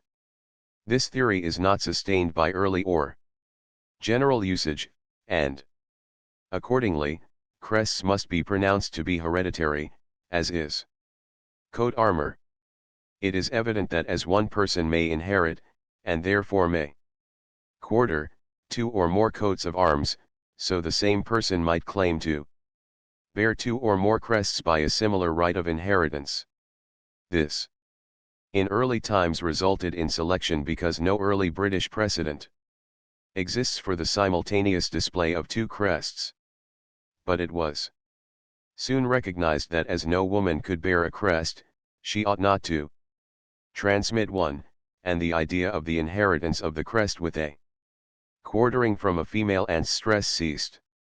At the present day, several crests, each with its own helm and mantling, are occasionally represented above a shield of arms, but, in England, by strict heraldic rule, two, or more than two, crests can be borne by one individual, only when he has obtained the royal license to bear and use the surname and arms of another family in addition to those of his own family, or, by a special grant from the Crown. Chapter 15. Badges. Might I but know thee by thy household badge. Shakespeare, Henry VI, Part 2. A badge, like a coat of arms, is an armorial ensign that is complete in itself, and possesses a definite signification of its own. In use with a decided heraldic significance.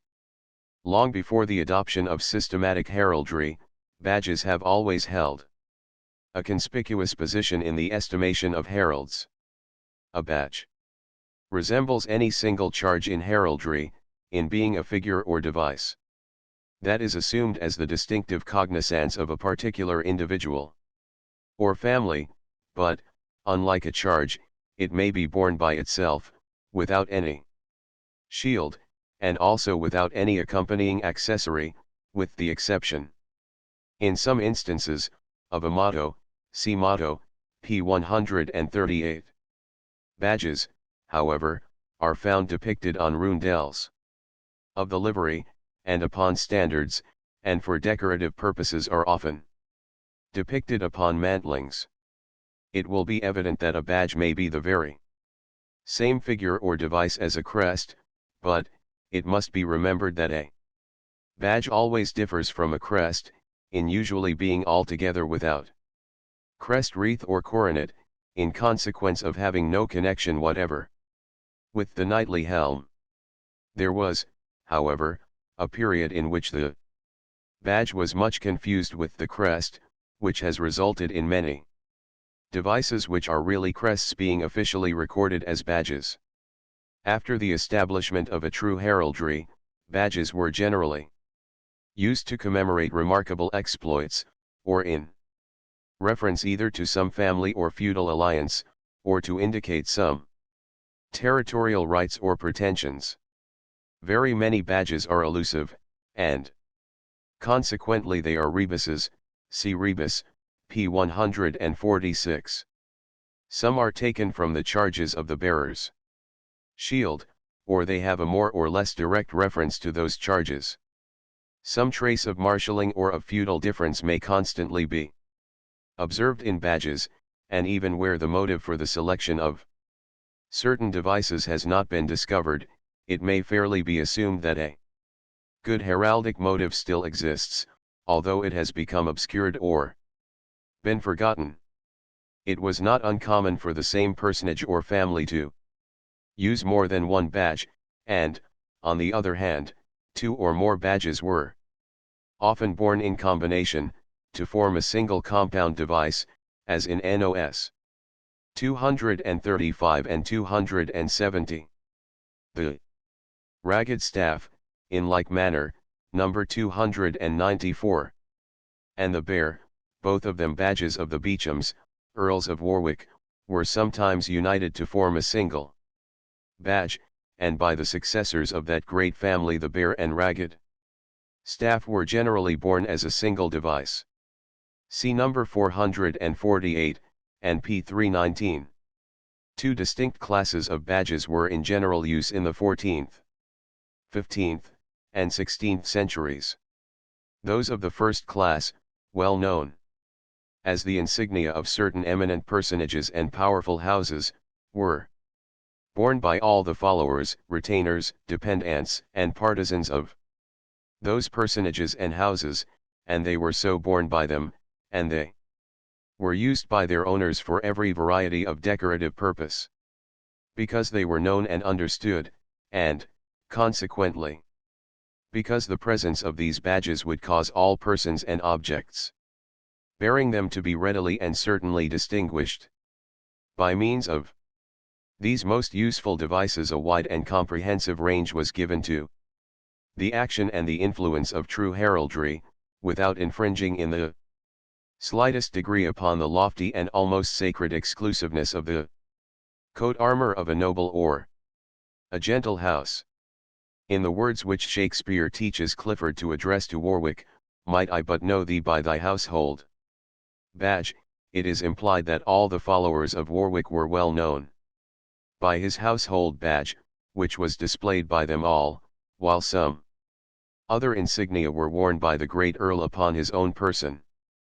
Mr. Lower has remarked, Curiosities of Heraldry, p. 145, that something analogous to the fashion of embroidering the household badges of their lords upon the sleeves or breasts of the dependants of great families in the olden times, is retained in the crest which adorns the buttons of our domestic servants. The accomplished writer might have added that, in thus employing crests to discharge badged duties, we are content to indulge a love for heraldic display without observing becoming heraldic distinctions. Crested livery buttons are heraldic anomalies under all circumstances. Even the head of a house himself, if he were a herald, would not display his crest, as a crest, upon buttons to be used exclusively by himself. Crests are to be borne on helms, or represented as being borne on helms. Badges are decorative insignia, and fulfill with consistent significance their own distinct and appropriate functions. Badges of the second class were devices that were borne exclusively by the exalted personages who were pleased to assume them, often for temporary use only, and generally with some subtle or latent significance, which had been studiously rendered difficult to be detected, and dubious in its application. These badges, thus displayed rather to effect disguise or to excite curiosity than to secure recognition, must be regarded for the most part as the expressions of heraldic revelry, as the fantasies and eccentricities of an age, which loved to combine quaint conceits and symbolical allusions with the display of gorgeous magnificence.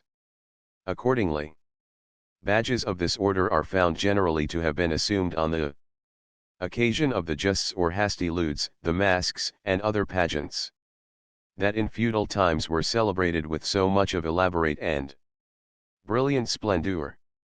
The adoption of badges of this peculiar character is exactly in keeping with the sentiment which prompted men of exalted rank and eminent distinction to appear in public, on occasions of high festivity. Bearing the arms of some friend, kinsman, or ally, instead of their own. A mark of especial favor and of peculiar distinction would be conferred, when a sovereign or a prince thus would display upon his own person the armory of some honored subject or comrade. Edward III. delighted thus to honor the most distinguished cavaliers of his chivalrous court. For example, in or about the year 1347, royal hasty-ludes were celebrated at Lichfield with great splendour, the justes consisting of the king and 17 knights, and the Earl of Lancaster and 13 knights. A conspicuous part was taken in these festivities by the king's daughter Isabel, afterwards Countess of Bedford, and by 6 ladies of high rank, with 21 other ladies, who all wore blue dresses and white hoods of the same materials as well as the same colors as the robes of the knights, together with various masks or visors. On this occasion, the king himself over his armor wore a surcoat with the arms of Sir Thomas de Bradstone. These arms in a roll of Edward III.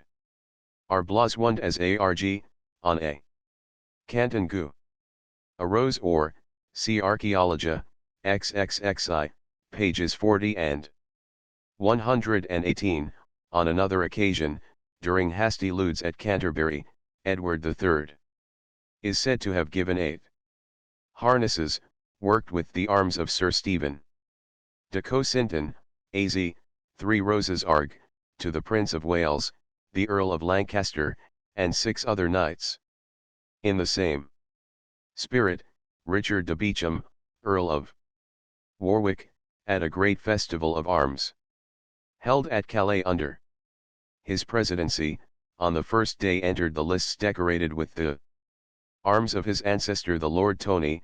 On the second day, he wore the arms of Hanslap, and, on the third day, he appeared as the Earl of Warwick. Quartering Beauchamp, Guy, Hanslap, and Tony, on his trappings, his visor open, and the chaplet on his helm enriched with pearls and precious stones. In such times, badges of curious device and occult signification could not fail to enjoy a popularity, not the less decided because of the restricted use and exclusive character of the badges themselves. No. 390 Secretum of Robert Bruce, Earl of Carrick, AD 1296. No. 391 Seal of Sir Walter de Hungerford, KG, AD 1425. Examples of badges, such as are distinctive, and consequently of the class that I have first described. The badges of Percy are a silver crescent and a double manacle, of Howard, a white lion, Pelham, a buckle, Douglas, a red hart, Scrope, a Cornish chough, Clinton, a golden mullet, Talbot, a hound, Bohun, a white swan, Hungerford, a sickle, Peveril, a garb, Sturton, a golden drag or sledge. The various knots described and illustrated in Chapter X, NOS 219, 235, 263, 270, 274, 304, and 313, are badges. The Bear and Ragged Staff of the Beauchamps, and, after them, of the Nevilles and Dudleys, I have already noticed. Seals frequently have badges introduced upon them, in very early times, by themselves, the badge in each case constituting the device of the seal. CP 193. The secretum or private seal of Robert Bruce, Earl of Carrick, the father of the king, appended to the homage deed extorted by Edward I. From the Scottish nobles, is a good example, number 390, this is another of Mr. Lang's beautiful woodcuts. Badges also constantly appear upon seals, in association with shields of arms.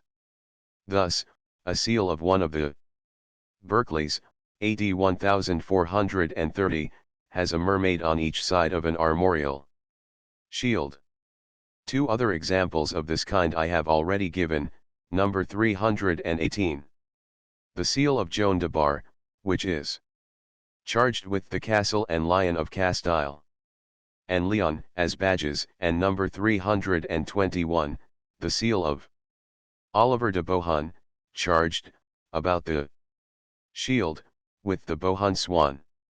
On his seal, number 391, Sir Walter de Hungerford, K.G., Lord of Heytesbury and Homet, the latter a Norman barony, displays his own badge, the sickle, in happy alliance with the garb of Peveril, borne by him in right of his wife, Catherine, daughter and co-heir of Thomas Peveril, to form his crest. The crest, it will be observed, in number 391, is a garb between two sickles. The shield of Hungerford only sa. 2 bars arg, and in chief 3 plates, is also placed between two sickles. 2 banners, denoting important alliances, complete the heraldry of this remarkable composition. The banner to the dexter, for Heytesbury, bears per pale indented gu and verd, a chevron or, and that to the sinister, for Hussey Berry of 6 erm, and gu. Lord Hungerford died in 1449, and was succeeded by his eldest surviving son, Sir Robert de Hungerford.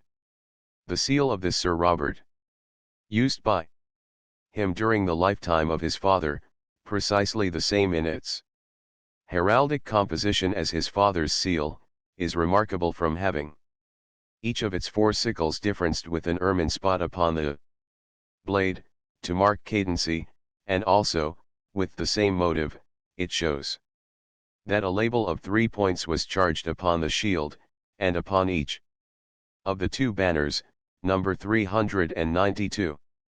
No 392 seal of Sir Robert de Hungerford, before AD 1449. Through an alliance with the Hungerfords, sickles were borne as one of their badges, by the great family of Courtenay. They appear, with a dolphin, a Tau cross, and this same Tau cross having a bell attached to it, as in number 393, sculptured on the fine heraldic chimney piece, the work of Bishop Peter de Courtenay, died in 1492, now in the hall of the Episcopal Palace at Exeter. Number 393. A Courtenay badge. At Exeter. The badges of our early heraldry are comparatively but little understood. They invite the particular attention of students, both from their own special interest, and the light they are qualified to throw upon the personal history of the English people, and also from their peculiar applicability for use by ourselves at the present day. Indeed, at this time, when the revival of true heraldry is in the act of being accomplished with complete success, it appears to be peculiarly desirable that badges should be brought into general use. It is not enough for us to revive our old English heraldry, as once in the olden time it flourished in England, and to rest content with such a revival, but we must go on to adapt our revived heraldry, in its own spirit and in full sympathy with its genuine feeling, to conditions of our age and of the state of things now in existence. And very much may be done to effect this by the adoption of badges, as our favorite and most expressive heraldic insignia, both in connection with coat armor and for independent display. Unlike crests, which must necessarily be associated with helms and the wearers of helms, and consequently have both a military and a medieval character, badges are equally appropriate for use by ladies, as well as by men of every profession, and they belong alike to every age and period. This has been recognized officially, to the extent that the officers of arms have now reverted to the ancient practice of granting and confirming badges and standards. Royal badges. I conclude this chapter with a concise list of the more important of the badges that have been borne by the sovereigns and princes of England, and with some general remarks upon the famous badge of the ostrich feathers, now considered to be exclusively the ensign of the princes of Wales, not as such, but as the heirs apparent to the throne. The Plantagenista, or broom plant, No. 21, is well known as an English royal badge, from the surname derived from it for one of the most remarkable of the royal houses that ever have flourished in Europe. As well known are the rose, thistle, and shamrock, severally the badges of the three realms of the United Kingdom of England, Scotland, and Ireland. A golden rose stalked proper was a badge of Edward I, and from it apparently were derived, but by what process it is unknown, the white rose of York, the red rose of Lancaster, and the white and red rose of the House of Tudor. William Rufus, a flower of 5 foils. Henry I, a flower of 8 foils. Stephen, a flower of 7 foils. A Sagittarius. Henry II, the Plantagenista, an escarbuncle, a sword and olive branch. Richard I, a star of 13 rays and a crescent, a star issuing from a crescent. A mailed arm grasping a broken lance, with the motto Christo Duce. John and Henry III, a star issuing from a crescent. Edward I, an heraldic rose, or stalked ppr. Edward II, a castle of Castile. Edward III, a fleur-de-lis. A sword, a falcon, a griffin, the stalk of a tree, rays issuing from a cloud. Richard II, a white hart. Lodged, the stalk of a tree, a white falcon, the sun in splendor. The sun clouded. Henry IV, the cipher SS. A crowned eagle, an eagle displayed, a white swan, a red rose, a columbine flower, a fox's tail, a crowned panther, the stalk of a tree, a crescent. His queen, Joan of Navarre, an ermine, or jennet. Henry V, a fire beacon, a white swan gorged and chained, a chained antelope. Henry VI, 2 ostrich feathers in saltire, a chained antelope, a panther. Edward IV, a white rose n. Solile, a white wolf and white lion, a white hart. A black dragon and black bull, a falcon and fetterlock, the sun in splendor. Henry VII, a rose of York and Lancaster, a portcullis and a fleur-de-lis, all of them crowned, a red dragon, a white greyhound, a hawthorn bush, and crown, with the cipher HR. Henry VIII, the same, without the hawthorn bush, and with a white cock. His queens, Catherine of Aragon, a rose, pomegranate, and sheaf of arrows. Anne Boleyn, a crowned falcon, holding a scepter. Jane Seymour, a phoenix rising from a castle, between 2 Tudor roses. Catherine Parr, a maiden's head crowned, rising from a large Tudor rose. Edward VI, a Tudor rose. The sun in splendor. Mary, a Tudor rose impelling a pomegranate, also impelling a sheaf of arrows, ensigned with a crown, and surrounded with rays, a pomegranate. Elizabeth, a Tudor rose with the motto, Rosa sin spina, a rose without a thorn, a crowned falcon and scepter. She used as her own motto Semper Idem, always the same. James I, a thistle, a thistle and rose demediated and crowned, No. 308, with the motto Bidi Pacifici, blessed are the Peacemakers. Charles I, Charles II, James II, the same badge as James I, without his motto. N, a rose branch and a thistle. Growing from one branch. From this time distinctive personal badges ceased to be borne by English sovereigns. But various badges have become stereotyped and now form a constituent part of the royal arms, and will be found recited later in chapter 18. The ostrich feather badge. The popular tradition, that the famous badge of the ostrich feathers was won from the blind king of Bohemia at Cressy by the Black Prince, and by him afterwards borne as an heraldic trophy, is not supported by any contemporary authority. The earliest writer by whom the tradition itself is recorded is Camden, A.D.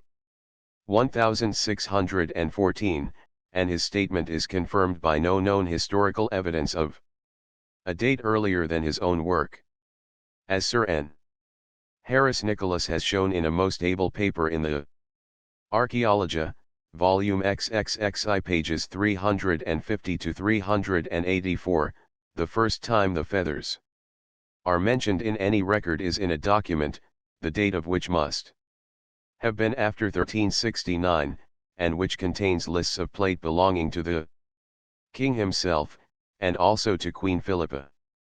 It is particularly to be observed, that all the pieces of plate specified in this roll as the personal property of the Queen, if marked with any device at all, are marked with her own initial, or with some heraldic insignia that have a direct reference to herself.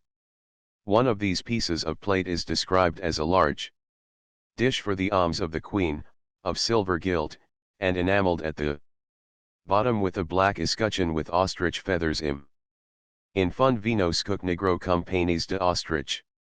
And these ostrich feathers, thus blazoned on a sable field upon the silver alms dish of Queen Philippa, Sir N. H. Nicholas, believed to have been born by the Queen as a daughter of the house of Hainault, and he suggested that these same ostrich feathers might possibly have been assumed by the counts of the province of Hainault from the Count of Ostravant, which formed the appanage of their eldest sons.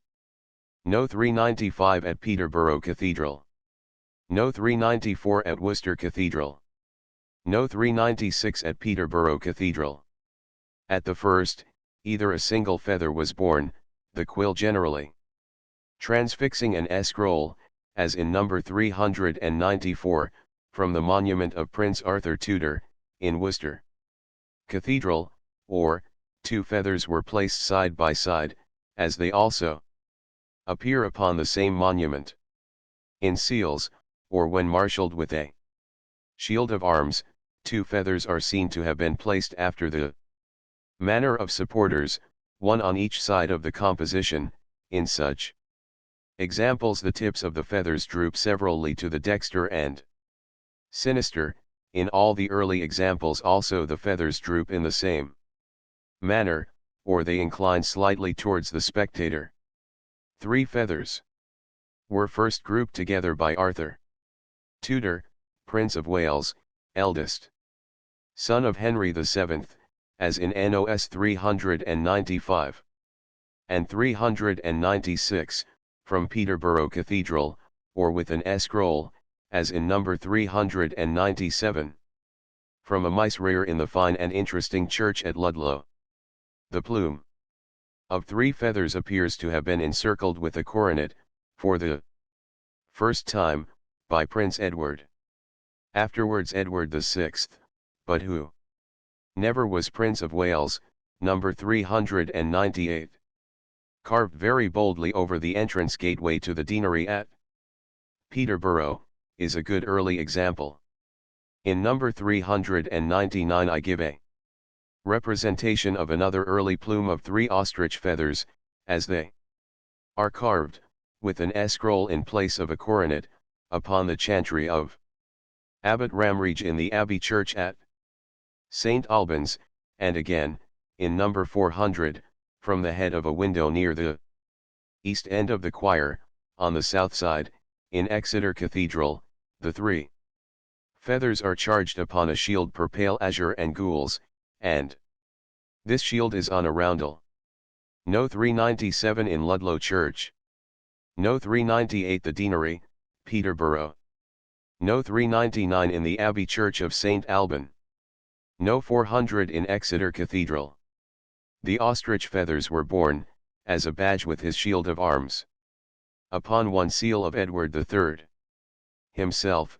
They were used, as an heraldic device, about the year 1370, by Philippa, his queen.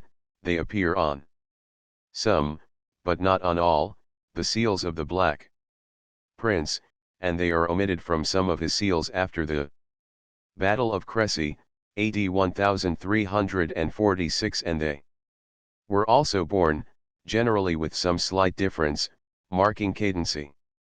In all probability by all the other sons of Edward III, certainly by John of Ghent, Duke of Lancaster, and by Thomas of Woodstock, Duke of Gloucester. They were adopted by Richard II, and placed on either side of his crested helm in the heraldic sculpture of Westminster Hall.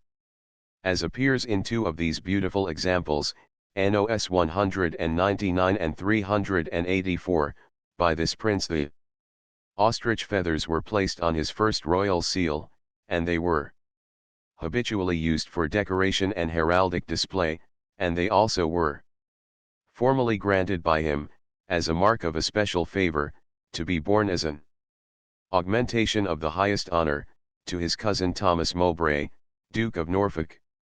The ostrich feathers were borne, in like manner, by the succeeding princes, both Lancastrian and Yorkist, by at least 2 of the Beauforts, by the princes of the House of Tudor, and by their successors the Stuarts.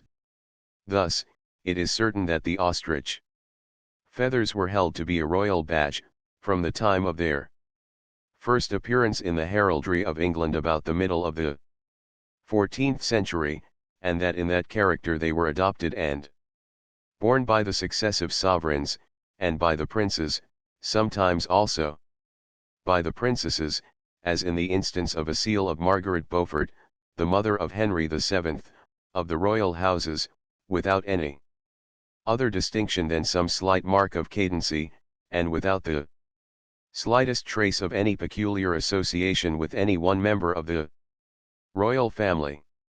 From the time of the accession of the House of Stuart to the crown of the United Kingdom, however, the coroneted plume of 3 ostrich feathers appears to have been regarded, as it is at this present day, as the special badge of the heir to the throne. In accordance with the express provision of his will, 2 armorial shields are displayed upon the monument of the Black Prince in Canterbury Cathedral, which shields the prince himself distinguishes as his shields for war and for peace, the former charged with his quartered arms of France and England, differenced with his silver label, number 337, and the latter, sable, charged with 3 ostrich feathers argent, their quills passing through scrolls bearing the motto, Ich Diene number 401. The same motto is placed over each of the shields that are charged with the feathers, as in number 401, and over each shield charged with the quartered arms. There are on each side of the tomb 6 shields, 3 of the arms and 3 of the feathers, alternately, is the other motto of the prince, whom out in his will, the Black Prince also desired that a black pennon with ostrich feathers should be displayed at his funeral, and he further appointed that his chapel in Canterbury Cathedral should be adorned in various places with his arms, and likewise with our badge of ostrich feathers nos bages des plumes d'ostrus. No. 401 shield for peace of the Black Prince. The will of the Black Prince proves the feathers to have been a badge, and not either a crest or the ensign of a shield of arms, since twice he expressly calls them our badge, and it also is directly opposed to the traditional warlike origin and military character of the feathers, as a badge of the Black Prince, for it particularly specifies the peaceful significance of this badge, and distinguishes it from the insignia that were worn and displayed by the prince when he was equipped for war.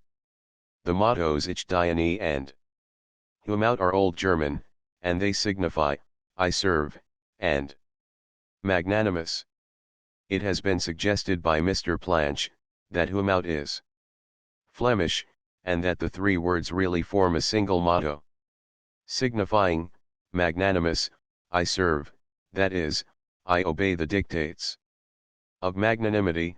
Archaeologia, XXXII 69. No. 402 from the seal of King Henry IV. No. 403 from the seal of Thomas, Duke of Gloucester. No. 404 from the garter plate of John Beaufort, K.G. Upon a very remarkable seal, used by Henry IV. A short time before his accession, the shield with helm and crest are placed between two tall feathers, about each of which is entwined a garter charged with his favorite and significant motto, the word sovereign, as in number 402. His father, Prince John of Ghent, placed a chain upon the quills of his feathers, as in the very curious boss in the cloisters at Canterbury. The uncle of Henry IV, Thomas, Duke of Gloucester, on one of his seals, differenced his two feathers with garters, probably of the order, displayed along their quills, as in number 403.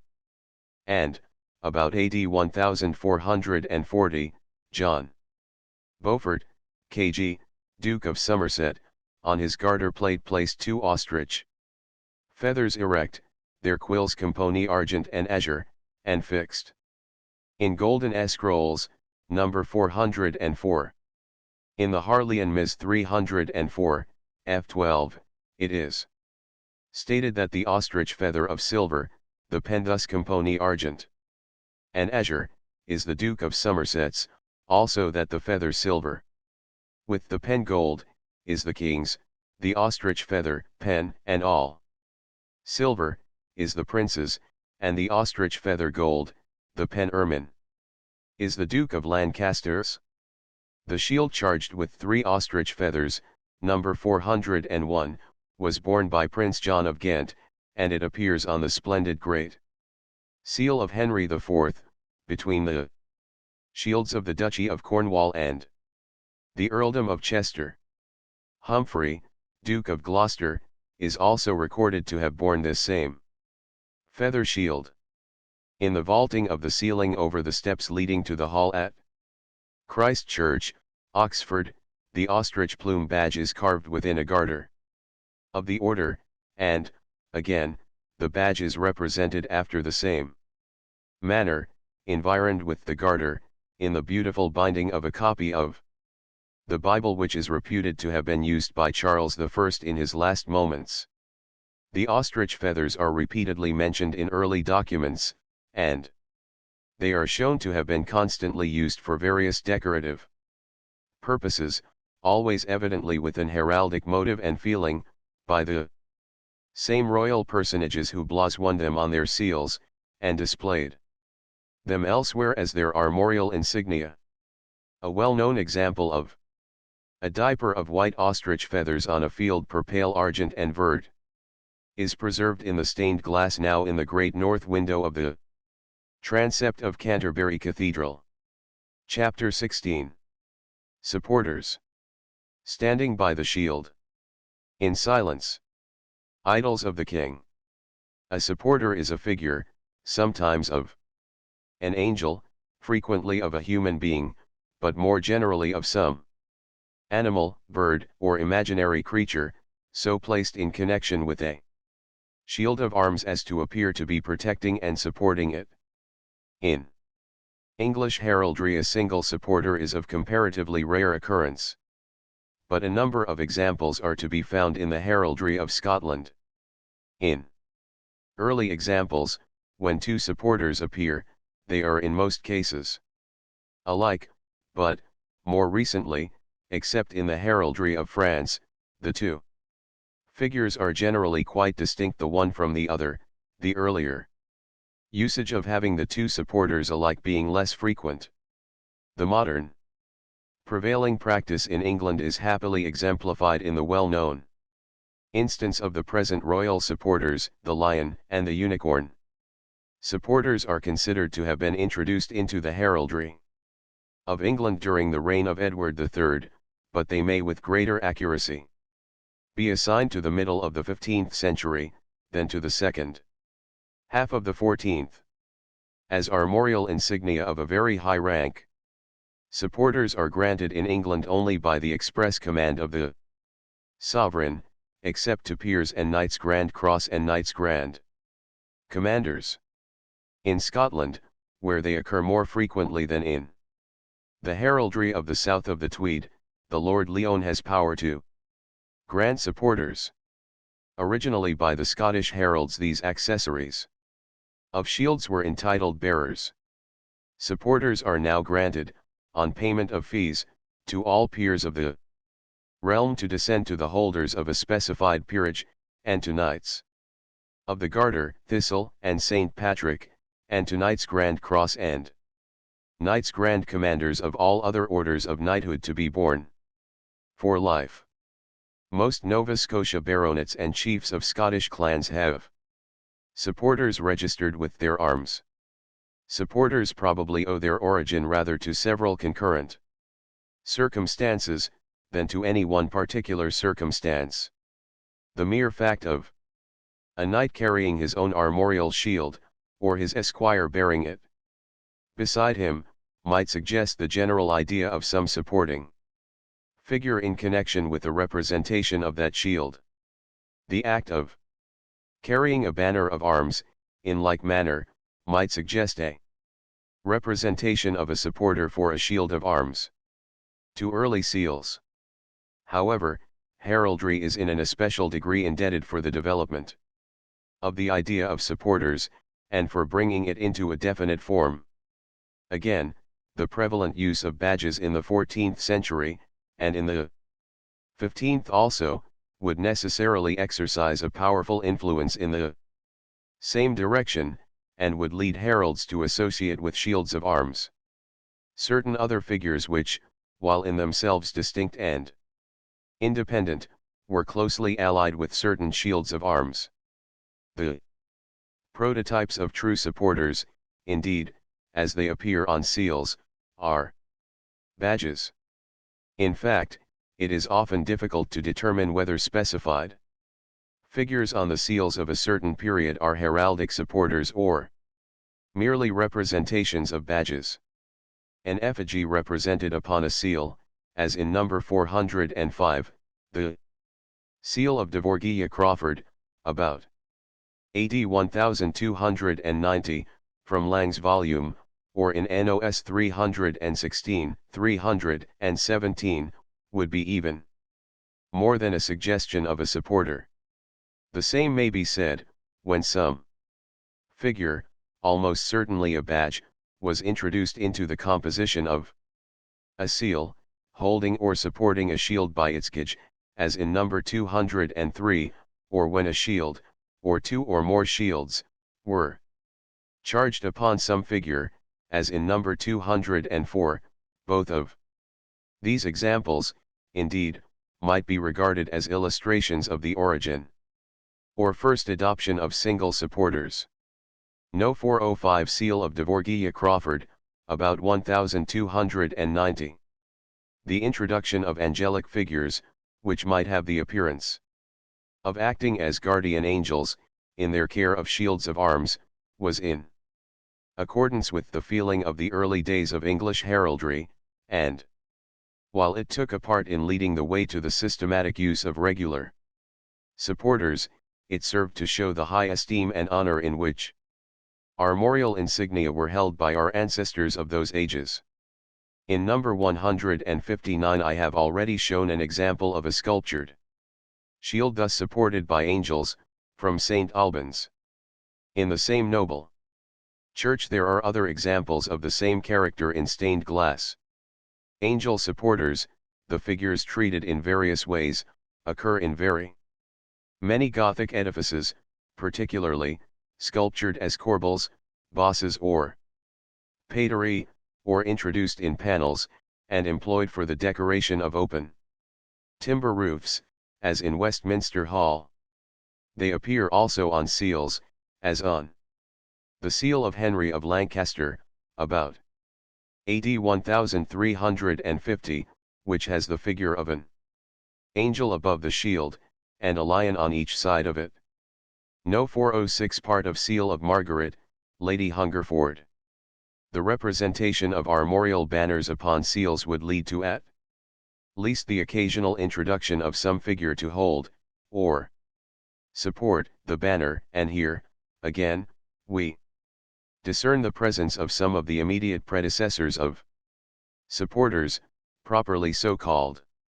In the seals, NOS 391, 392, the banners are not supported, and yet they are indirectly suggestive of giving support to the shield which is marshalled with them in the same composition. Another Hungerford seal, that of Margaret Boutell, widow of the second Baron Hungerford, who died in 1477, in the center of the composition has a kneeling figure of the noble lady, and on each side a banner of arms is held, supported, erect, so that the two banners form a kind of canopy over her head, by a lion and a griffin. In number 406. I give a part only of this elaborate seal, sufficient to show how its general composition bears upon the adoption of supporters. The monument in Westminster Abbey of Sir Ludovic Robsart, K.G., Lord Bourchier, standard bearer to Henry V at Agincourt, has two banners sculptured in the stone work of the canopy, which are placed precisely in the same manner as the banners in number 406. And, like them, they are held by badges acting as supporters. 2. Well-known seals of the Percys are charged with banners, and in each case the banner staff is held by a single supporter. One of these figures is a man-at-arms, AD 1386, the other is a lion, AD 1446. At the same period, two lions appear on another Percy seal. Another, of the same date, has the shield supported by an armed man, without any banner, but having a lance with a long pennon charged with the crescent badge of Percy, No. 412, p. 247. Other Percy seals, again, of the 14th century, on either side of the shield have two lions or two birds. No. 407 seal of Earl Edmund de Mortimer, AD 1400. Numerous examples of great interest illustrate the early introduction of badges into the composition of seals, as accessories of shields. A seal of Prince John of Ghent, which has two falcons and padlocks, is one of the most beautiful and suggestive works of its class. In this seal the two birds are adversed, and consequently they also have their backs turned towards the central achievement. This position of the figures on early seals is not uncommon, but it is an illustration that the use of badges in the form from which they developed into supporters was an artistic necessity, arising from the form of the spaces to be occupied by the figures upon the seal. Another most characteristic example of that marshalling of badges upon seals, which certainly led the way to true supporters, is the seal of Sir Maurice de Berkeley, AD 1430, upon which a mermaid the Berkeley badge is blazoned on each side of the shield. The two figures are drawn with much skill and elegance. The shield itself quarters Berkeley within a bowyer, and a differenced coat of Boutell. It hangs from a large helm, which, in its turn, is ensigned by as large a mitre, the singular crest of the Berkeleys. The two figures, generally animals, which fill up the spaces to the dexter and sinister of the central achievement on seals, in the 15th century are almost invariably drawn of a comparatively large size, and, for the most part, they really act as supporters to the crested helm, being themselves supported by the shield. The composition of the seal of Edmund de Mortimer, Earl of March, AD 1400, though now mutilated, exhibits in a most satisfactory manner this very effective arrangement, from which true supporters to a shield of arms might obviously be derived. In this seal, number 407, the shield quarters Mortimer, number 131, and or a crossgu, for Ulster. The seal of W.M. de Windsor, number 382, illustrates with no less happy effect the occasional use of birds instead of beasts, as supporting badges. Other examples exist in great numbers, and in abundant variety. The two that I add from Mr. Lang's volume, NOS 408 and 409, are in every respect most characteristic. They are severally the seals of Robert Graham, of Kinpont, and of Sir William Lindsay, of the Byres. No 408 seal of Robert Graham, of Kinpont, AD 1433. No 409 seal of Sir W. M. Lindsay, of the Byres, AD 1390. It is scarcely necessary for me to point out to students that supporters always have a decided heraldic significance. In supporting a shield of arms, they discharge an heraldic duty, but, in themselves, supporters are armorial symbols of a high rank, and, with peculiar emphasis, they record descent, inheritance, and alliance, and they blazon illustrious deeds.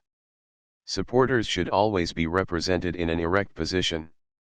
In whatever direction also they actually may be looking, they always ought to appear to fulfill their own proper office of giving vigilant and deferential support to the shield.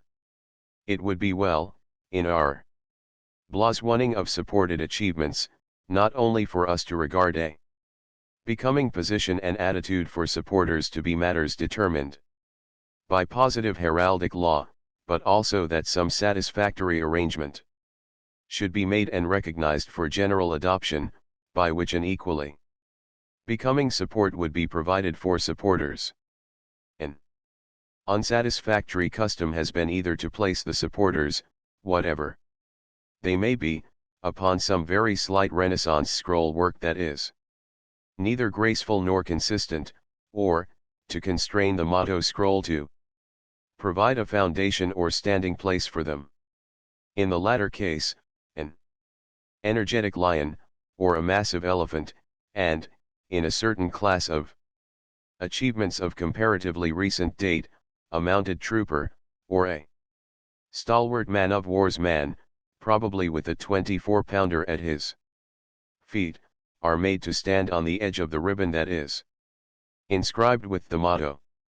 Mr. Lang has enabled me to give an excellent example of supporters, two lions standing upon a motto scroll or ribbon in number 410, the seal of John Drummond, created Earl of Melfort and Viscount Forth in the year 1686, the shield is Scotland.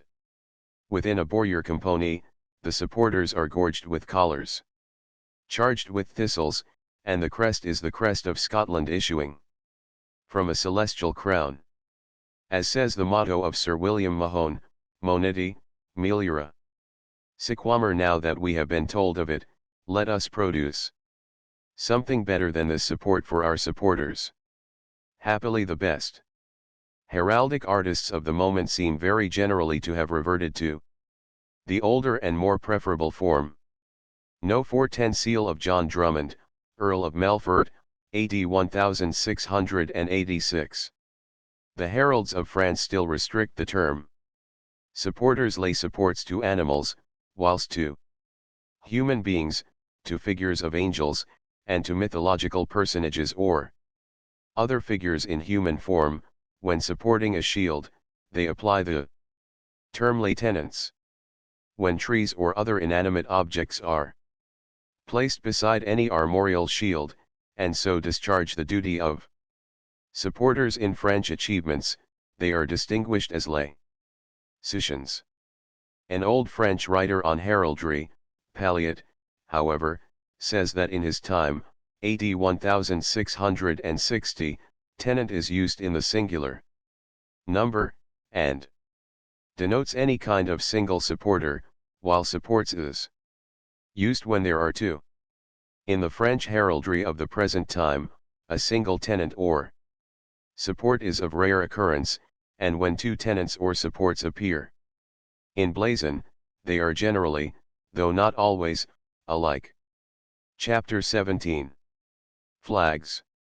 The pennon, the banner, the standard, the royal standard, the Union Jack ensigns, military standards and colors, blasonning, hoisting and displaying flags.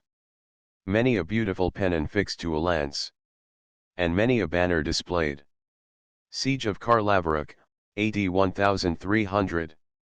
Prosper our colors. Shakespeare, Henry VI, Part 3. Admirably adapted for all purposes of heraldic display, rich in glowing colors, and peculiarly graceful in their free movement in the wind.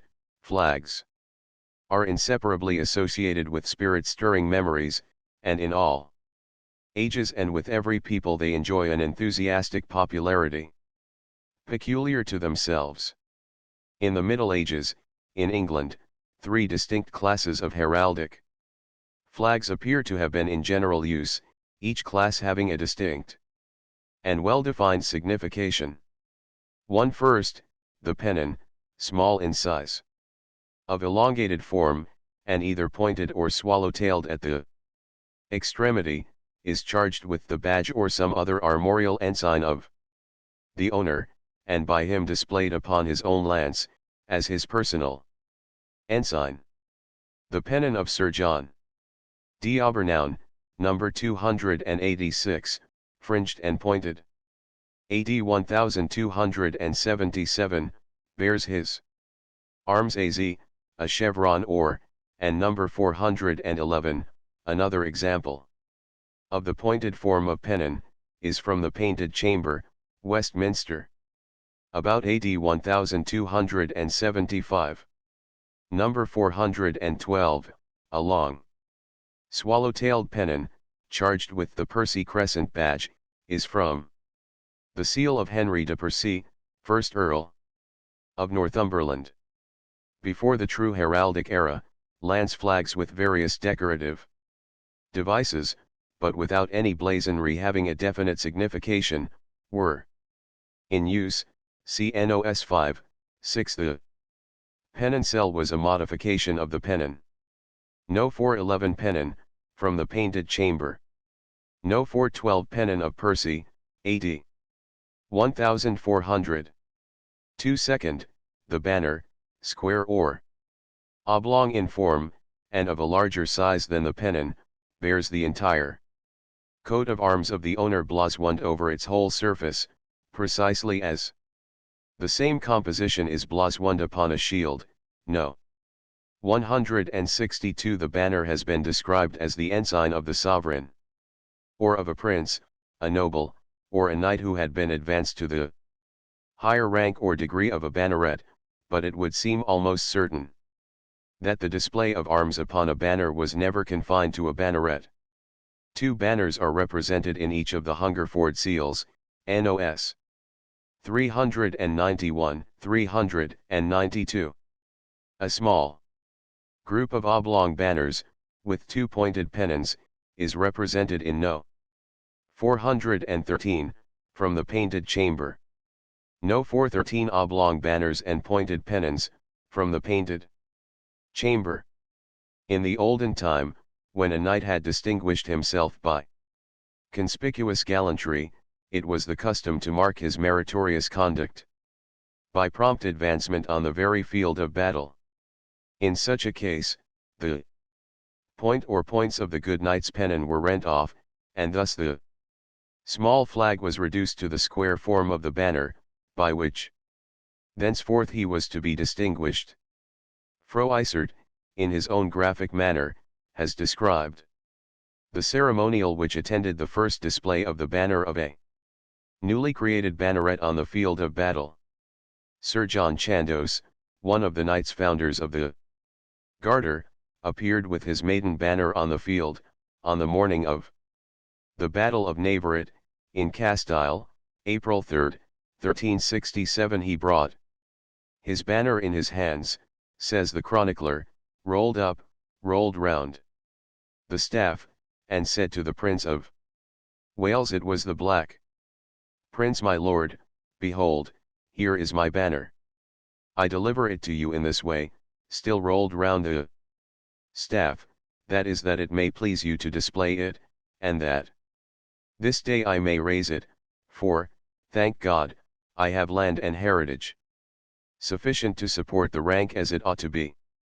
Then the prince and the king Don Pedro, king of Castile, took the banner, which was of silver with a sharp pile gules, between their hands by the staff, and displayed it, and returned it to him, the prince saying, Sir John, behold your banner, may God grant you may do your duty.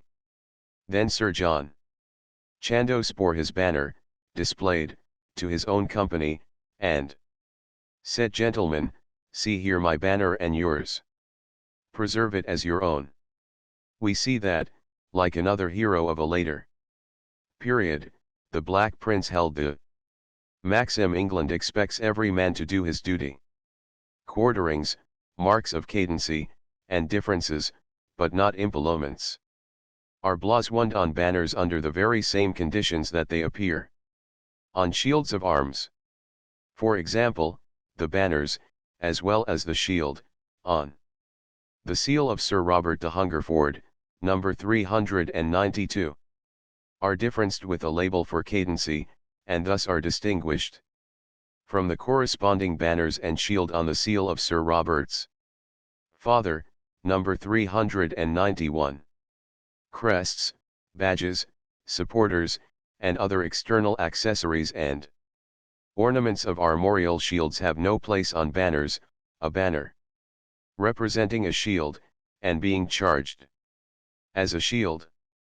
In the 17th century, however, English banners sometimes were charged with achievements of arms, including all the accessories and ornaments of shields.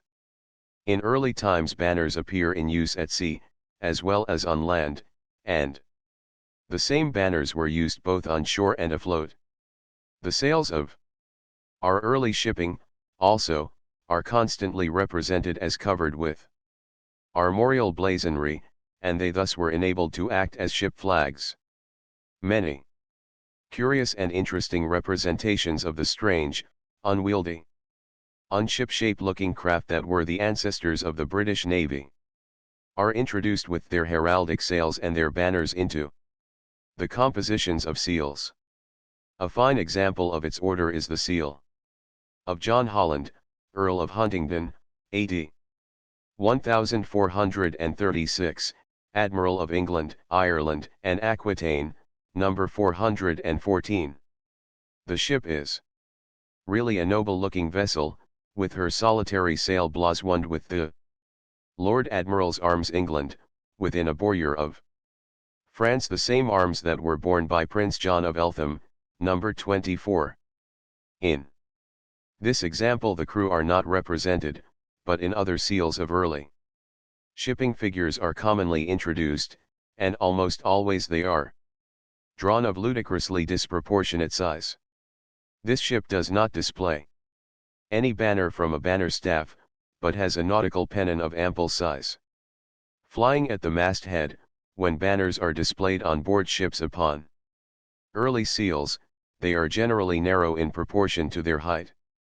A form of banner adopted on land as well as at sea, in consequence of the greater inconvenience attending the display of broad or really square banners. At a later period, however, ship flags of very large size came into favor. No. 414 seal of Earl John Holland, Admiral of England, N.C. AD 1436. 3. The standard, the third variety of early heraldic flags, which first appears about the middle of the 14th century, and was in general use by personages of high rank in the two following centuries, appears to have been adopted for the special purpose of displaying the badge. The badge was worn on his livery by a servant as retainer, and consequently the standard by which he mustered in camp was of the livery colors, and bore the badge, with both of which the retainer was familiar. This flag is of ample proportions, and great length, but its size varies with the owner's rank. Next to the staff was usually to be found the red cross on a silver field of St. George. The rest of the field is generally divided per fess into 2 tinctures, in most cases the livery colors of the owner, or the prevailing tinctures of his coat of arms, which in such cases may almost be assumed to have been his livery, with some principal figure or device occupying a prominent position. Various badges are displayed over the whole field, a motto, which is placed bendwise, having divided the standard into compartments.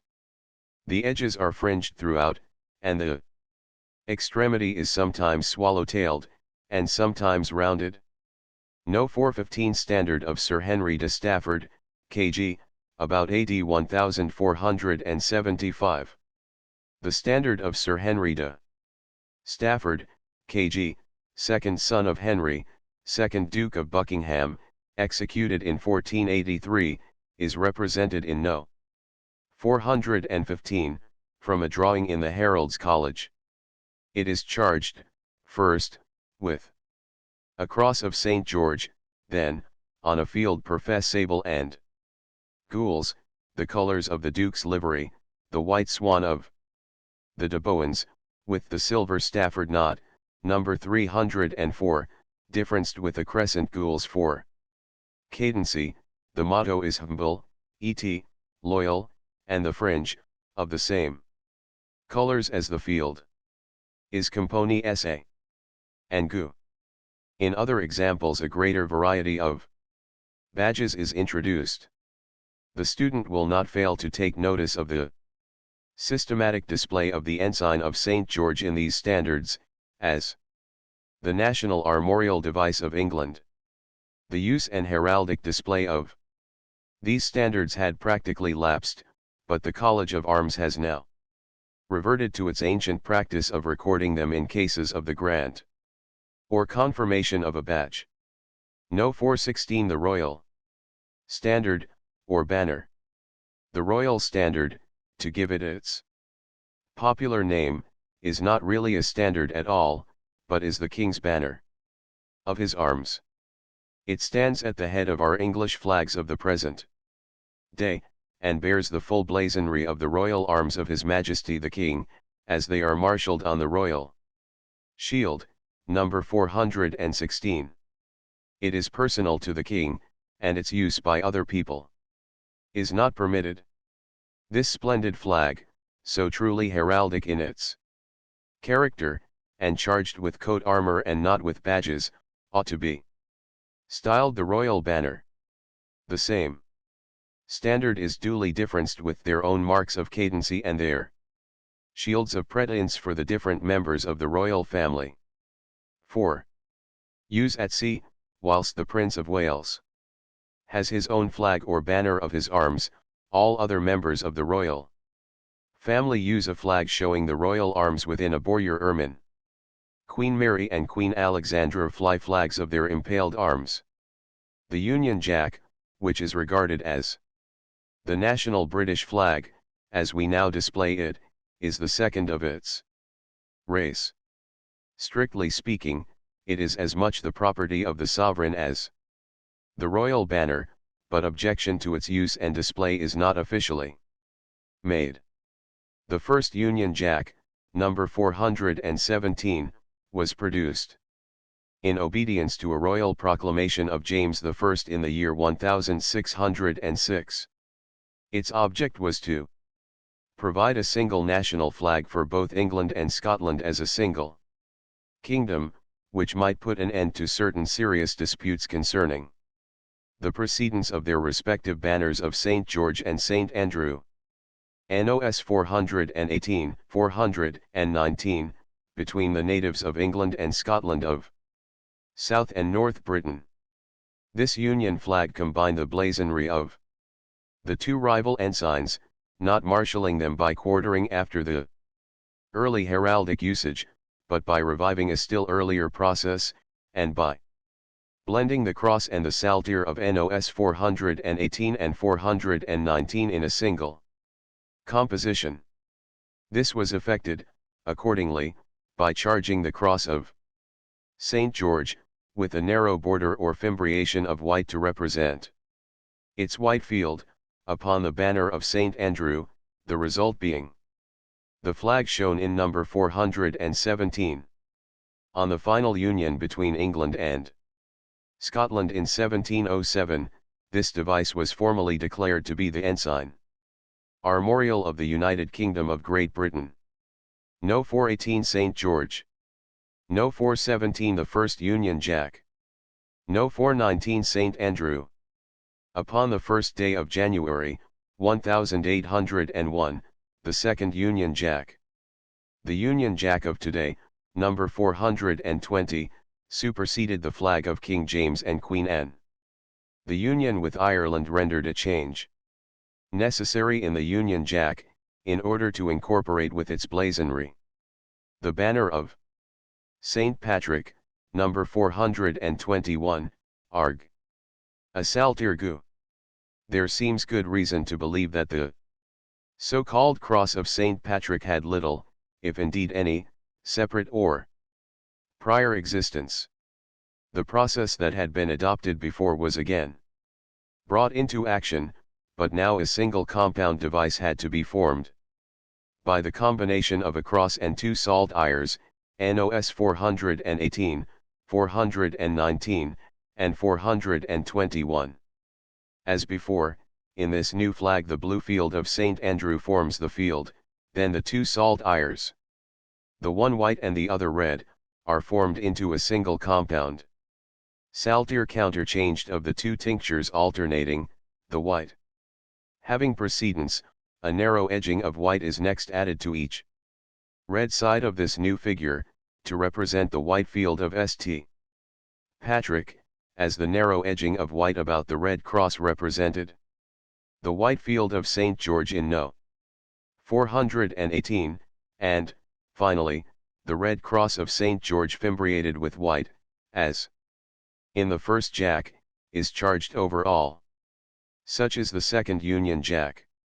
Number 420. In this compound device it will be observed that the broad diagonal white members represent the silver saltire of St. Andrew, number 419, that the red diagonal members represent the saltire gules of St. Patrick, number 421, and that the narrow diagonal white lines are added in order to place the saltire gules on a field argent, that the diagonal red and the broad diagonal white members represent the two saltires of St. Andrew and St. Patrick in combination, and that the fimbriated red cross in the front of the goodly alliance declares the presence of the symbol of St. George. No. 420 the second Union Jack. No. 421 St. Patrick. Sir Harris Nicholas has suggested that this flag may have acquired its name of Jack. Union is obvious enough, from the original author of the first Union flag, King James, who, in the herald's French language, would be styled Jacques, and so the flag would be called Jacques Union, which would easily settle down into Jack's Union, and finally would as easily become Union Jack. The second Union flag is always to be hoisted as it is represented in number 420, the diagonal white having precedence in the first canton. To reverse the proper display of the flag implies distress or danger, or such a procedure very often, as I am aware, unconsciously adopted, through ignorance of The real meaning of the flag itself subjects the Union Jack to degradation. By a recent warrant, Lord's Lieutenant fly the Union Jack charged with a sword fess aves. The ensigns now in use are No. 422 the red ensign.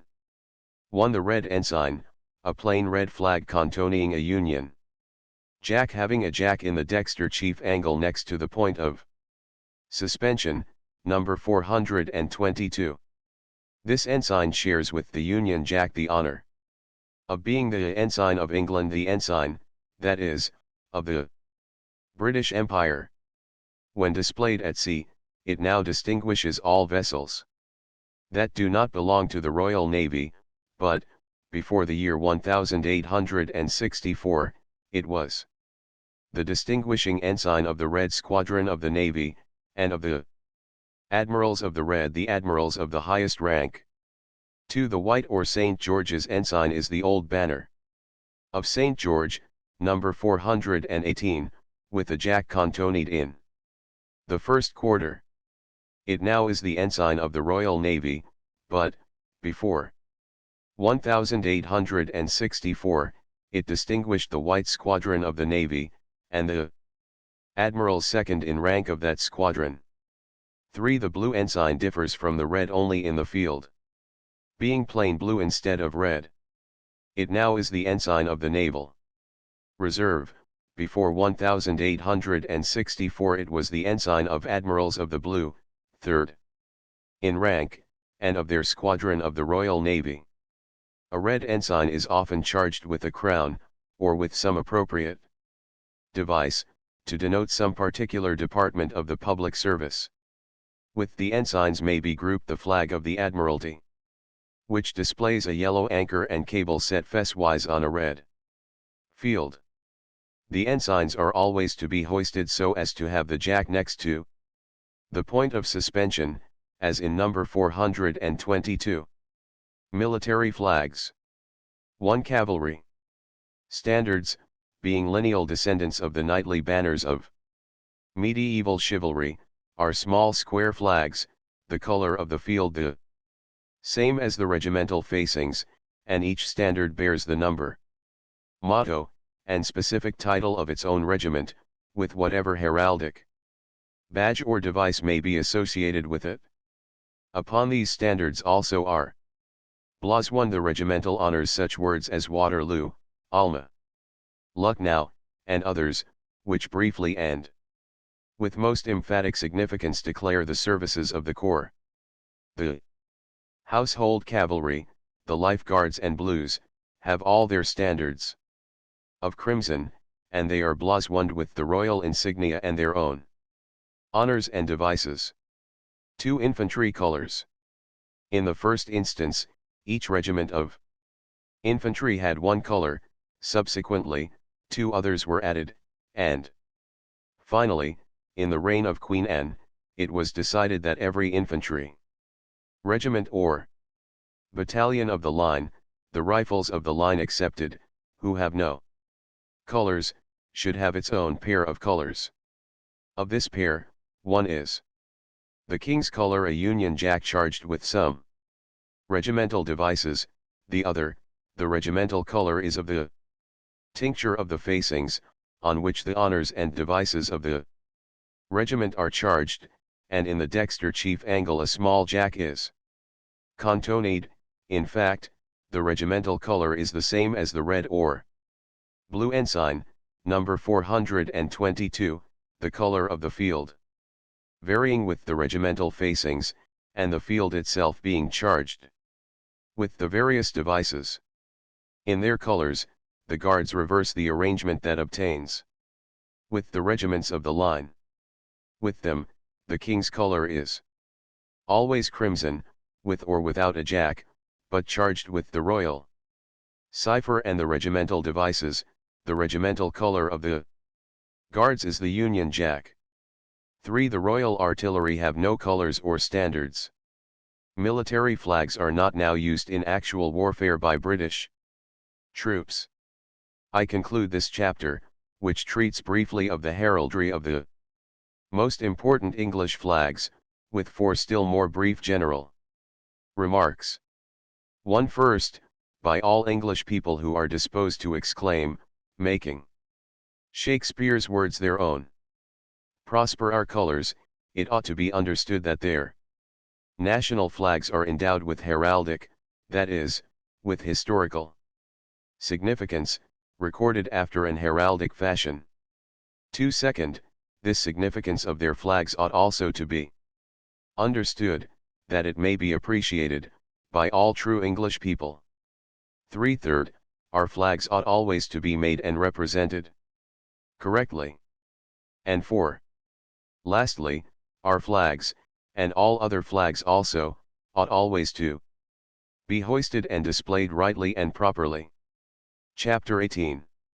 The Royal Heraldry of England and Scotland. Shields of arms of the reigning sovereigns of England, of Scotland, of the United Kingdom of Great Britain and Ireland. Crests, supporters, mottos, crowns, banners, armorial insignia of the late Prince Consort, of the Prince and Princess of Wales, of the other princes and princesses. On his banner were 3 leopards, currant, of fine gold, set on red. Fierce were they, haughty and cruel, to signify that, like them, the king is dreadful to his enemies, for his bite is slight to none who inflame his anger, and yet, towards such as seek his friendship or submit to his power, his kindness is soon rekindled.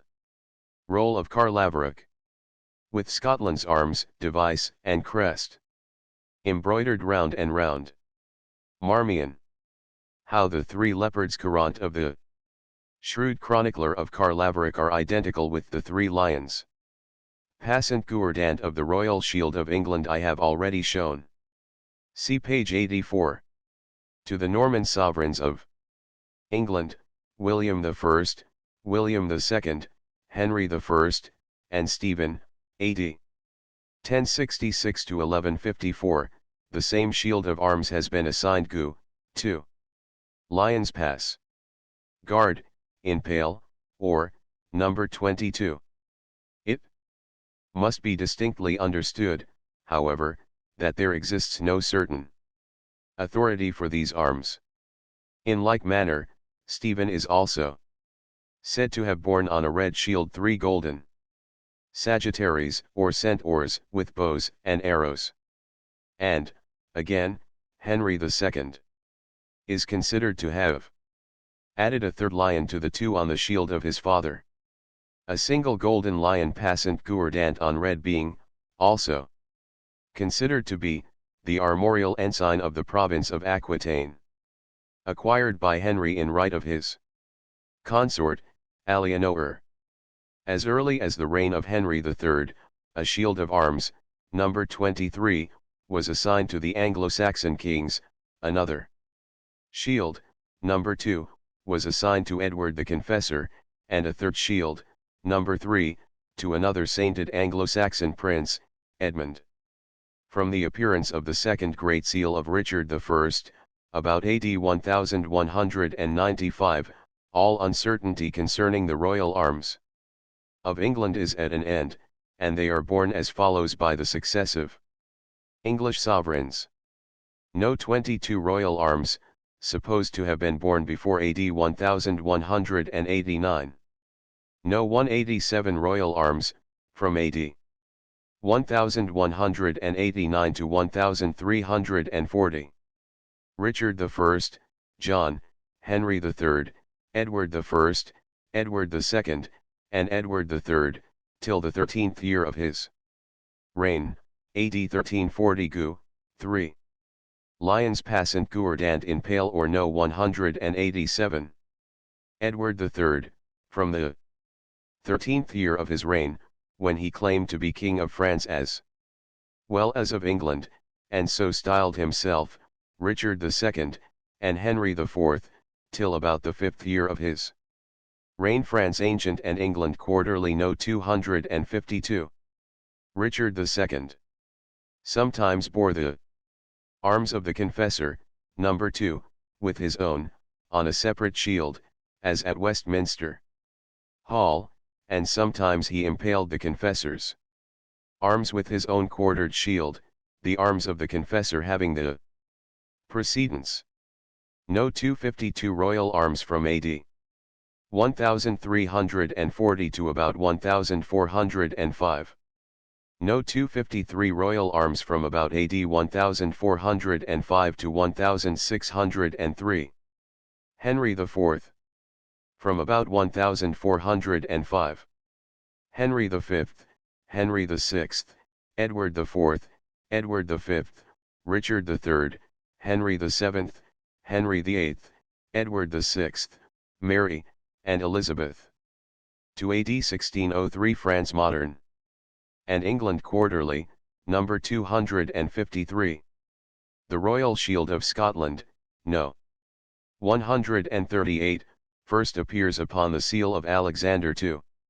About AD 1235, and, as Mr. Seaton well observes, the origin of its bearings is veiled by the mists of antiquity. The same shield, without any modification or change, was borne by all the sovereigns of Scotland. No. 138 Royal Arms of Scotland. James I, Charles I, Charles II, James II, William III. And Mary, N. till May 1, 1707, Quarterly, 1 and 4, Grand Quarters, France Modern and England, No. 253-2, Grand Quarter, Scotland, number 138-3, Grand Quarter AZ, a harp or stringed arg, for Ireland, number 423. No. 423 Royal Arms of the Stuart Sovereigns. No. 425 Diagram of Shield of William III and Mary. No. 426 Diagram of Shield of William III alone. No. 424 Arms of Nassau. William III, as an elected sovereign, charged his paternal Shield of Nassau, No. 424 AZ, bility, a lion, ramped, or in pretense upon the royal shield.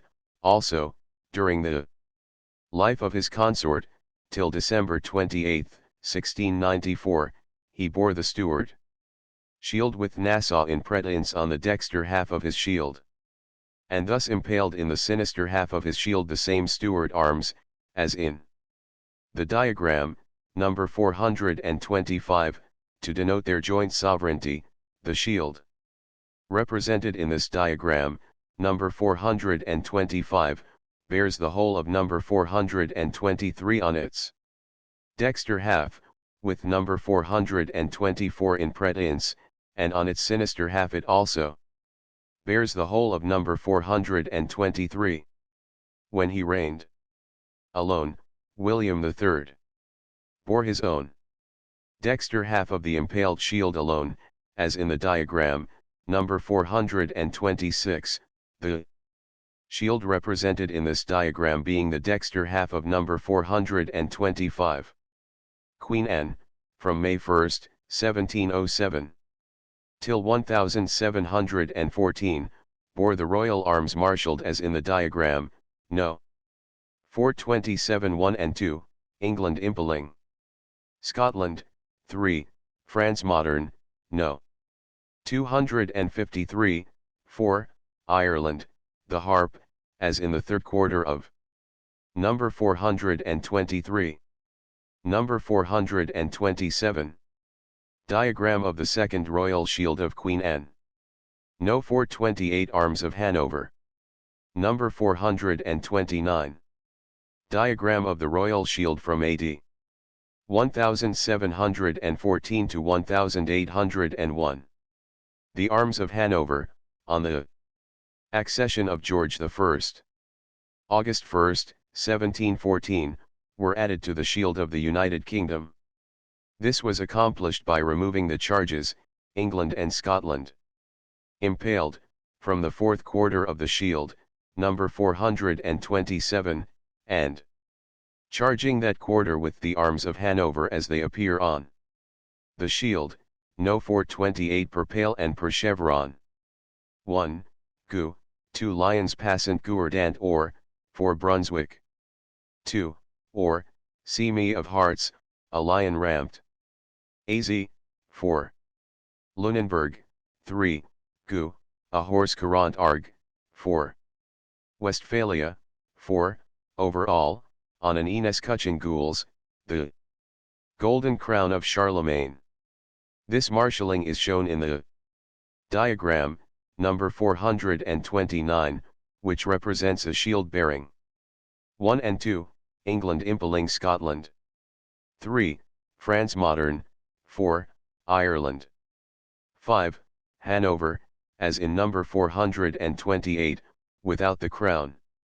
On January 1, 1801, the fleurs de lis of France were removed from the Royal Shield of Great Britain, which then was marshalled as in the diagram, number 430, quarterly, 1 and 4, England.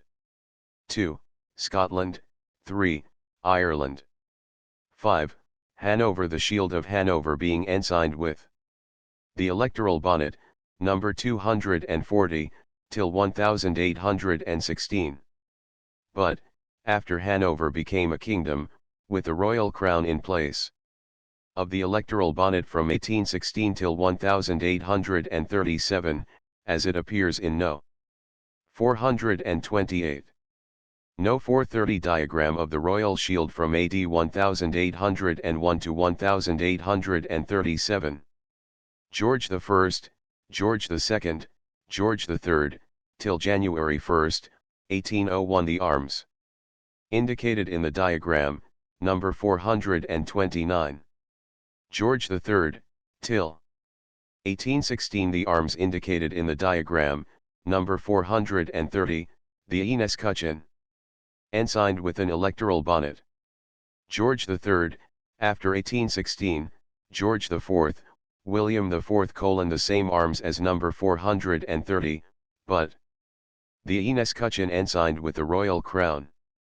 Queen Victoria, King Edward VII, and King George V: the same as number 430, but without the Ines Kuchen, the four quarters being marshalled as on the royal standard, number 416. Royal crests. No. 431. Royal crest of England. For England a golden lion.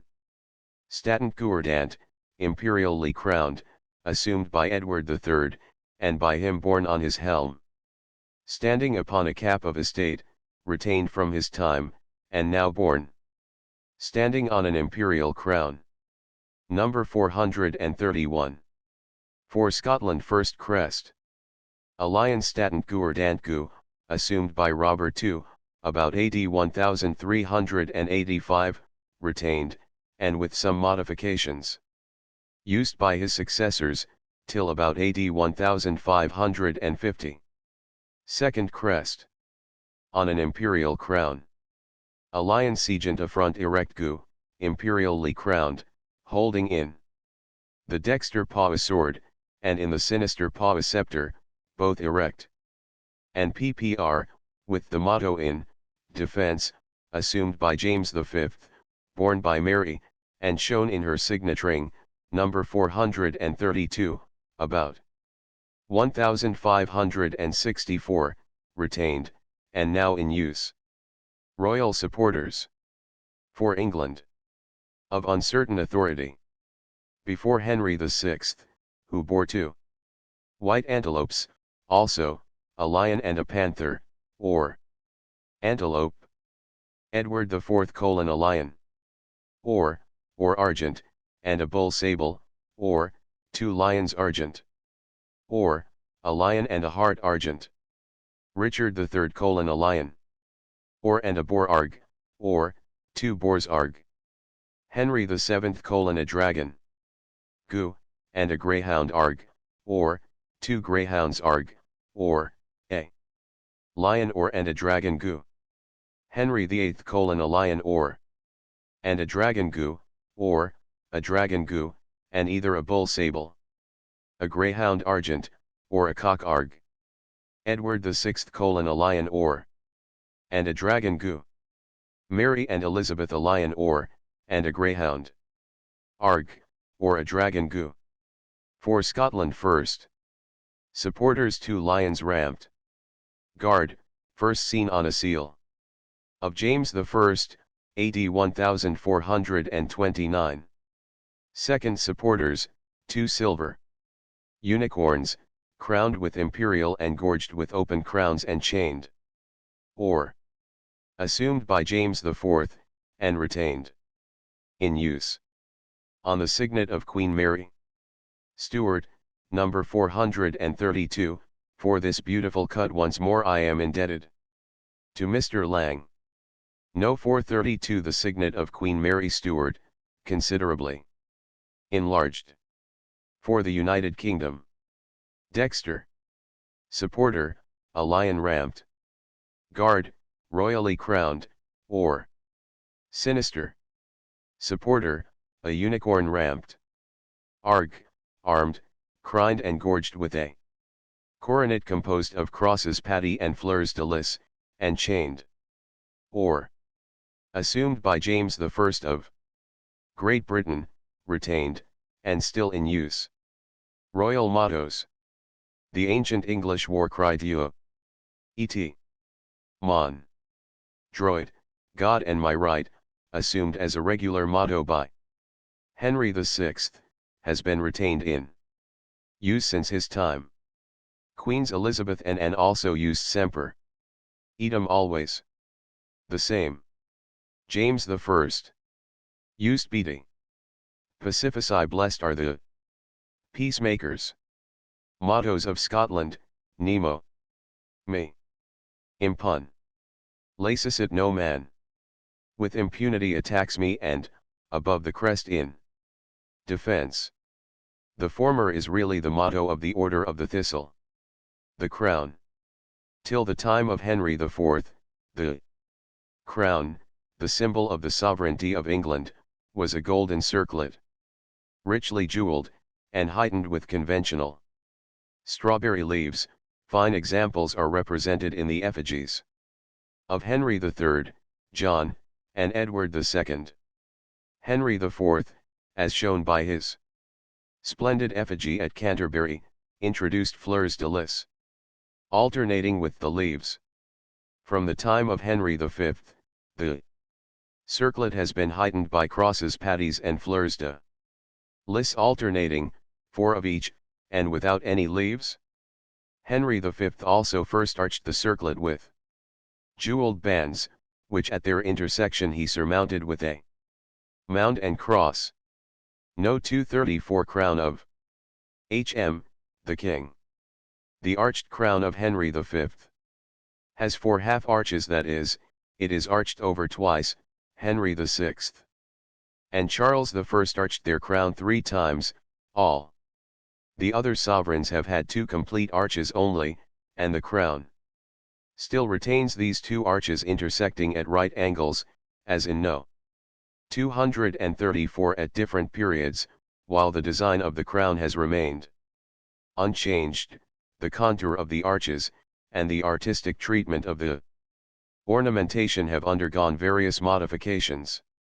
The royal banners, or standards, are charged with the bearings of the royal shield of arms for the time being. The armorial insignia of HRH, the late Prince Consort. The shield was quarterly, 1 and 4 the royal arms of the late Queen, as in number 416, but differenced with a silver label of 3 points charged on the central point with a cross of St. George, 2 and 3 Saxony, number 225.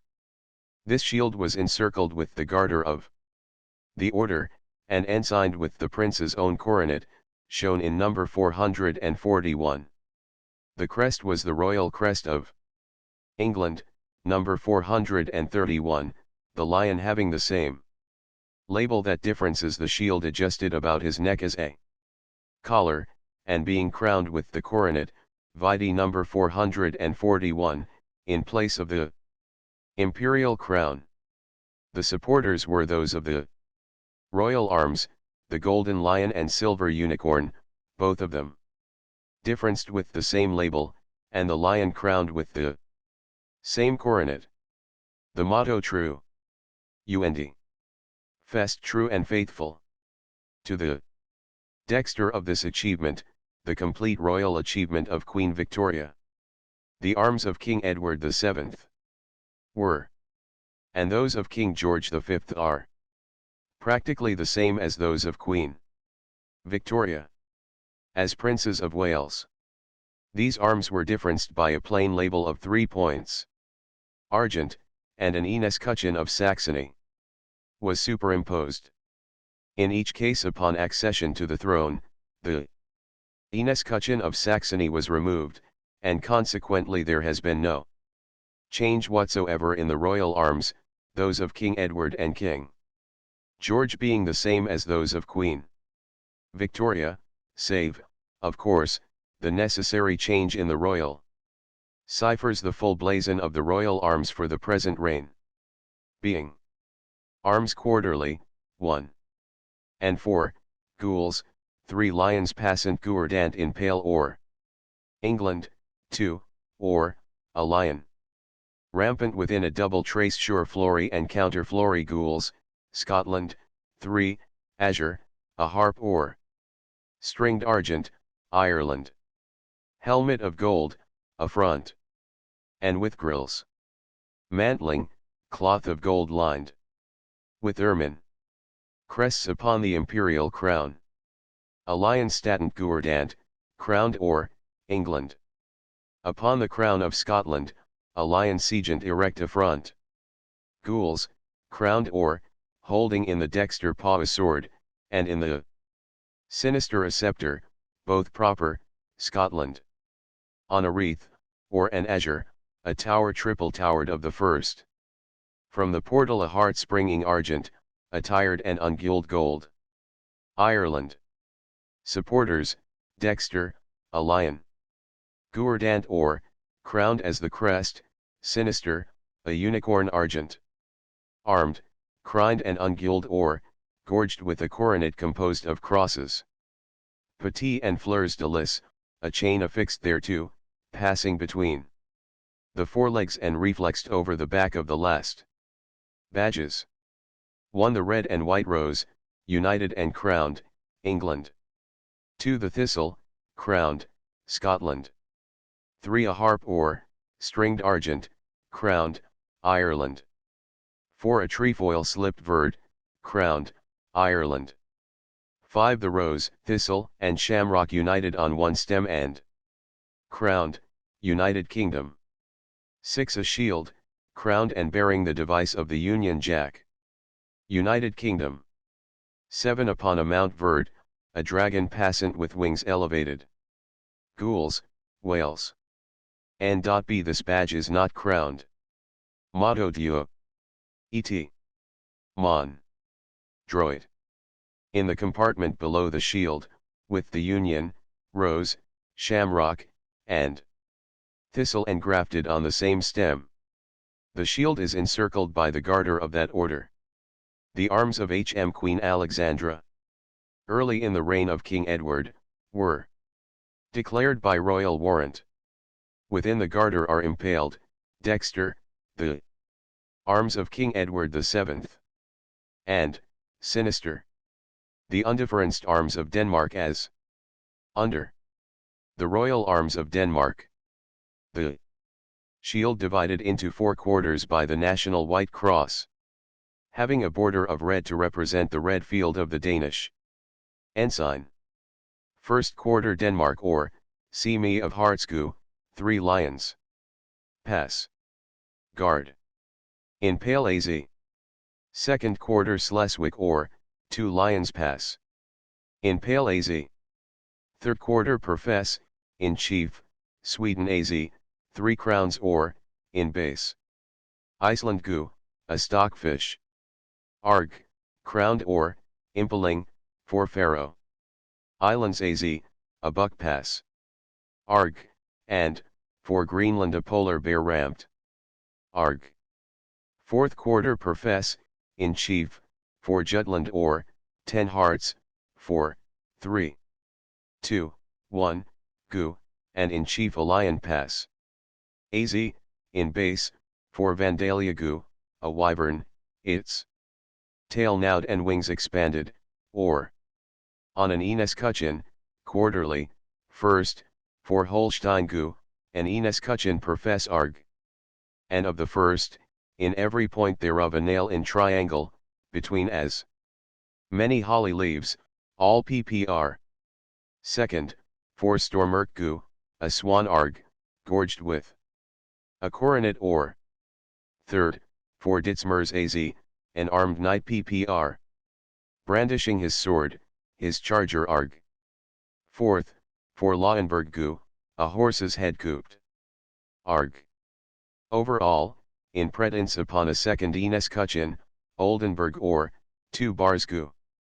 Impeling az, across Petit Fichy or, for Dalmanhurst. The above-mentioned warrant for Her Majesty declares the arms to be surmounted by the royal crown, and supported, dexter, by a lion. Gourdant, and imperially crowned or, and, sinister, by a savage wreathed about the temples and loins with oak and supporting in his exterior hand a club all proper. The arms of H.M. Queen Mary, as declared by royal warrant, are within the garter ensigned with the royal crown the arms of the United Kingdom of Great Britain and Ireland impeling quarterly, for Cambridge, the royal arms as borne by George III. Differenced by a label of 3 points arg, the centre point charged with the St. George's cross, and each of the other points with 2 hearts in pale gu, second and third, for tech, or, 3 stags attires fesavis in pale, the point of each attire to the sinister sa. Impeling or, 3 lions passant in pale sa, long gu, the dexter. 4 paws of the last, over all an Enescutcheon polybendi sinister sa. And or. Supporters, dexter, a lion gourdant or, crowned with the royal crown ppr, sinister, a stag ppr. HRH the Prince of Wales bears a shield quarterly, 1 and 4, England, 2, Scotland, 3, Ireland, differenced by a plain label of 3 points argent. In pretence over these arms he bears an Enescutcheon of the arms of Wales, viz. Quarterly or, and gu, 4 lions passant gourdant counterchanged, the Enescutcheon surmounted by the coronet of the heir apparent. His crest is the crest of England, and his supporters are also the same, but the crest and each of the supporters are differenced by a similar label, and for the imperial crown in the crest and dexter supporter the coronet of the Prince of Wales is substituted. The badges of the Prince of Wales are 2 viz. 1.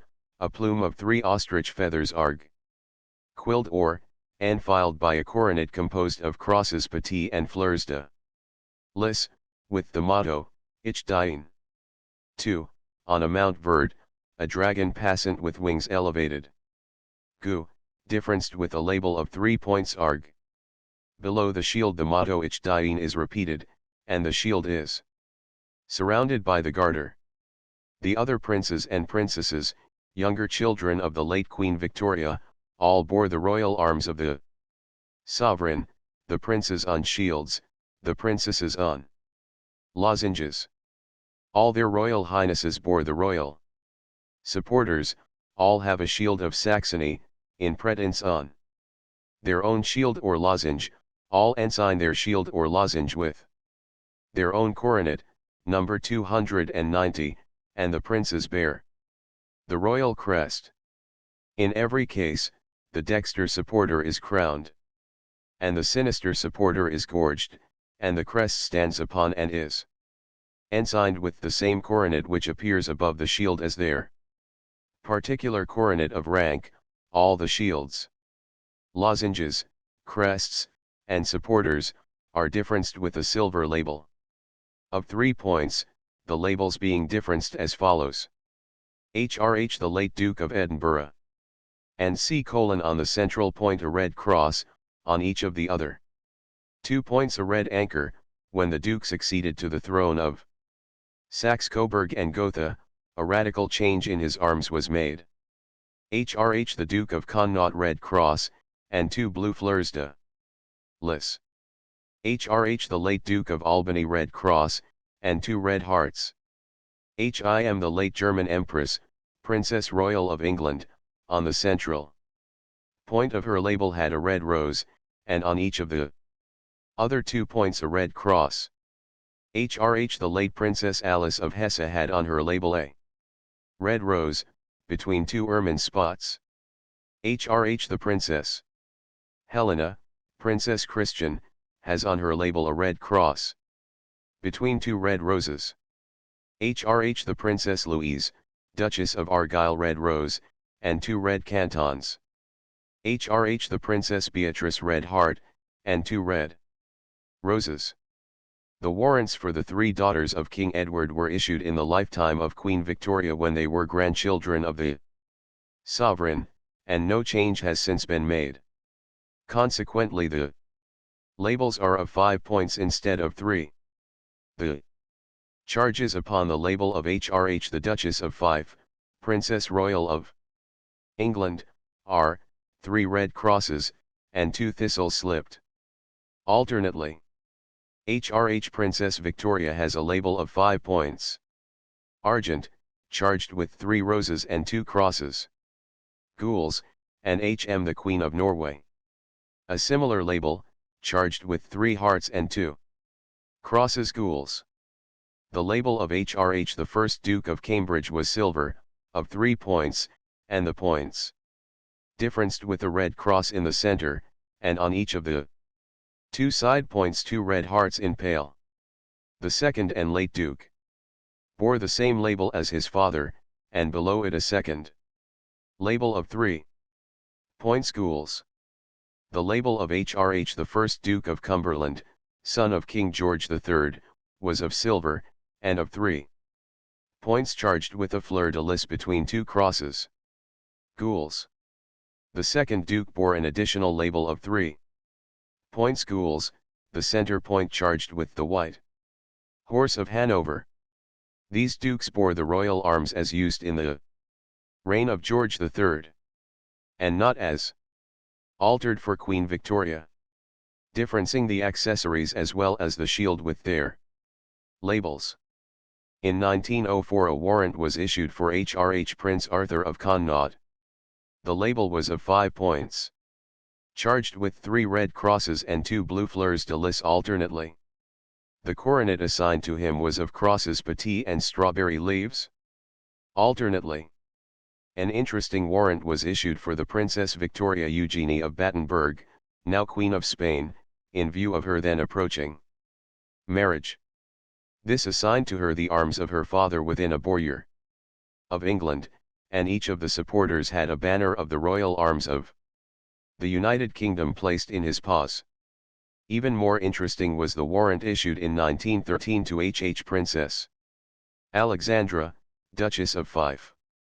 This assigned to her upon a lozenge the royal arms, differenced by the same label as that of her mother the Princess Royal, and upon an escutcheon the quarterly coat of Duff, the escutcheon being surmounted by the coronet of a Duchess of the United Kingdom, and the lozenge itself being surmounted by the coronet of a Princess of the rank of Highness. The dexter supporter is the Royal Lion of England crowned with the last mentioned coronet and charged with the label as in the arms. The sinister supporter is a savage taken from the supporters of the late Duke of Fife. Chapter 19. Orders of Knighthood and Insignia of Honor. Feudal Knighthood. Orders of Knighthood, Knights of St. John. Knights Templars, the Order of the Garter, of the Thistle, of St. Patrick, of the Bath, of St. Michael and St. George, of the Star of India. Order of Merit. Royal Victorian Order. Imperial Service Order. The Victoria Cross. The Albert Medal. Naval and military medals. Foreign insignia bestowed on British Subjects. The same king would make an order of knights of himself and his sons, and of the bravest of his land. Froisard. I will say as I have said. Thou art a noble knight. Lord of the Isles. Knighthood, as that term is generally understood in its comprehensive acceptation, has been well defined to be a distinction of rank amongst freemen, depending not upon birth or property, but simply upon the admission of the person so distinguished, by the girding of a sword or other similar solemnity, into an order of men having by law or usage certain social or political privileges, and also a certain appropriate title. It is evident, therefore, from this definition that knighthood implies the existence of these two conditions: the one, that the man to be admitted to the rank of knighthood should possess such qualifications as may entitle him to that distinction, and the other, that knighthood should be conferred by a personage endowed with a competent power and authority. In feudal times the qualifications for knighthood were military exploits of a distinguished character, and eminent services, of whatever kind, rendered to the king and the realm, also the holding a certain property in land. In the time of Edward I, land then of the yearly value of £20, or upwards, whether directly from the king, or under some noble, by the feudal tenure of personal military service to be rendered under certain established conditions, but it has been disputed whether there was any necessary connection between knighthood, as such, and the knight service of feudal tenure. During the first 2 centuries after the conquest, knighthood was conferred by the great barons and by the spiritual peers, as well as by the king himself, or by his appointed representative, but after the accession of Henry III, the prevailing rule appears to have been that in England no persons should be created knights except by the king, or the prince royal acting for his father, or by the king's general-in-chief, or other personal representative. The knightly rank, as it gave an increase of dignity, implied also the maintenance of a becoming state, and the discharge of certain civil duties, and, more particularly, all knights were required to make such a provision for rendering military service as was held to be consistent with their position and their property, and it was expected from them that they should take a dignified part in the chivalrous exercises and celebrations of their times. It followed, that feudal knighthood was a distinction which, if not conferred for the sake of honor, became obligatory, and fines, accordingly, were imposed upon men qualified for knighthood who, notwithstanding, were found not to be knights. In the course of time, as the rigor of the feudal system abated, the numbers of the military tenants of small tenures greatly increased, and, since many of these persons had no inclination for the profession of arms, they gladly accepted the alternative of paying a fine, which enabled them to evade an honor unsuited as well to their means as to their personal tastes and their peaceful avocations. A fruitful source of revenue thus was secured for the crown, while the military character of knighthood was maintained, and at the same time a new and important class of the community gradually became established. The knights of Norman England, who at first were soldiers of the highest order, derived their designation from their warlike predecessors of Anglo-Saxon times. The word knight, in the late Anglo-Saxon tongue, signifying a military attendant. When they had established themselves in the position and in the possession of the lands of the Anglo-Saxons, the Anglo-Norman knights retained their own original title. The Latin equivalent for that title of knight is Miles, and the Norman French is chevalier. These knights may be grouped in 2 classes. The first class contains all persons who had been admitted into the comprehensive order of chivalry who were knights by reason of their common knighthood. The second class is formed of knights who, in addition to their knightly rank, were members of some special and distinct fraternity, companionship, or order of knighthood. Every society of this kind has always possessed laws, institutions, titles, and insignia peculiar to itself. The peculiar character and object of the Crusades led to the formation of two orders of priest-knights, orders not belonging to any particular nation, but numbering amongst their members men of all nations. These are the orders of the Knights of St. John of Jerusalem, or Hospitallers, and of the Knights Templars. The Hospitallers, instituted about AD 1092, were introduced into England about 1100. In the year 1310 they were established at Rhodes, and in 1530 at Malta, under their 43rd Grand Master, Philippe de Villers de l'Isle-Adam. Their device is a silver cross of 8 points, number 107, charged upon a black field, or worn upon a black surcoat or mantle. The order was finally suppressed in England in 1559. The Templars, instituted about AD 1118, were introduced into England about 1140. In the year 1309 they were suppressed, and in 1312 their order was finally abolished. They wore a cross of the same form as number 107, but of a red color upon a white field. This red cross they charged upon a white banner, and they bore another banner, number 13, of black and white, entitled Beau Seant. The same words, Beau Seant, were their war cry. The badges of the Templars were the Agnus Dei, the Holy Lamb, holding a red cross banner, and a device representing two knights mounted on a single horse, intended to denote the original poverty of the order. 8. No. 433 Insignia of the Order of the Garter. The Order of the Garter, a military fraternity under the special patronage of St. George, the Good Knight, was instituted at Windsor by King Edward III. In, or about, the year 1350, very probably in the summer of 1348, but the exact time is not positively known. It may safely be assumed, that the occasion which led to the institution of this most noble and renowned order, was a tournament or hasty loot of unusual importance held at his castle of Windsor by Edward III.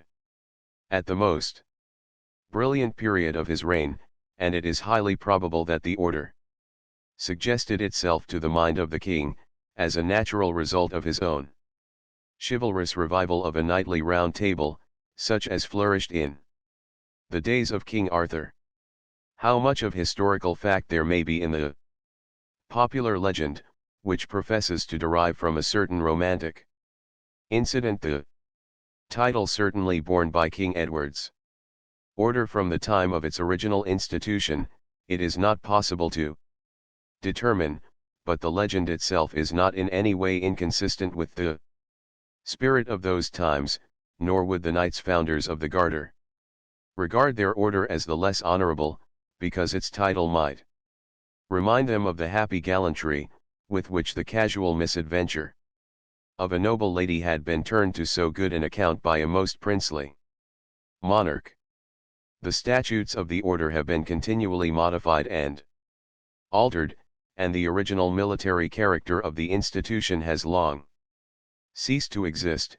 Still, no changes in the Order of the Garter have affected the preeminence of its dignity and reputation. Illustrious now, as ever, and foremost in rank and honor in our own country, the Garter is second to no knightly order in the world.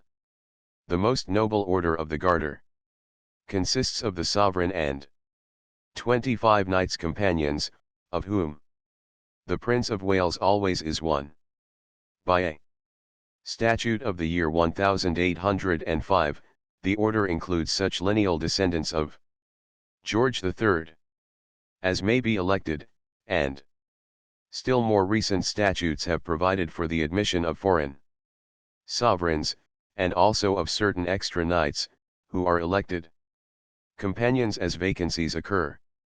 The officers of the order are the prelate, the Bishop of Winchester, the Chancellor, the Bishop of Oxford, the Registrar, the Dean of Windsor, the Herald, Garter King of Arms, and the Usher of the Black Rod. Knights of the Garter place the initials K.G. after their names. And these letters take precedence of all other titles, those of royalty alone excepted. The stalls of the knights are in the choir of St. George's Chapel, Windsor Castle, where their garter plates are fixed, and their banners are displayed. The insignia of the Order of the Garter are the garter itself, of a light blue originally, now of a dark blue, with border, buckle, and pendant of gold. On it, in golden letters, the motto HONI SOIT QVI Mal Y. Pence disiannuer to him who thinks ill of it, and not, as it is commonly rendered, evil to him that evil thinks. The badge of the order is circular, and formed of a buckled garter, enclosing a shield of St. George, the whole blazoned in the proper tinctures. It is worn on the left shoulder of the blue velvet mantle. When irradiated with 8 rays of silver or diamonds, a device resembling the badge in every respect, except that the cross of St.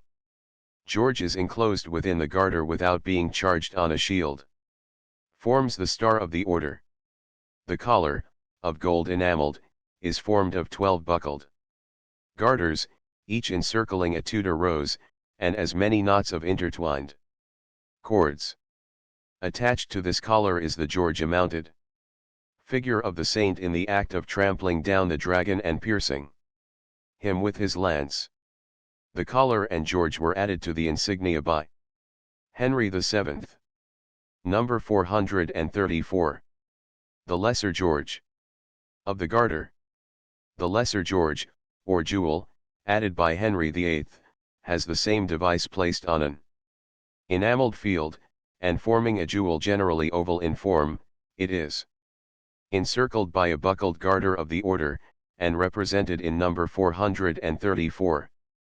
It was this Lesser George that Charles I, immediately before he suffered, delivered to Archbishop Jackson, with the word, "Remember." As a matter of course, the figure of St. George ought always to be represented as a knight, armed and equipped as one of the Christian chivalry of the Middle Ages, not as a pagan horseman of antiquity, and more particularly not in the guise of such a nude champion as appears on some of our modern coins. The Lesser George, often incorrectly called the badge, at first was sometimes worn from a gold chain, and sometimes from a black ribbon. The color of the ribbon was changed to sky blue by Queen Elizabeth, and it has since been again changed to the dark blue of the broad ribbon now worn. This ribbon of the order crosses the figure of the wearer, passing over the left shoulder, and the Lesser George hangs from it under the right arm. Since the time of Charles II, it has been customary for the nearest representatives of a deceased KG to return his insignia to the sovereign. Each officer of the order, except the usher, has his own proper badge. No 450 insignia of the Order of the Thistle. The Order of the Thistle, of Scotland, styled most noble and most ancient, and indicated by the initials K.T, was originally instituted long before the accession of a Scottish sovereign to the Crown of England, but it is now governed by statutes framed by James II of Great Britain and George IV. The order consists of the sovereign and 16 knights. Its officers are the Dean, the Lord Leon, King of Arms, and the Gentleman Usher of the Green Rod. The insignia are the badge of gold enameled, being A figure of Saint Andrew standing upon a mount holding his silver saltire, and surrounded by rays in the form of a glory. This badge is worn from the collar of the order, formed of 16 thistles alternating with as many bunches of rue sprigs, or, from a broad dark green ribbon, which crosses the left shoulder. There are fine examples of these insignia sculptured upon the monument of Mary, Queen of Scots, in Westminster Abbey. The jewel is shown in number 435. The star of this order, of silver or diamonds, is in the form of a St. Andrew's saltire, having its 4 limbs alternating with the 4 points of a lozenge, in the center, surrounded by the motto, Nemo me impun lacessit, is a thistle proper. No 435 jewel of the thistle. No 436 badge of St. Patrick. The most illustrious order of St. Patrick of Ireland, indicated by the initials, K.P., and instituted in 1783 by George III, consists of the Sovereign, the Grand Master, and 22 knights. The officers are the Grand Master, the Chancellor, the Secretary, Ulster King of Arms and Registrar, 2 heralds, and 1 pursuivant, the genealogist, and the usher of the Black Rod. No 451 insignia of the Order of St. Patrick. The insignia are the badge or jewel, of gold enamelled, and oval in form. It has a shamrock, or trefoil slipped, having on each leaf a royal crown, charged on the saltire of St. Patrick, the field being surrounded by the motto Qvis. Separabit. Who will sever? On a blue band, which in its turn is encircled with a wreath of shamrocks on gold. This badge, number 436, is worn from the collar, composed of roses and harps, alternating with each other and with knotted cords, a crown surmounting a harp being in the center, or, the badge is worn from a broad sky blue ribbon, crossing the right shoulder. The star resembles the badge, except that its center is circular instead of oval, and that it has 8 rays of silver or diamonds, in place of the wreath of shamrocks. No 452 collar and military badge. Insignia of the Order of the Bath. The most honorable order of the Bath is an early institution which, after having long been in abeyance, has been revived and remodeled, and has received fresh statutes in the years 1725, 1815, 1847, and 1859. The order, now numbering about 1,000 members, consists of several distinct groups or classes, which include, with the sovereign, the royal princes, and some few distinguished foreigners, officers of our own navy and army, and also diplomatic and civil servants of the crown. The 3 classes of the order alike include members of the 3 services, and each class is divided into 2 divisions, viz. military and civil. The first class, of Knights Grand Cross of the Bath G.C.B. has 55 military and 27 civil knights. The second class numbers, with power to increase these numbers, 145 military and 108 civil knights commanders of the Bath K.C.B. The third class, not of knights, but of companions of the Bath C.B. has 705 military and 298 civil members, who take rank between knights and esquires. The military insignia are the badge, a complicated combination of devices, characteristic of the debased period which produced it. It is represented in number 437. No 437 badge of the Bath, military division. The cross is white, the circle with the motto, red, and the small scroll and base, blue, all the rest being enameled proper. This badge is worn by the GCB attached to a collar, formed of 9 crowns, and 8 clusters of the rose, thistle, and shamrock issuing from a scepter, alternating with 17 knots enameled argent, or. This badge is suspended by the GCB from a broad red ribbon, crossing the left shoulder. By the KCB the badge is worn from a narrower red ribbon about the neck, or a still narrower at the buttonhole. Also, by the CB it is attached to a narrow red ribbon at the buttonhole. No 453 Star of Knight Grand Cross, Civil. No 454 Star of Knight Commander, Military. The star of the GCB is similar to the badge without the cross and the lions, surrounded by silver rays having a lozenge-shaped outline. The star of the KCB, which is in the form of a Maltese cross, omits the cross of the badge. The CB have no star. No 438 badge of the Bath, Civil Division.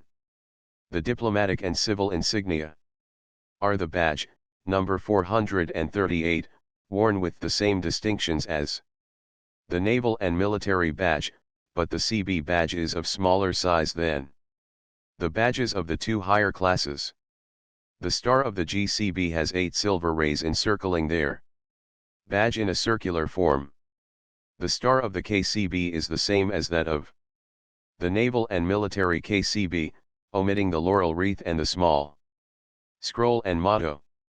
The motto of the order Tria Juncta in Uno 3, United in One, refers to the union of the 3 realms of England, Scotland, and Ireland, in the order.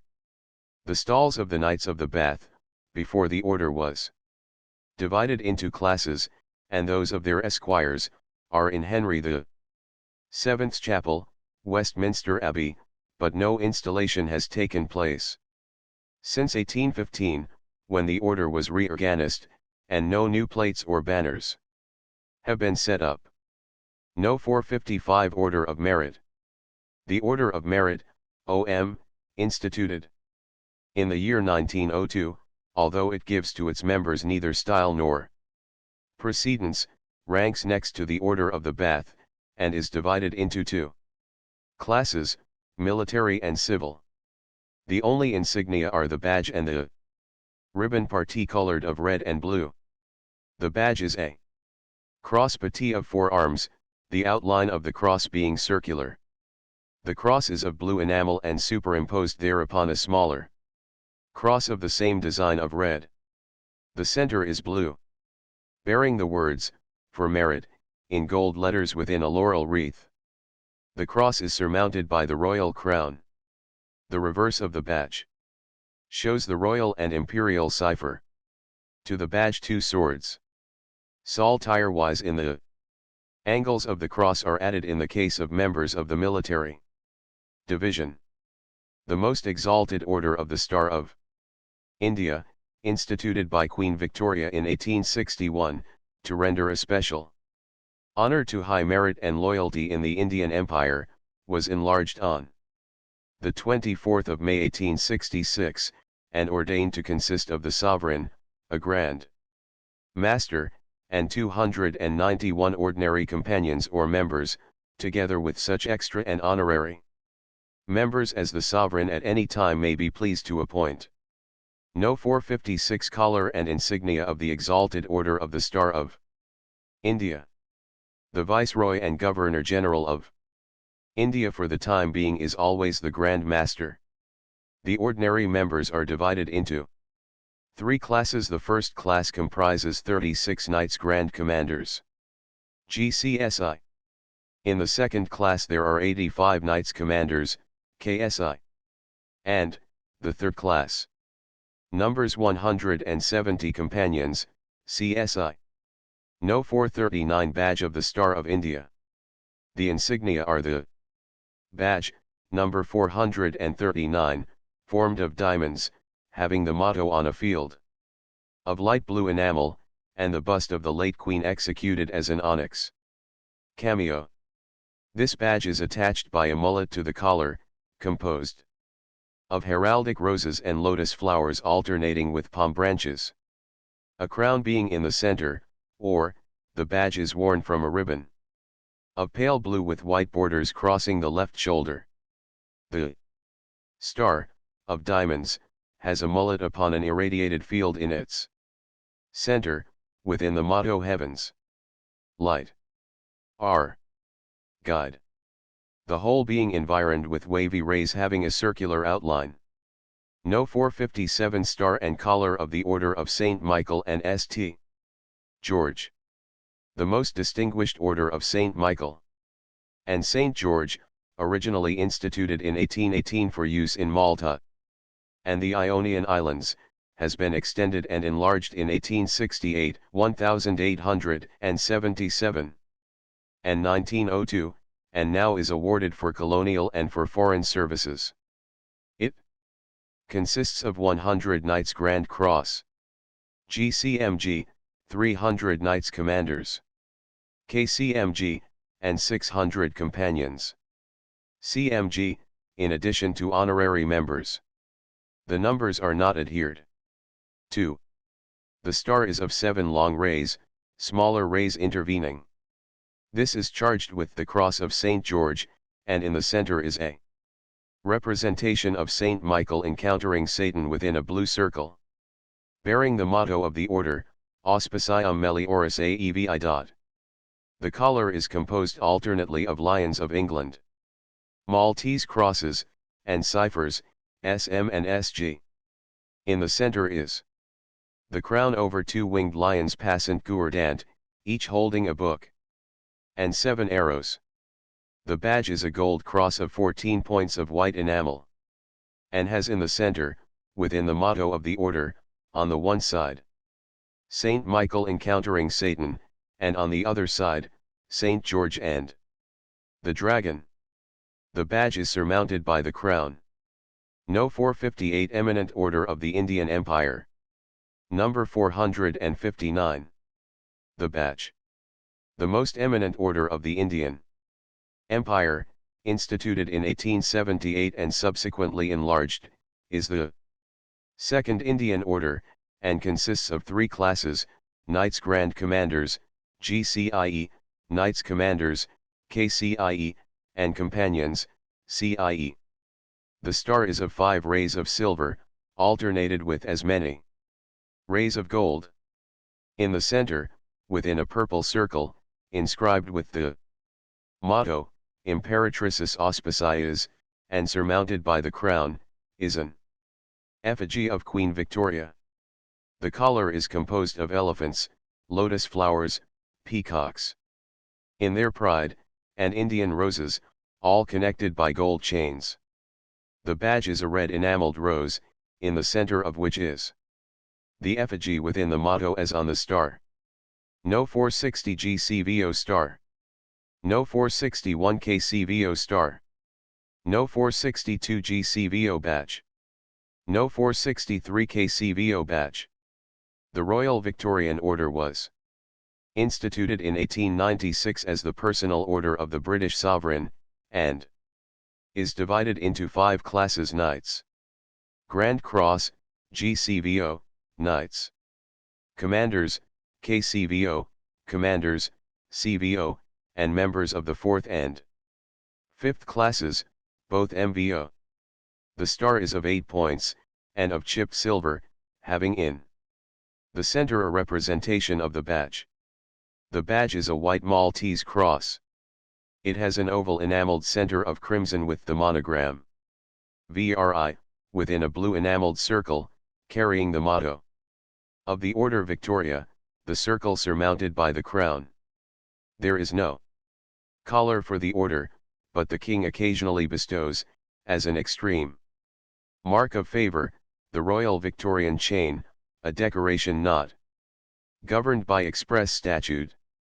The Distinguished Service Order is a military decoration instituted in 1886, but which does not carry the style of knighthood. The badge is a gold cross enameled white, and of a circular outline. In the center, on the one side, is the crown. On a red enamel ground within a wreath of laurel, and on the other side, the royal cipher takes the place of the crown. No. 464 Distinguished Service Order. No. 465 Imperial Service Order. The Imperial Service Order, a purely civil decoration instituted in 1902, is confined to the administrative services of the Empire. The badge is an 8-rayed star bearing on one side the royal cipher and, on the other side, 4 faithful service, surrounded by a wreath of laurel and surmounted by the crown. The Victoria Cross, of bronze, was instituted by Her late Majesty Queen Victoria in 1856, to render honor to conspicuous bravery in actual conflict, by sea or land. This cross, number 440, is worn on the left breast, attached to a blue ribbon for the Navy, and to a red ribbon for the Army. A bar is attached to the ribbon for every additional such act of bravery as would have won the cross. No. 440 The Victoria Cross.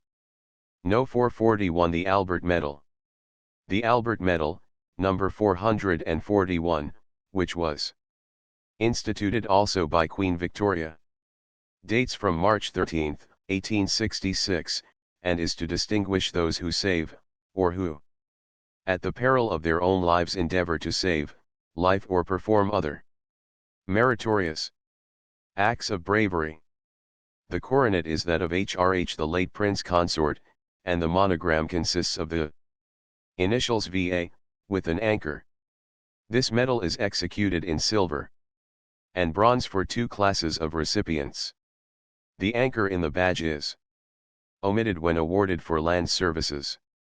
Other decorations are the Royal Order of Victoria and Albert, of 4 classes, and the Imperial Order of the Crown of India, of 1 class, both confined to ladies, the Kaisari Hind Medal, the Volunteer Officers Decoration, the Territorial Decoration, the Edward Medal, the King's Police Medal, the Royal Red Cross, and the Order of Mercy, whilst the Order of the Hospital of St. John of Jerusalem in England receives official recognition.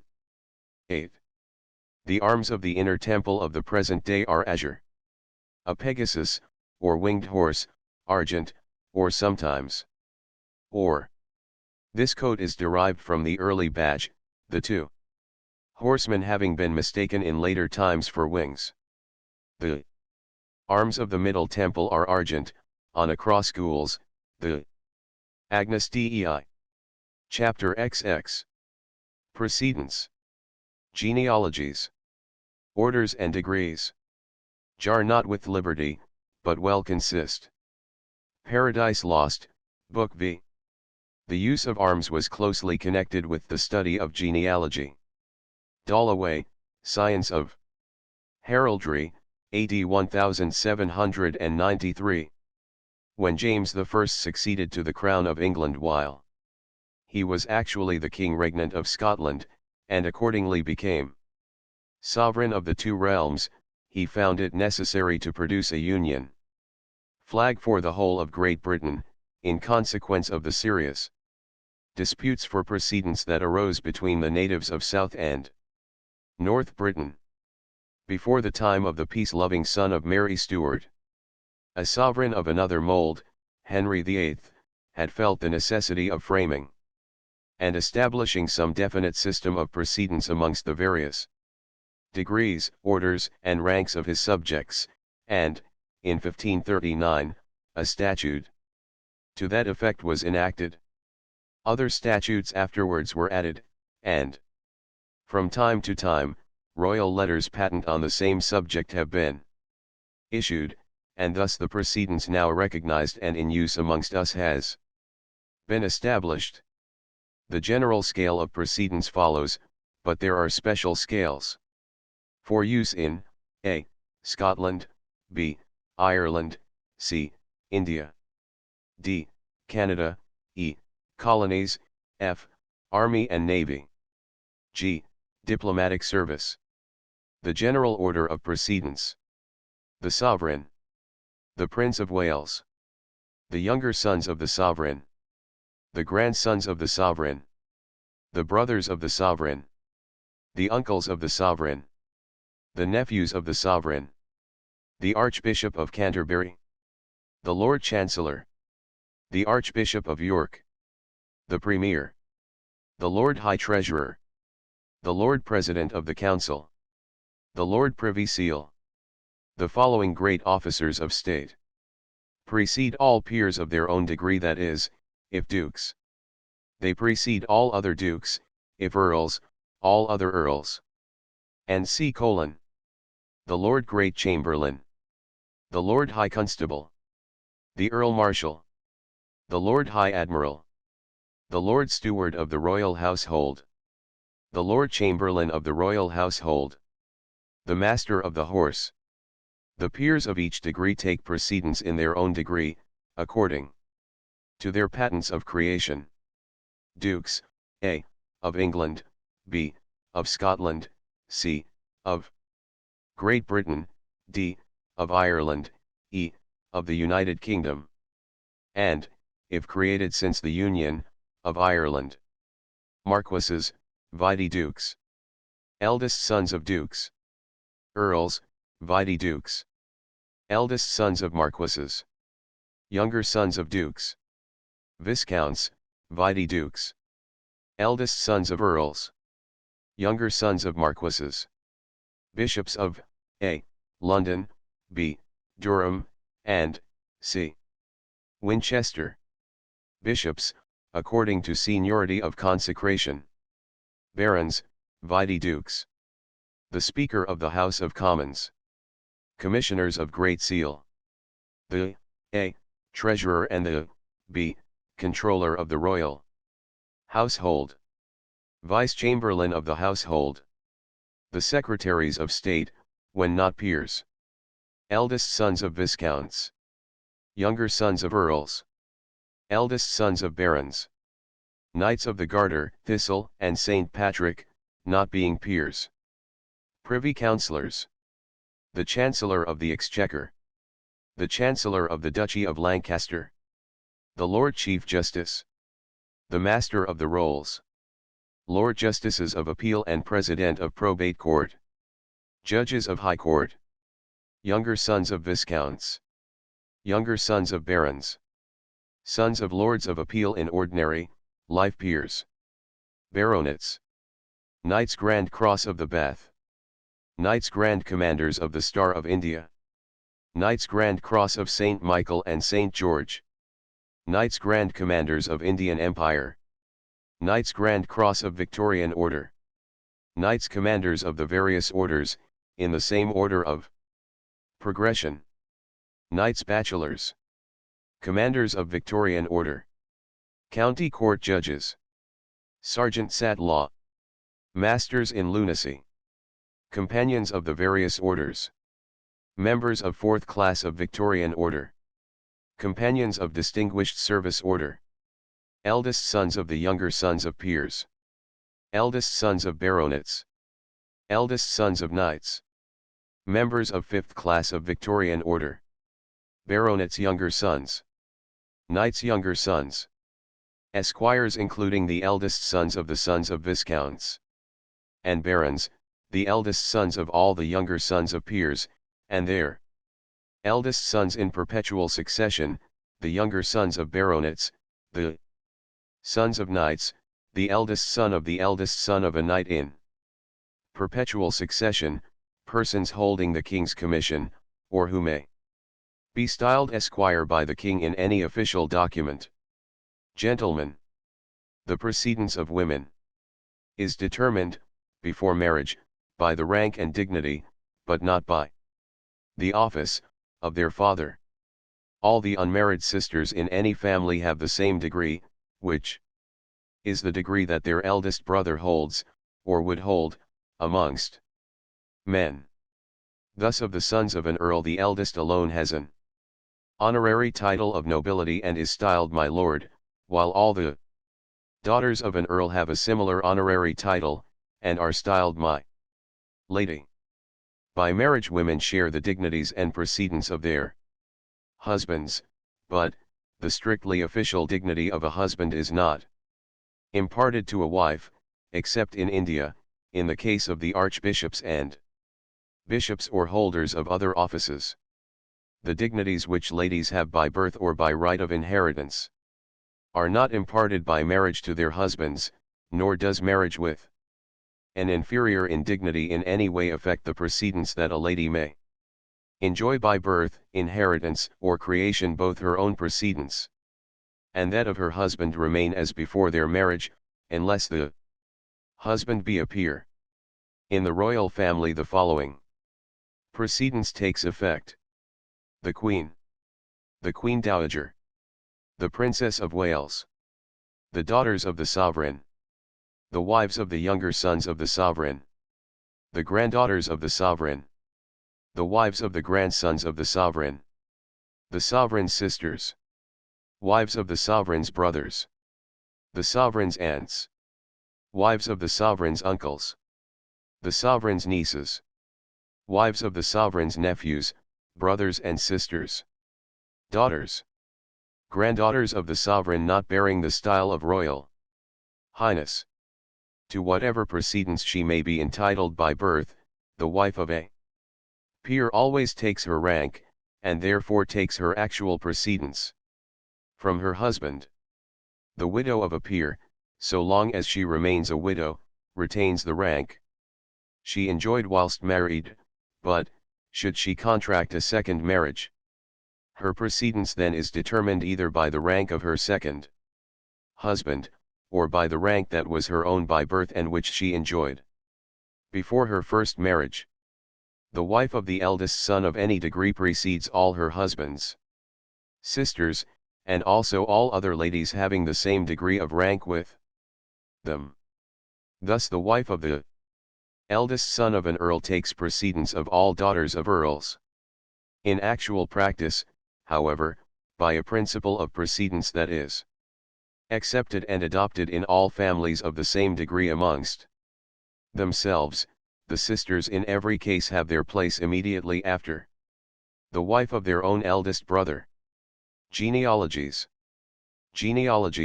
the records of the descents and alliances of families, are necessarily associated with the armorial ensigns borne by those families, and by the several members and branches of them. Still, it does not apparently follow, in the same manner, as a matter of necessity, that the study and investigation of genealogies should be interesting and even attractive, because interest and attractiveness are inseparable from heraldry. And yet, I do not hesitate to claim for genealogical researches the favorable regard of students of armory, on the very ground of the interest which they are certain to feel in such researches, and also in confident reliance on that inherent power of attraction, inseparable from the subject itself, that will not fail both to win their favorable regard, and to lead them on from one inquiry to another. The very act of tracing up some eminent and illustrious personage from generation to generation of his forefathers, noting down the alliances that have interwoven one thread of a brilliant line with others not less lustrous, or, the reverse of this process, the following the lineage of some worthy of the olden time onward down the stream, observing both the tributaries that flow into the main channel and the streamlets that issue from it. All this, when once it has been systematically undertaken, leads the student through the most picturesque regions of historical romance. The popular idea of genealogy may be, that it consists in placing in a formal order of arrangement a series of dry names, connected with dates that, if it be possible, are even more dry. It is not uncommon to dispose of many things precisely in the same way, when an opinion is formed without even the slightest attempt to judge of a question by its true merits. It is so easy to decline the trouble, and to avoid the effort attendant on inquiry and investigation, and so Pleasant to become the possessor of an opinion and views, without any outlay in acquiring them. A map has no value in the estimation of those who ignore geography. The claims of archaeology are disregarded by all who are content to remain in ignorance even of what it implies. And history itself becomes and continues to be a dead letter, so long as an acquaintance is formed only with the exterior of its volumes. And, in like manner, genealogy appears under a very different aspect to those who know it only by name, and to lovers of biography and history who are familiar with its lucid and yet ever suggestive guidance.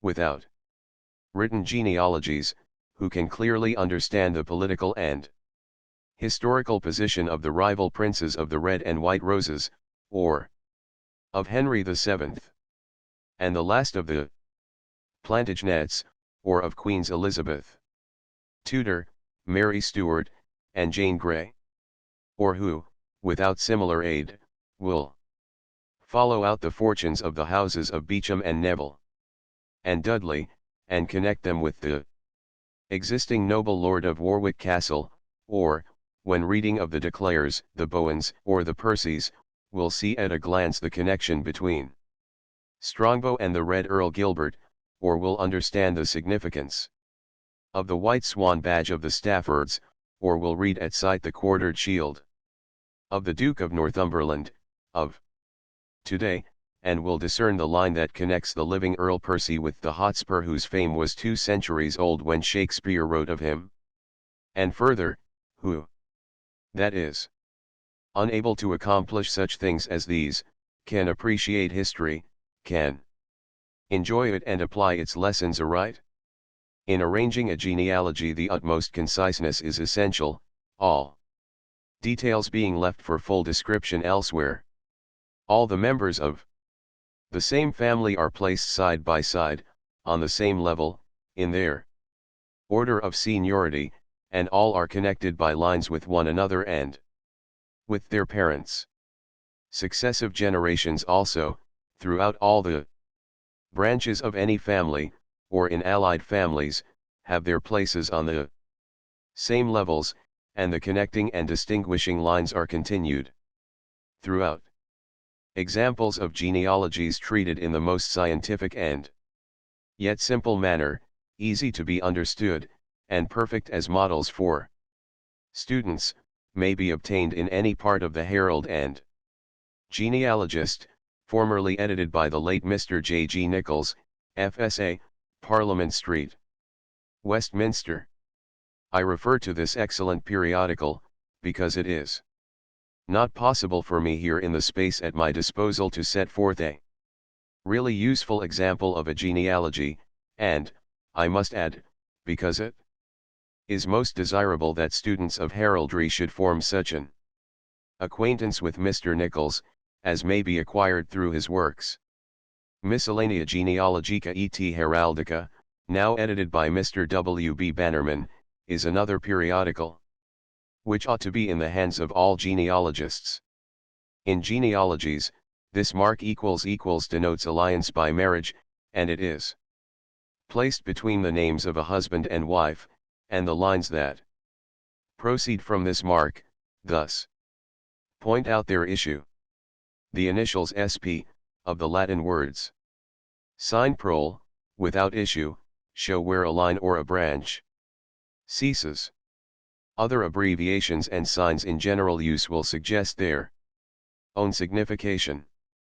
As I began this chapter with quotations, so with a quotation I conclude it. There are some persons, writes Mr. Lower, in his Curiosities of Heraldry, p. 292, who cannot discriminate between the taste for pedigree, or genealogy, and the pride of ancestry. Now these two feelings, though they often combine in one individual, have no necessary connection with each other. Man is said to be a hunting animal. Some hunt foxes, others for fame or fortune. Others hunt in the intellectual field, some for the arcana of nature and of mind, some for the roots of words, or the origin of things. I am fond of hunting out a pedigree. And, gentle reader, when you have joined the chase genealogical, I promise you, so also will you be. Chapter XXI. The College of Arms. The Leon Office of Scotland grants of arms tax on armorial bearings, and on arms found. They were conspicuous for judgment, experience, learning, and elegance. They gained honor wherever they were employed. Noble, History of the College of Arms. What is your crest and motto? Send name and county to S. Heraldic Office. For plain sketch, 3s. 6d in Heraldic. Colors, 6s. Morning newspapers. I. The Heralds of England, who before had been attached to the household either of the sovereign or of some personage of exalted rank, were incorporated as a fraternity by Richard III, a prince whose historical reputation is by no means in harmony with that early act of his reign, which has done such good service to English history. The foundation and establishment of the College of Arms, or, as it is commonly called, the Herald's College. The letters patent, issued for this purpose by Richard III, bear date March 2, 1483, the first year of his reign. Very important privileges and immunities, with high powers and authority, were granted to the incorporated heralds, and the right fair and stately house, called Pulteney's Inn, situate in the metropolitan parish of All Saints, was assigned to them as their permanent official residence. The charter granted to the heralds by the last Plantagenet sovereign was confirmed by his successors. The buildings of the college were destroyed by the Great Fire of 1666, but all the records and documents fortunately escaped, having been removed to Whitehall. And the edifice was subsequently rebuilt, chiefly at the cost of the heralds themselves, where it now stands between St. Paul's Cathedral and the Thames. There, in the College of Arms, are still carefully preserved all that the early heralds recorded and transmitted to our times. There, not the least valuable of the contents of the college, an unique library, is in the keeping of guardians, who understand its true uses, as they appreciate its preciousness. And there also the headquarters of English heraldry are as duly established, as those of the British Army are at the Horse Guards in Whitehall. The great change that has come upon London since the heralds rebuilt their official home, has already caused some structural alteration in the building, and has resulted in the College of Arms now appearing out of place in its original position in the city. Other changes, which follow in such rapid succession in that busy neighborhood, render it by no means improbable that the site of their college may be required for some great city improvement, and so the heralds may be constrained to establish themselves in the more congenial regions of the metropolitan Far West. This, as I am disposed to consider, is one of those consummations that are devoutly to be desired. The times have been in which heraldry could not number amongst its true friends the official heralds of the College of Arms, but, happily, a very different, and in many most important respects a thoroughly satisfactory condition of things now obtains at the college. So far as the heralds are concerned, as a body of learned, accomplished, and courteous gentlemen, heraldry now is admirably represented amongst us, and faithfully supported. What still is deficient in the existing constitution of the College of Arms, as a national institution, is adaptation to existing circumstances, sentiments, and requirements. It is but a truism to assert that, as a national institution, the College of Arms does not fill its proper position, and, to all who are familiar with the facts of the case, it is equally obvious that this is simply because the college does not vindicate its indisputable title to that position which really is its own. Heraldry is decidedly popular. This popularity also is assuming a more practical, and at the same time a more enduring form, through gradually becoming the result of a correct appreciation of the true character of heraldry, and of its intrinsic value. At a time in which people are beginning to feel and to admit that they ought to know something about heraldry, the College of Arms ought to take the lead in making heraldry still better understood, still more justly appreciated, still more popular. The time, also, is indeed come in which it is the bounden duty of the College of Arms to impress upon the community at large, that the sole source and fountainhead of authority in all matters armorial, under the sovereign, centers in itself. This is to be accomplished by the same process, and only by the same process, by which the College of Arms may win for itself thorough popularity and universal confidence. If the college requires fresh or increased powers, application to that effect should be made to the legislature. The heraldry of Scotland has been dealt with by Parliament, and it would be equally easy to obtain such a statute as would enable English heraldry to do justice to itself, while fulfilling its own proper duties, without abating or compromising in the slightest degree its own dignity or the dignity of heraldry. The College of Arms requires to be transmuted from an exclusive into a popular institution. It requires not indeed to have its object and aim and system of action changed, but to have them expanded, and expanded so widely as to comprehend all the heraldic requirements of the age. This is a subject of too urgent importance not to be noticed here, but still, it is not possible to do more than to notice it in very general terms. Upon one specific point, however, a few plain words may be spoken without hesitation, and may be left by themselves without comment. The fees and charges of all kinds for granting, matriculating, confirming, and recording the rightful possession of armorial insignia must be arranged upon a perfectly fresh system, with such provisions and modifications as may adapt them to every variety of circumstance and of requirement. This is a question which can be regarded only from one point of view by every true lover of heraldry, and consequently by every true friend of the College of Arms. 2. The national heraldic body in Scotland, entitled the Leon Office, is under the presidency of the Leon King of Arms.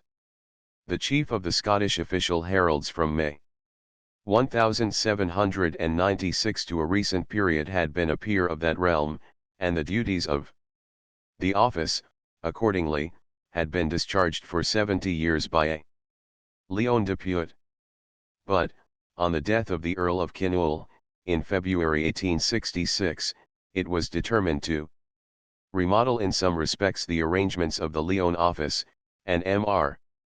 George Burnet, who had long been Leon depute, was appointed by Her Majesty to be Leon King. He has been succeeded by Sir J. Balfour Paul. The arms of the Leon office I have already given, number 266. The action of the Scottish Leon King of Arms, and of the institution over which he presides, after having degenerated from the worthy standard of earlier days, has revived under far happier conditions, and with prospects that are eminently gratifying.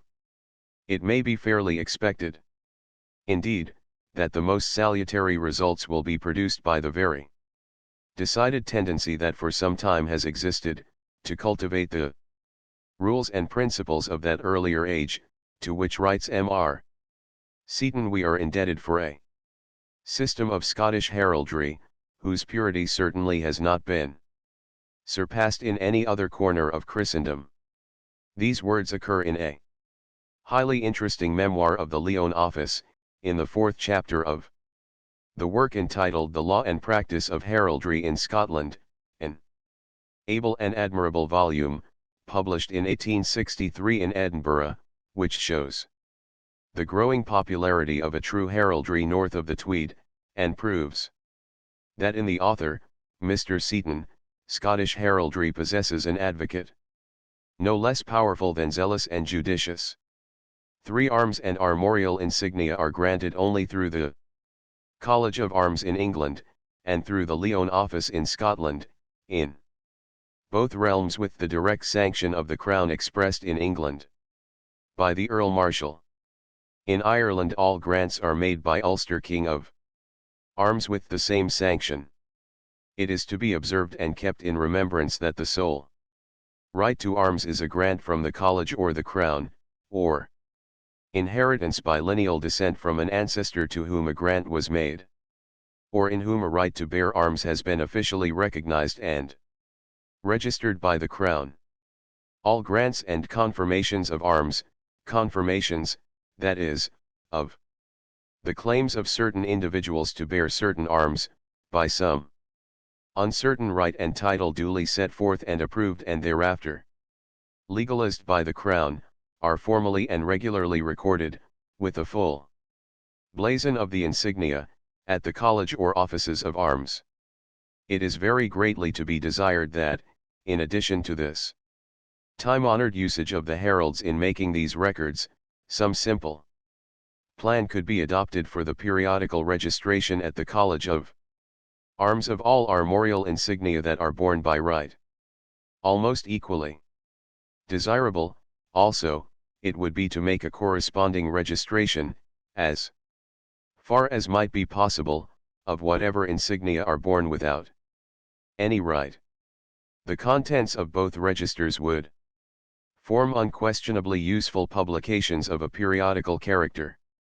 In connection with any such project as I have just suggested, it appears to me that good service might be rendered to the cause of true heraldry. Amongst us, if badges and mottos, without any other insignia whatever, were formally granted by the College, under certain conditions, and at the cost of a small fee. 9. In new grants of arms, as in so many formal documents, something of the early form of expression, with some traces of its piquant quaintness, are still retained.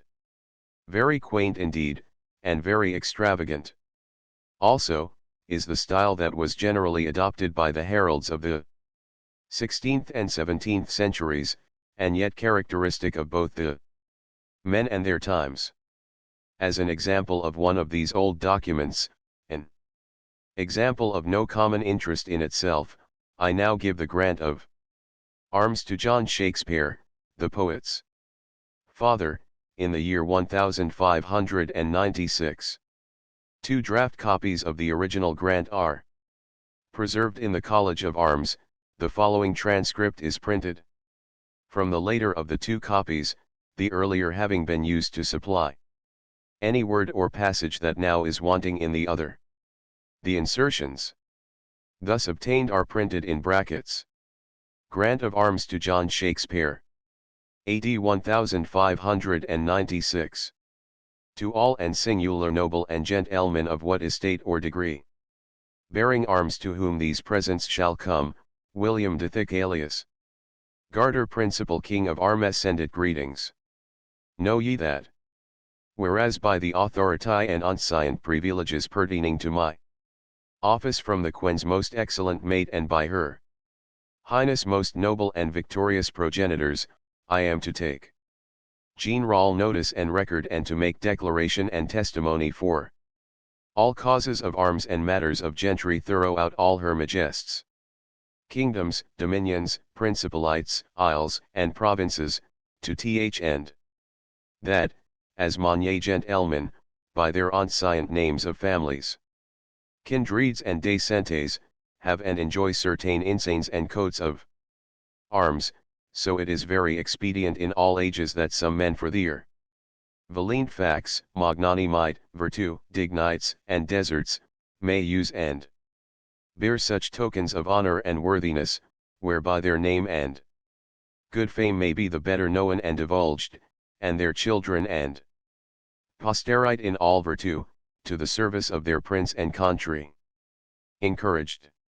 Wherefore being solicited and by credible report informed, that John Shakespeare of Stratford upon Avon in the Count of Warwick, whose parentes and late antecessors 10 were for their faithful and va lent service advanced and rewarded,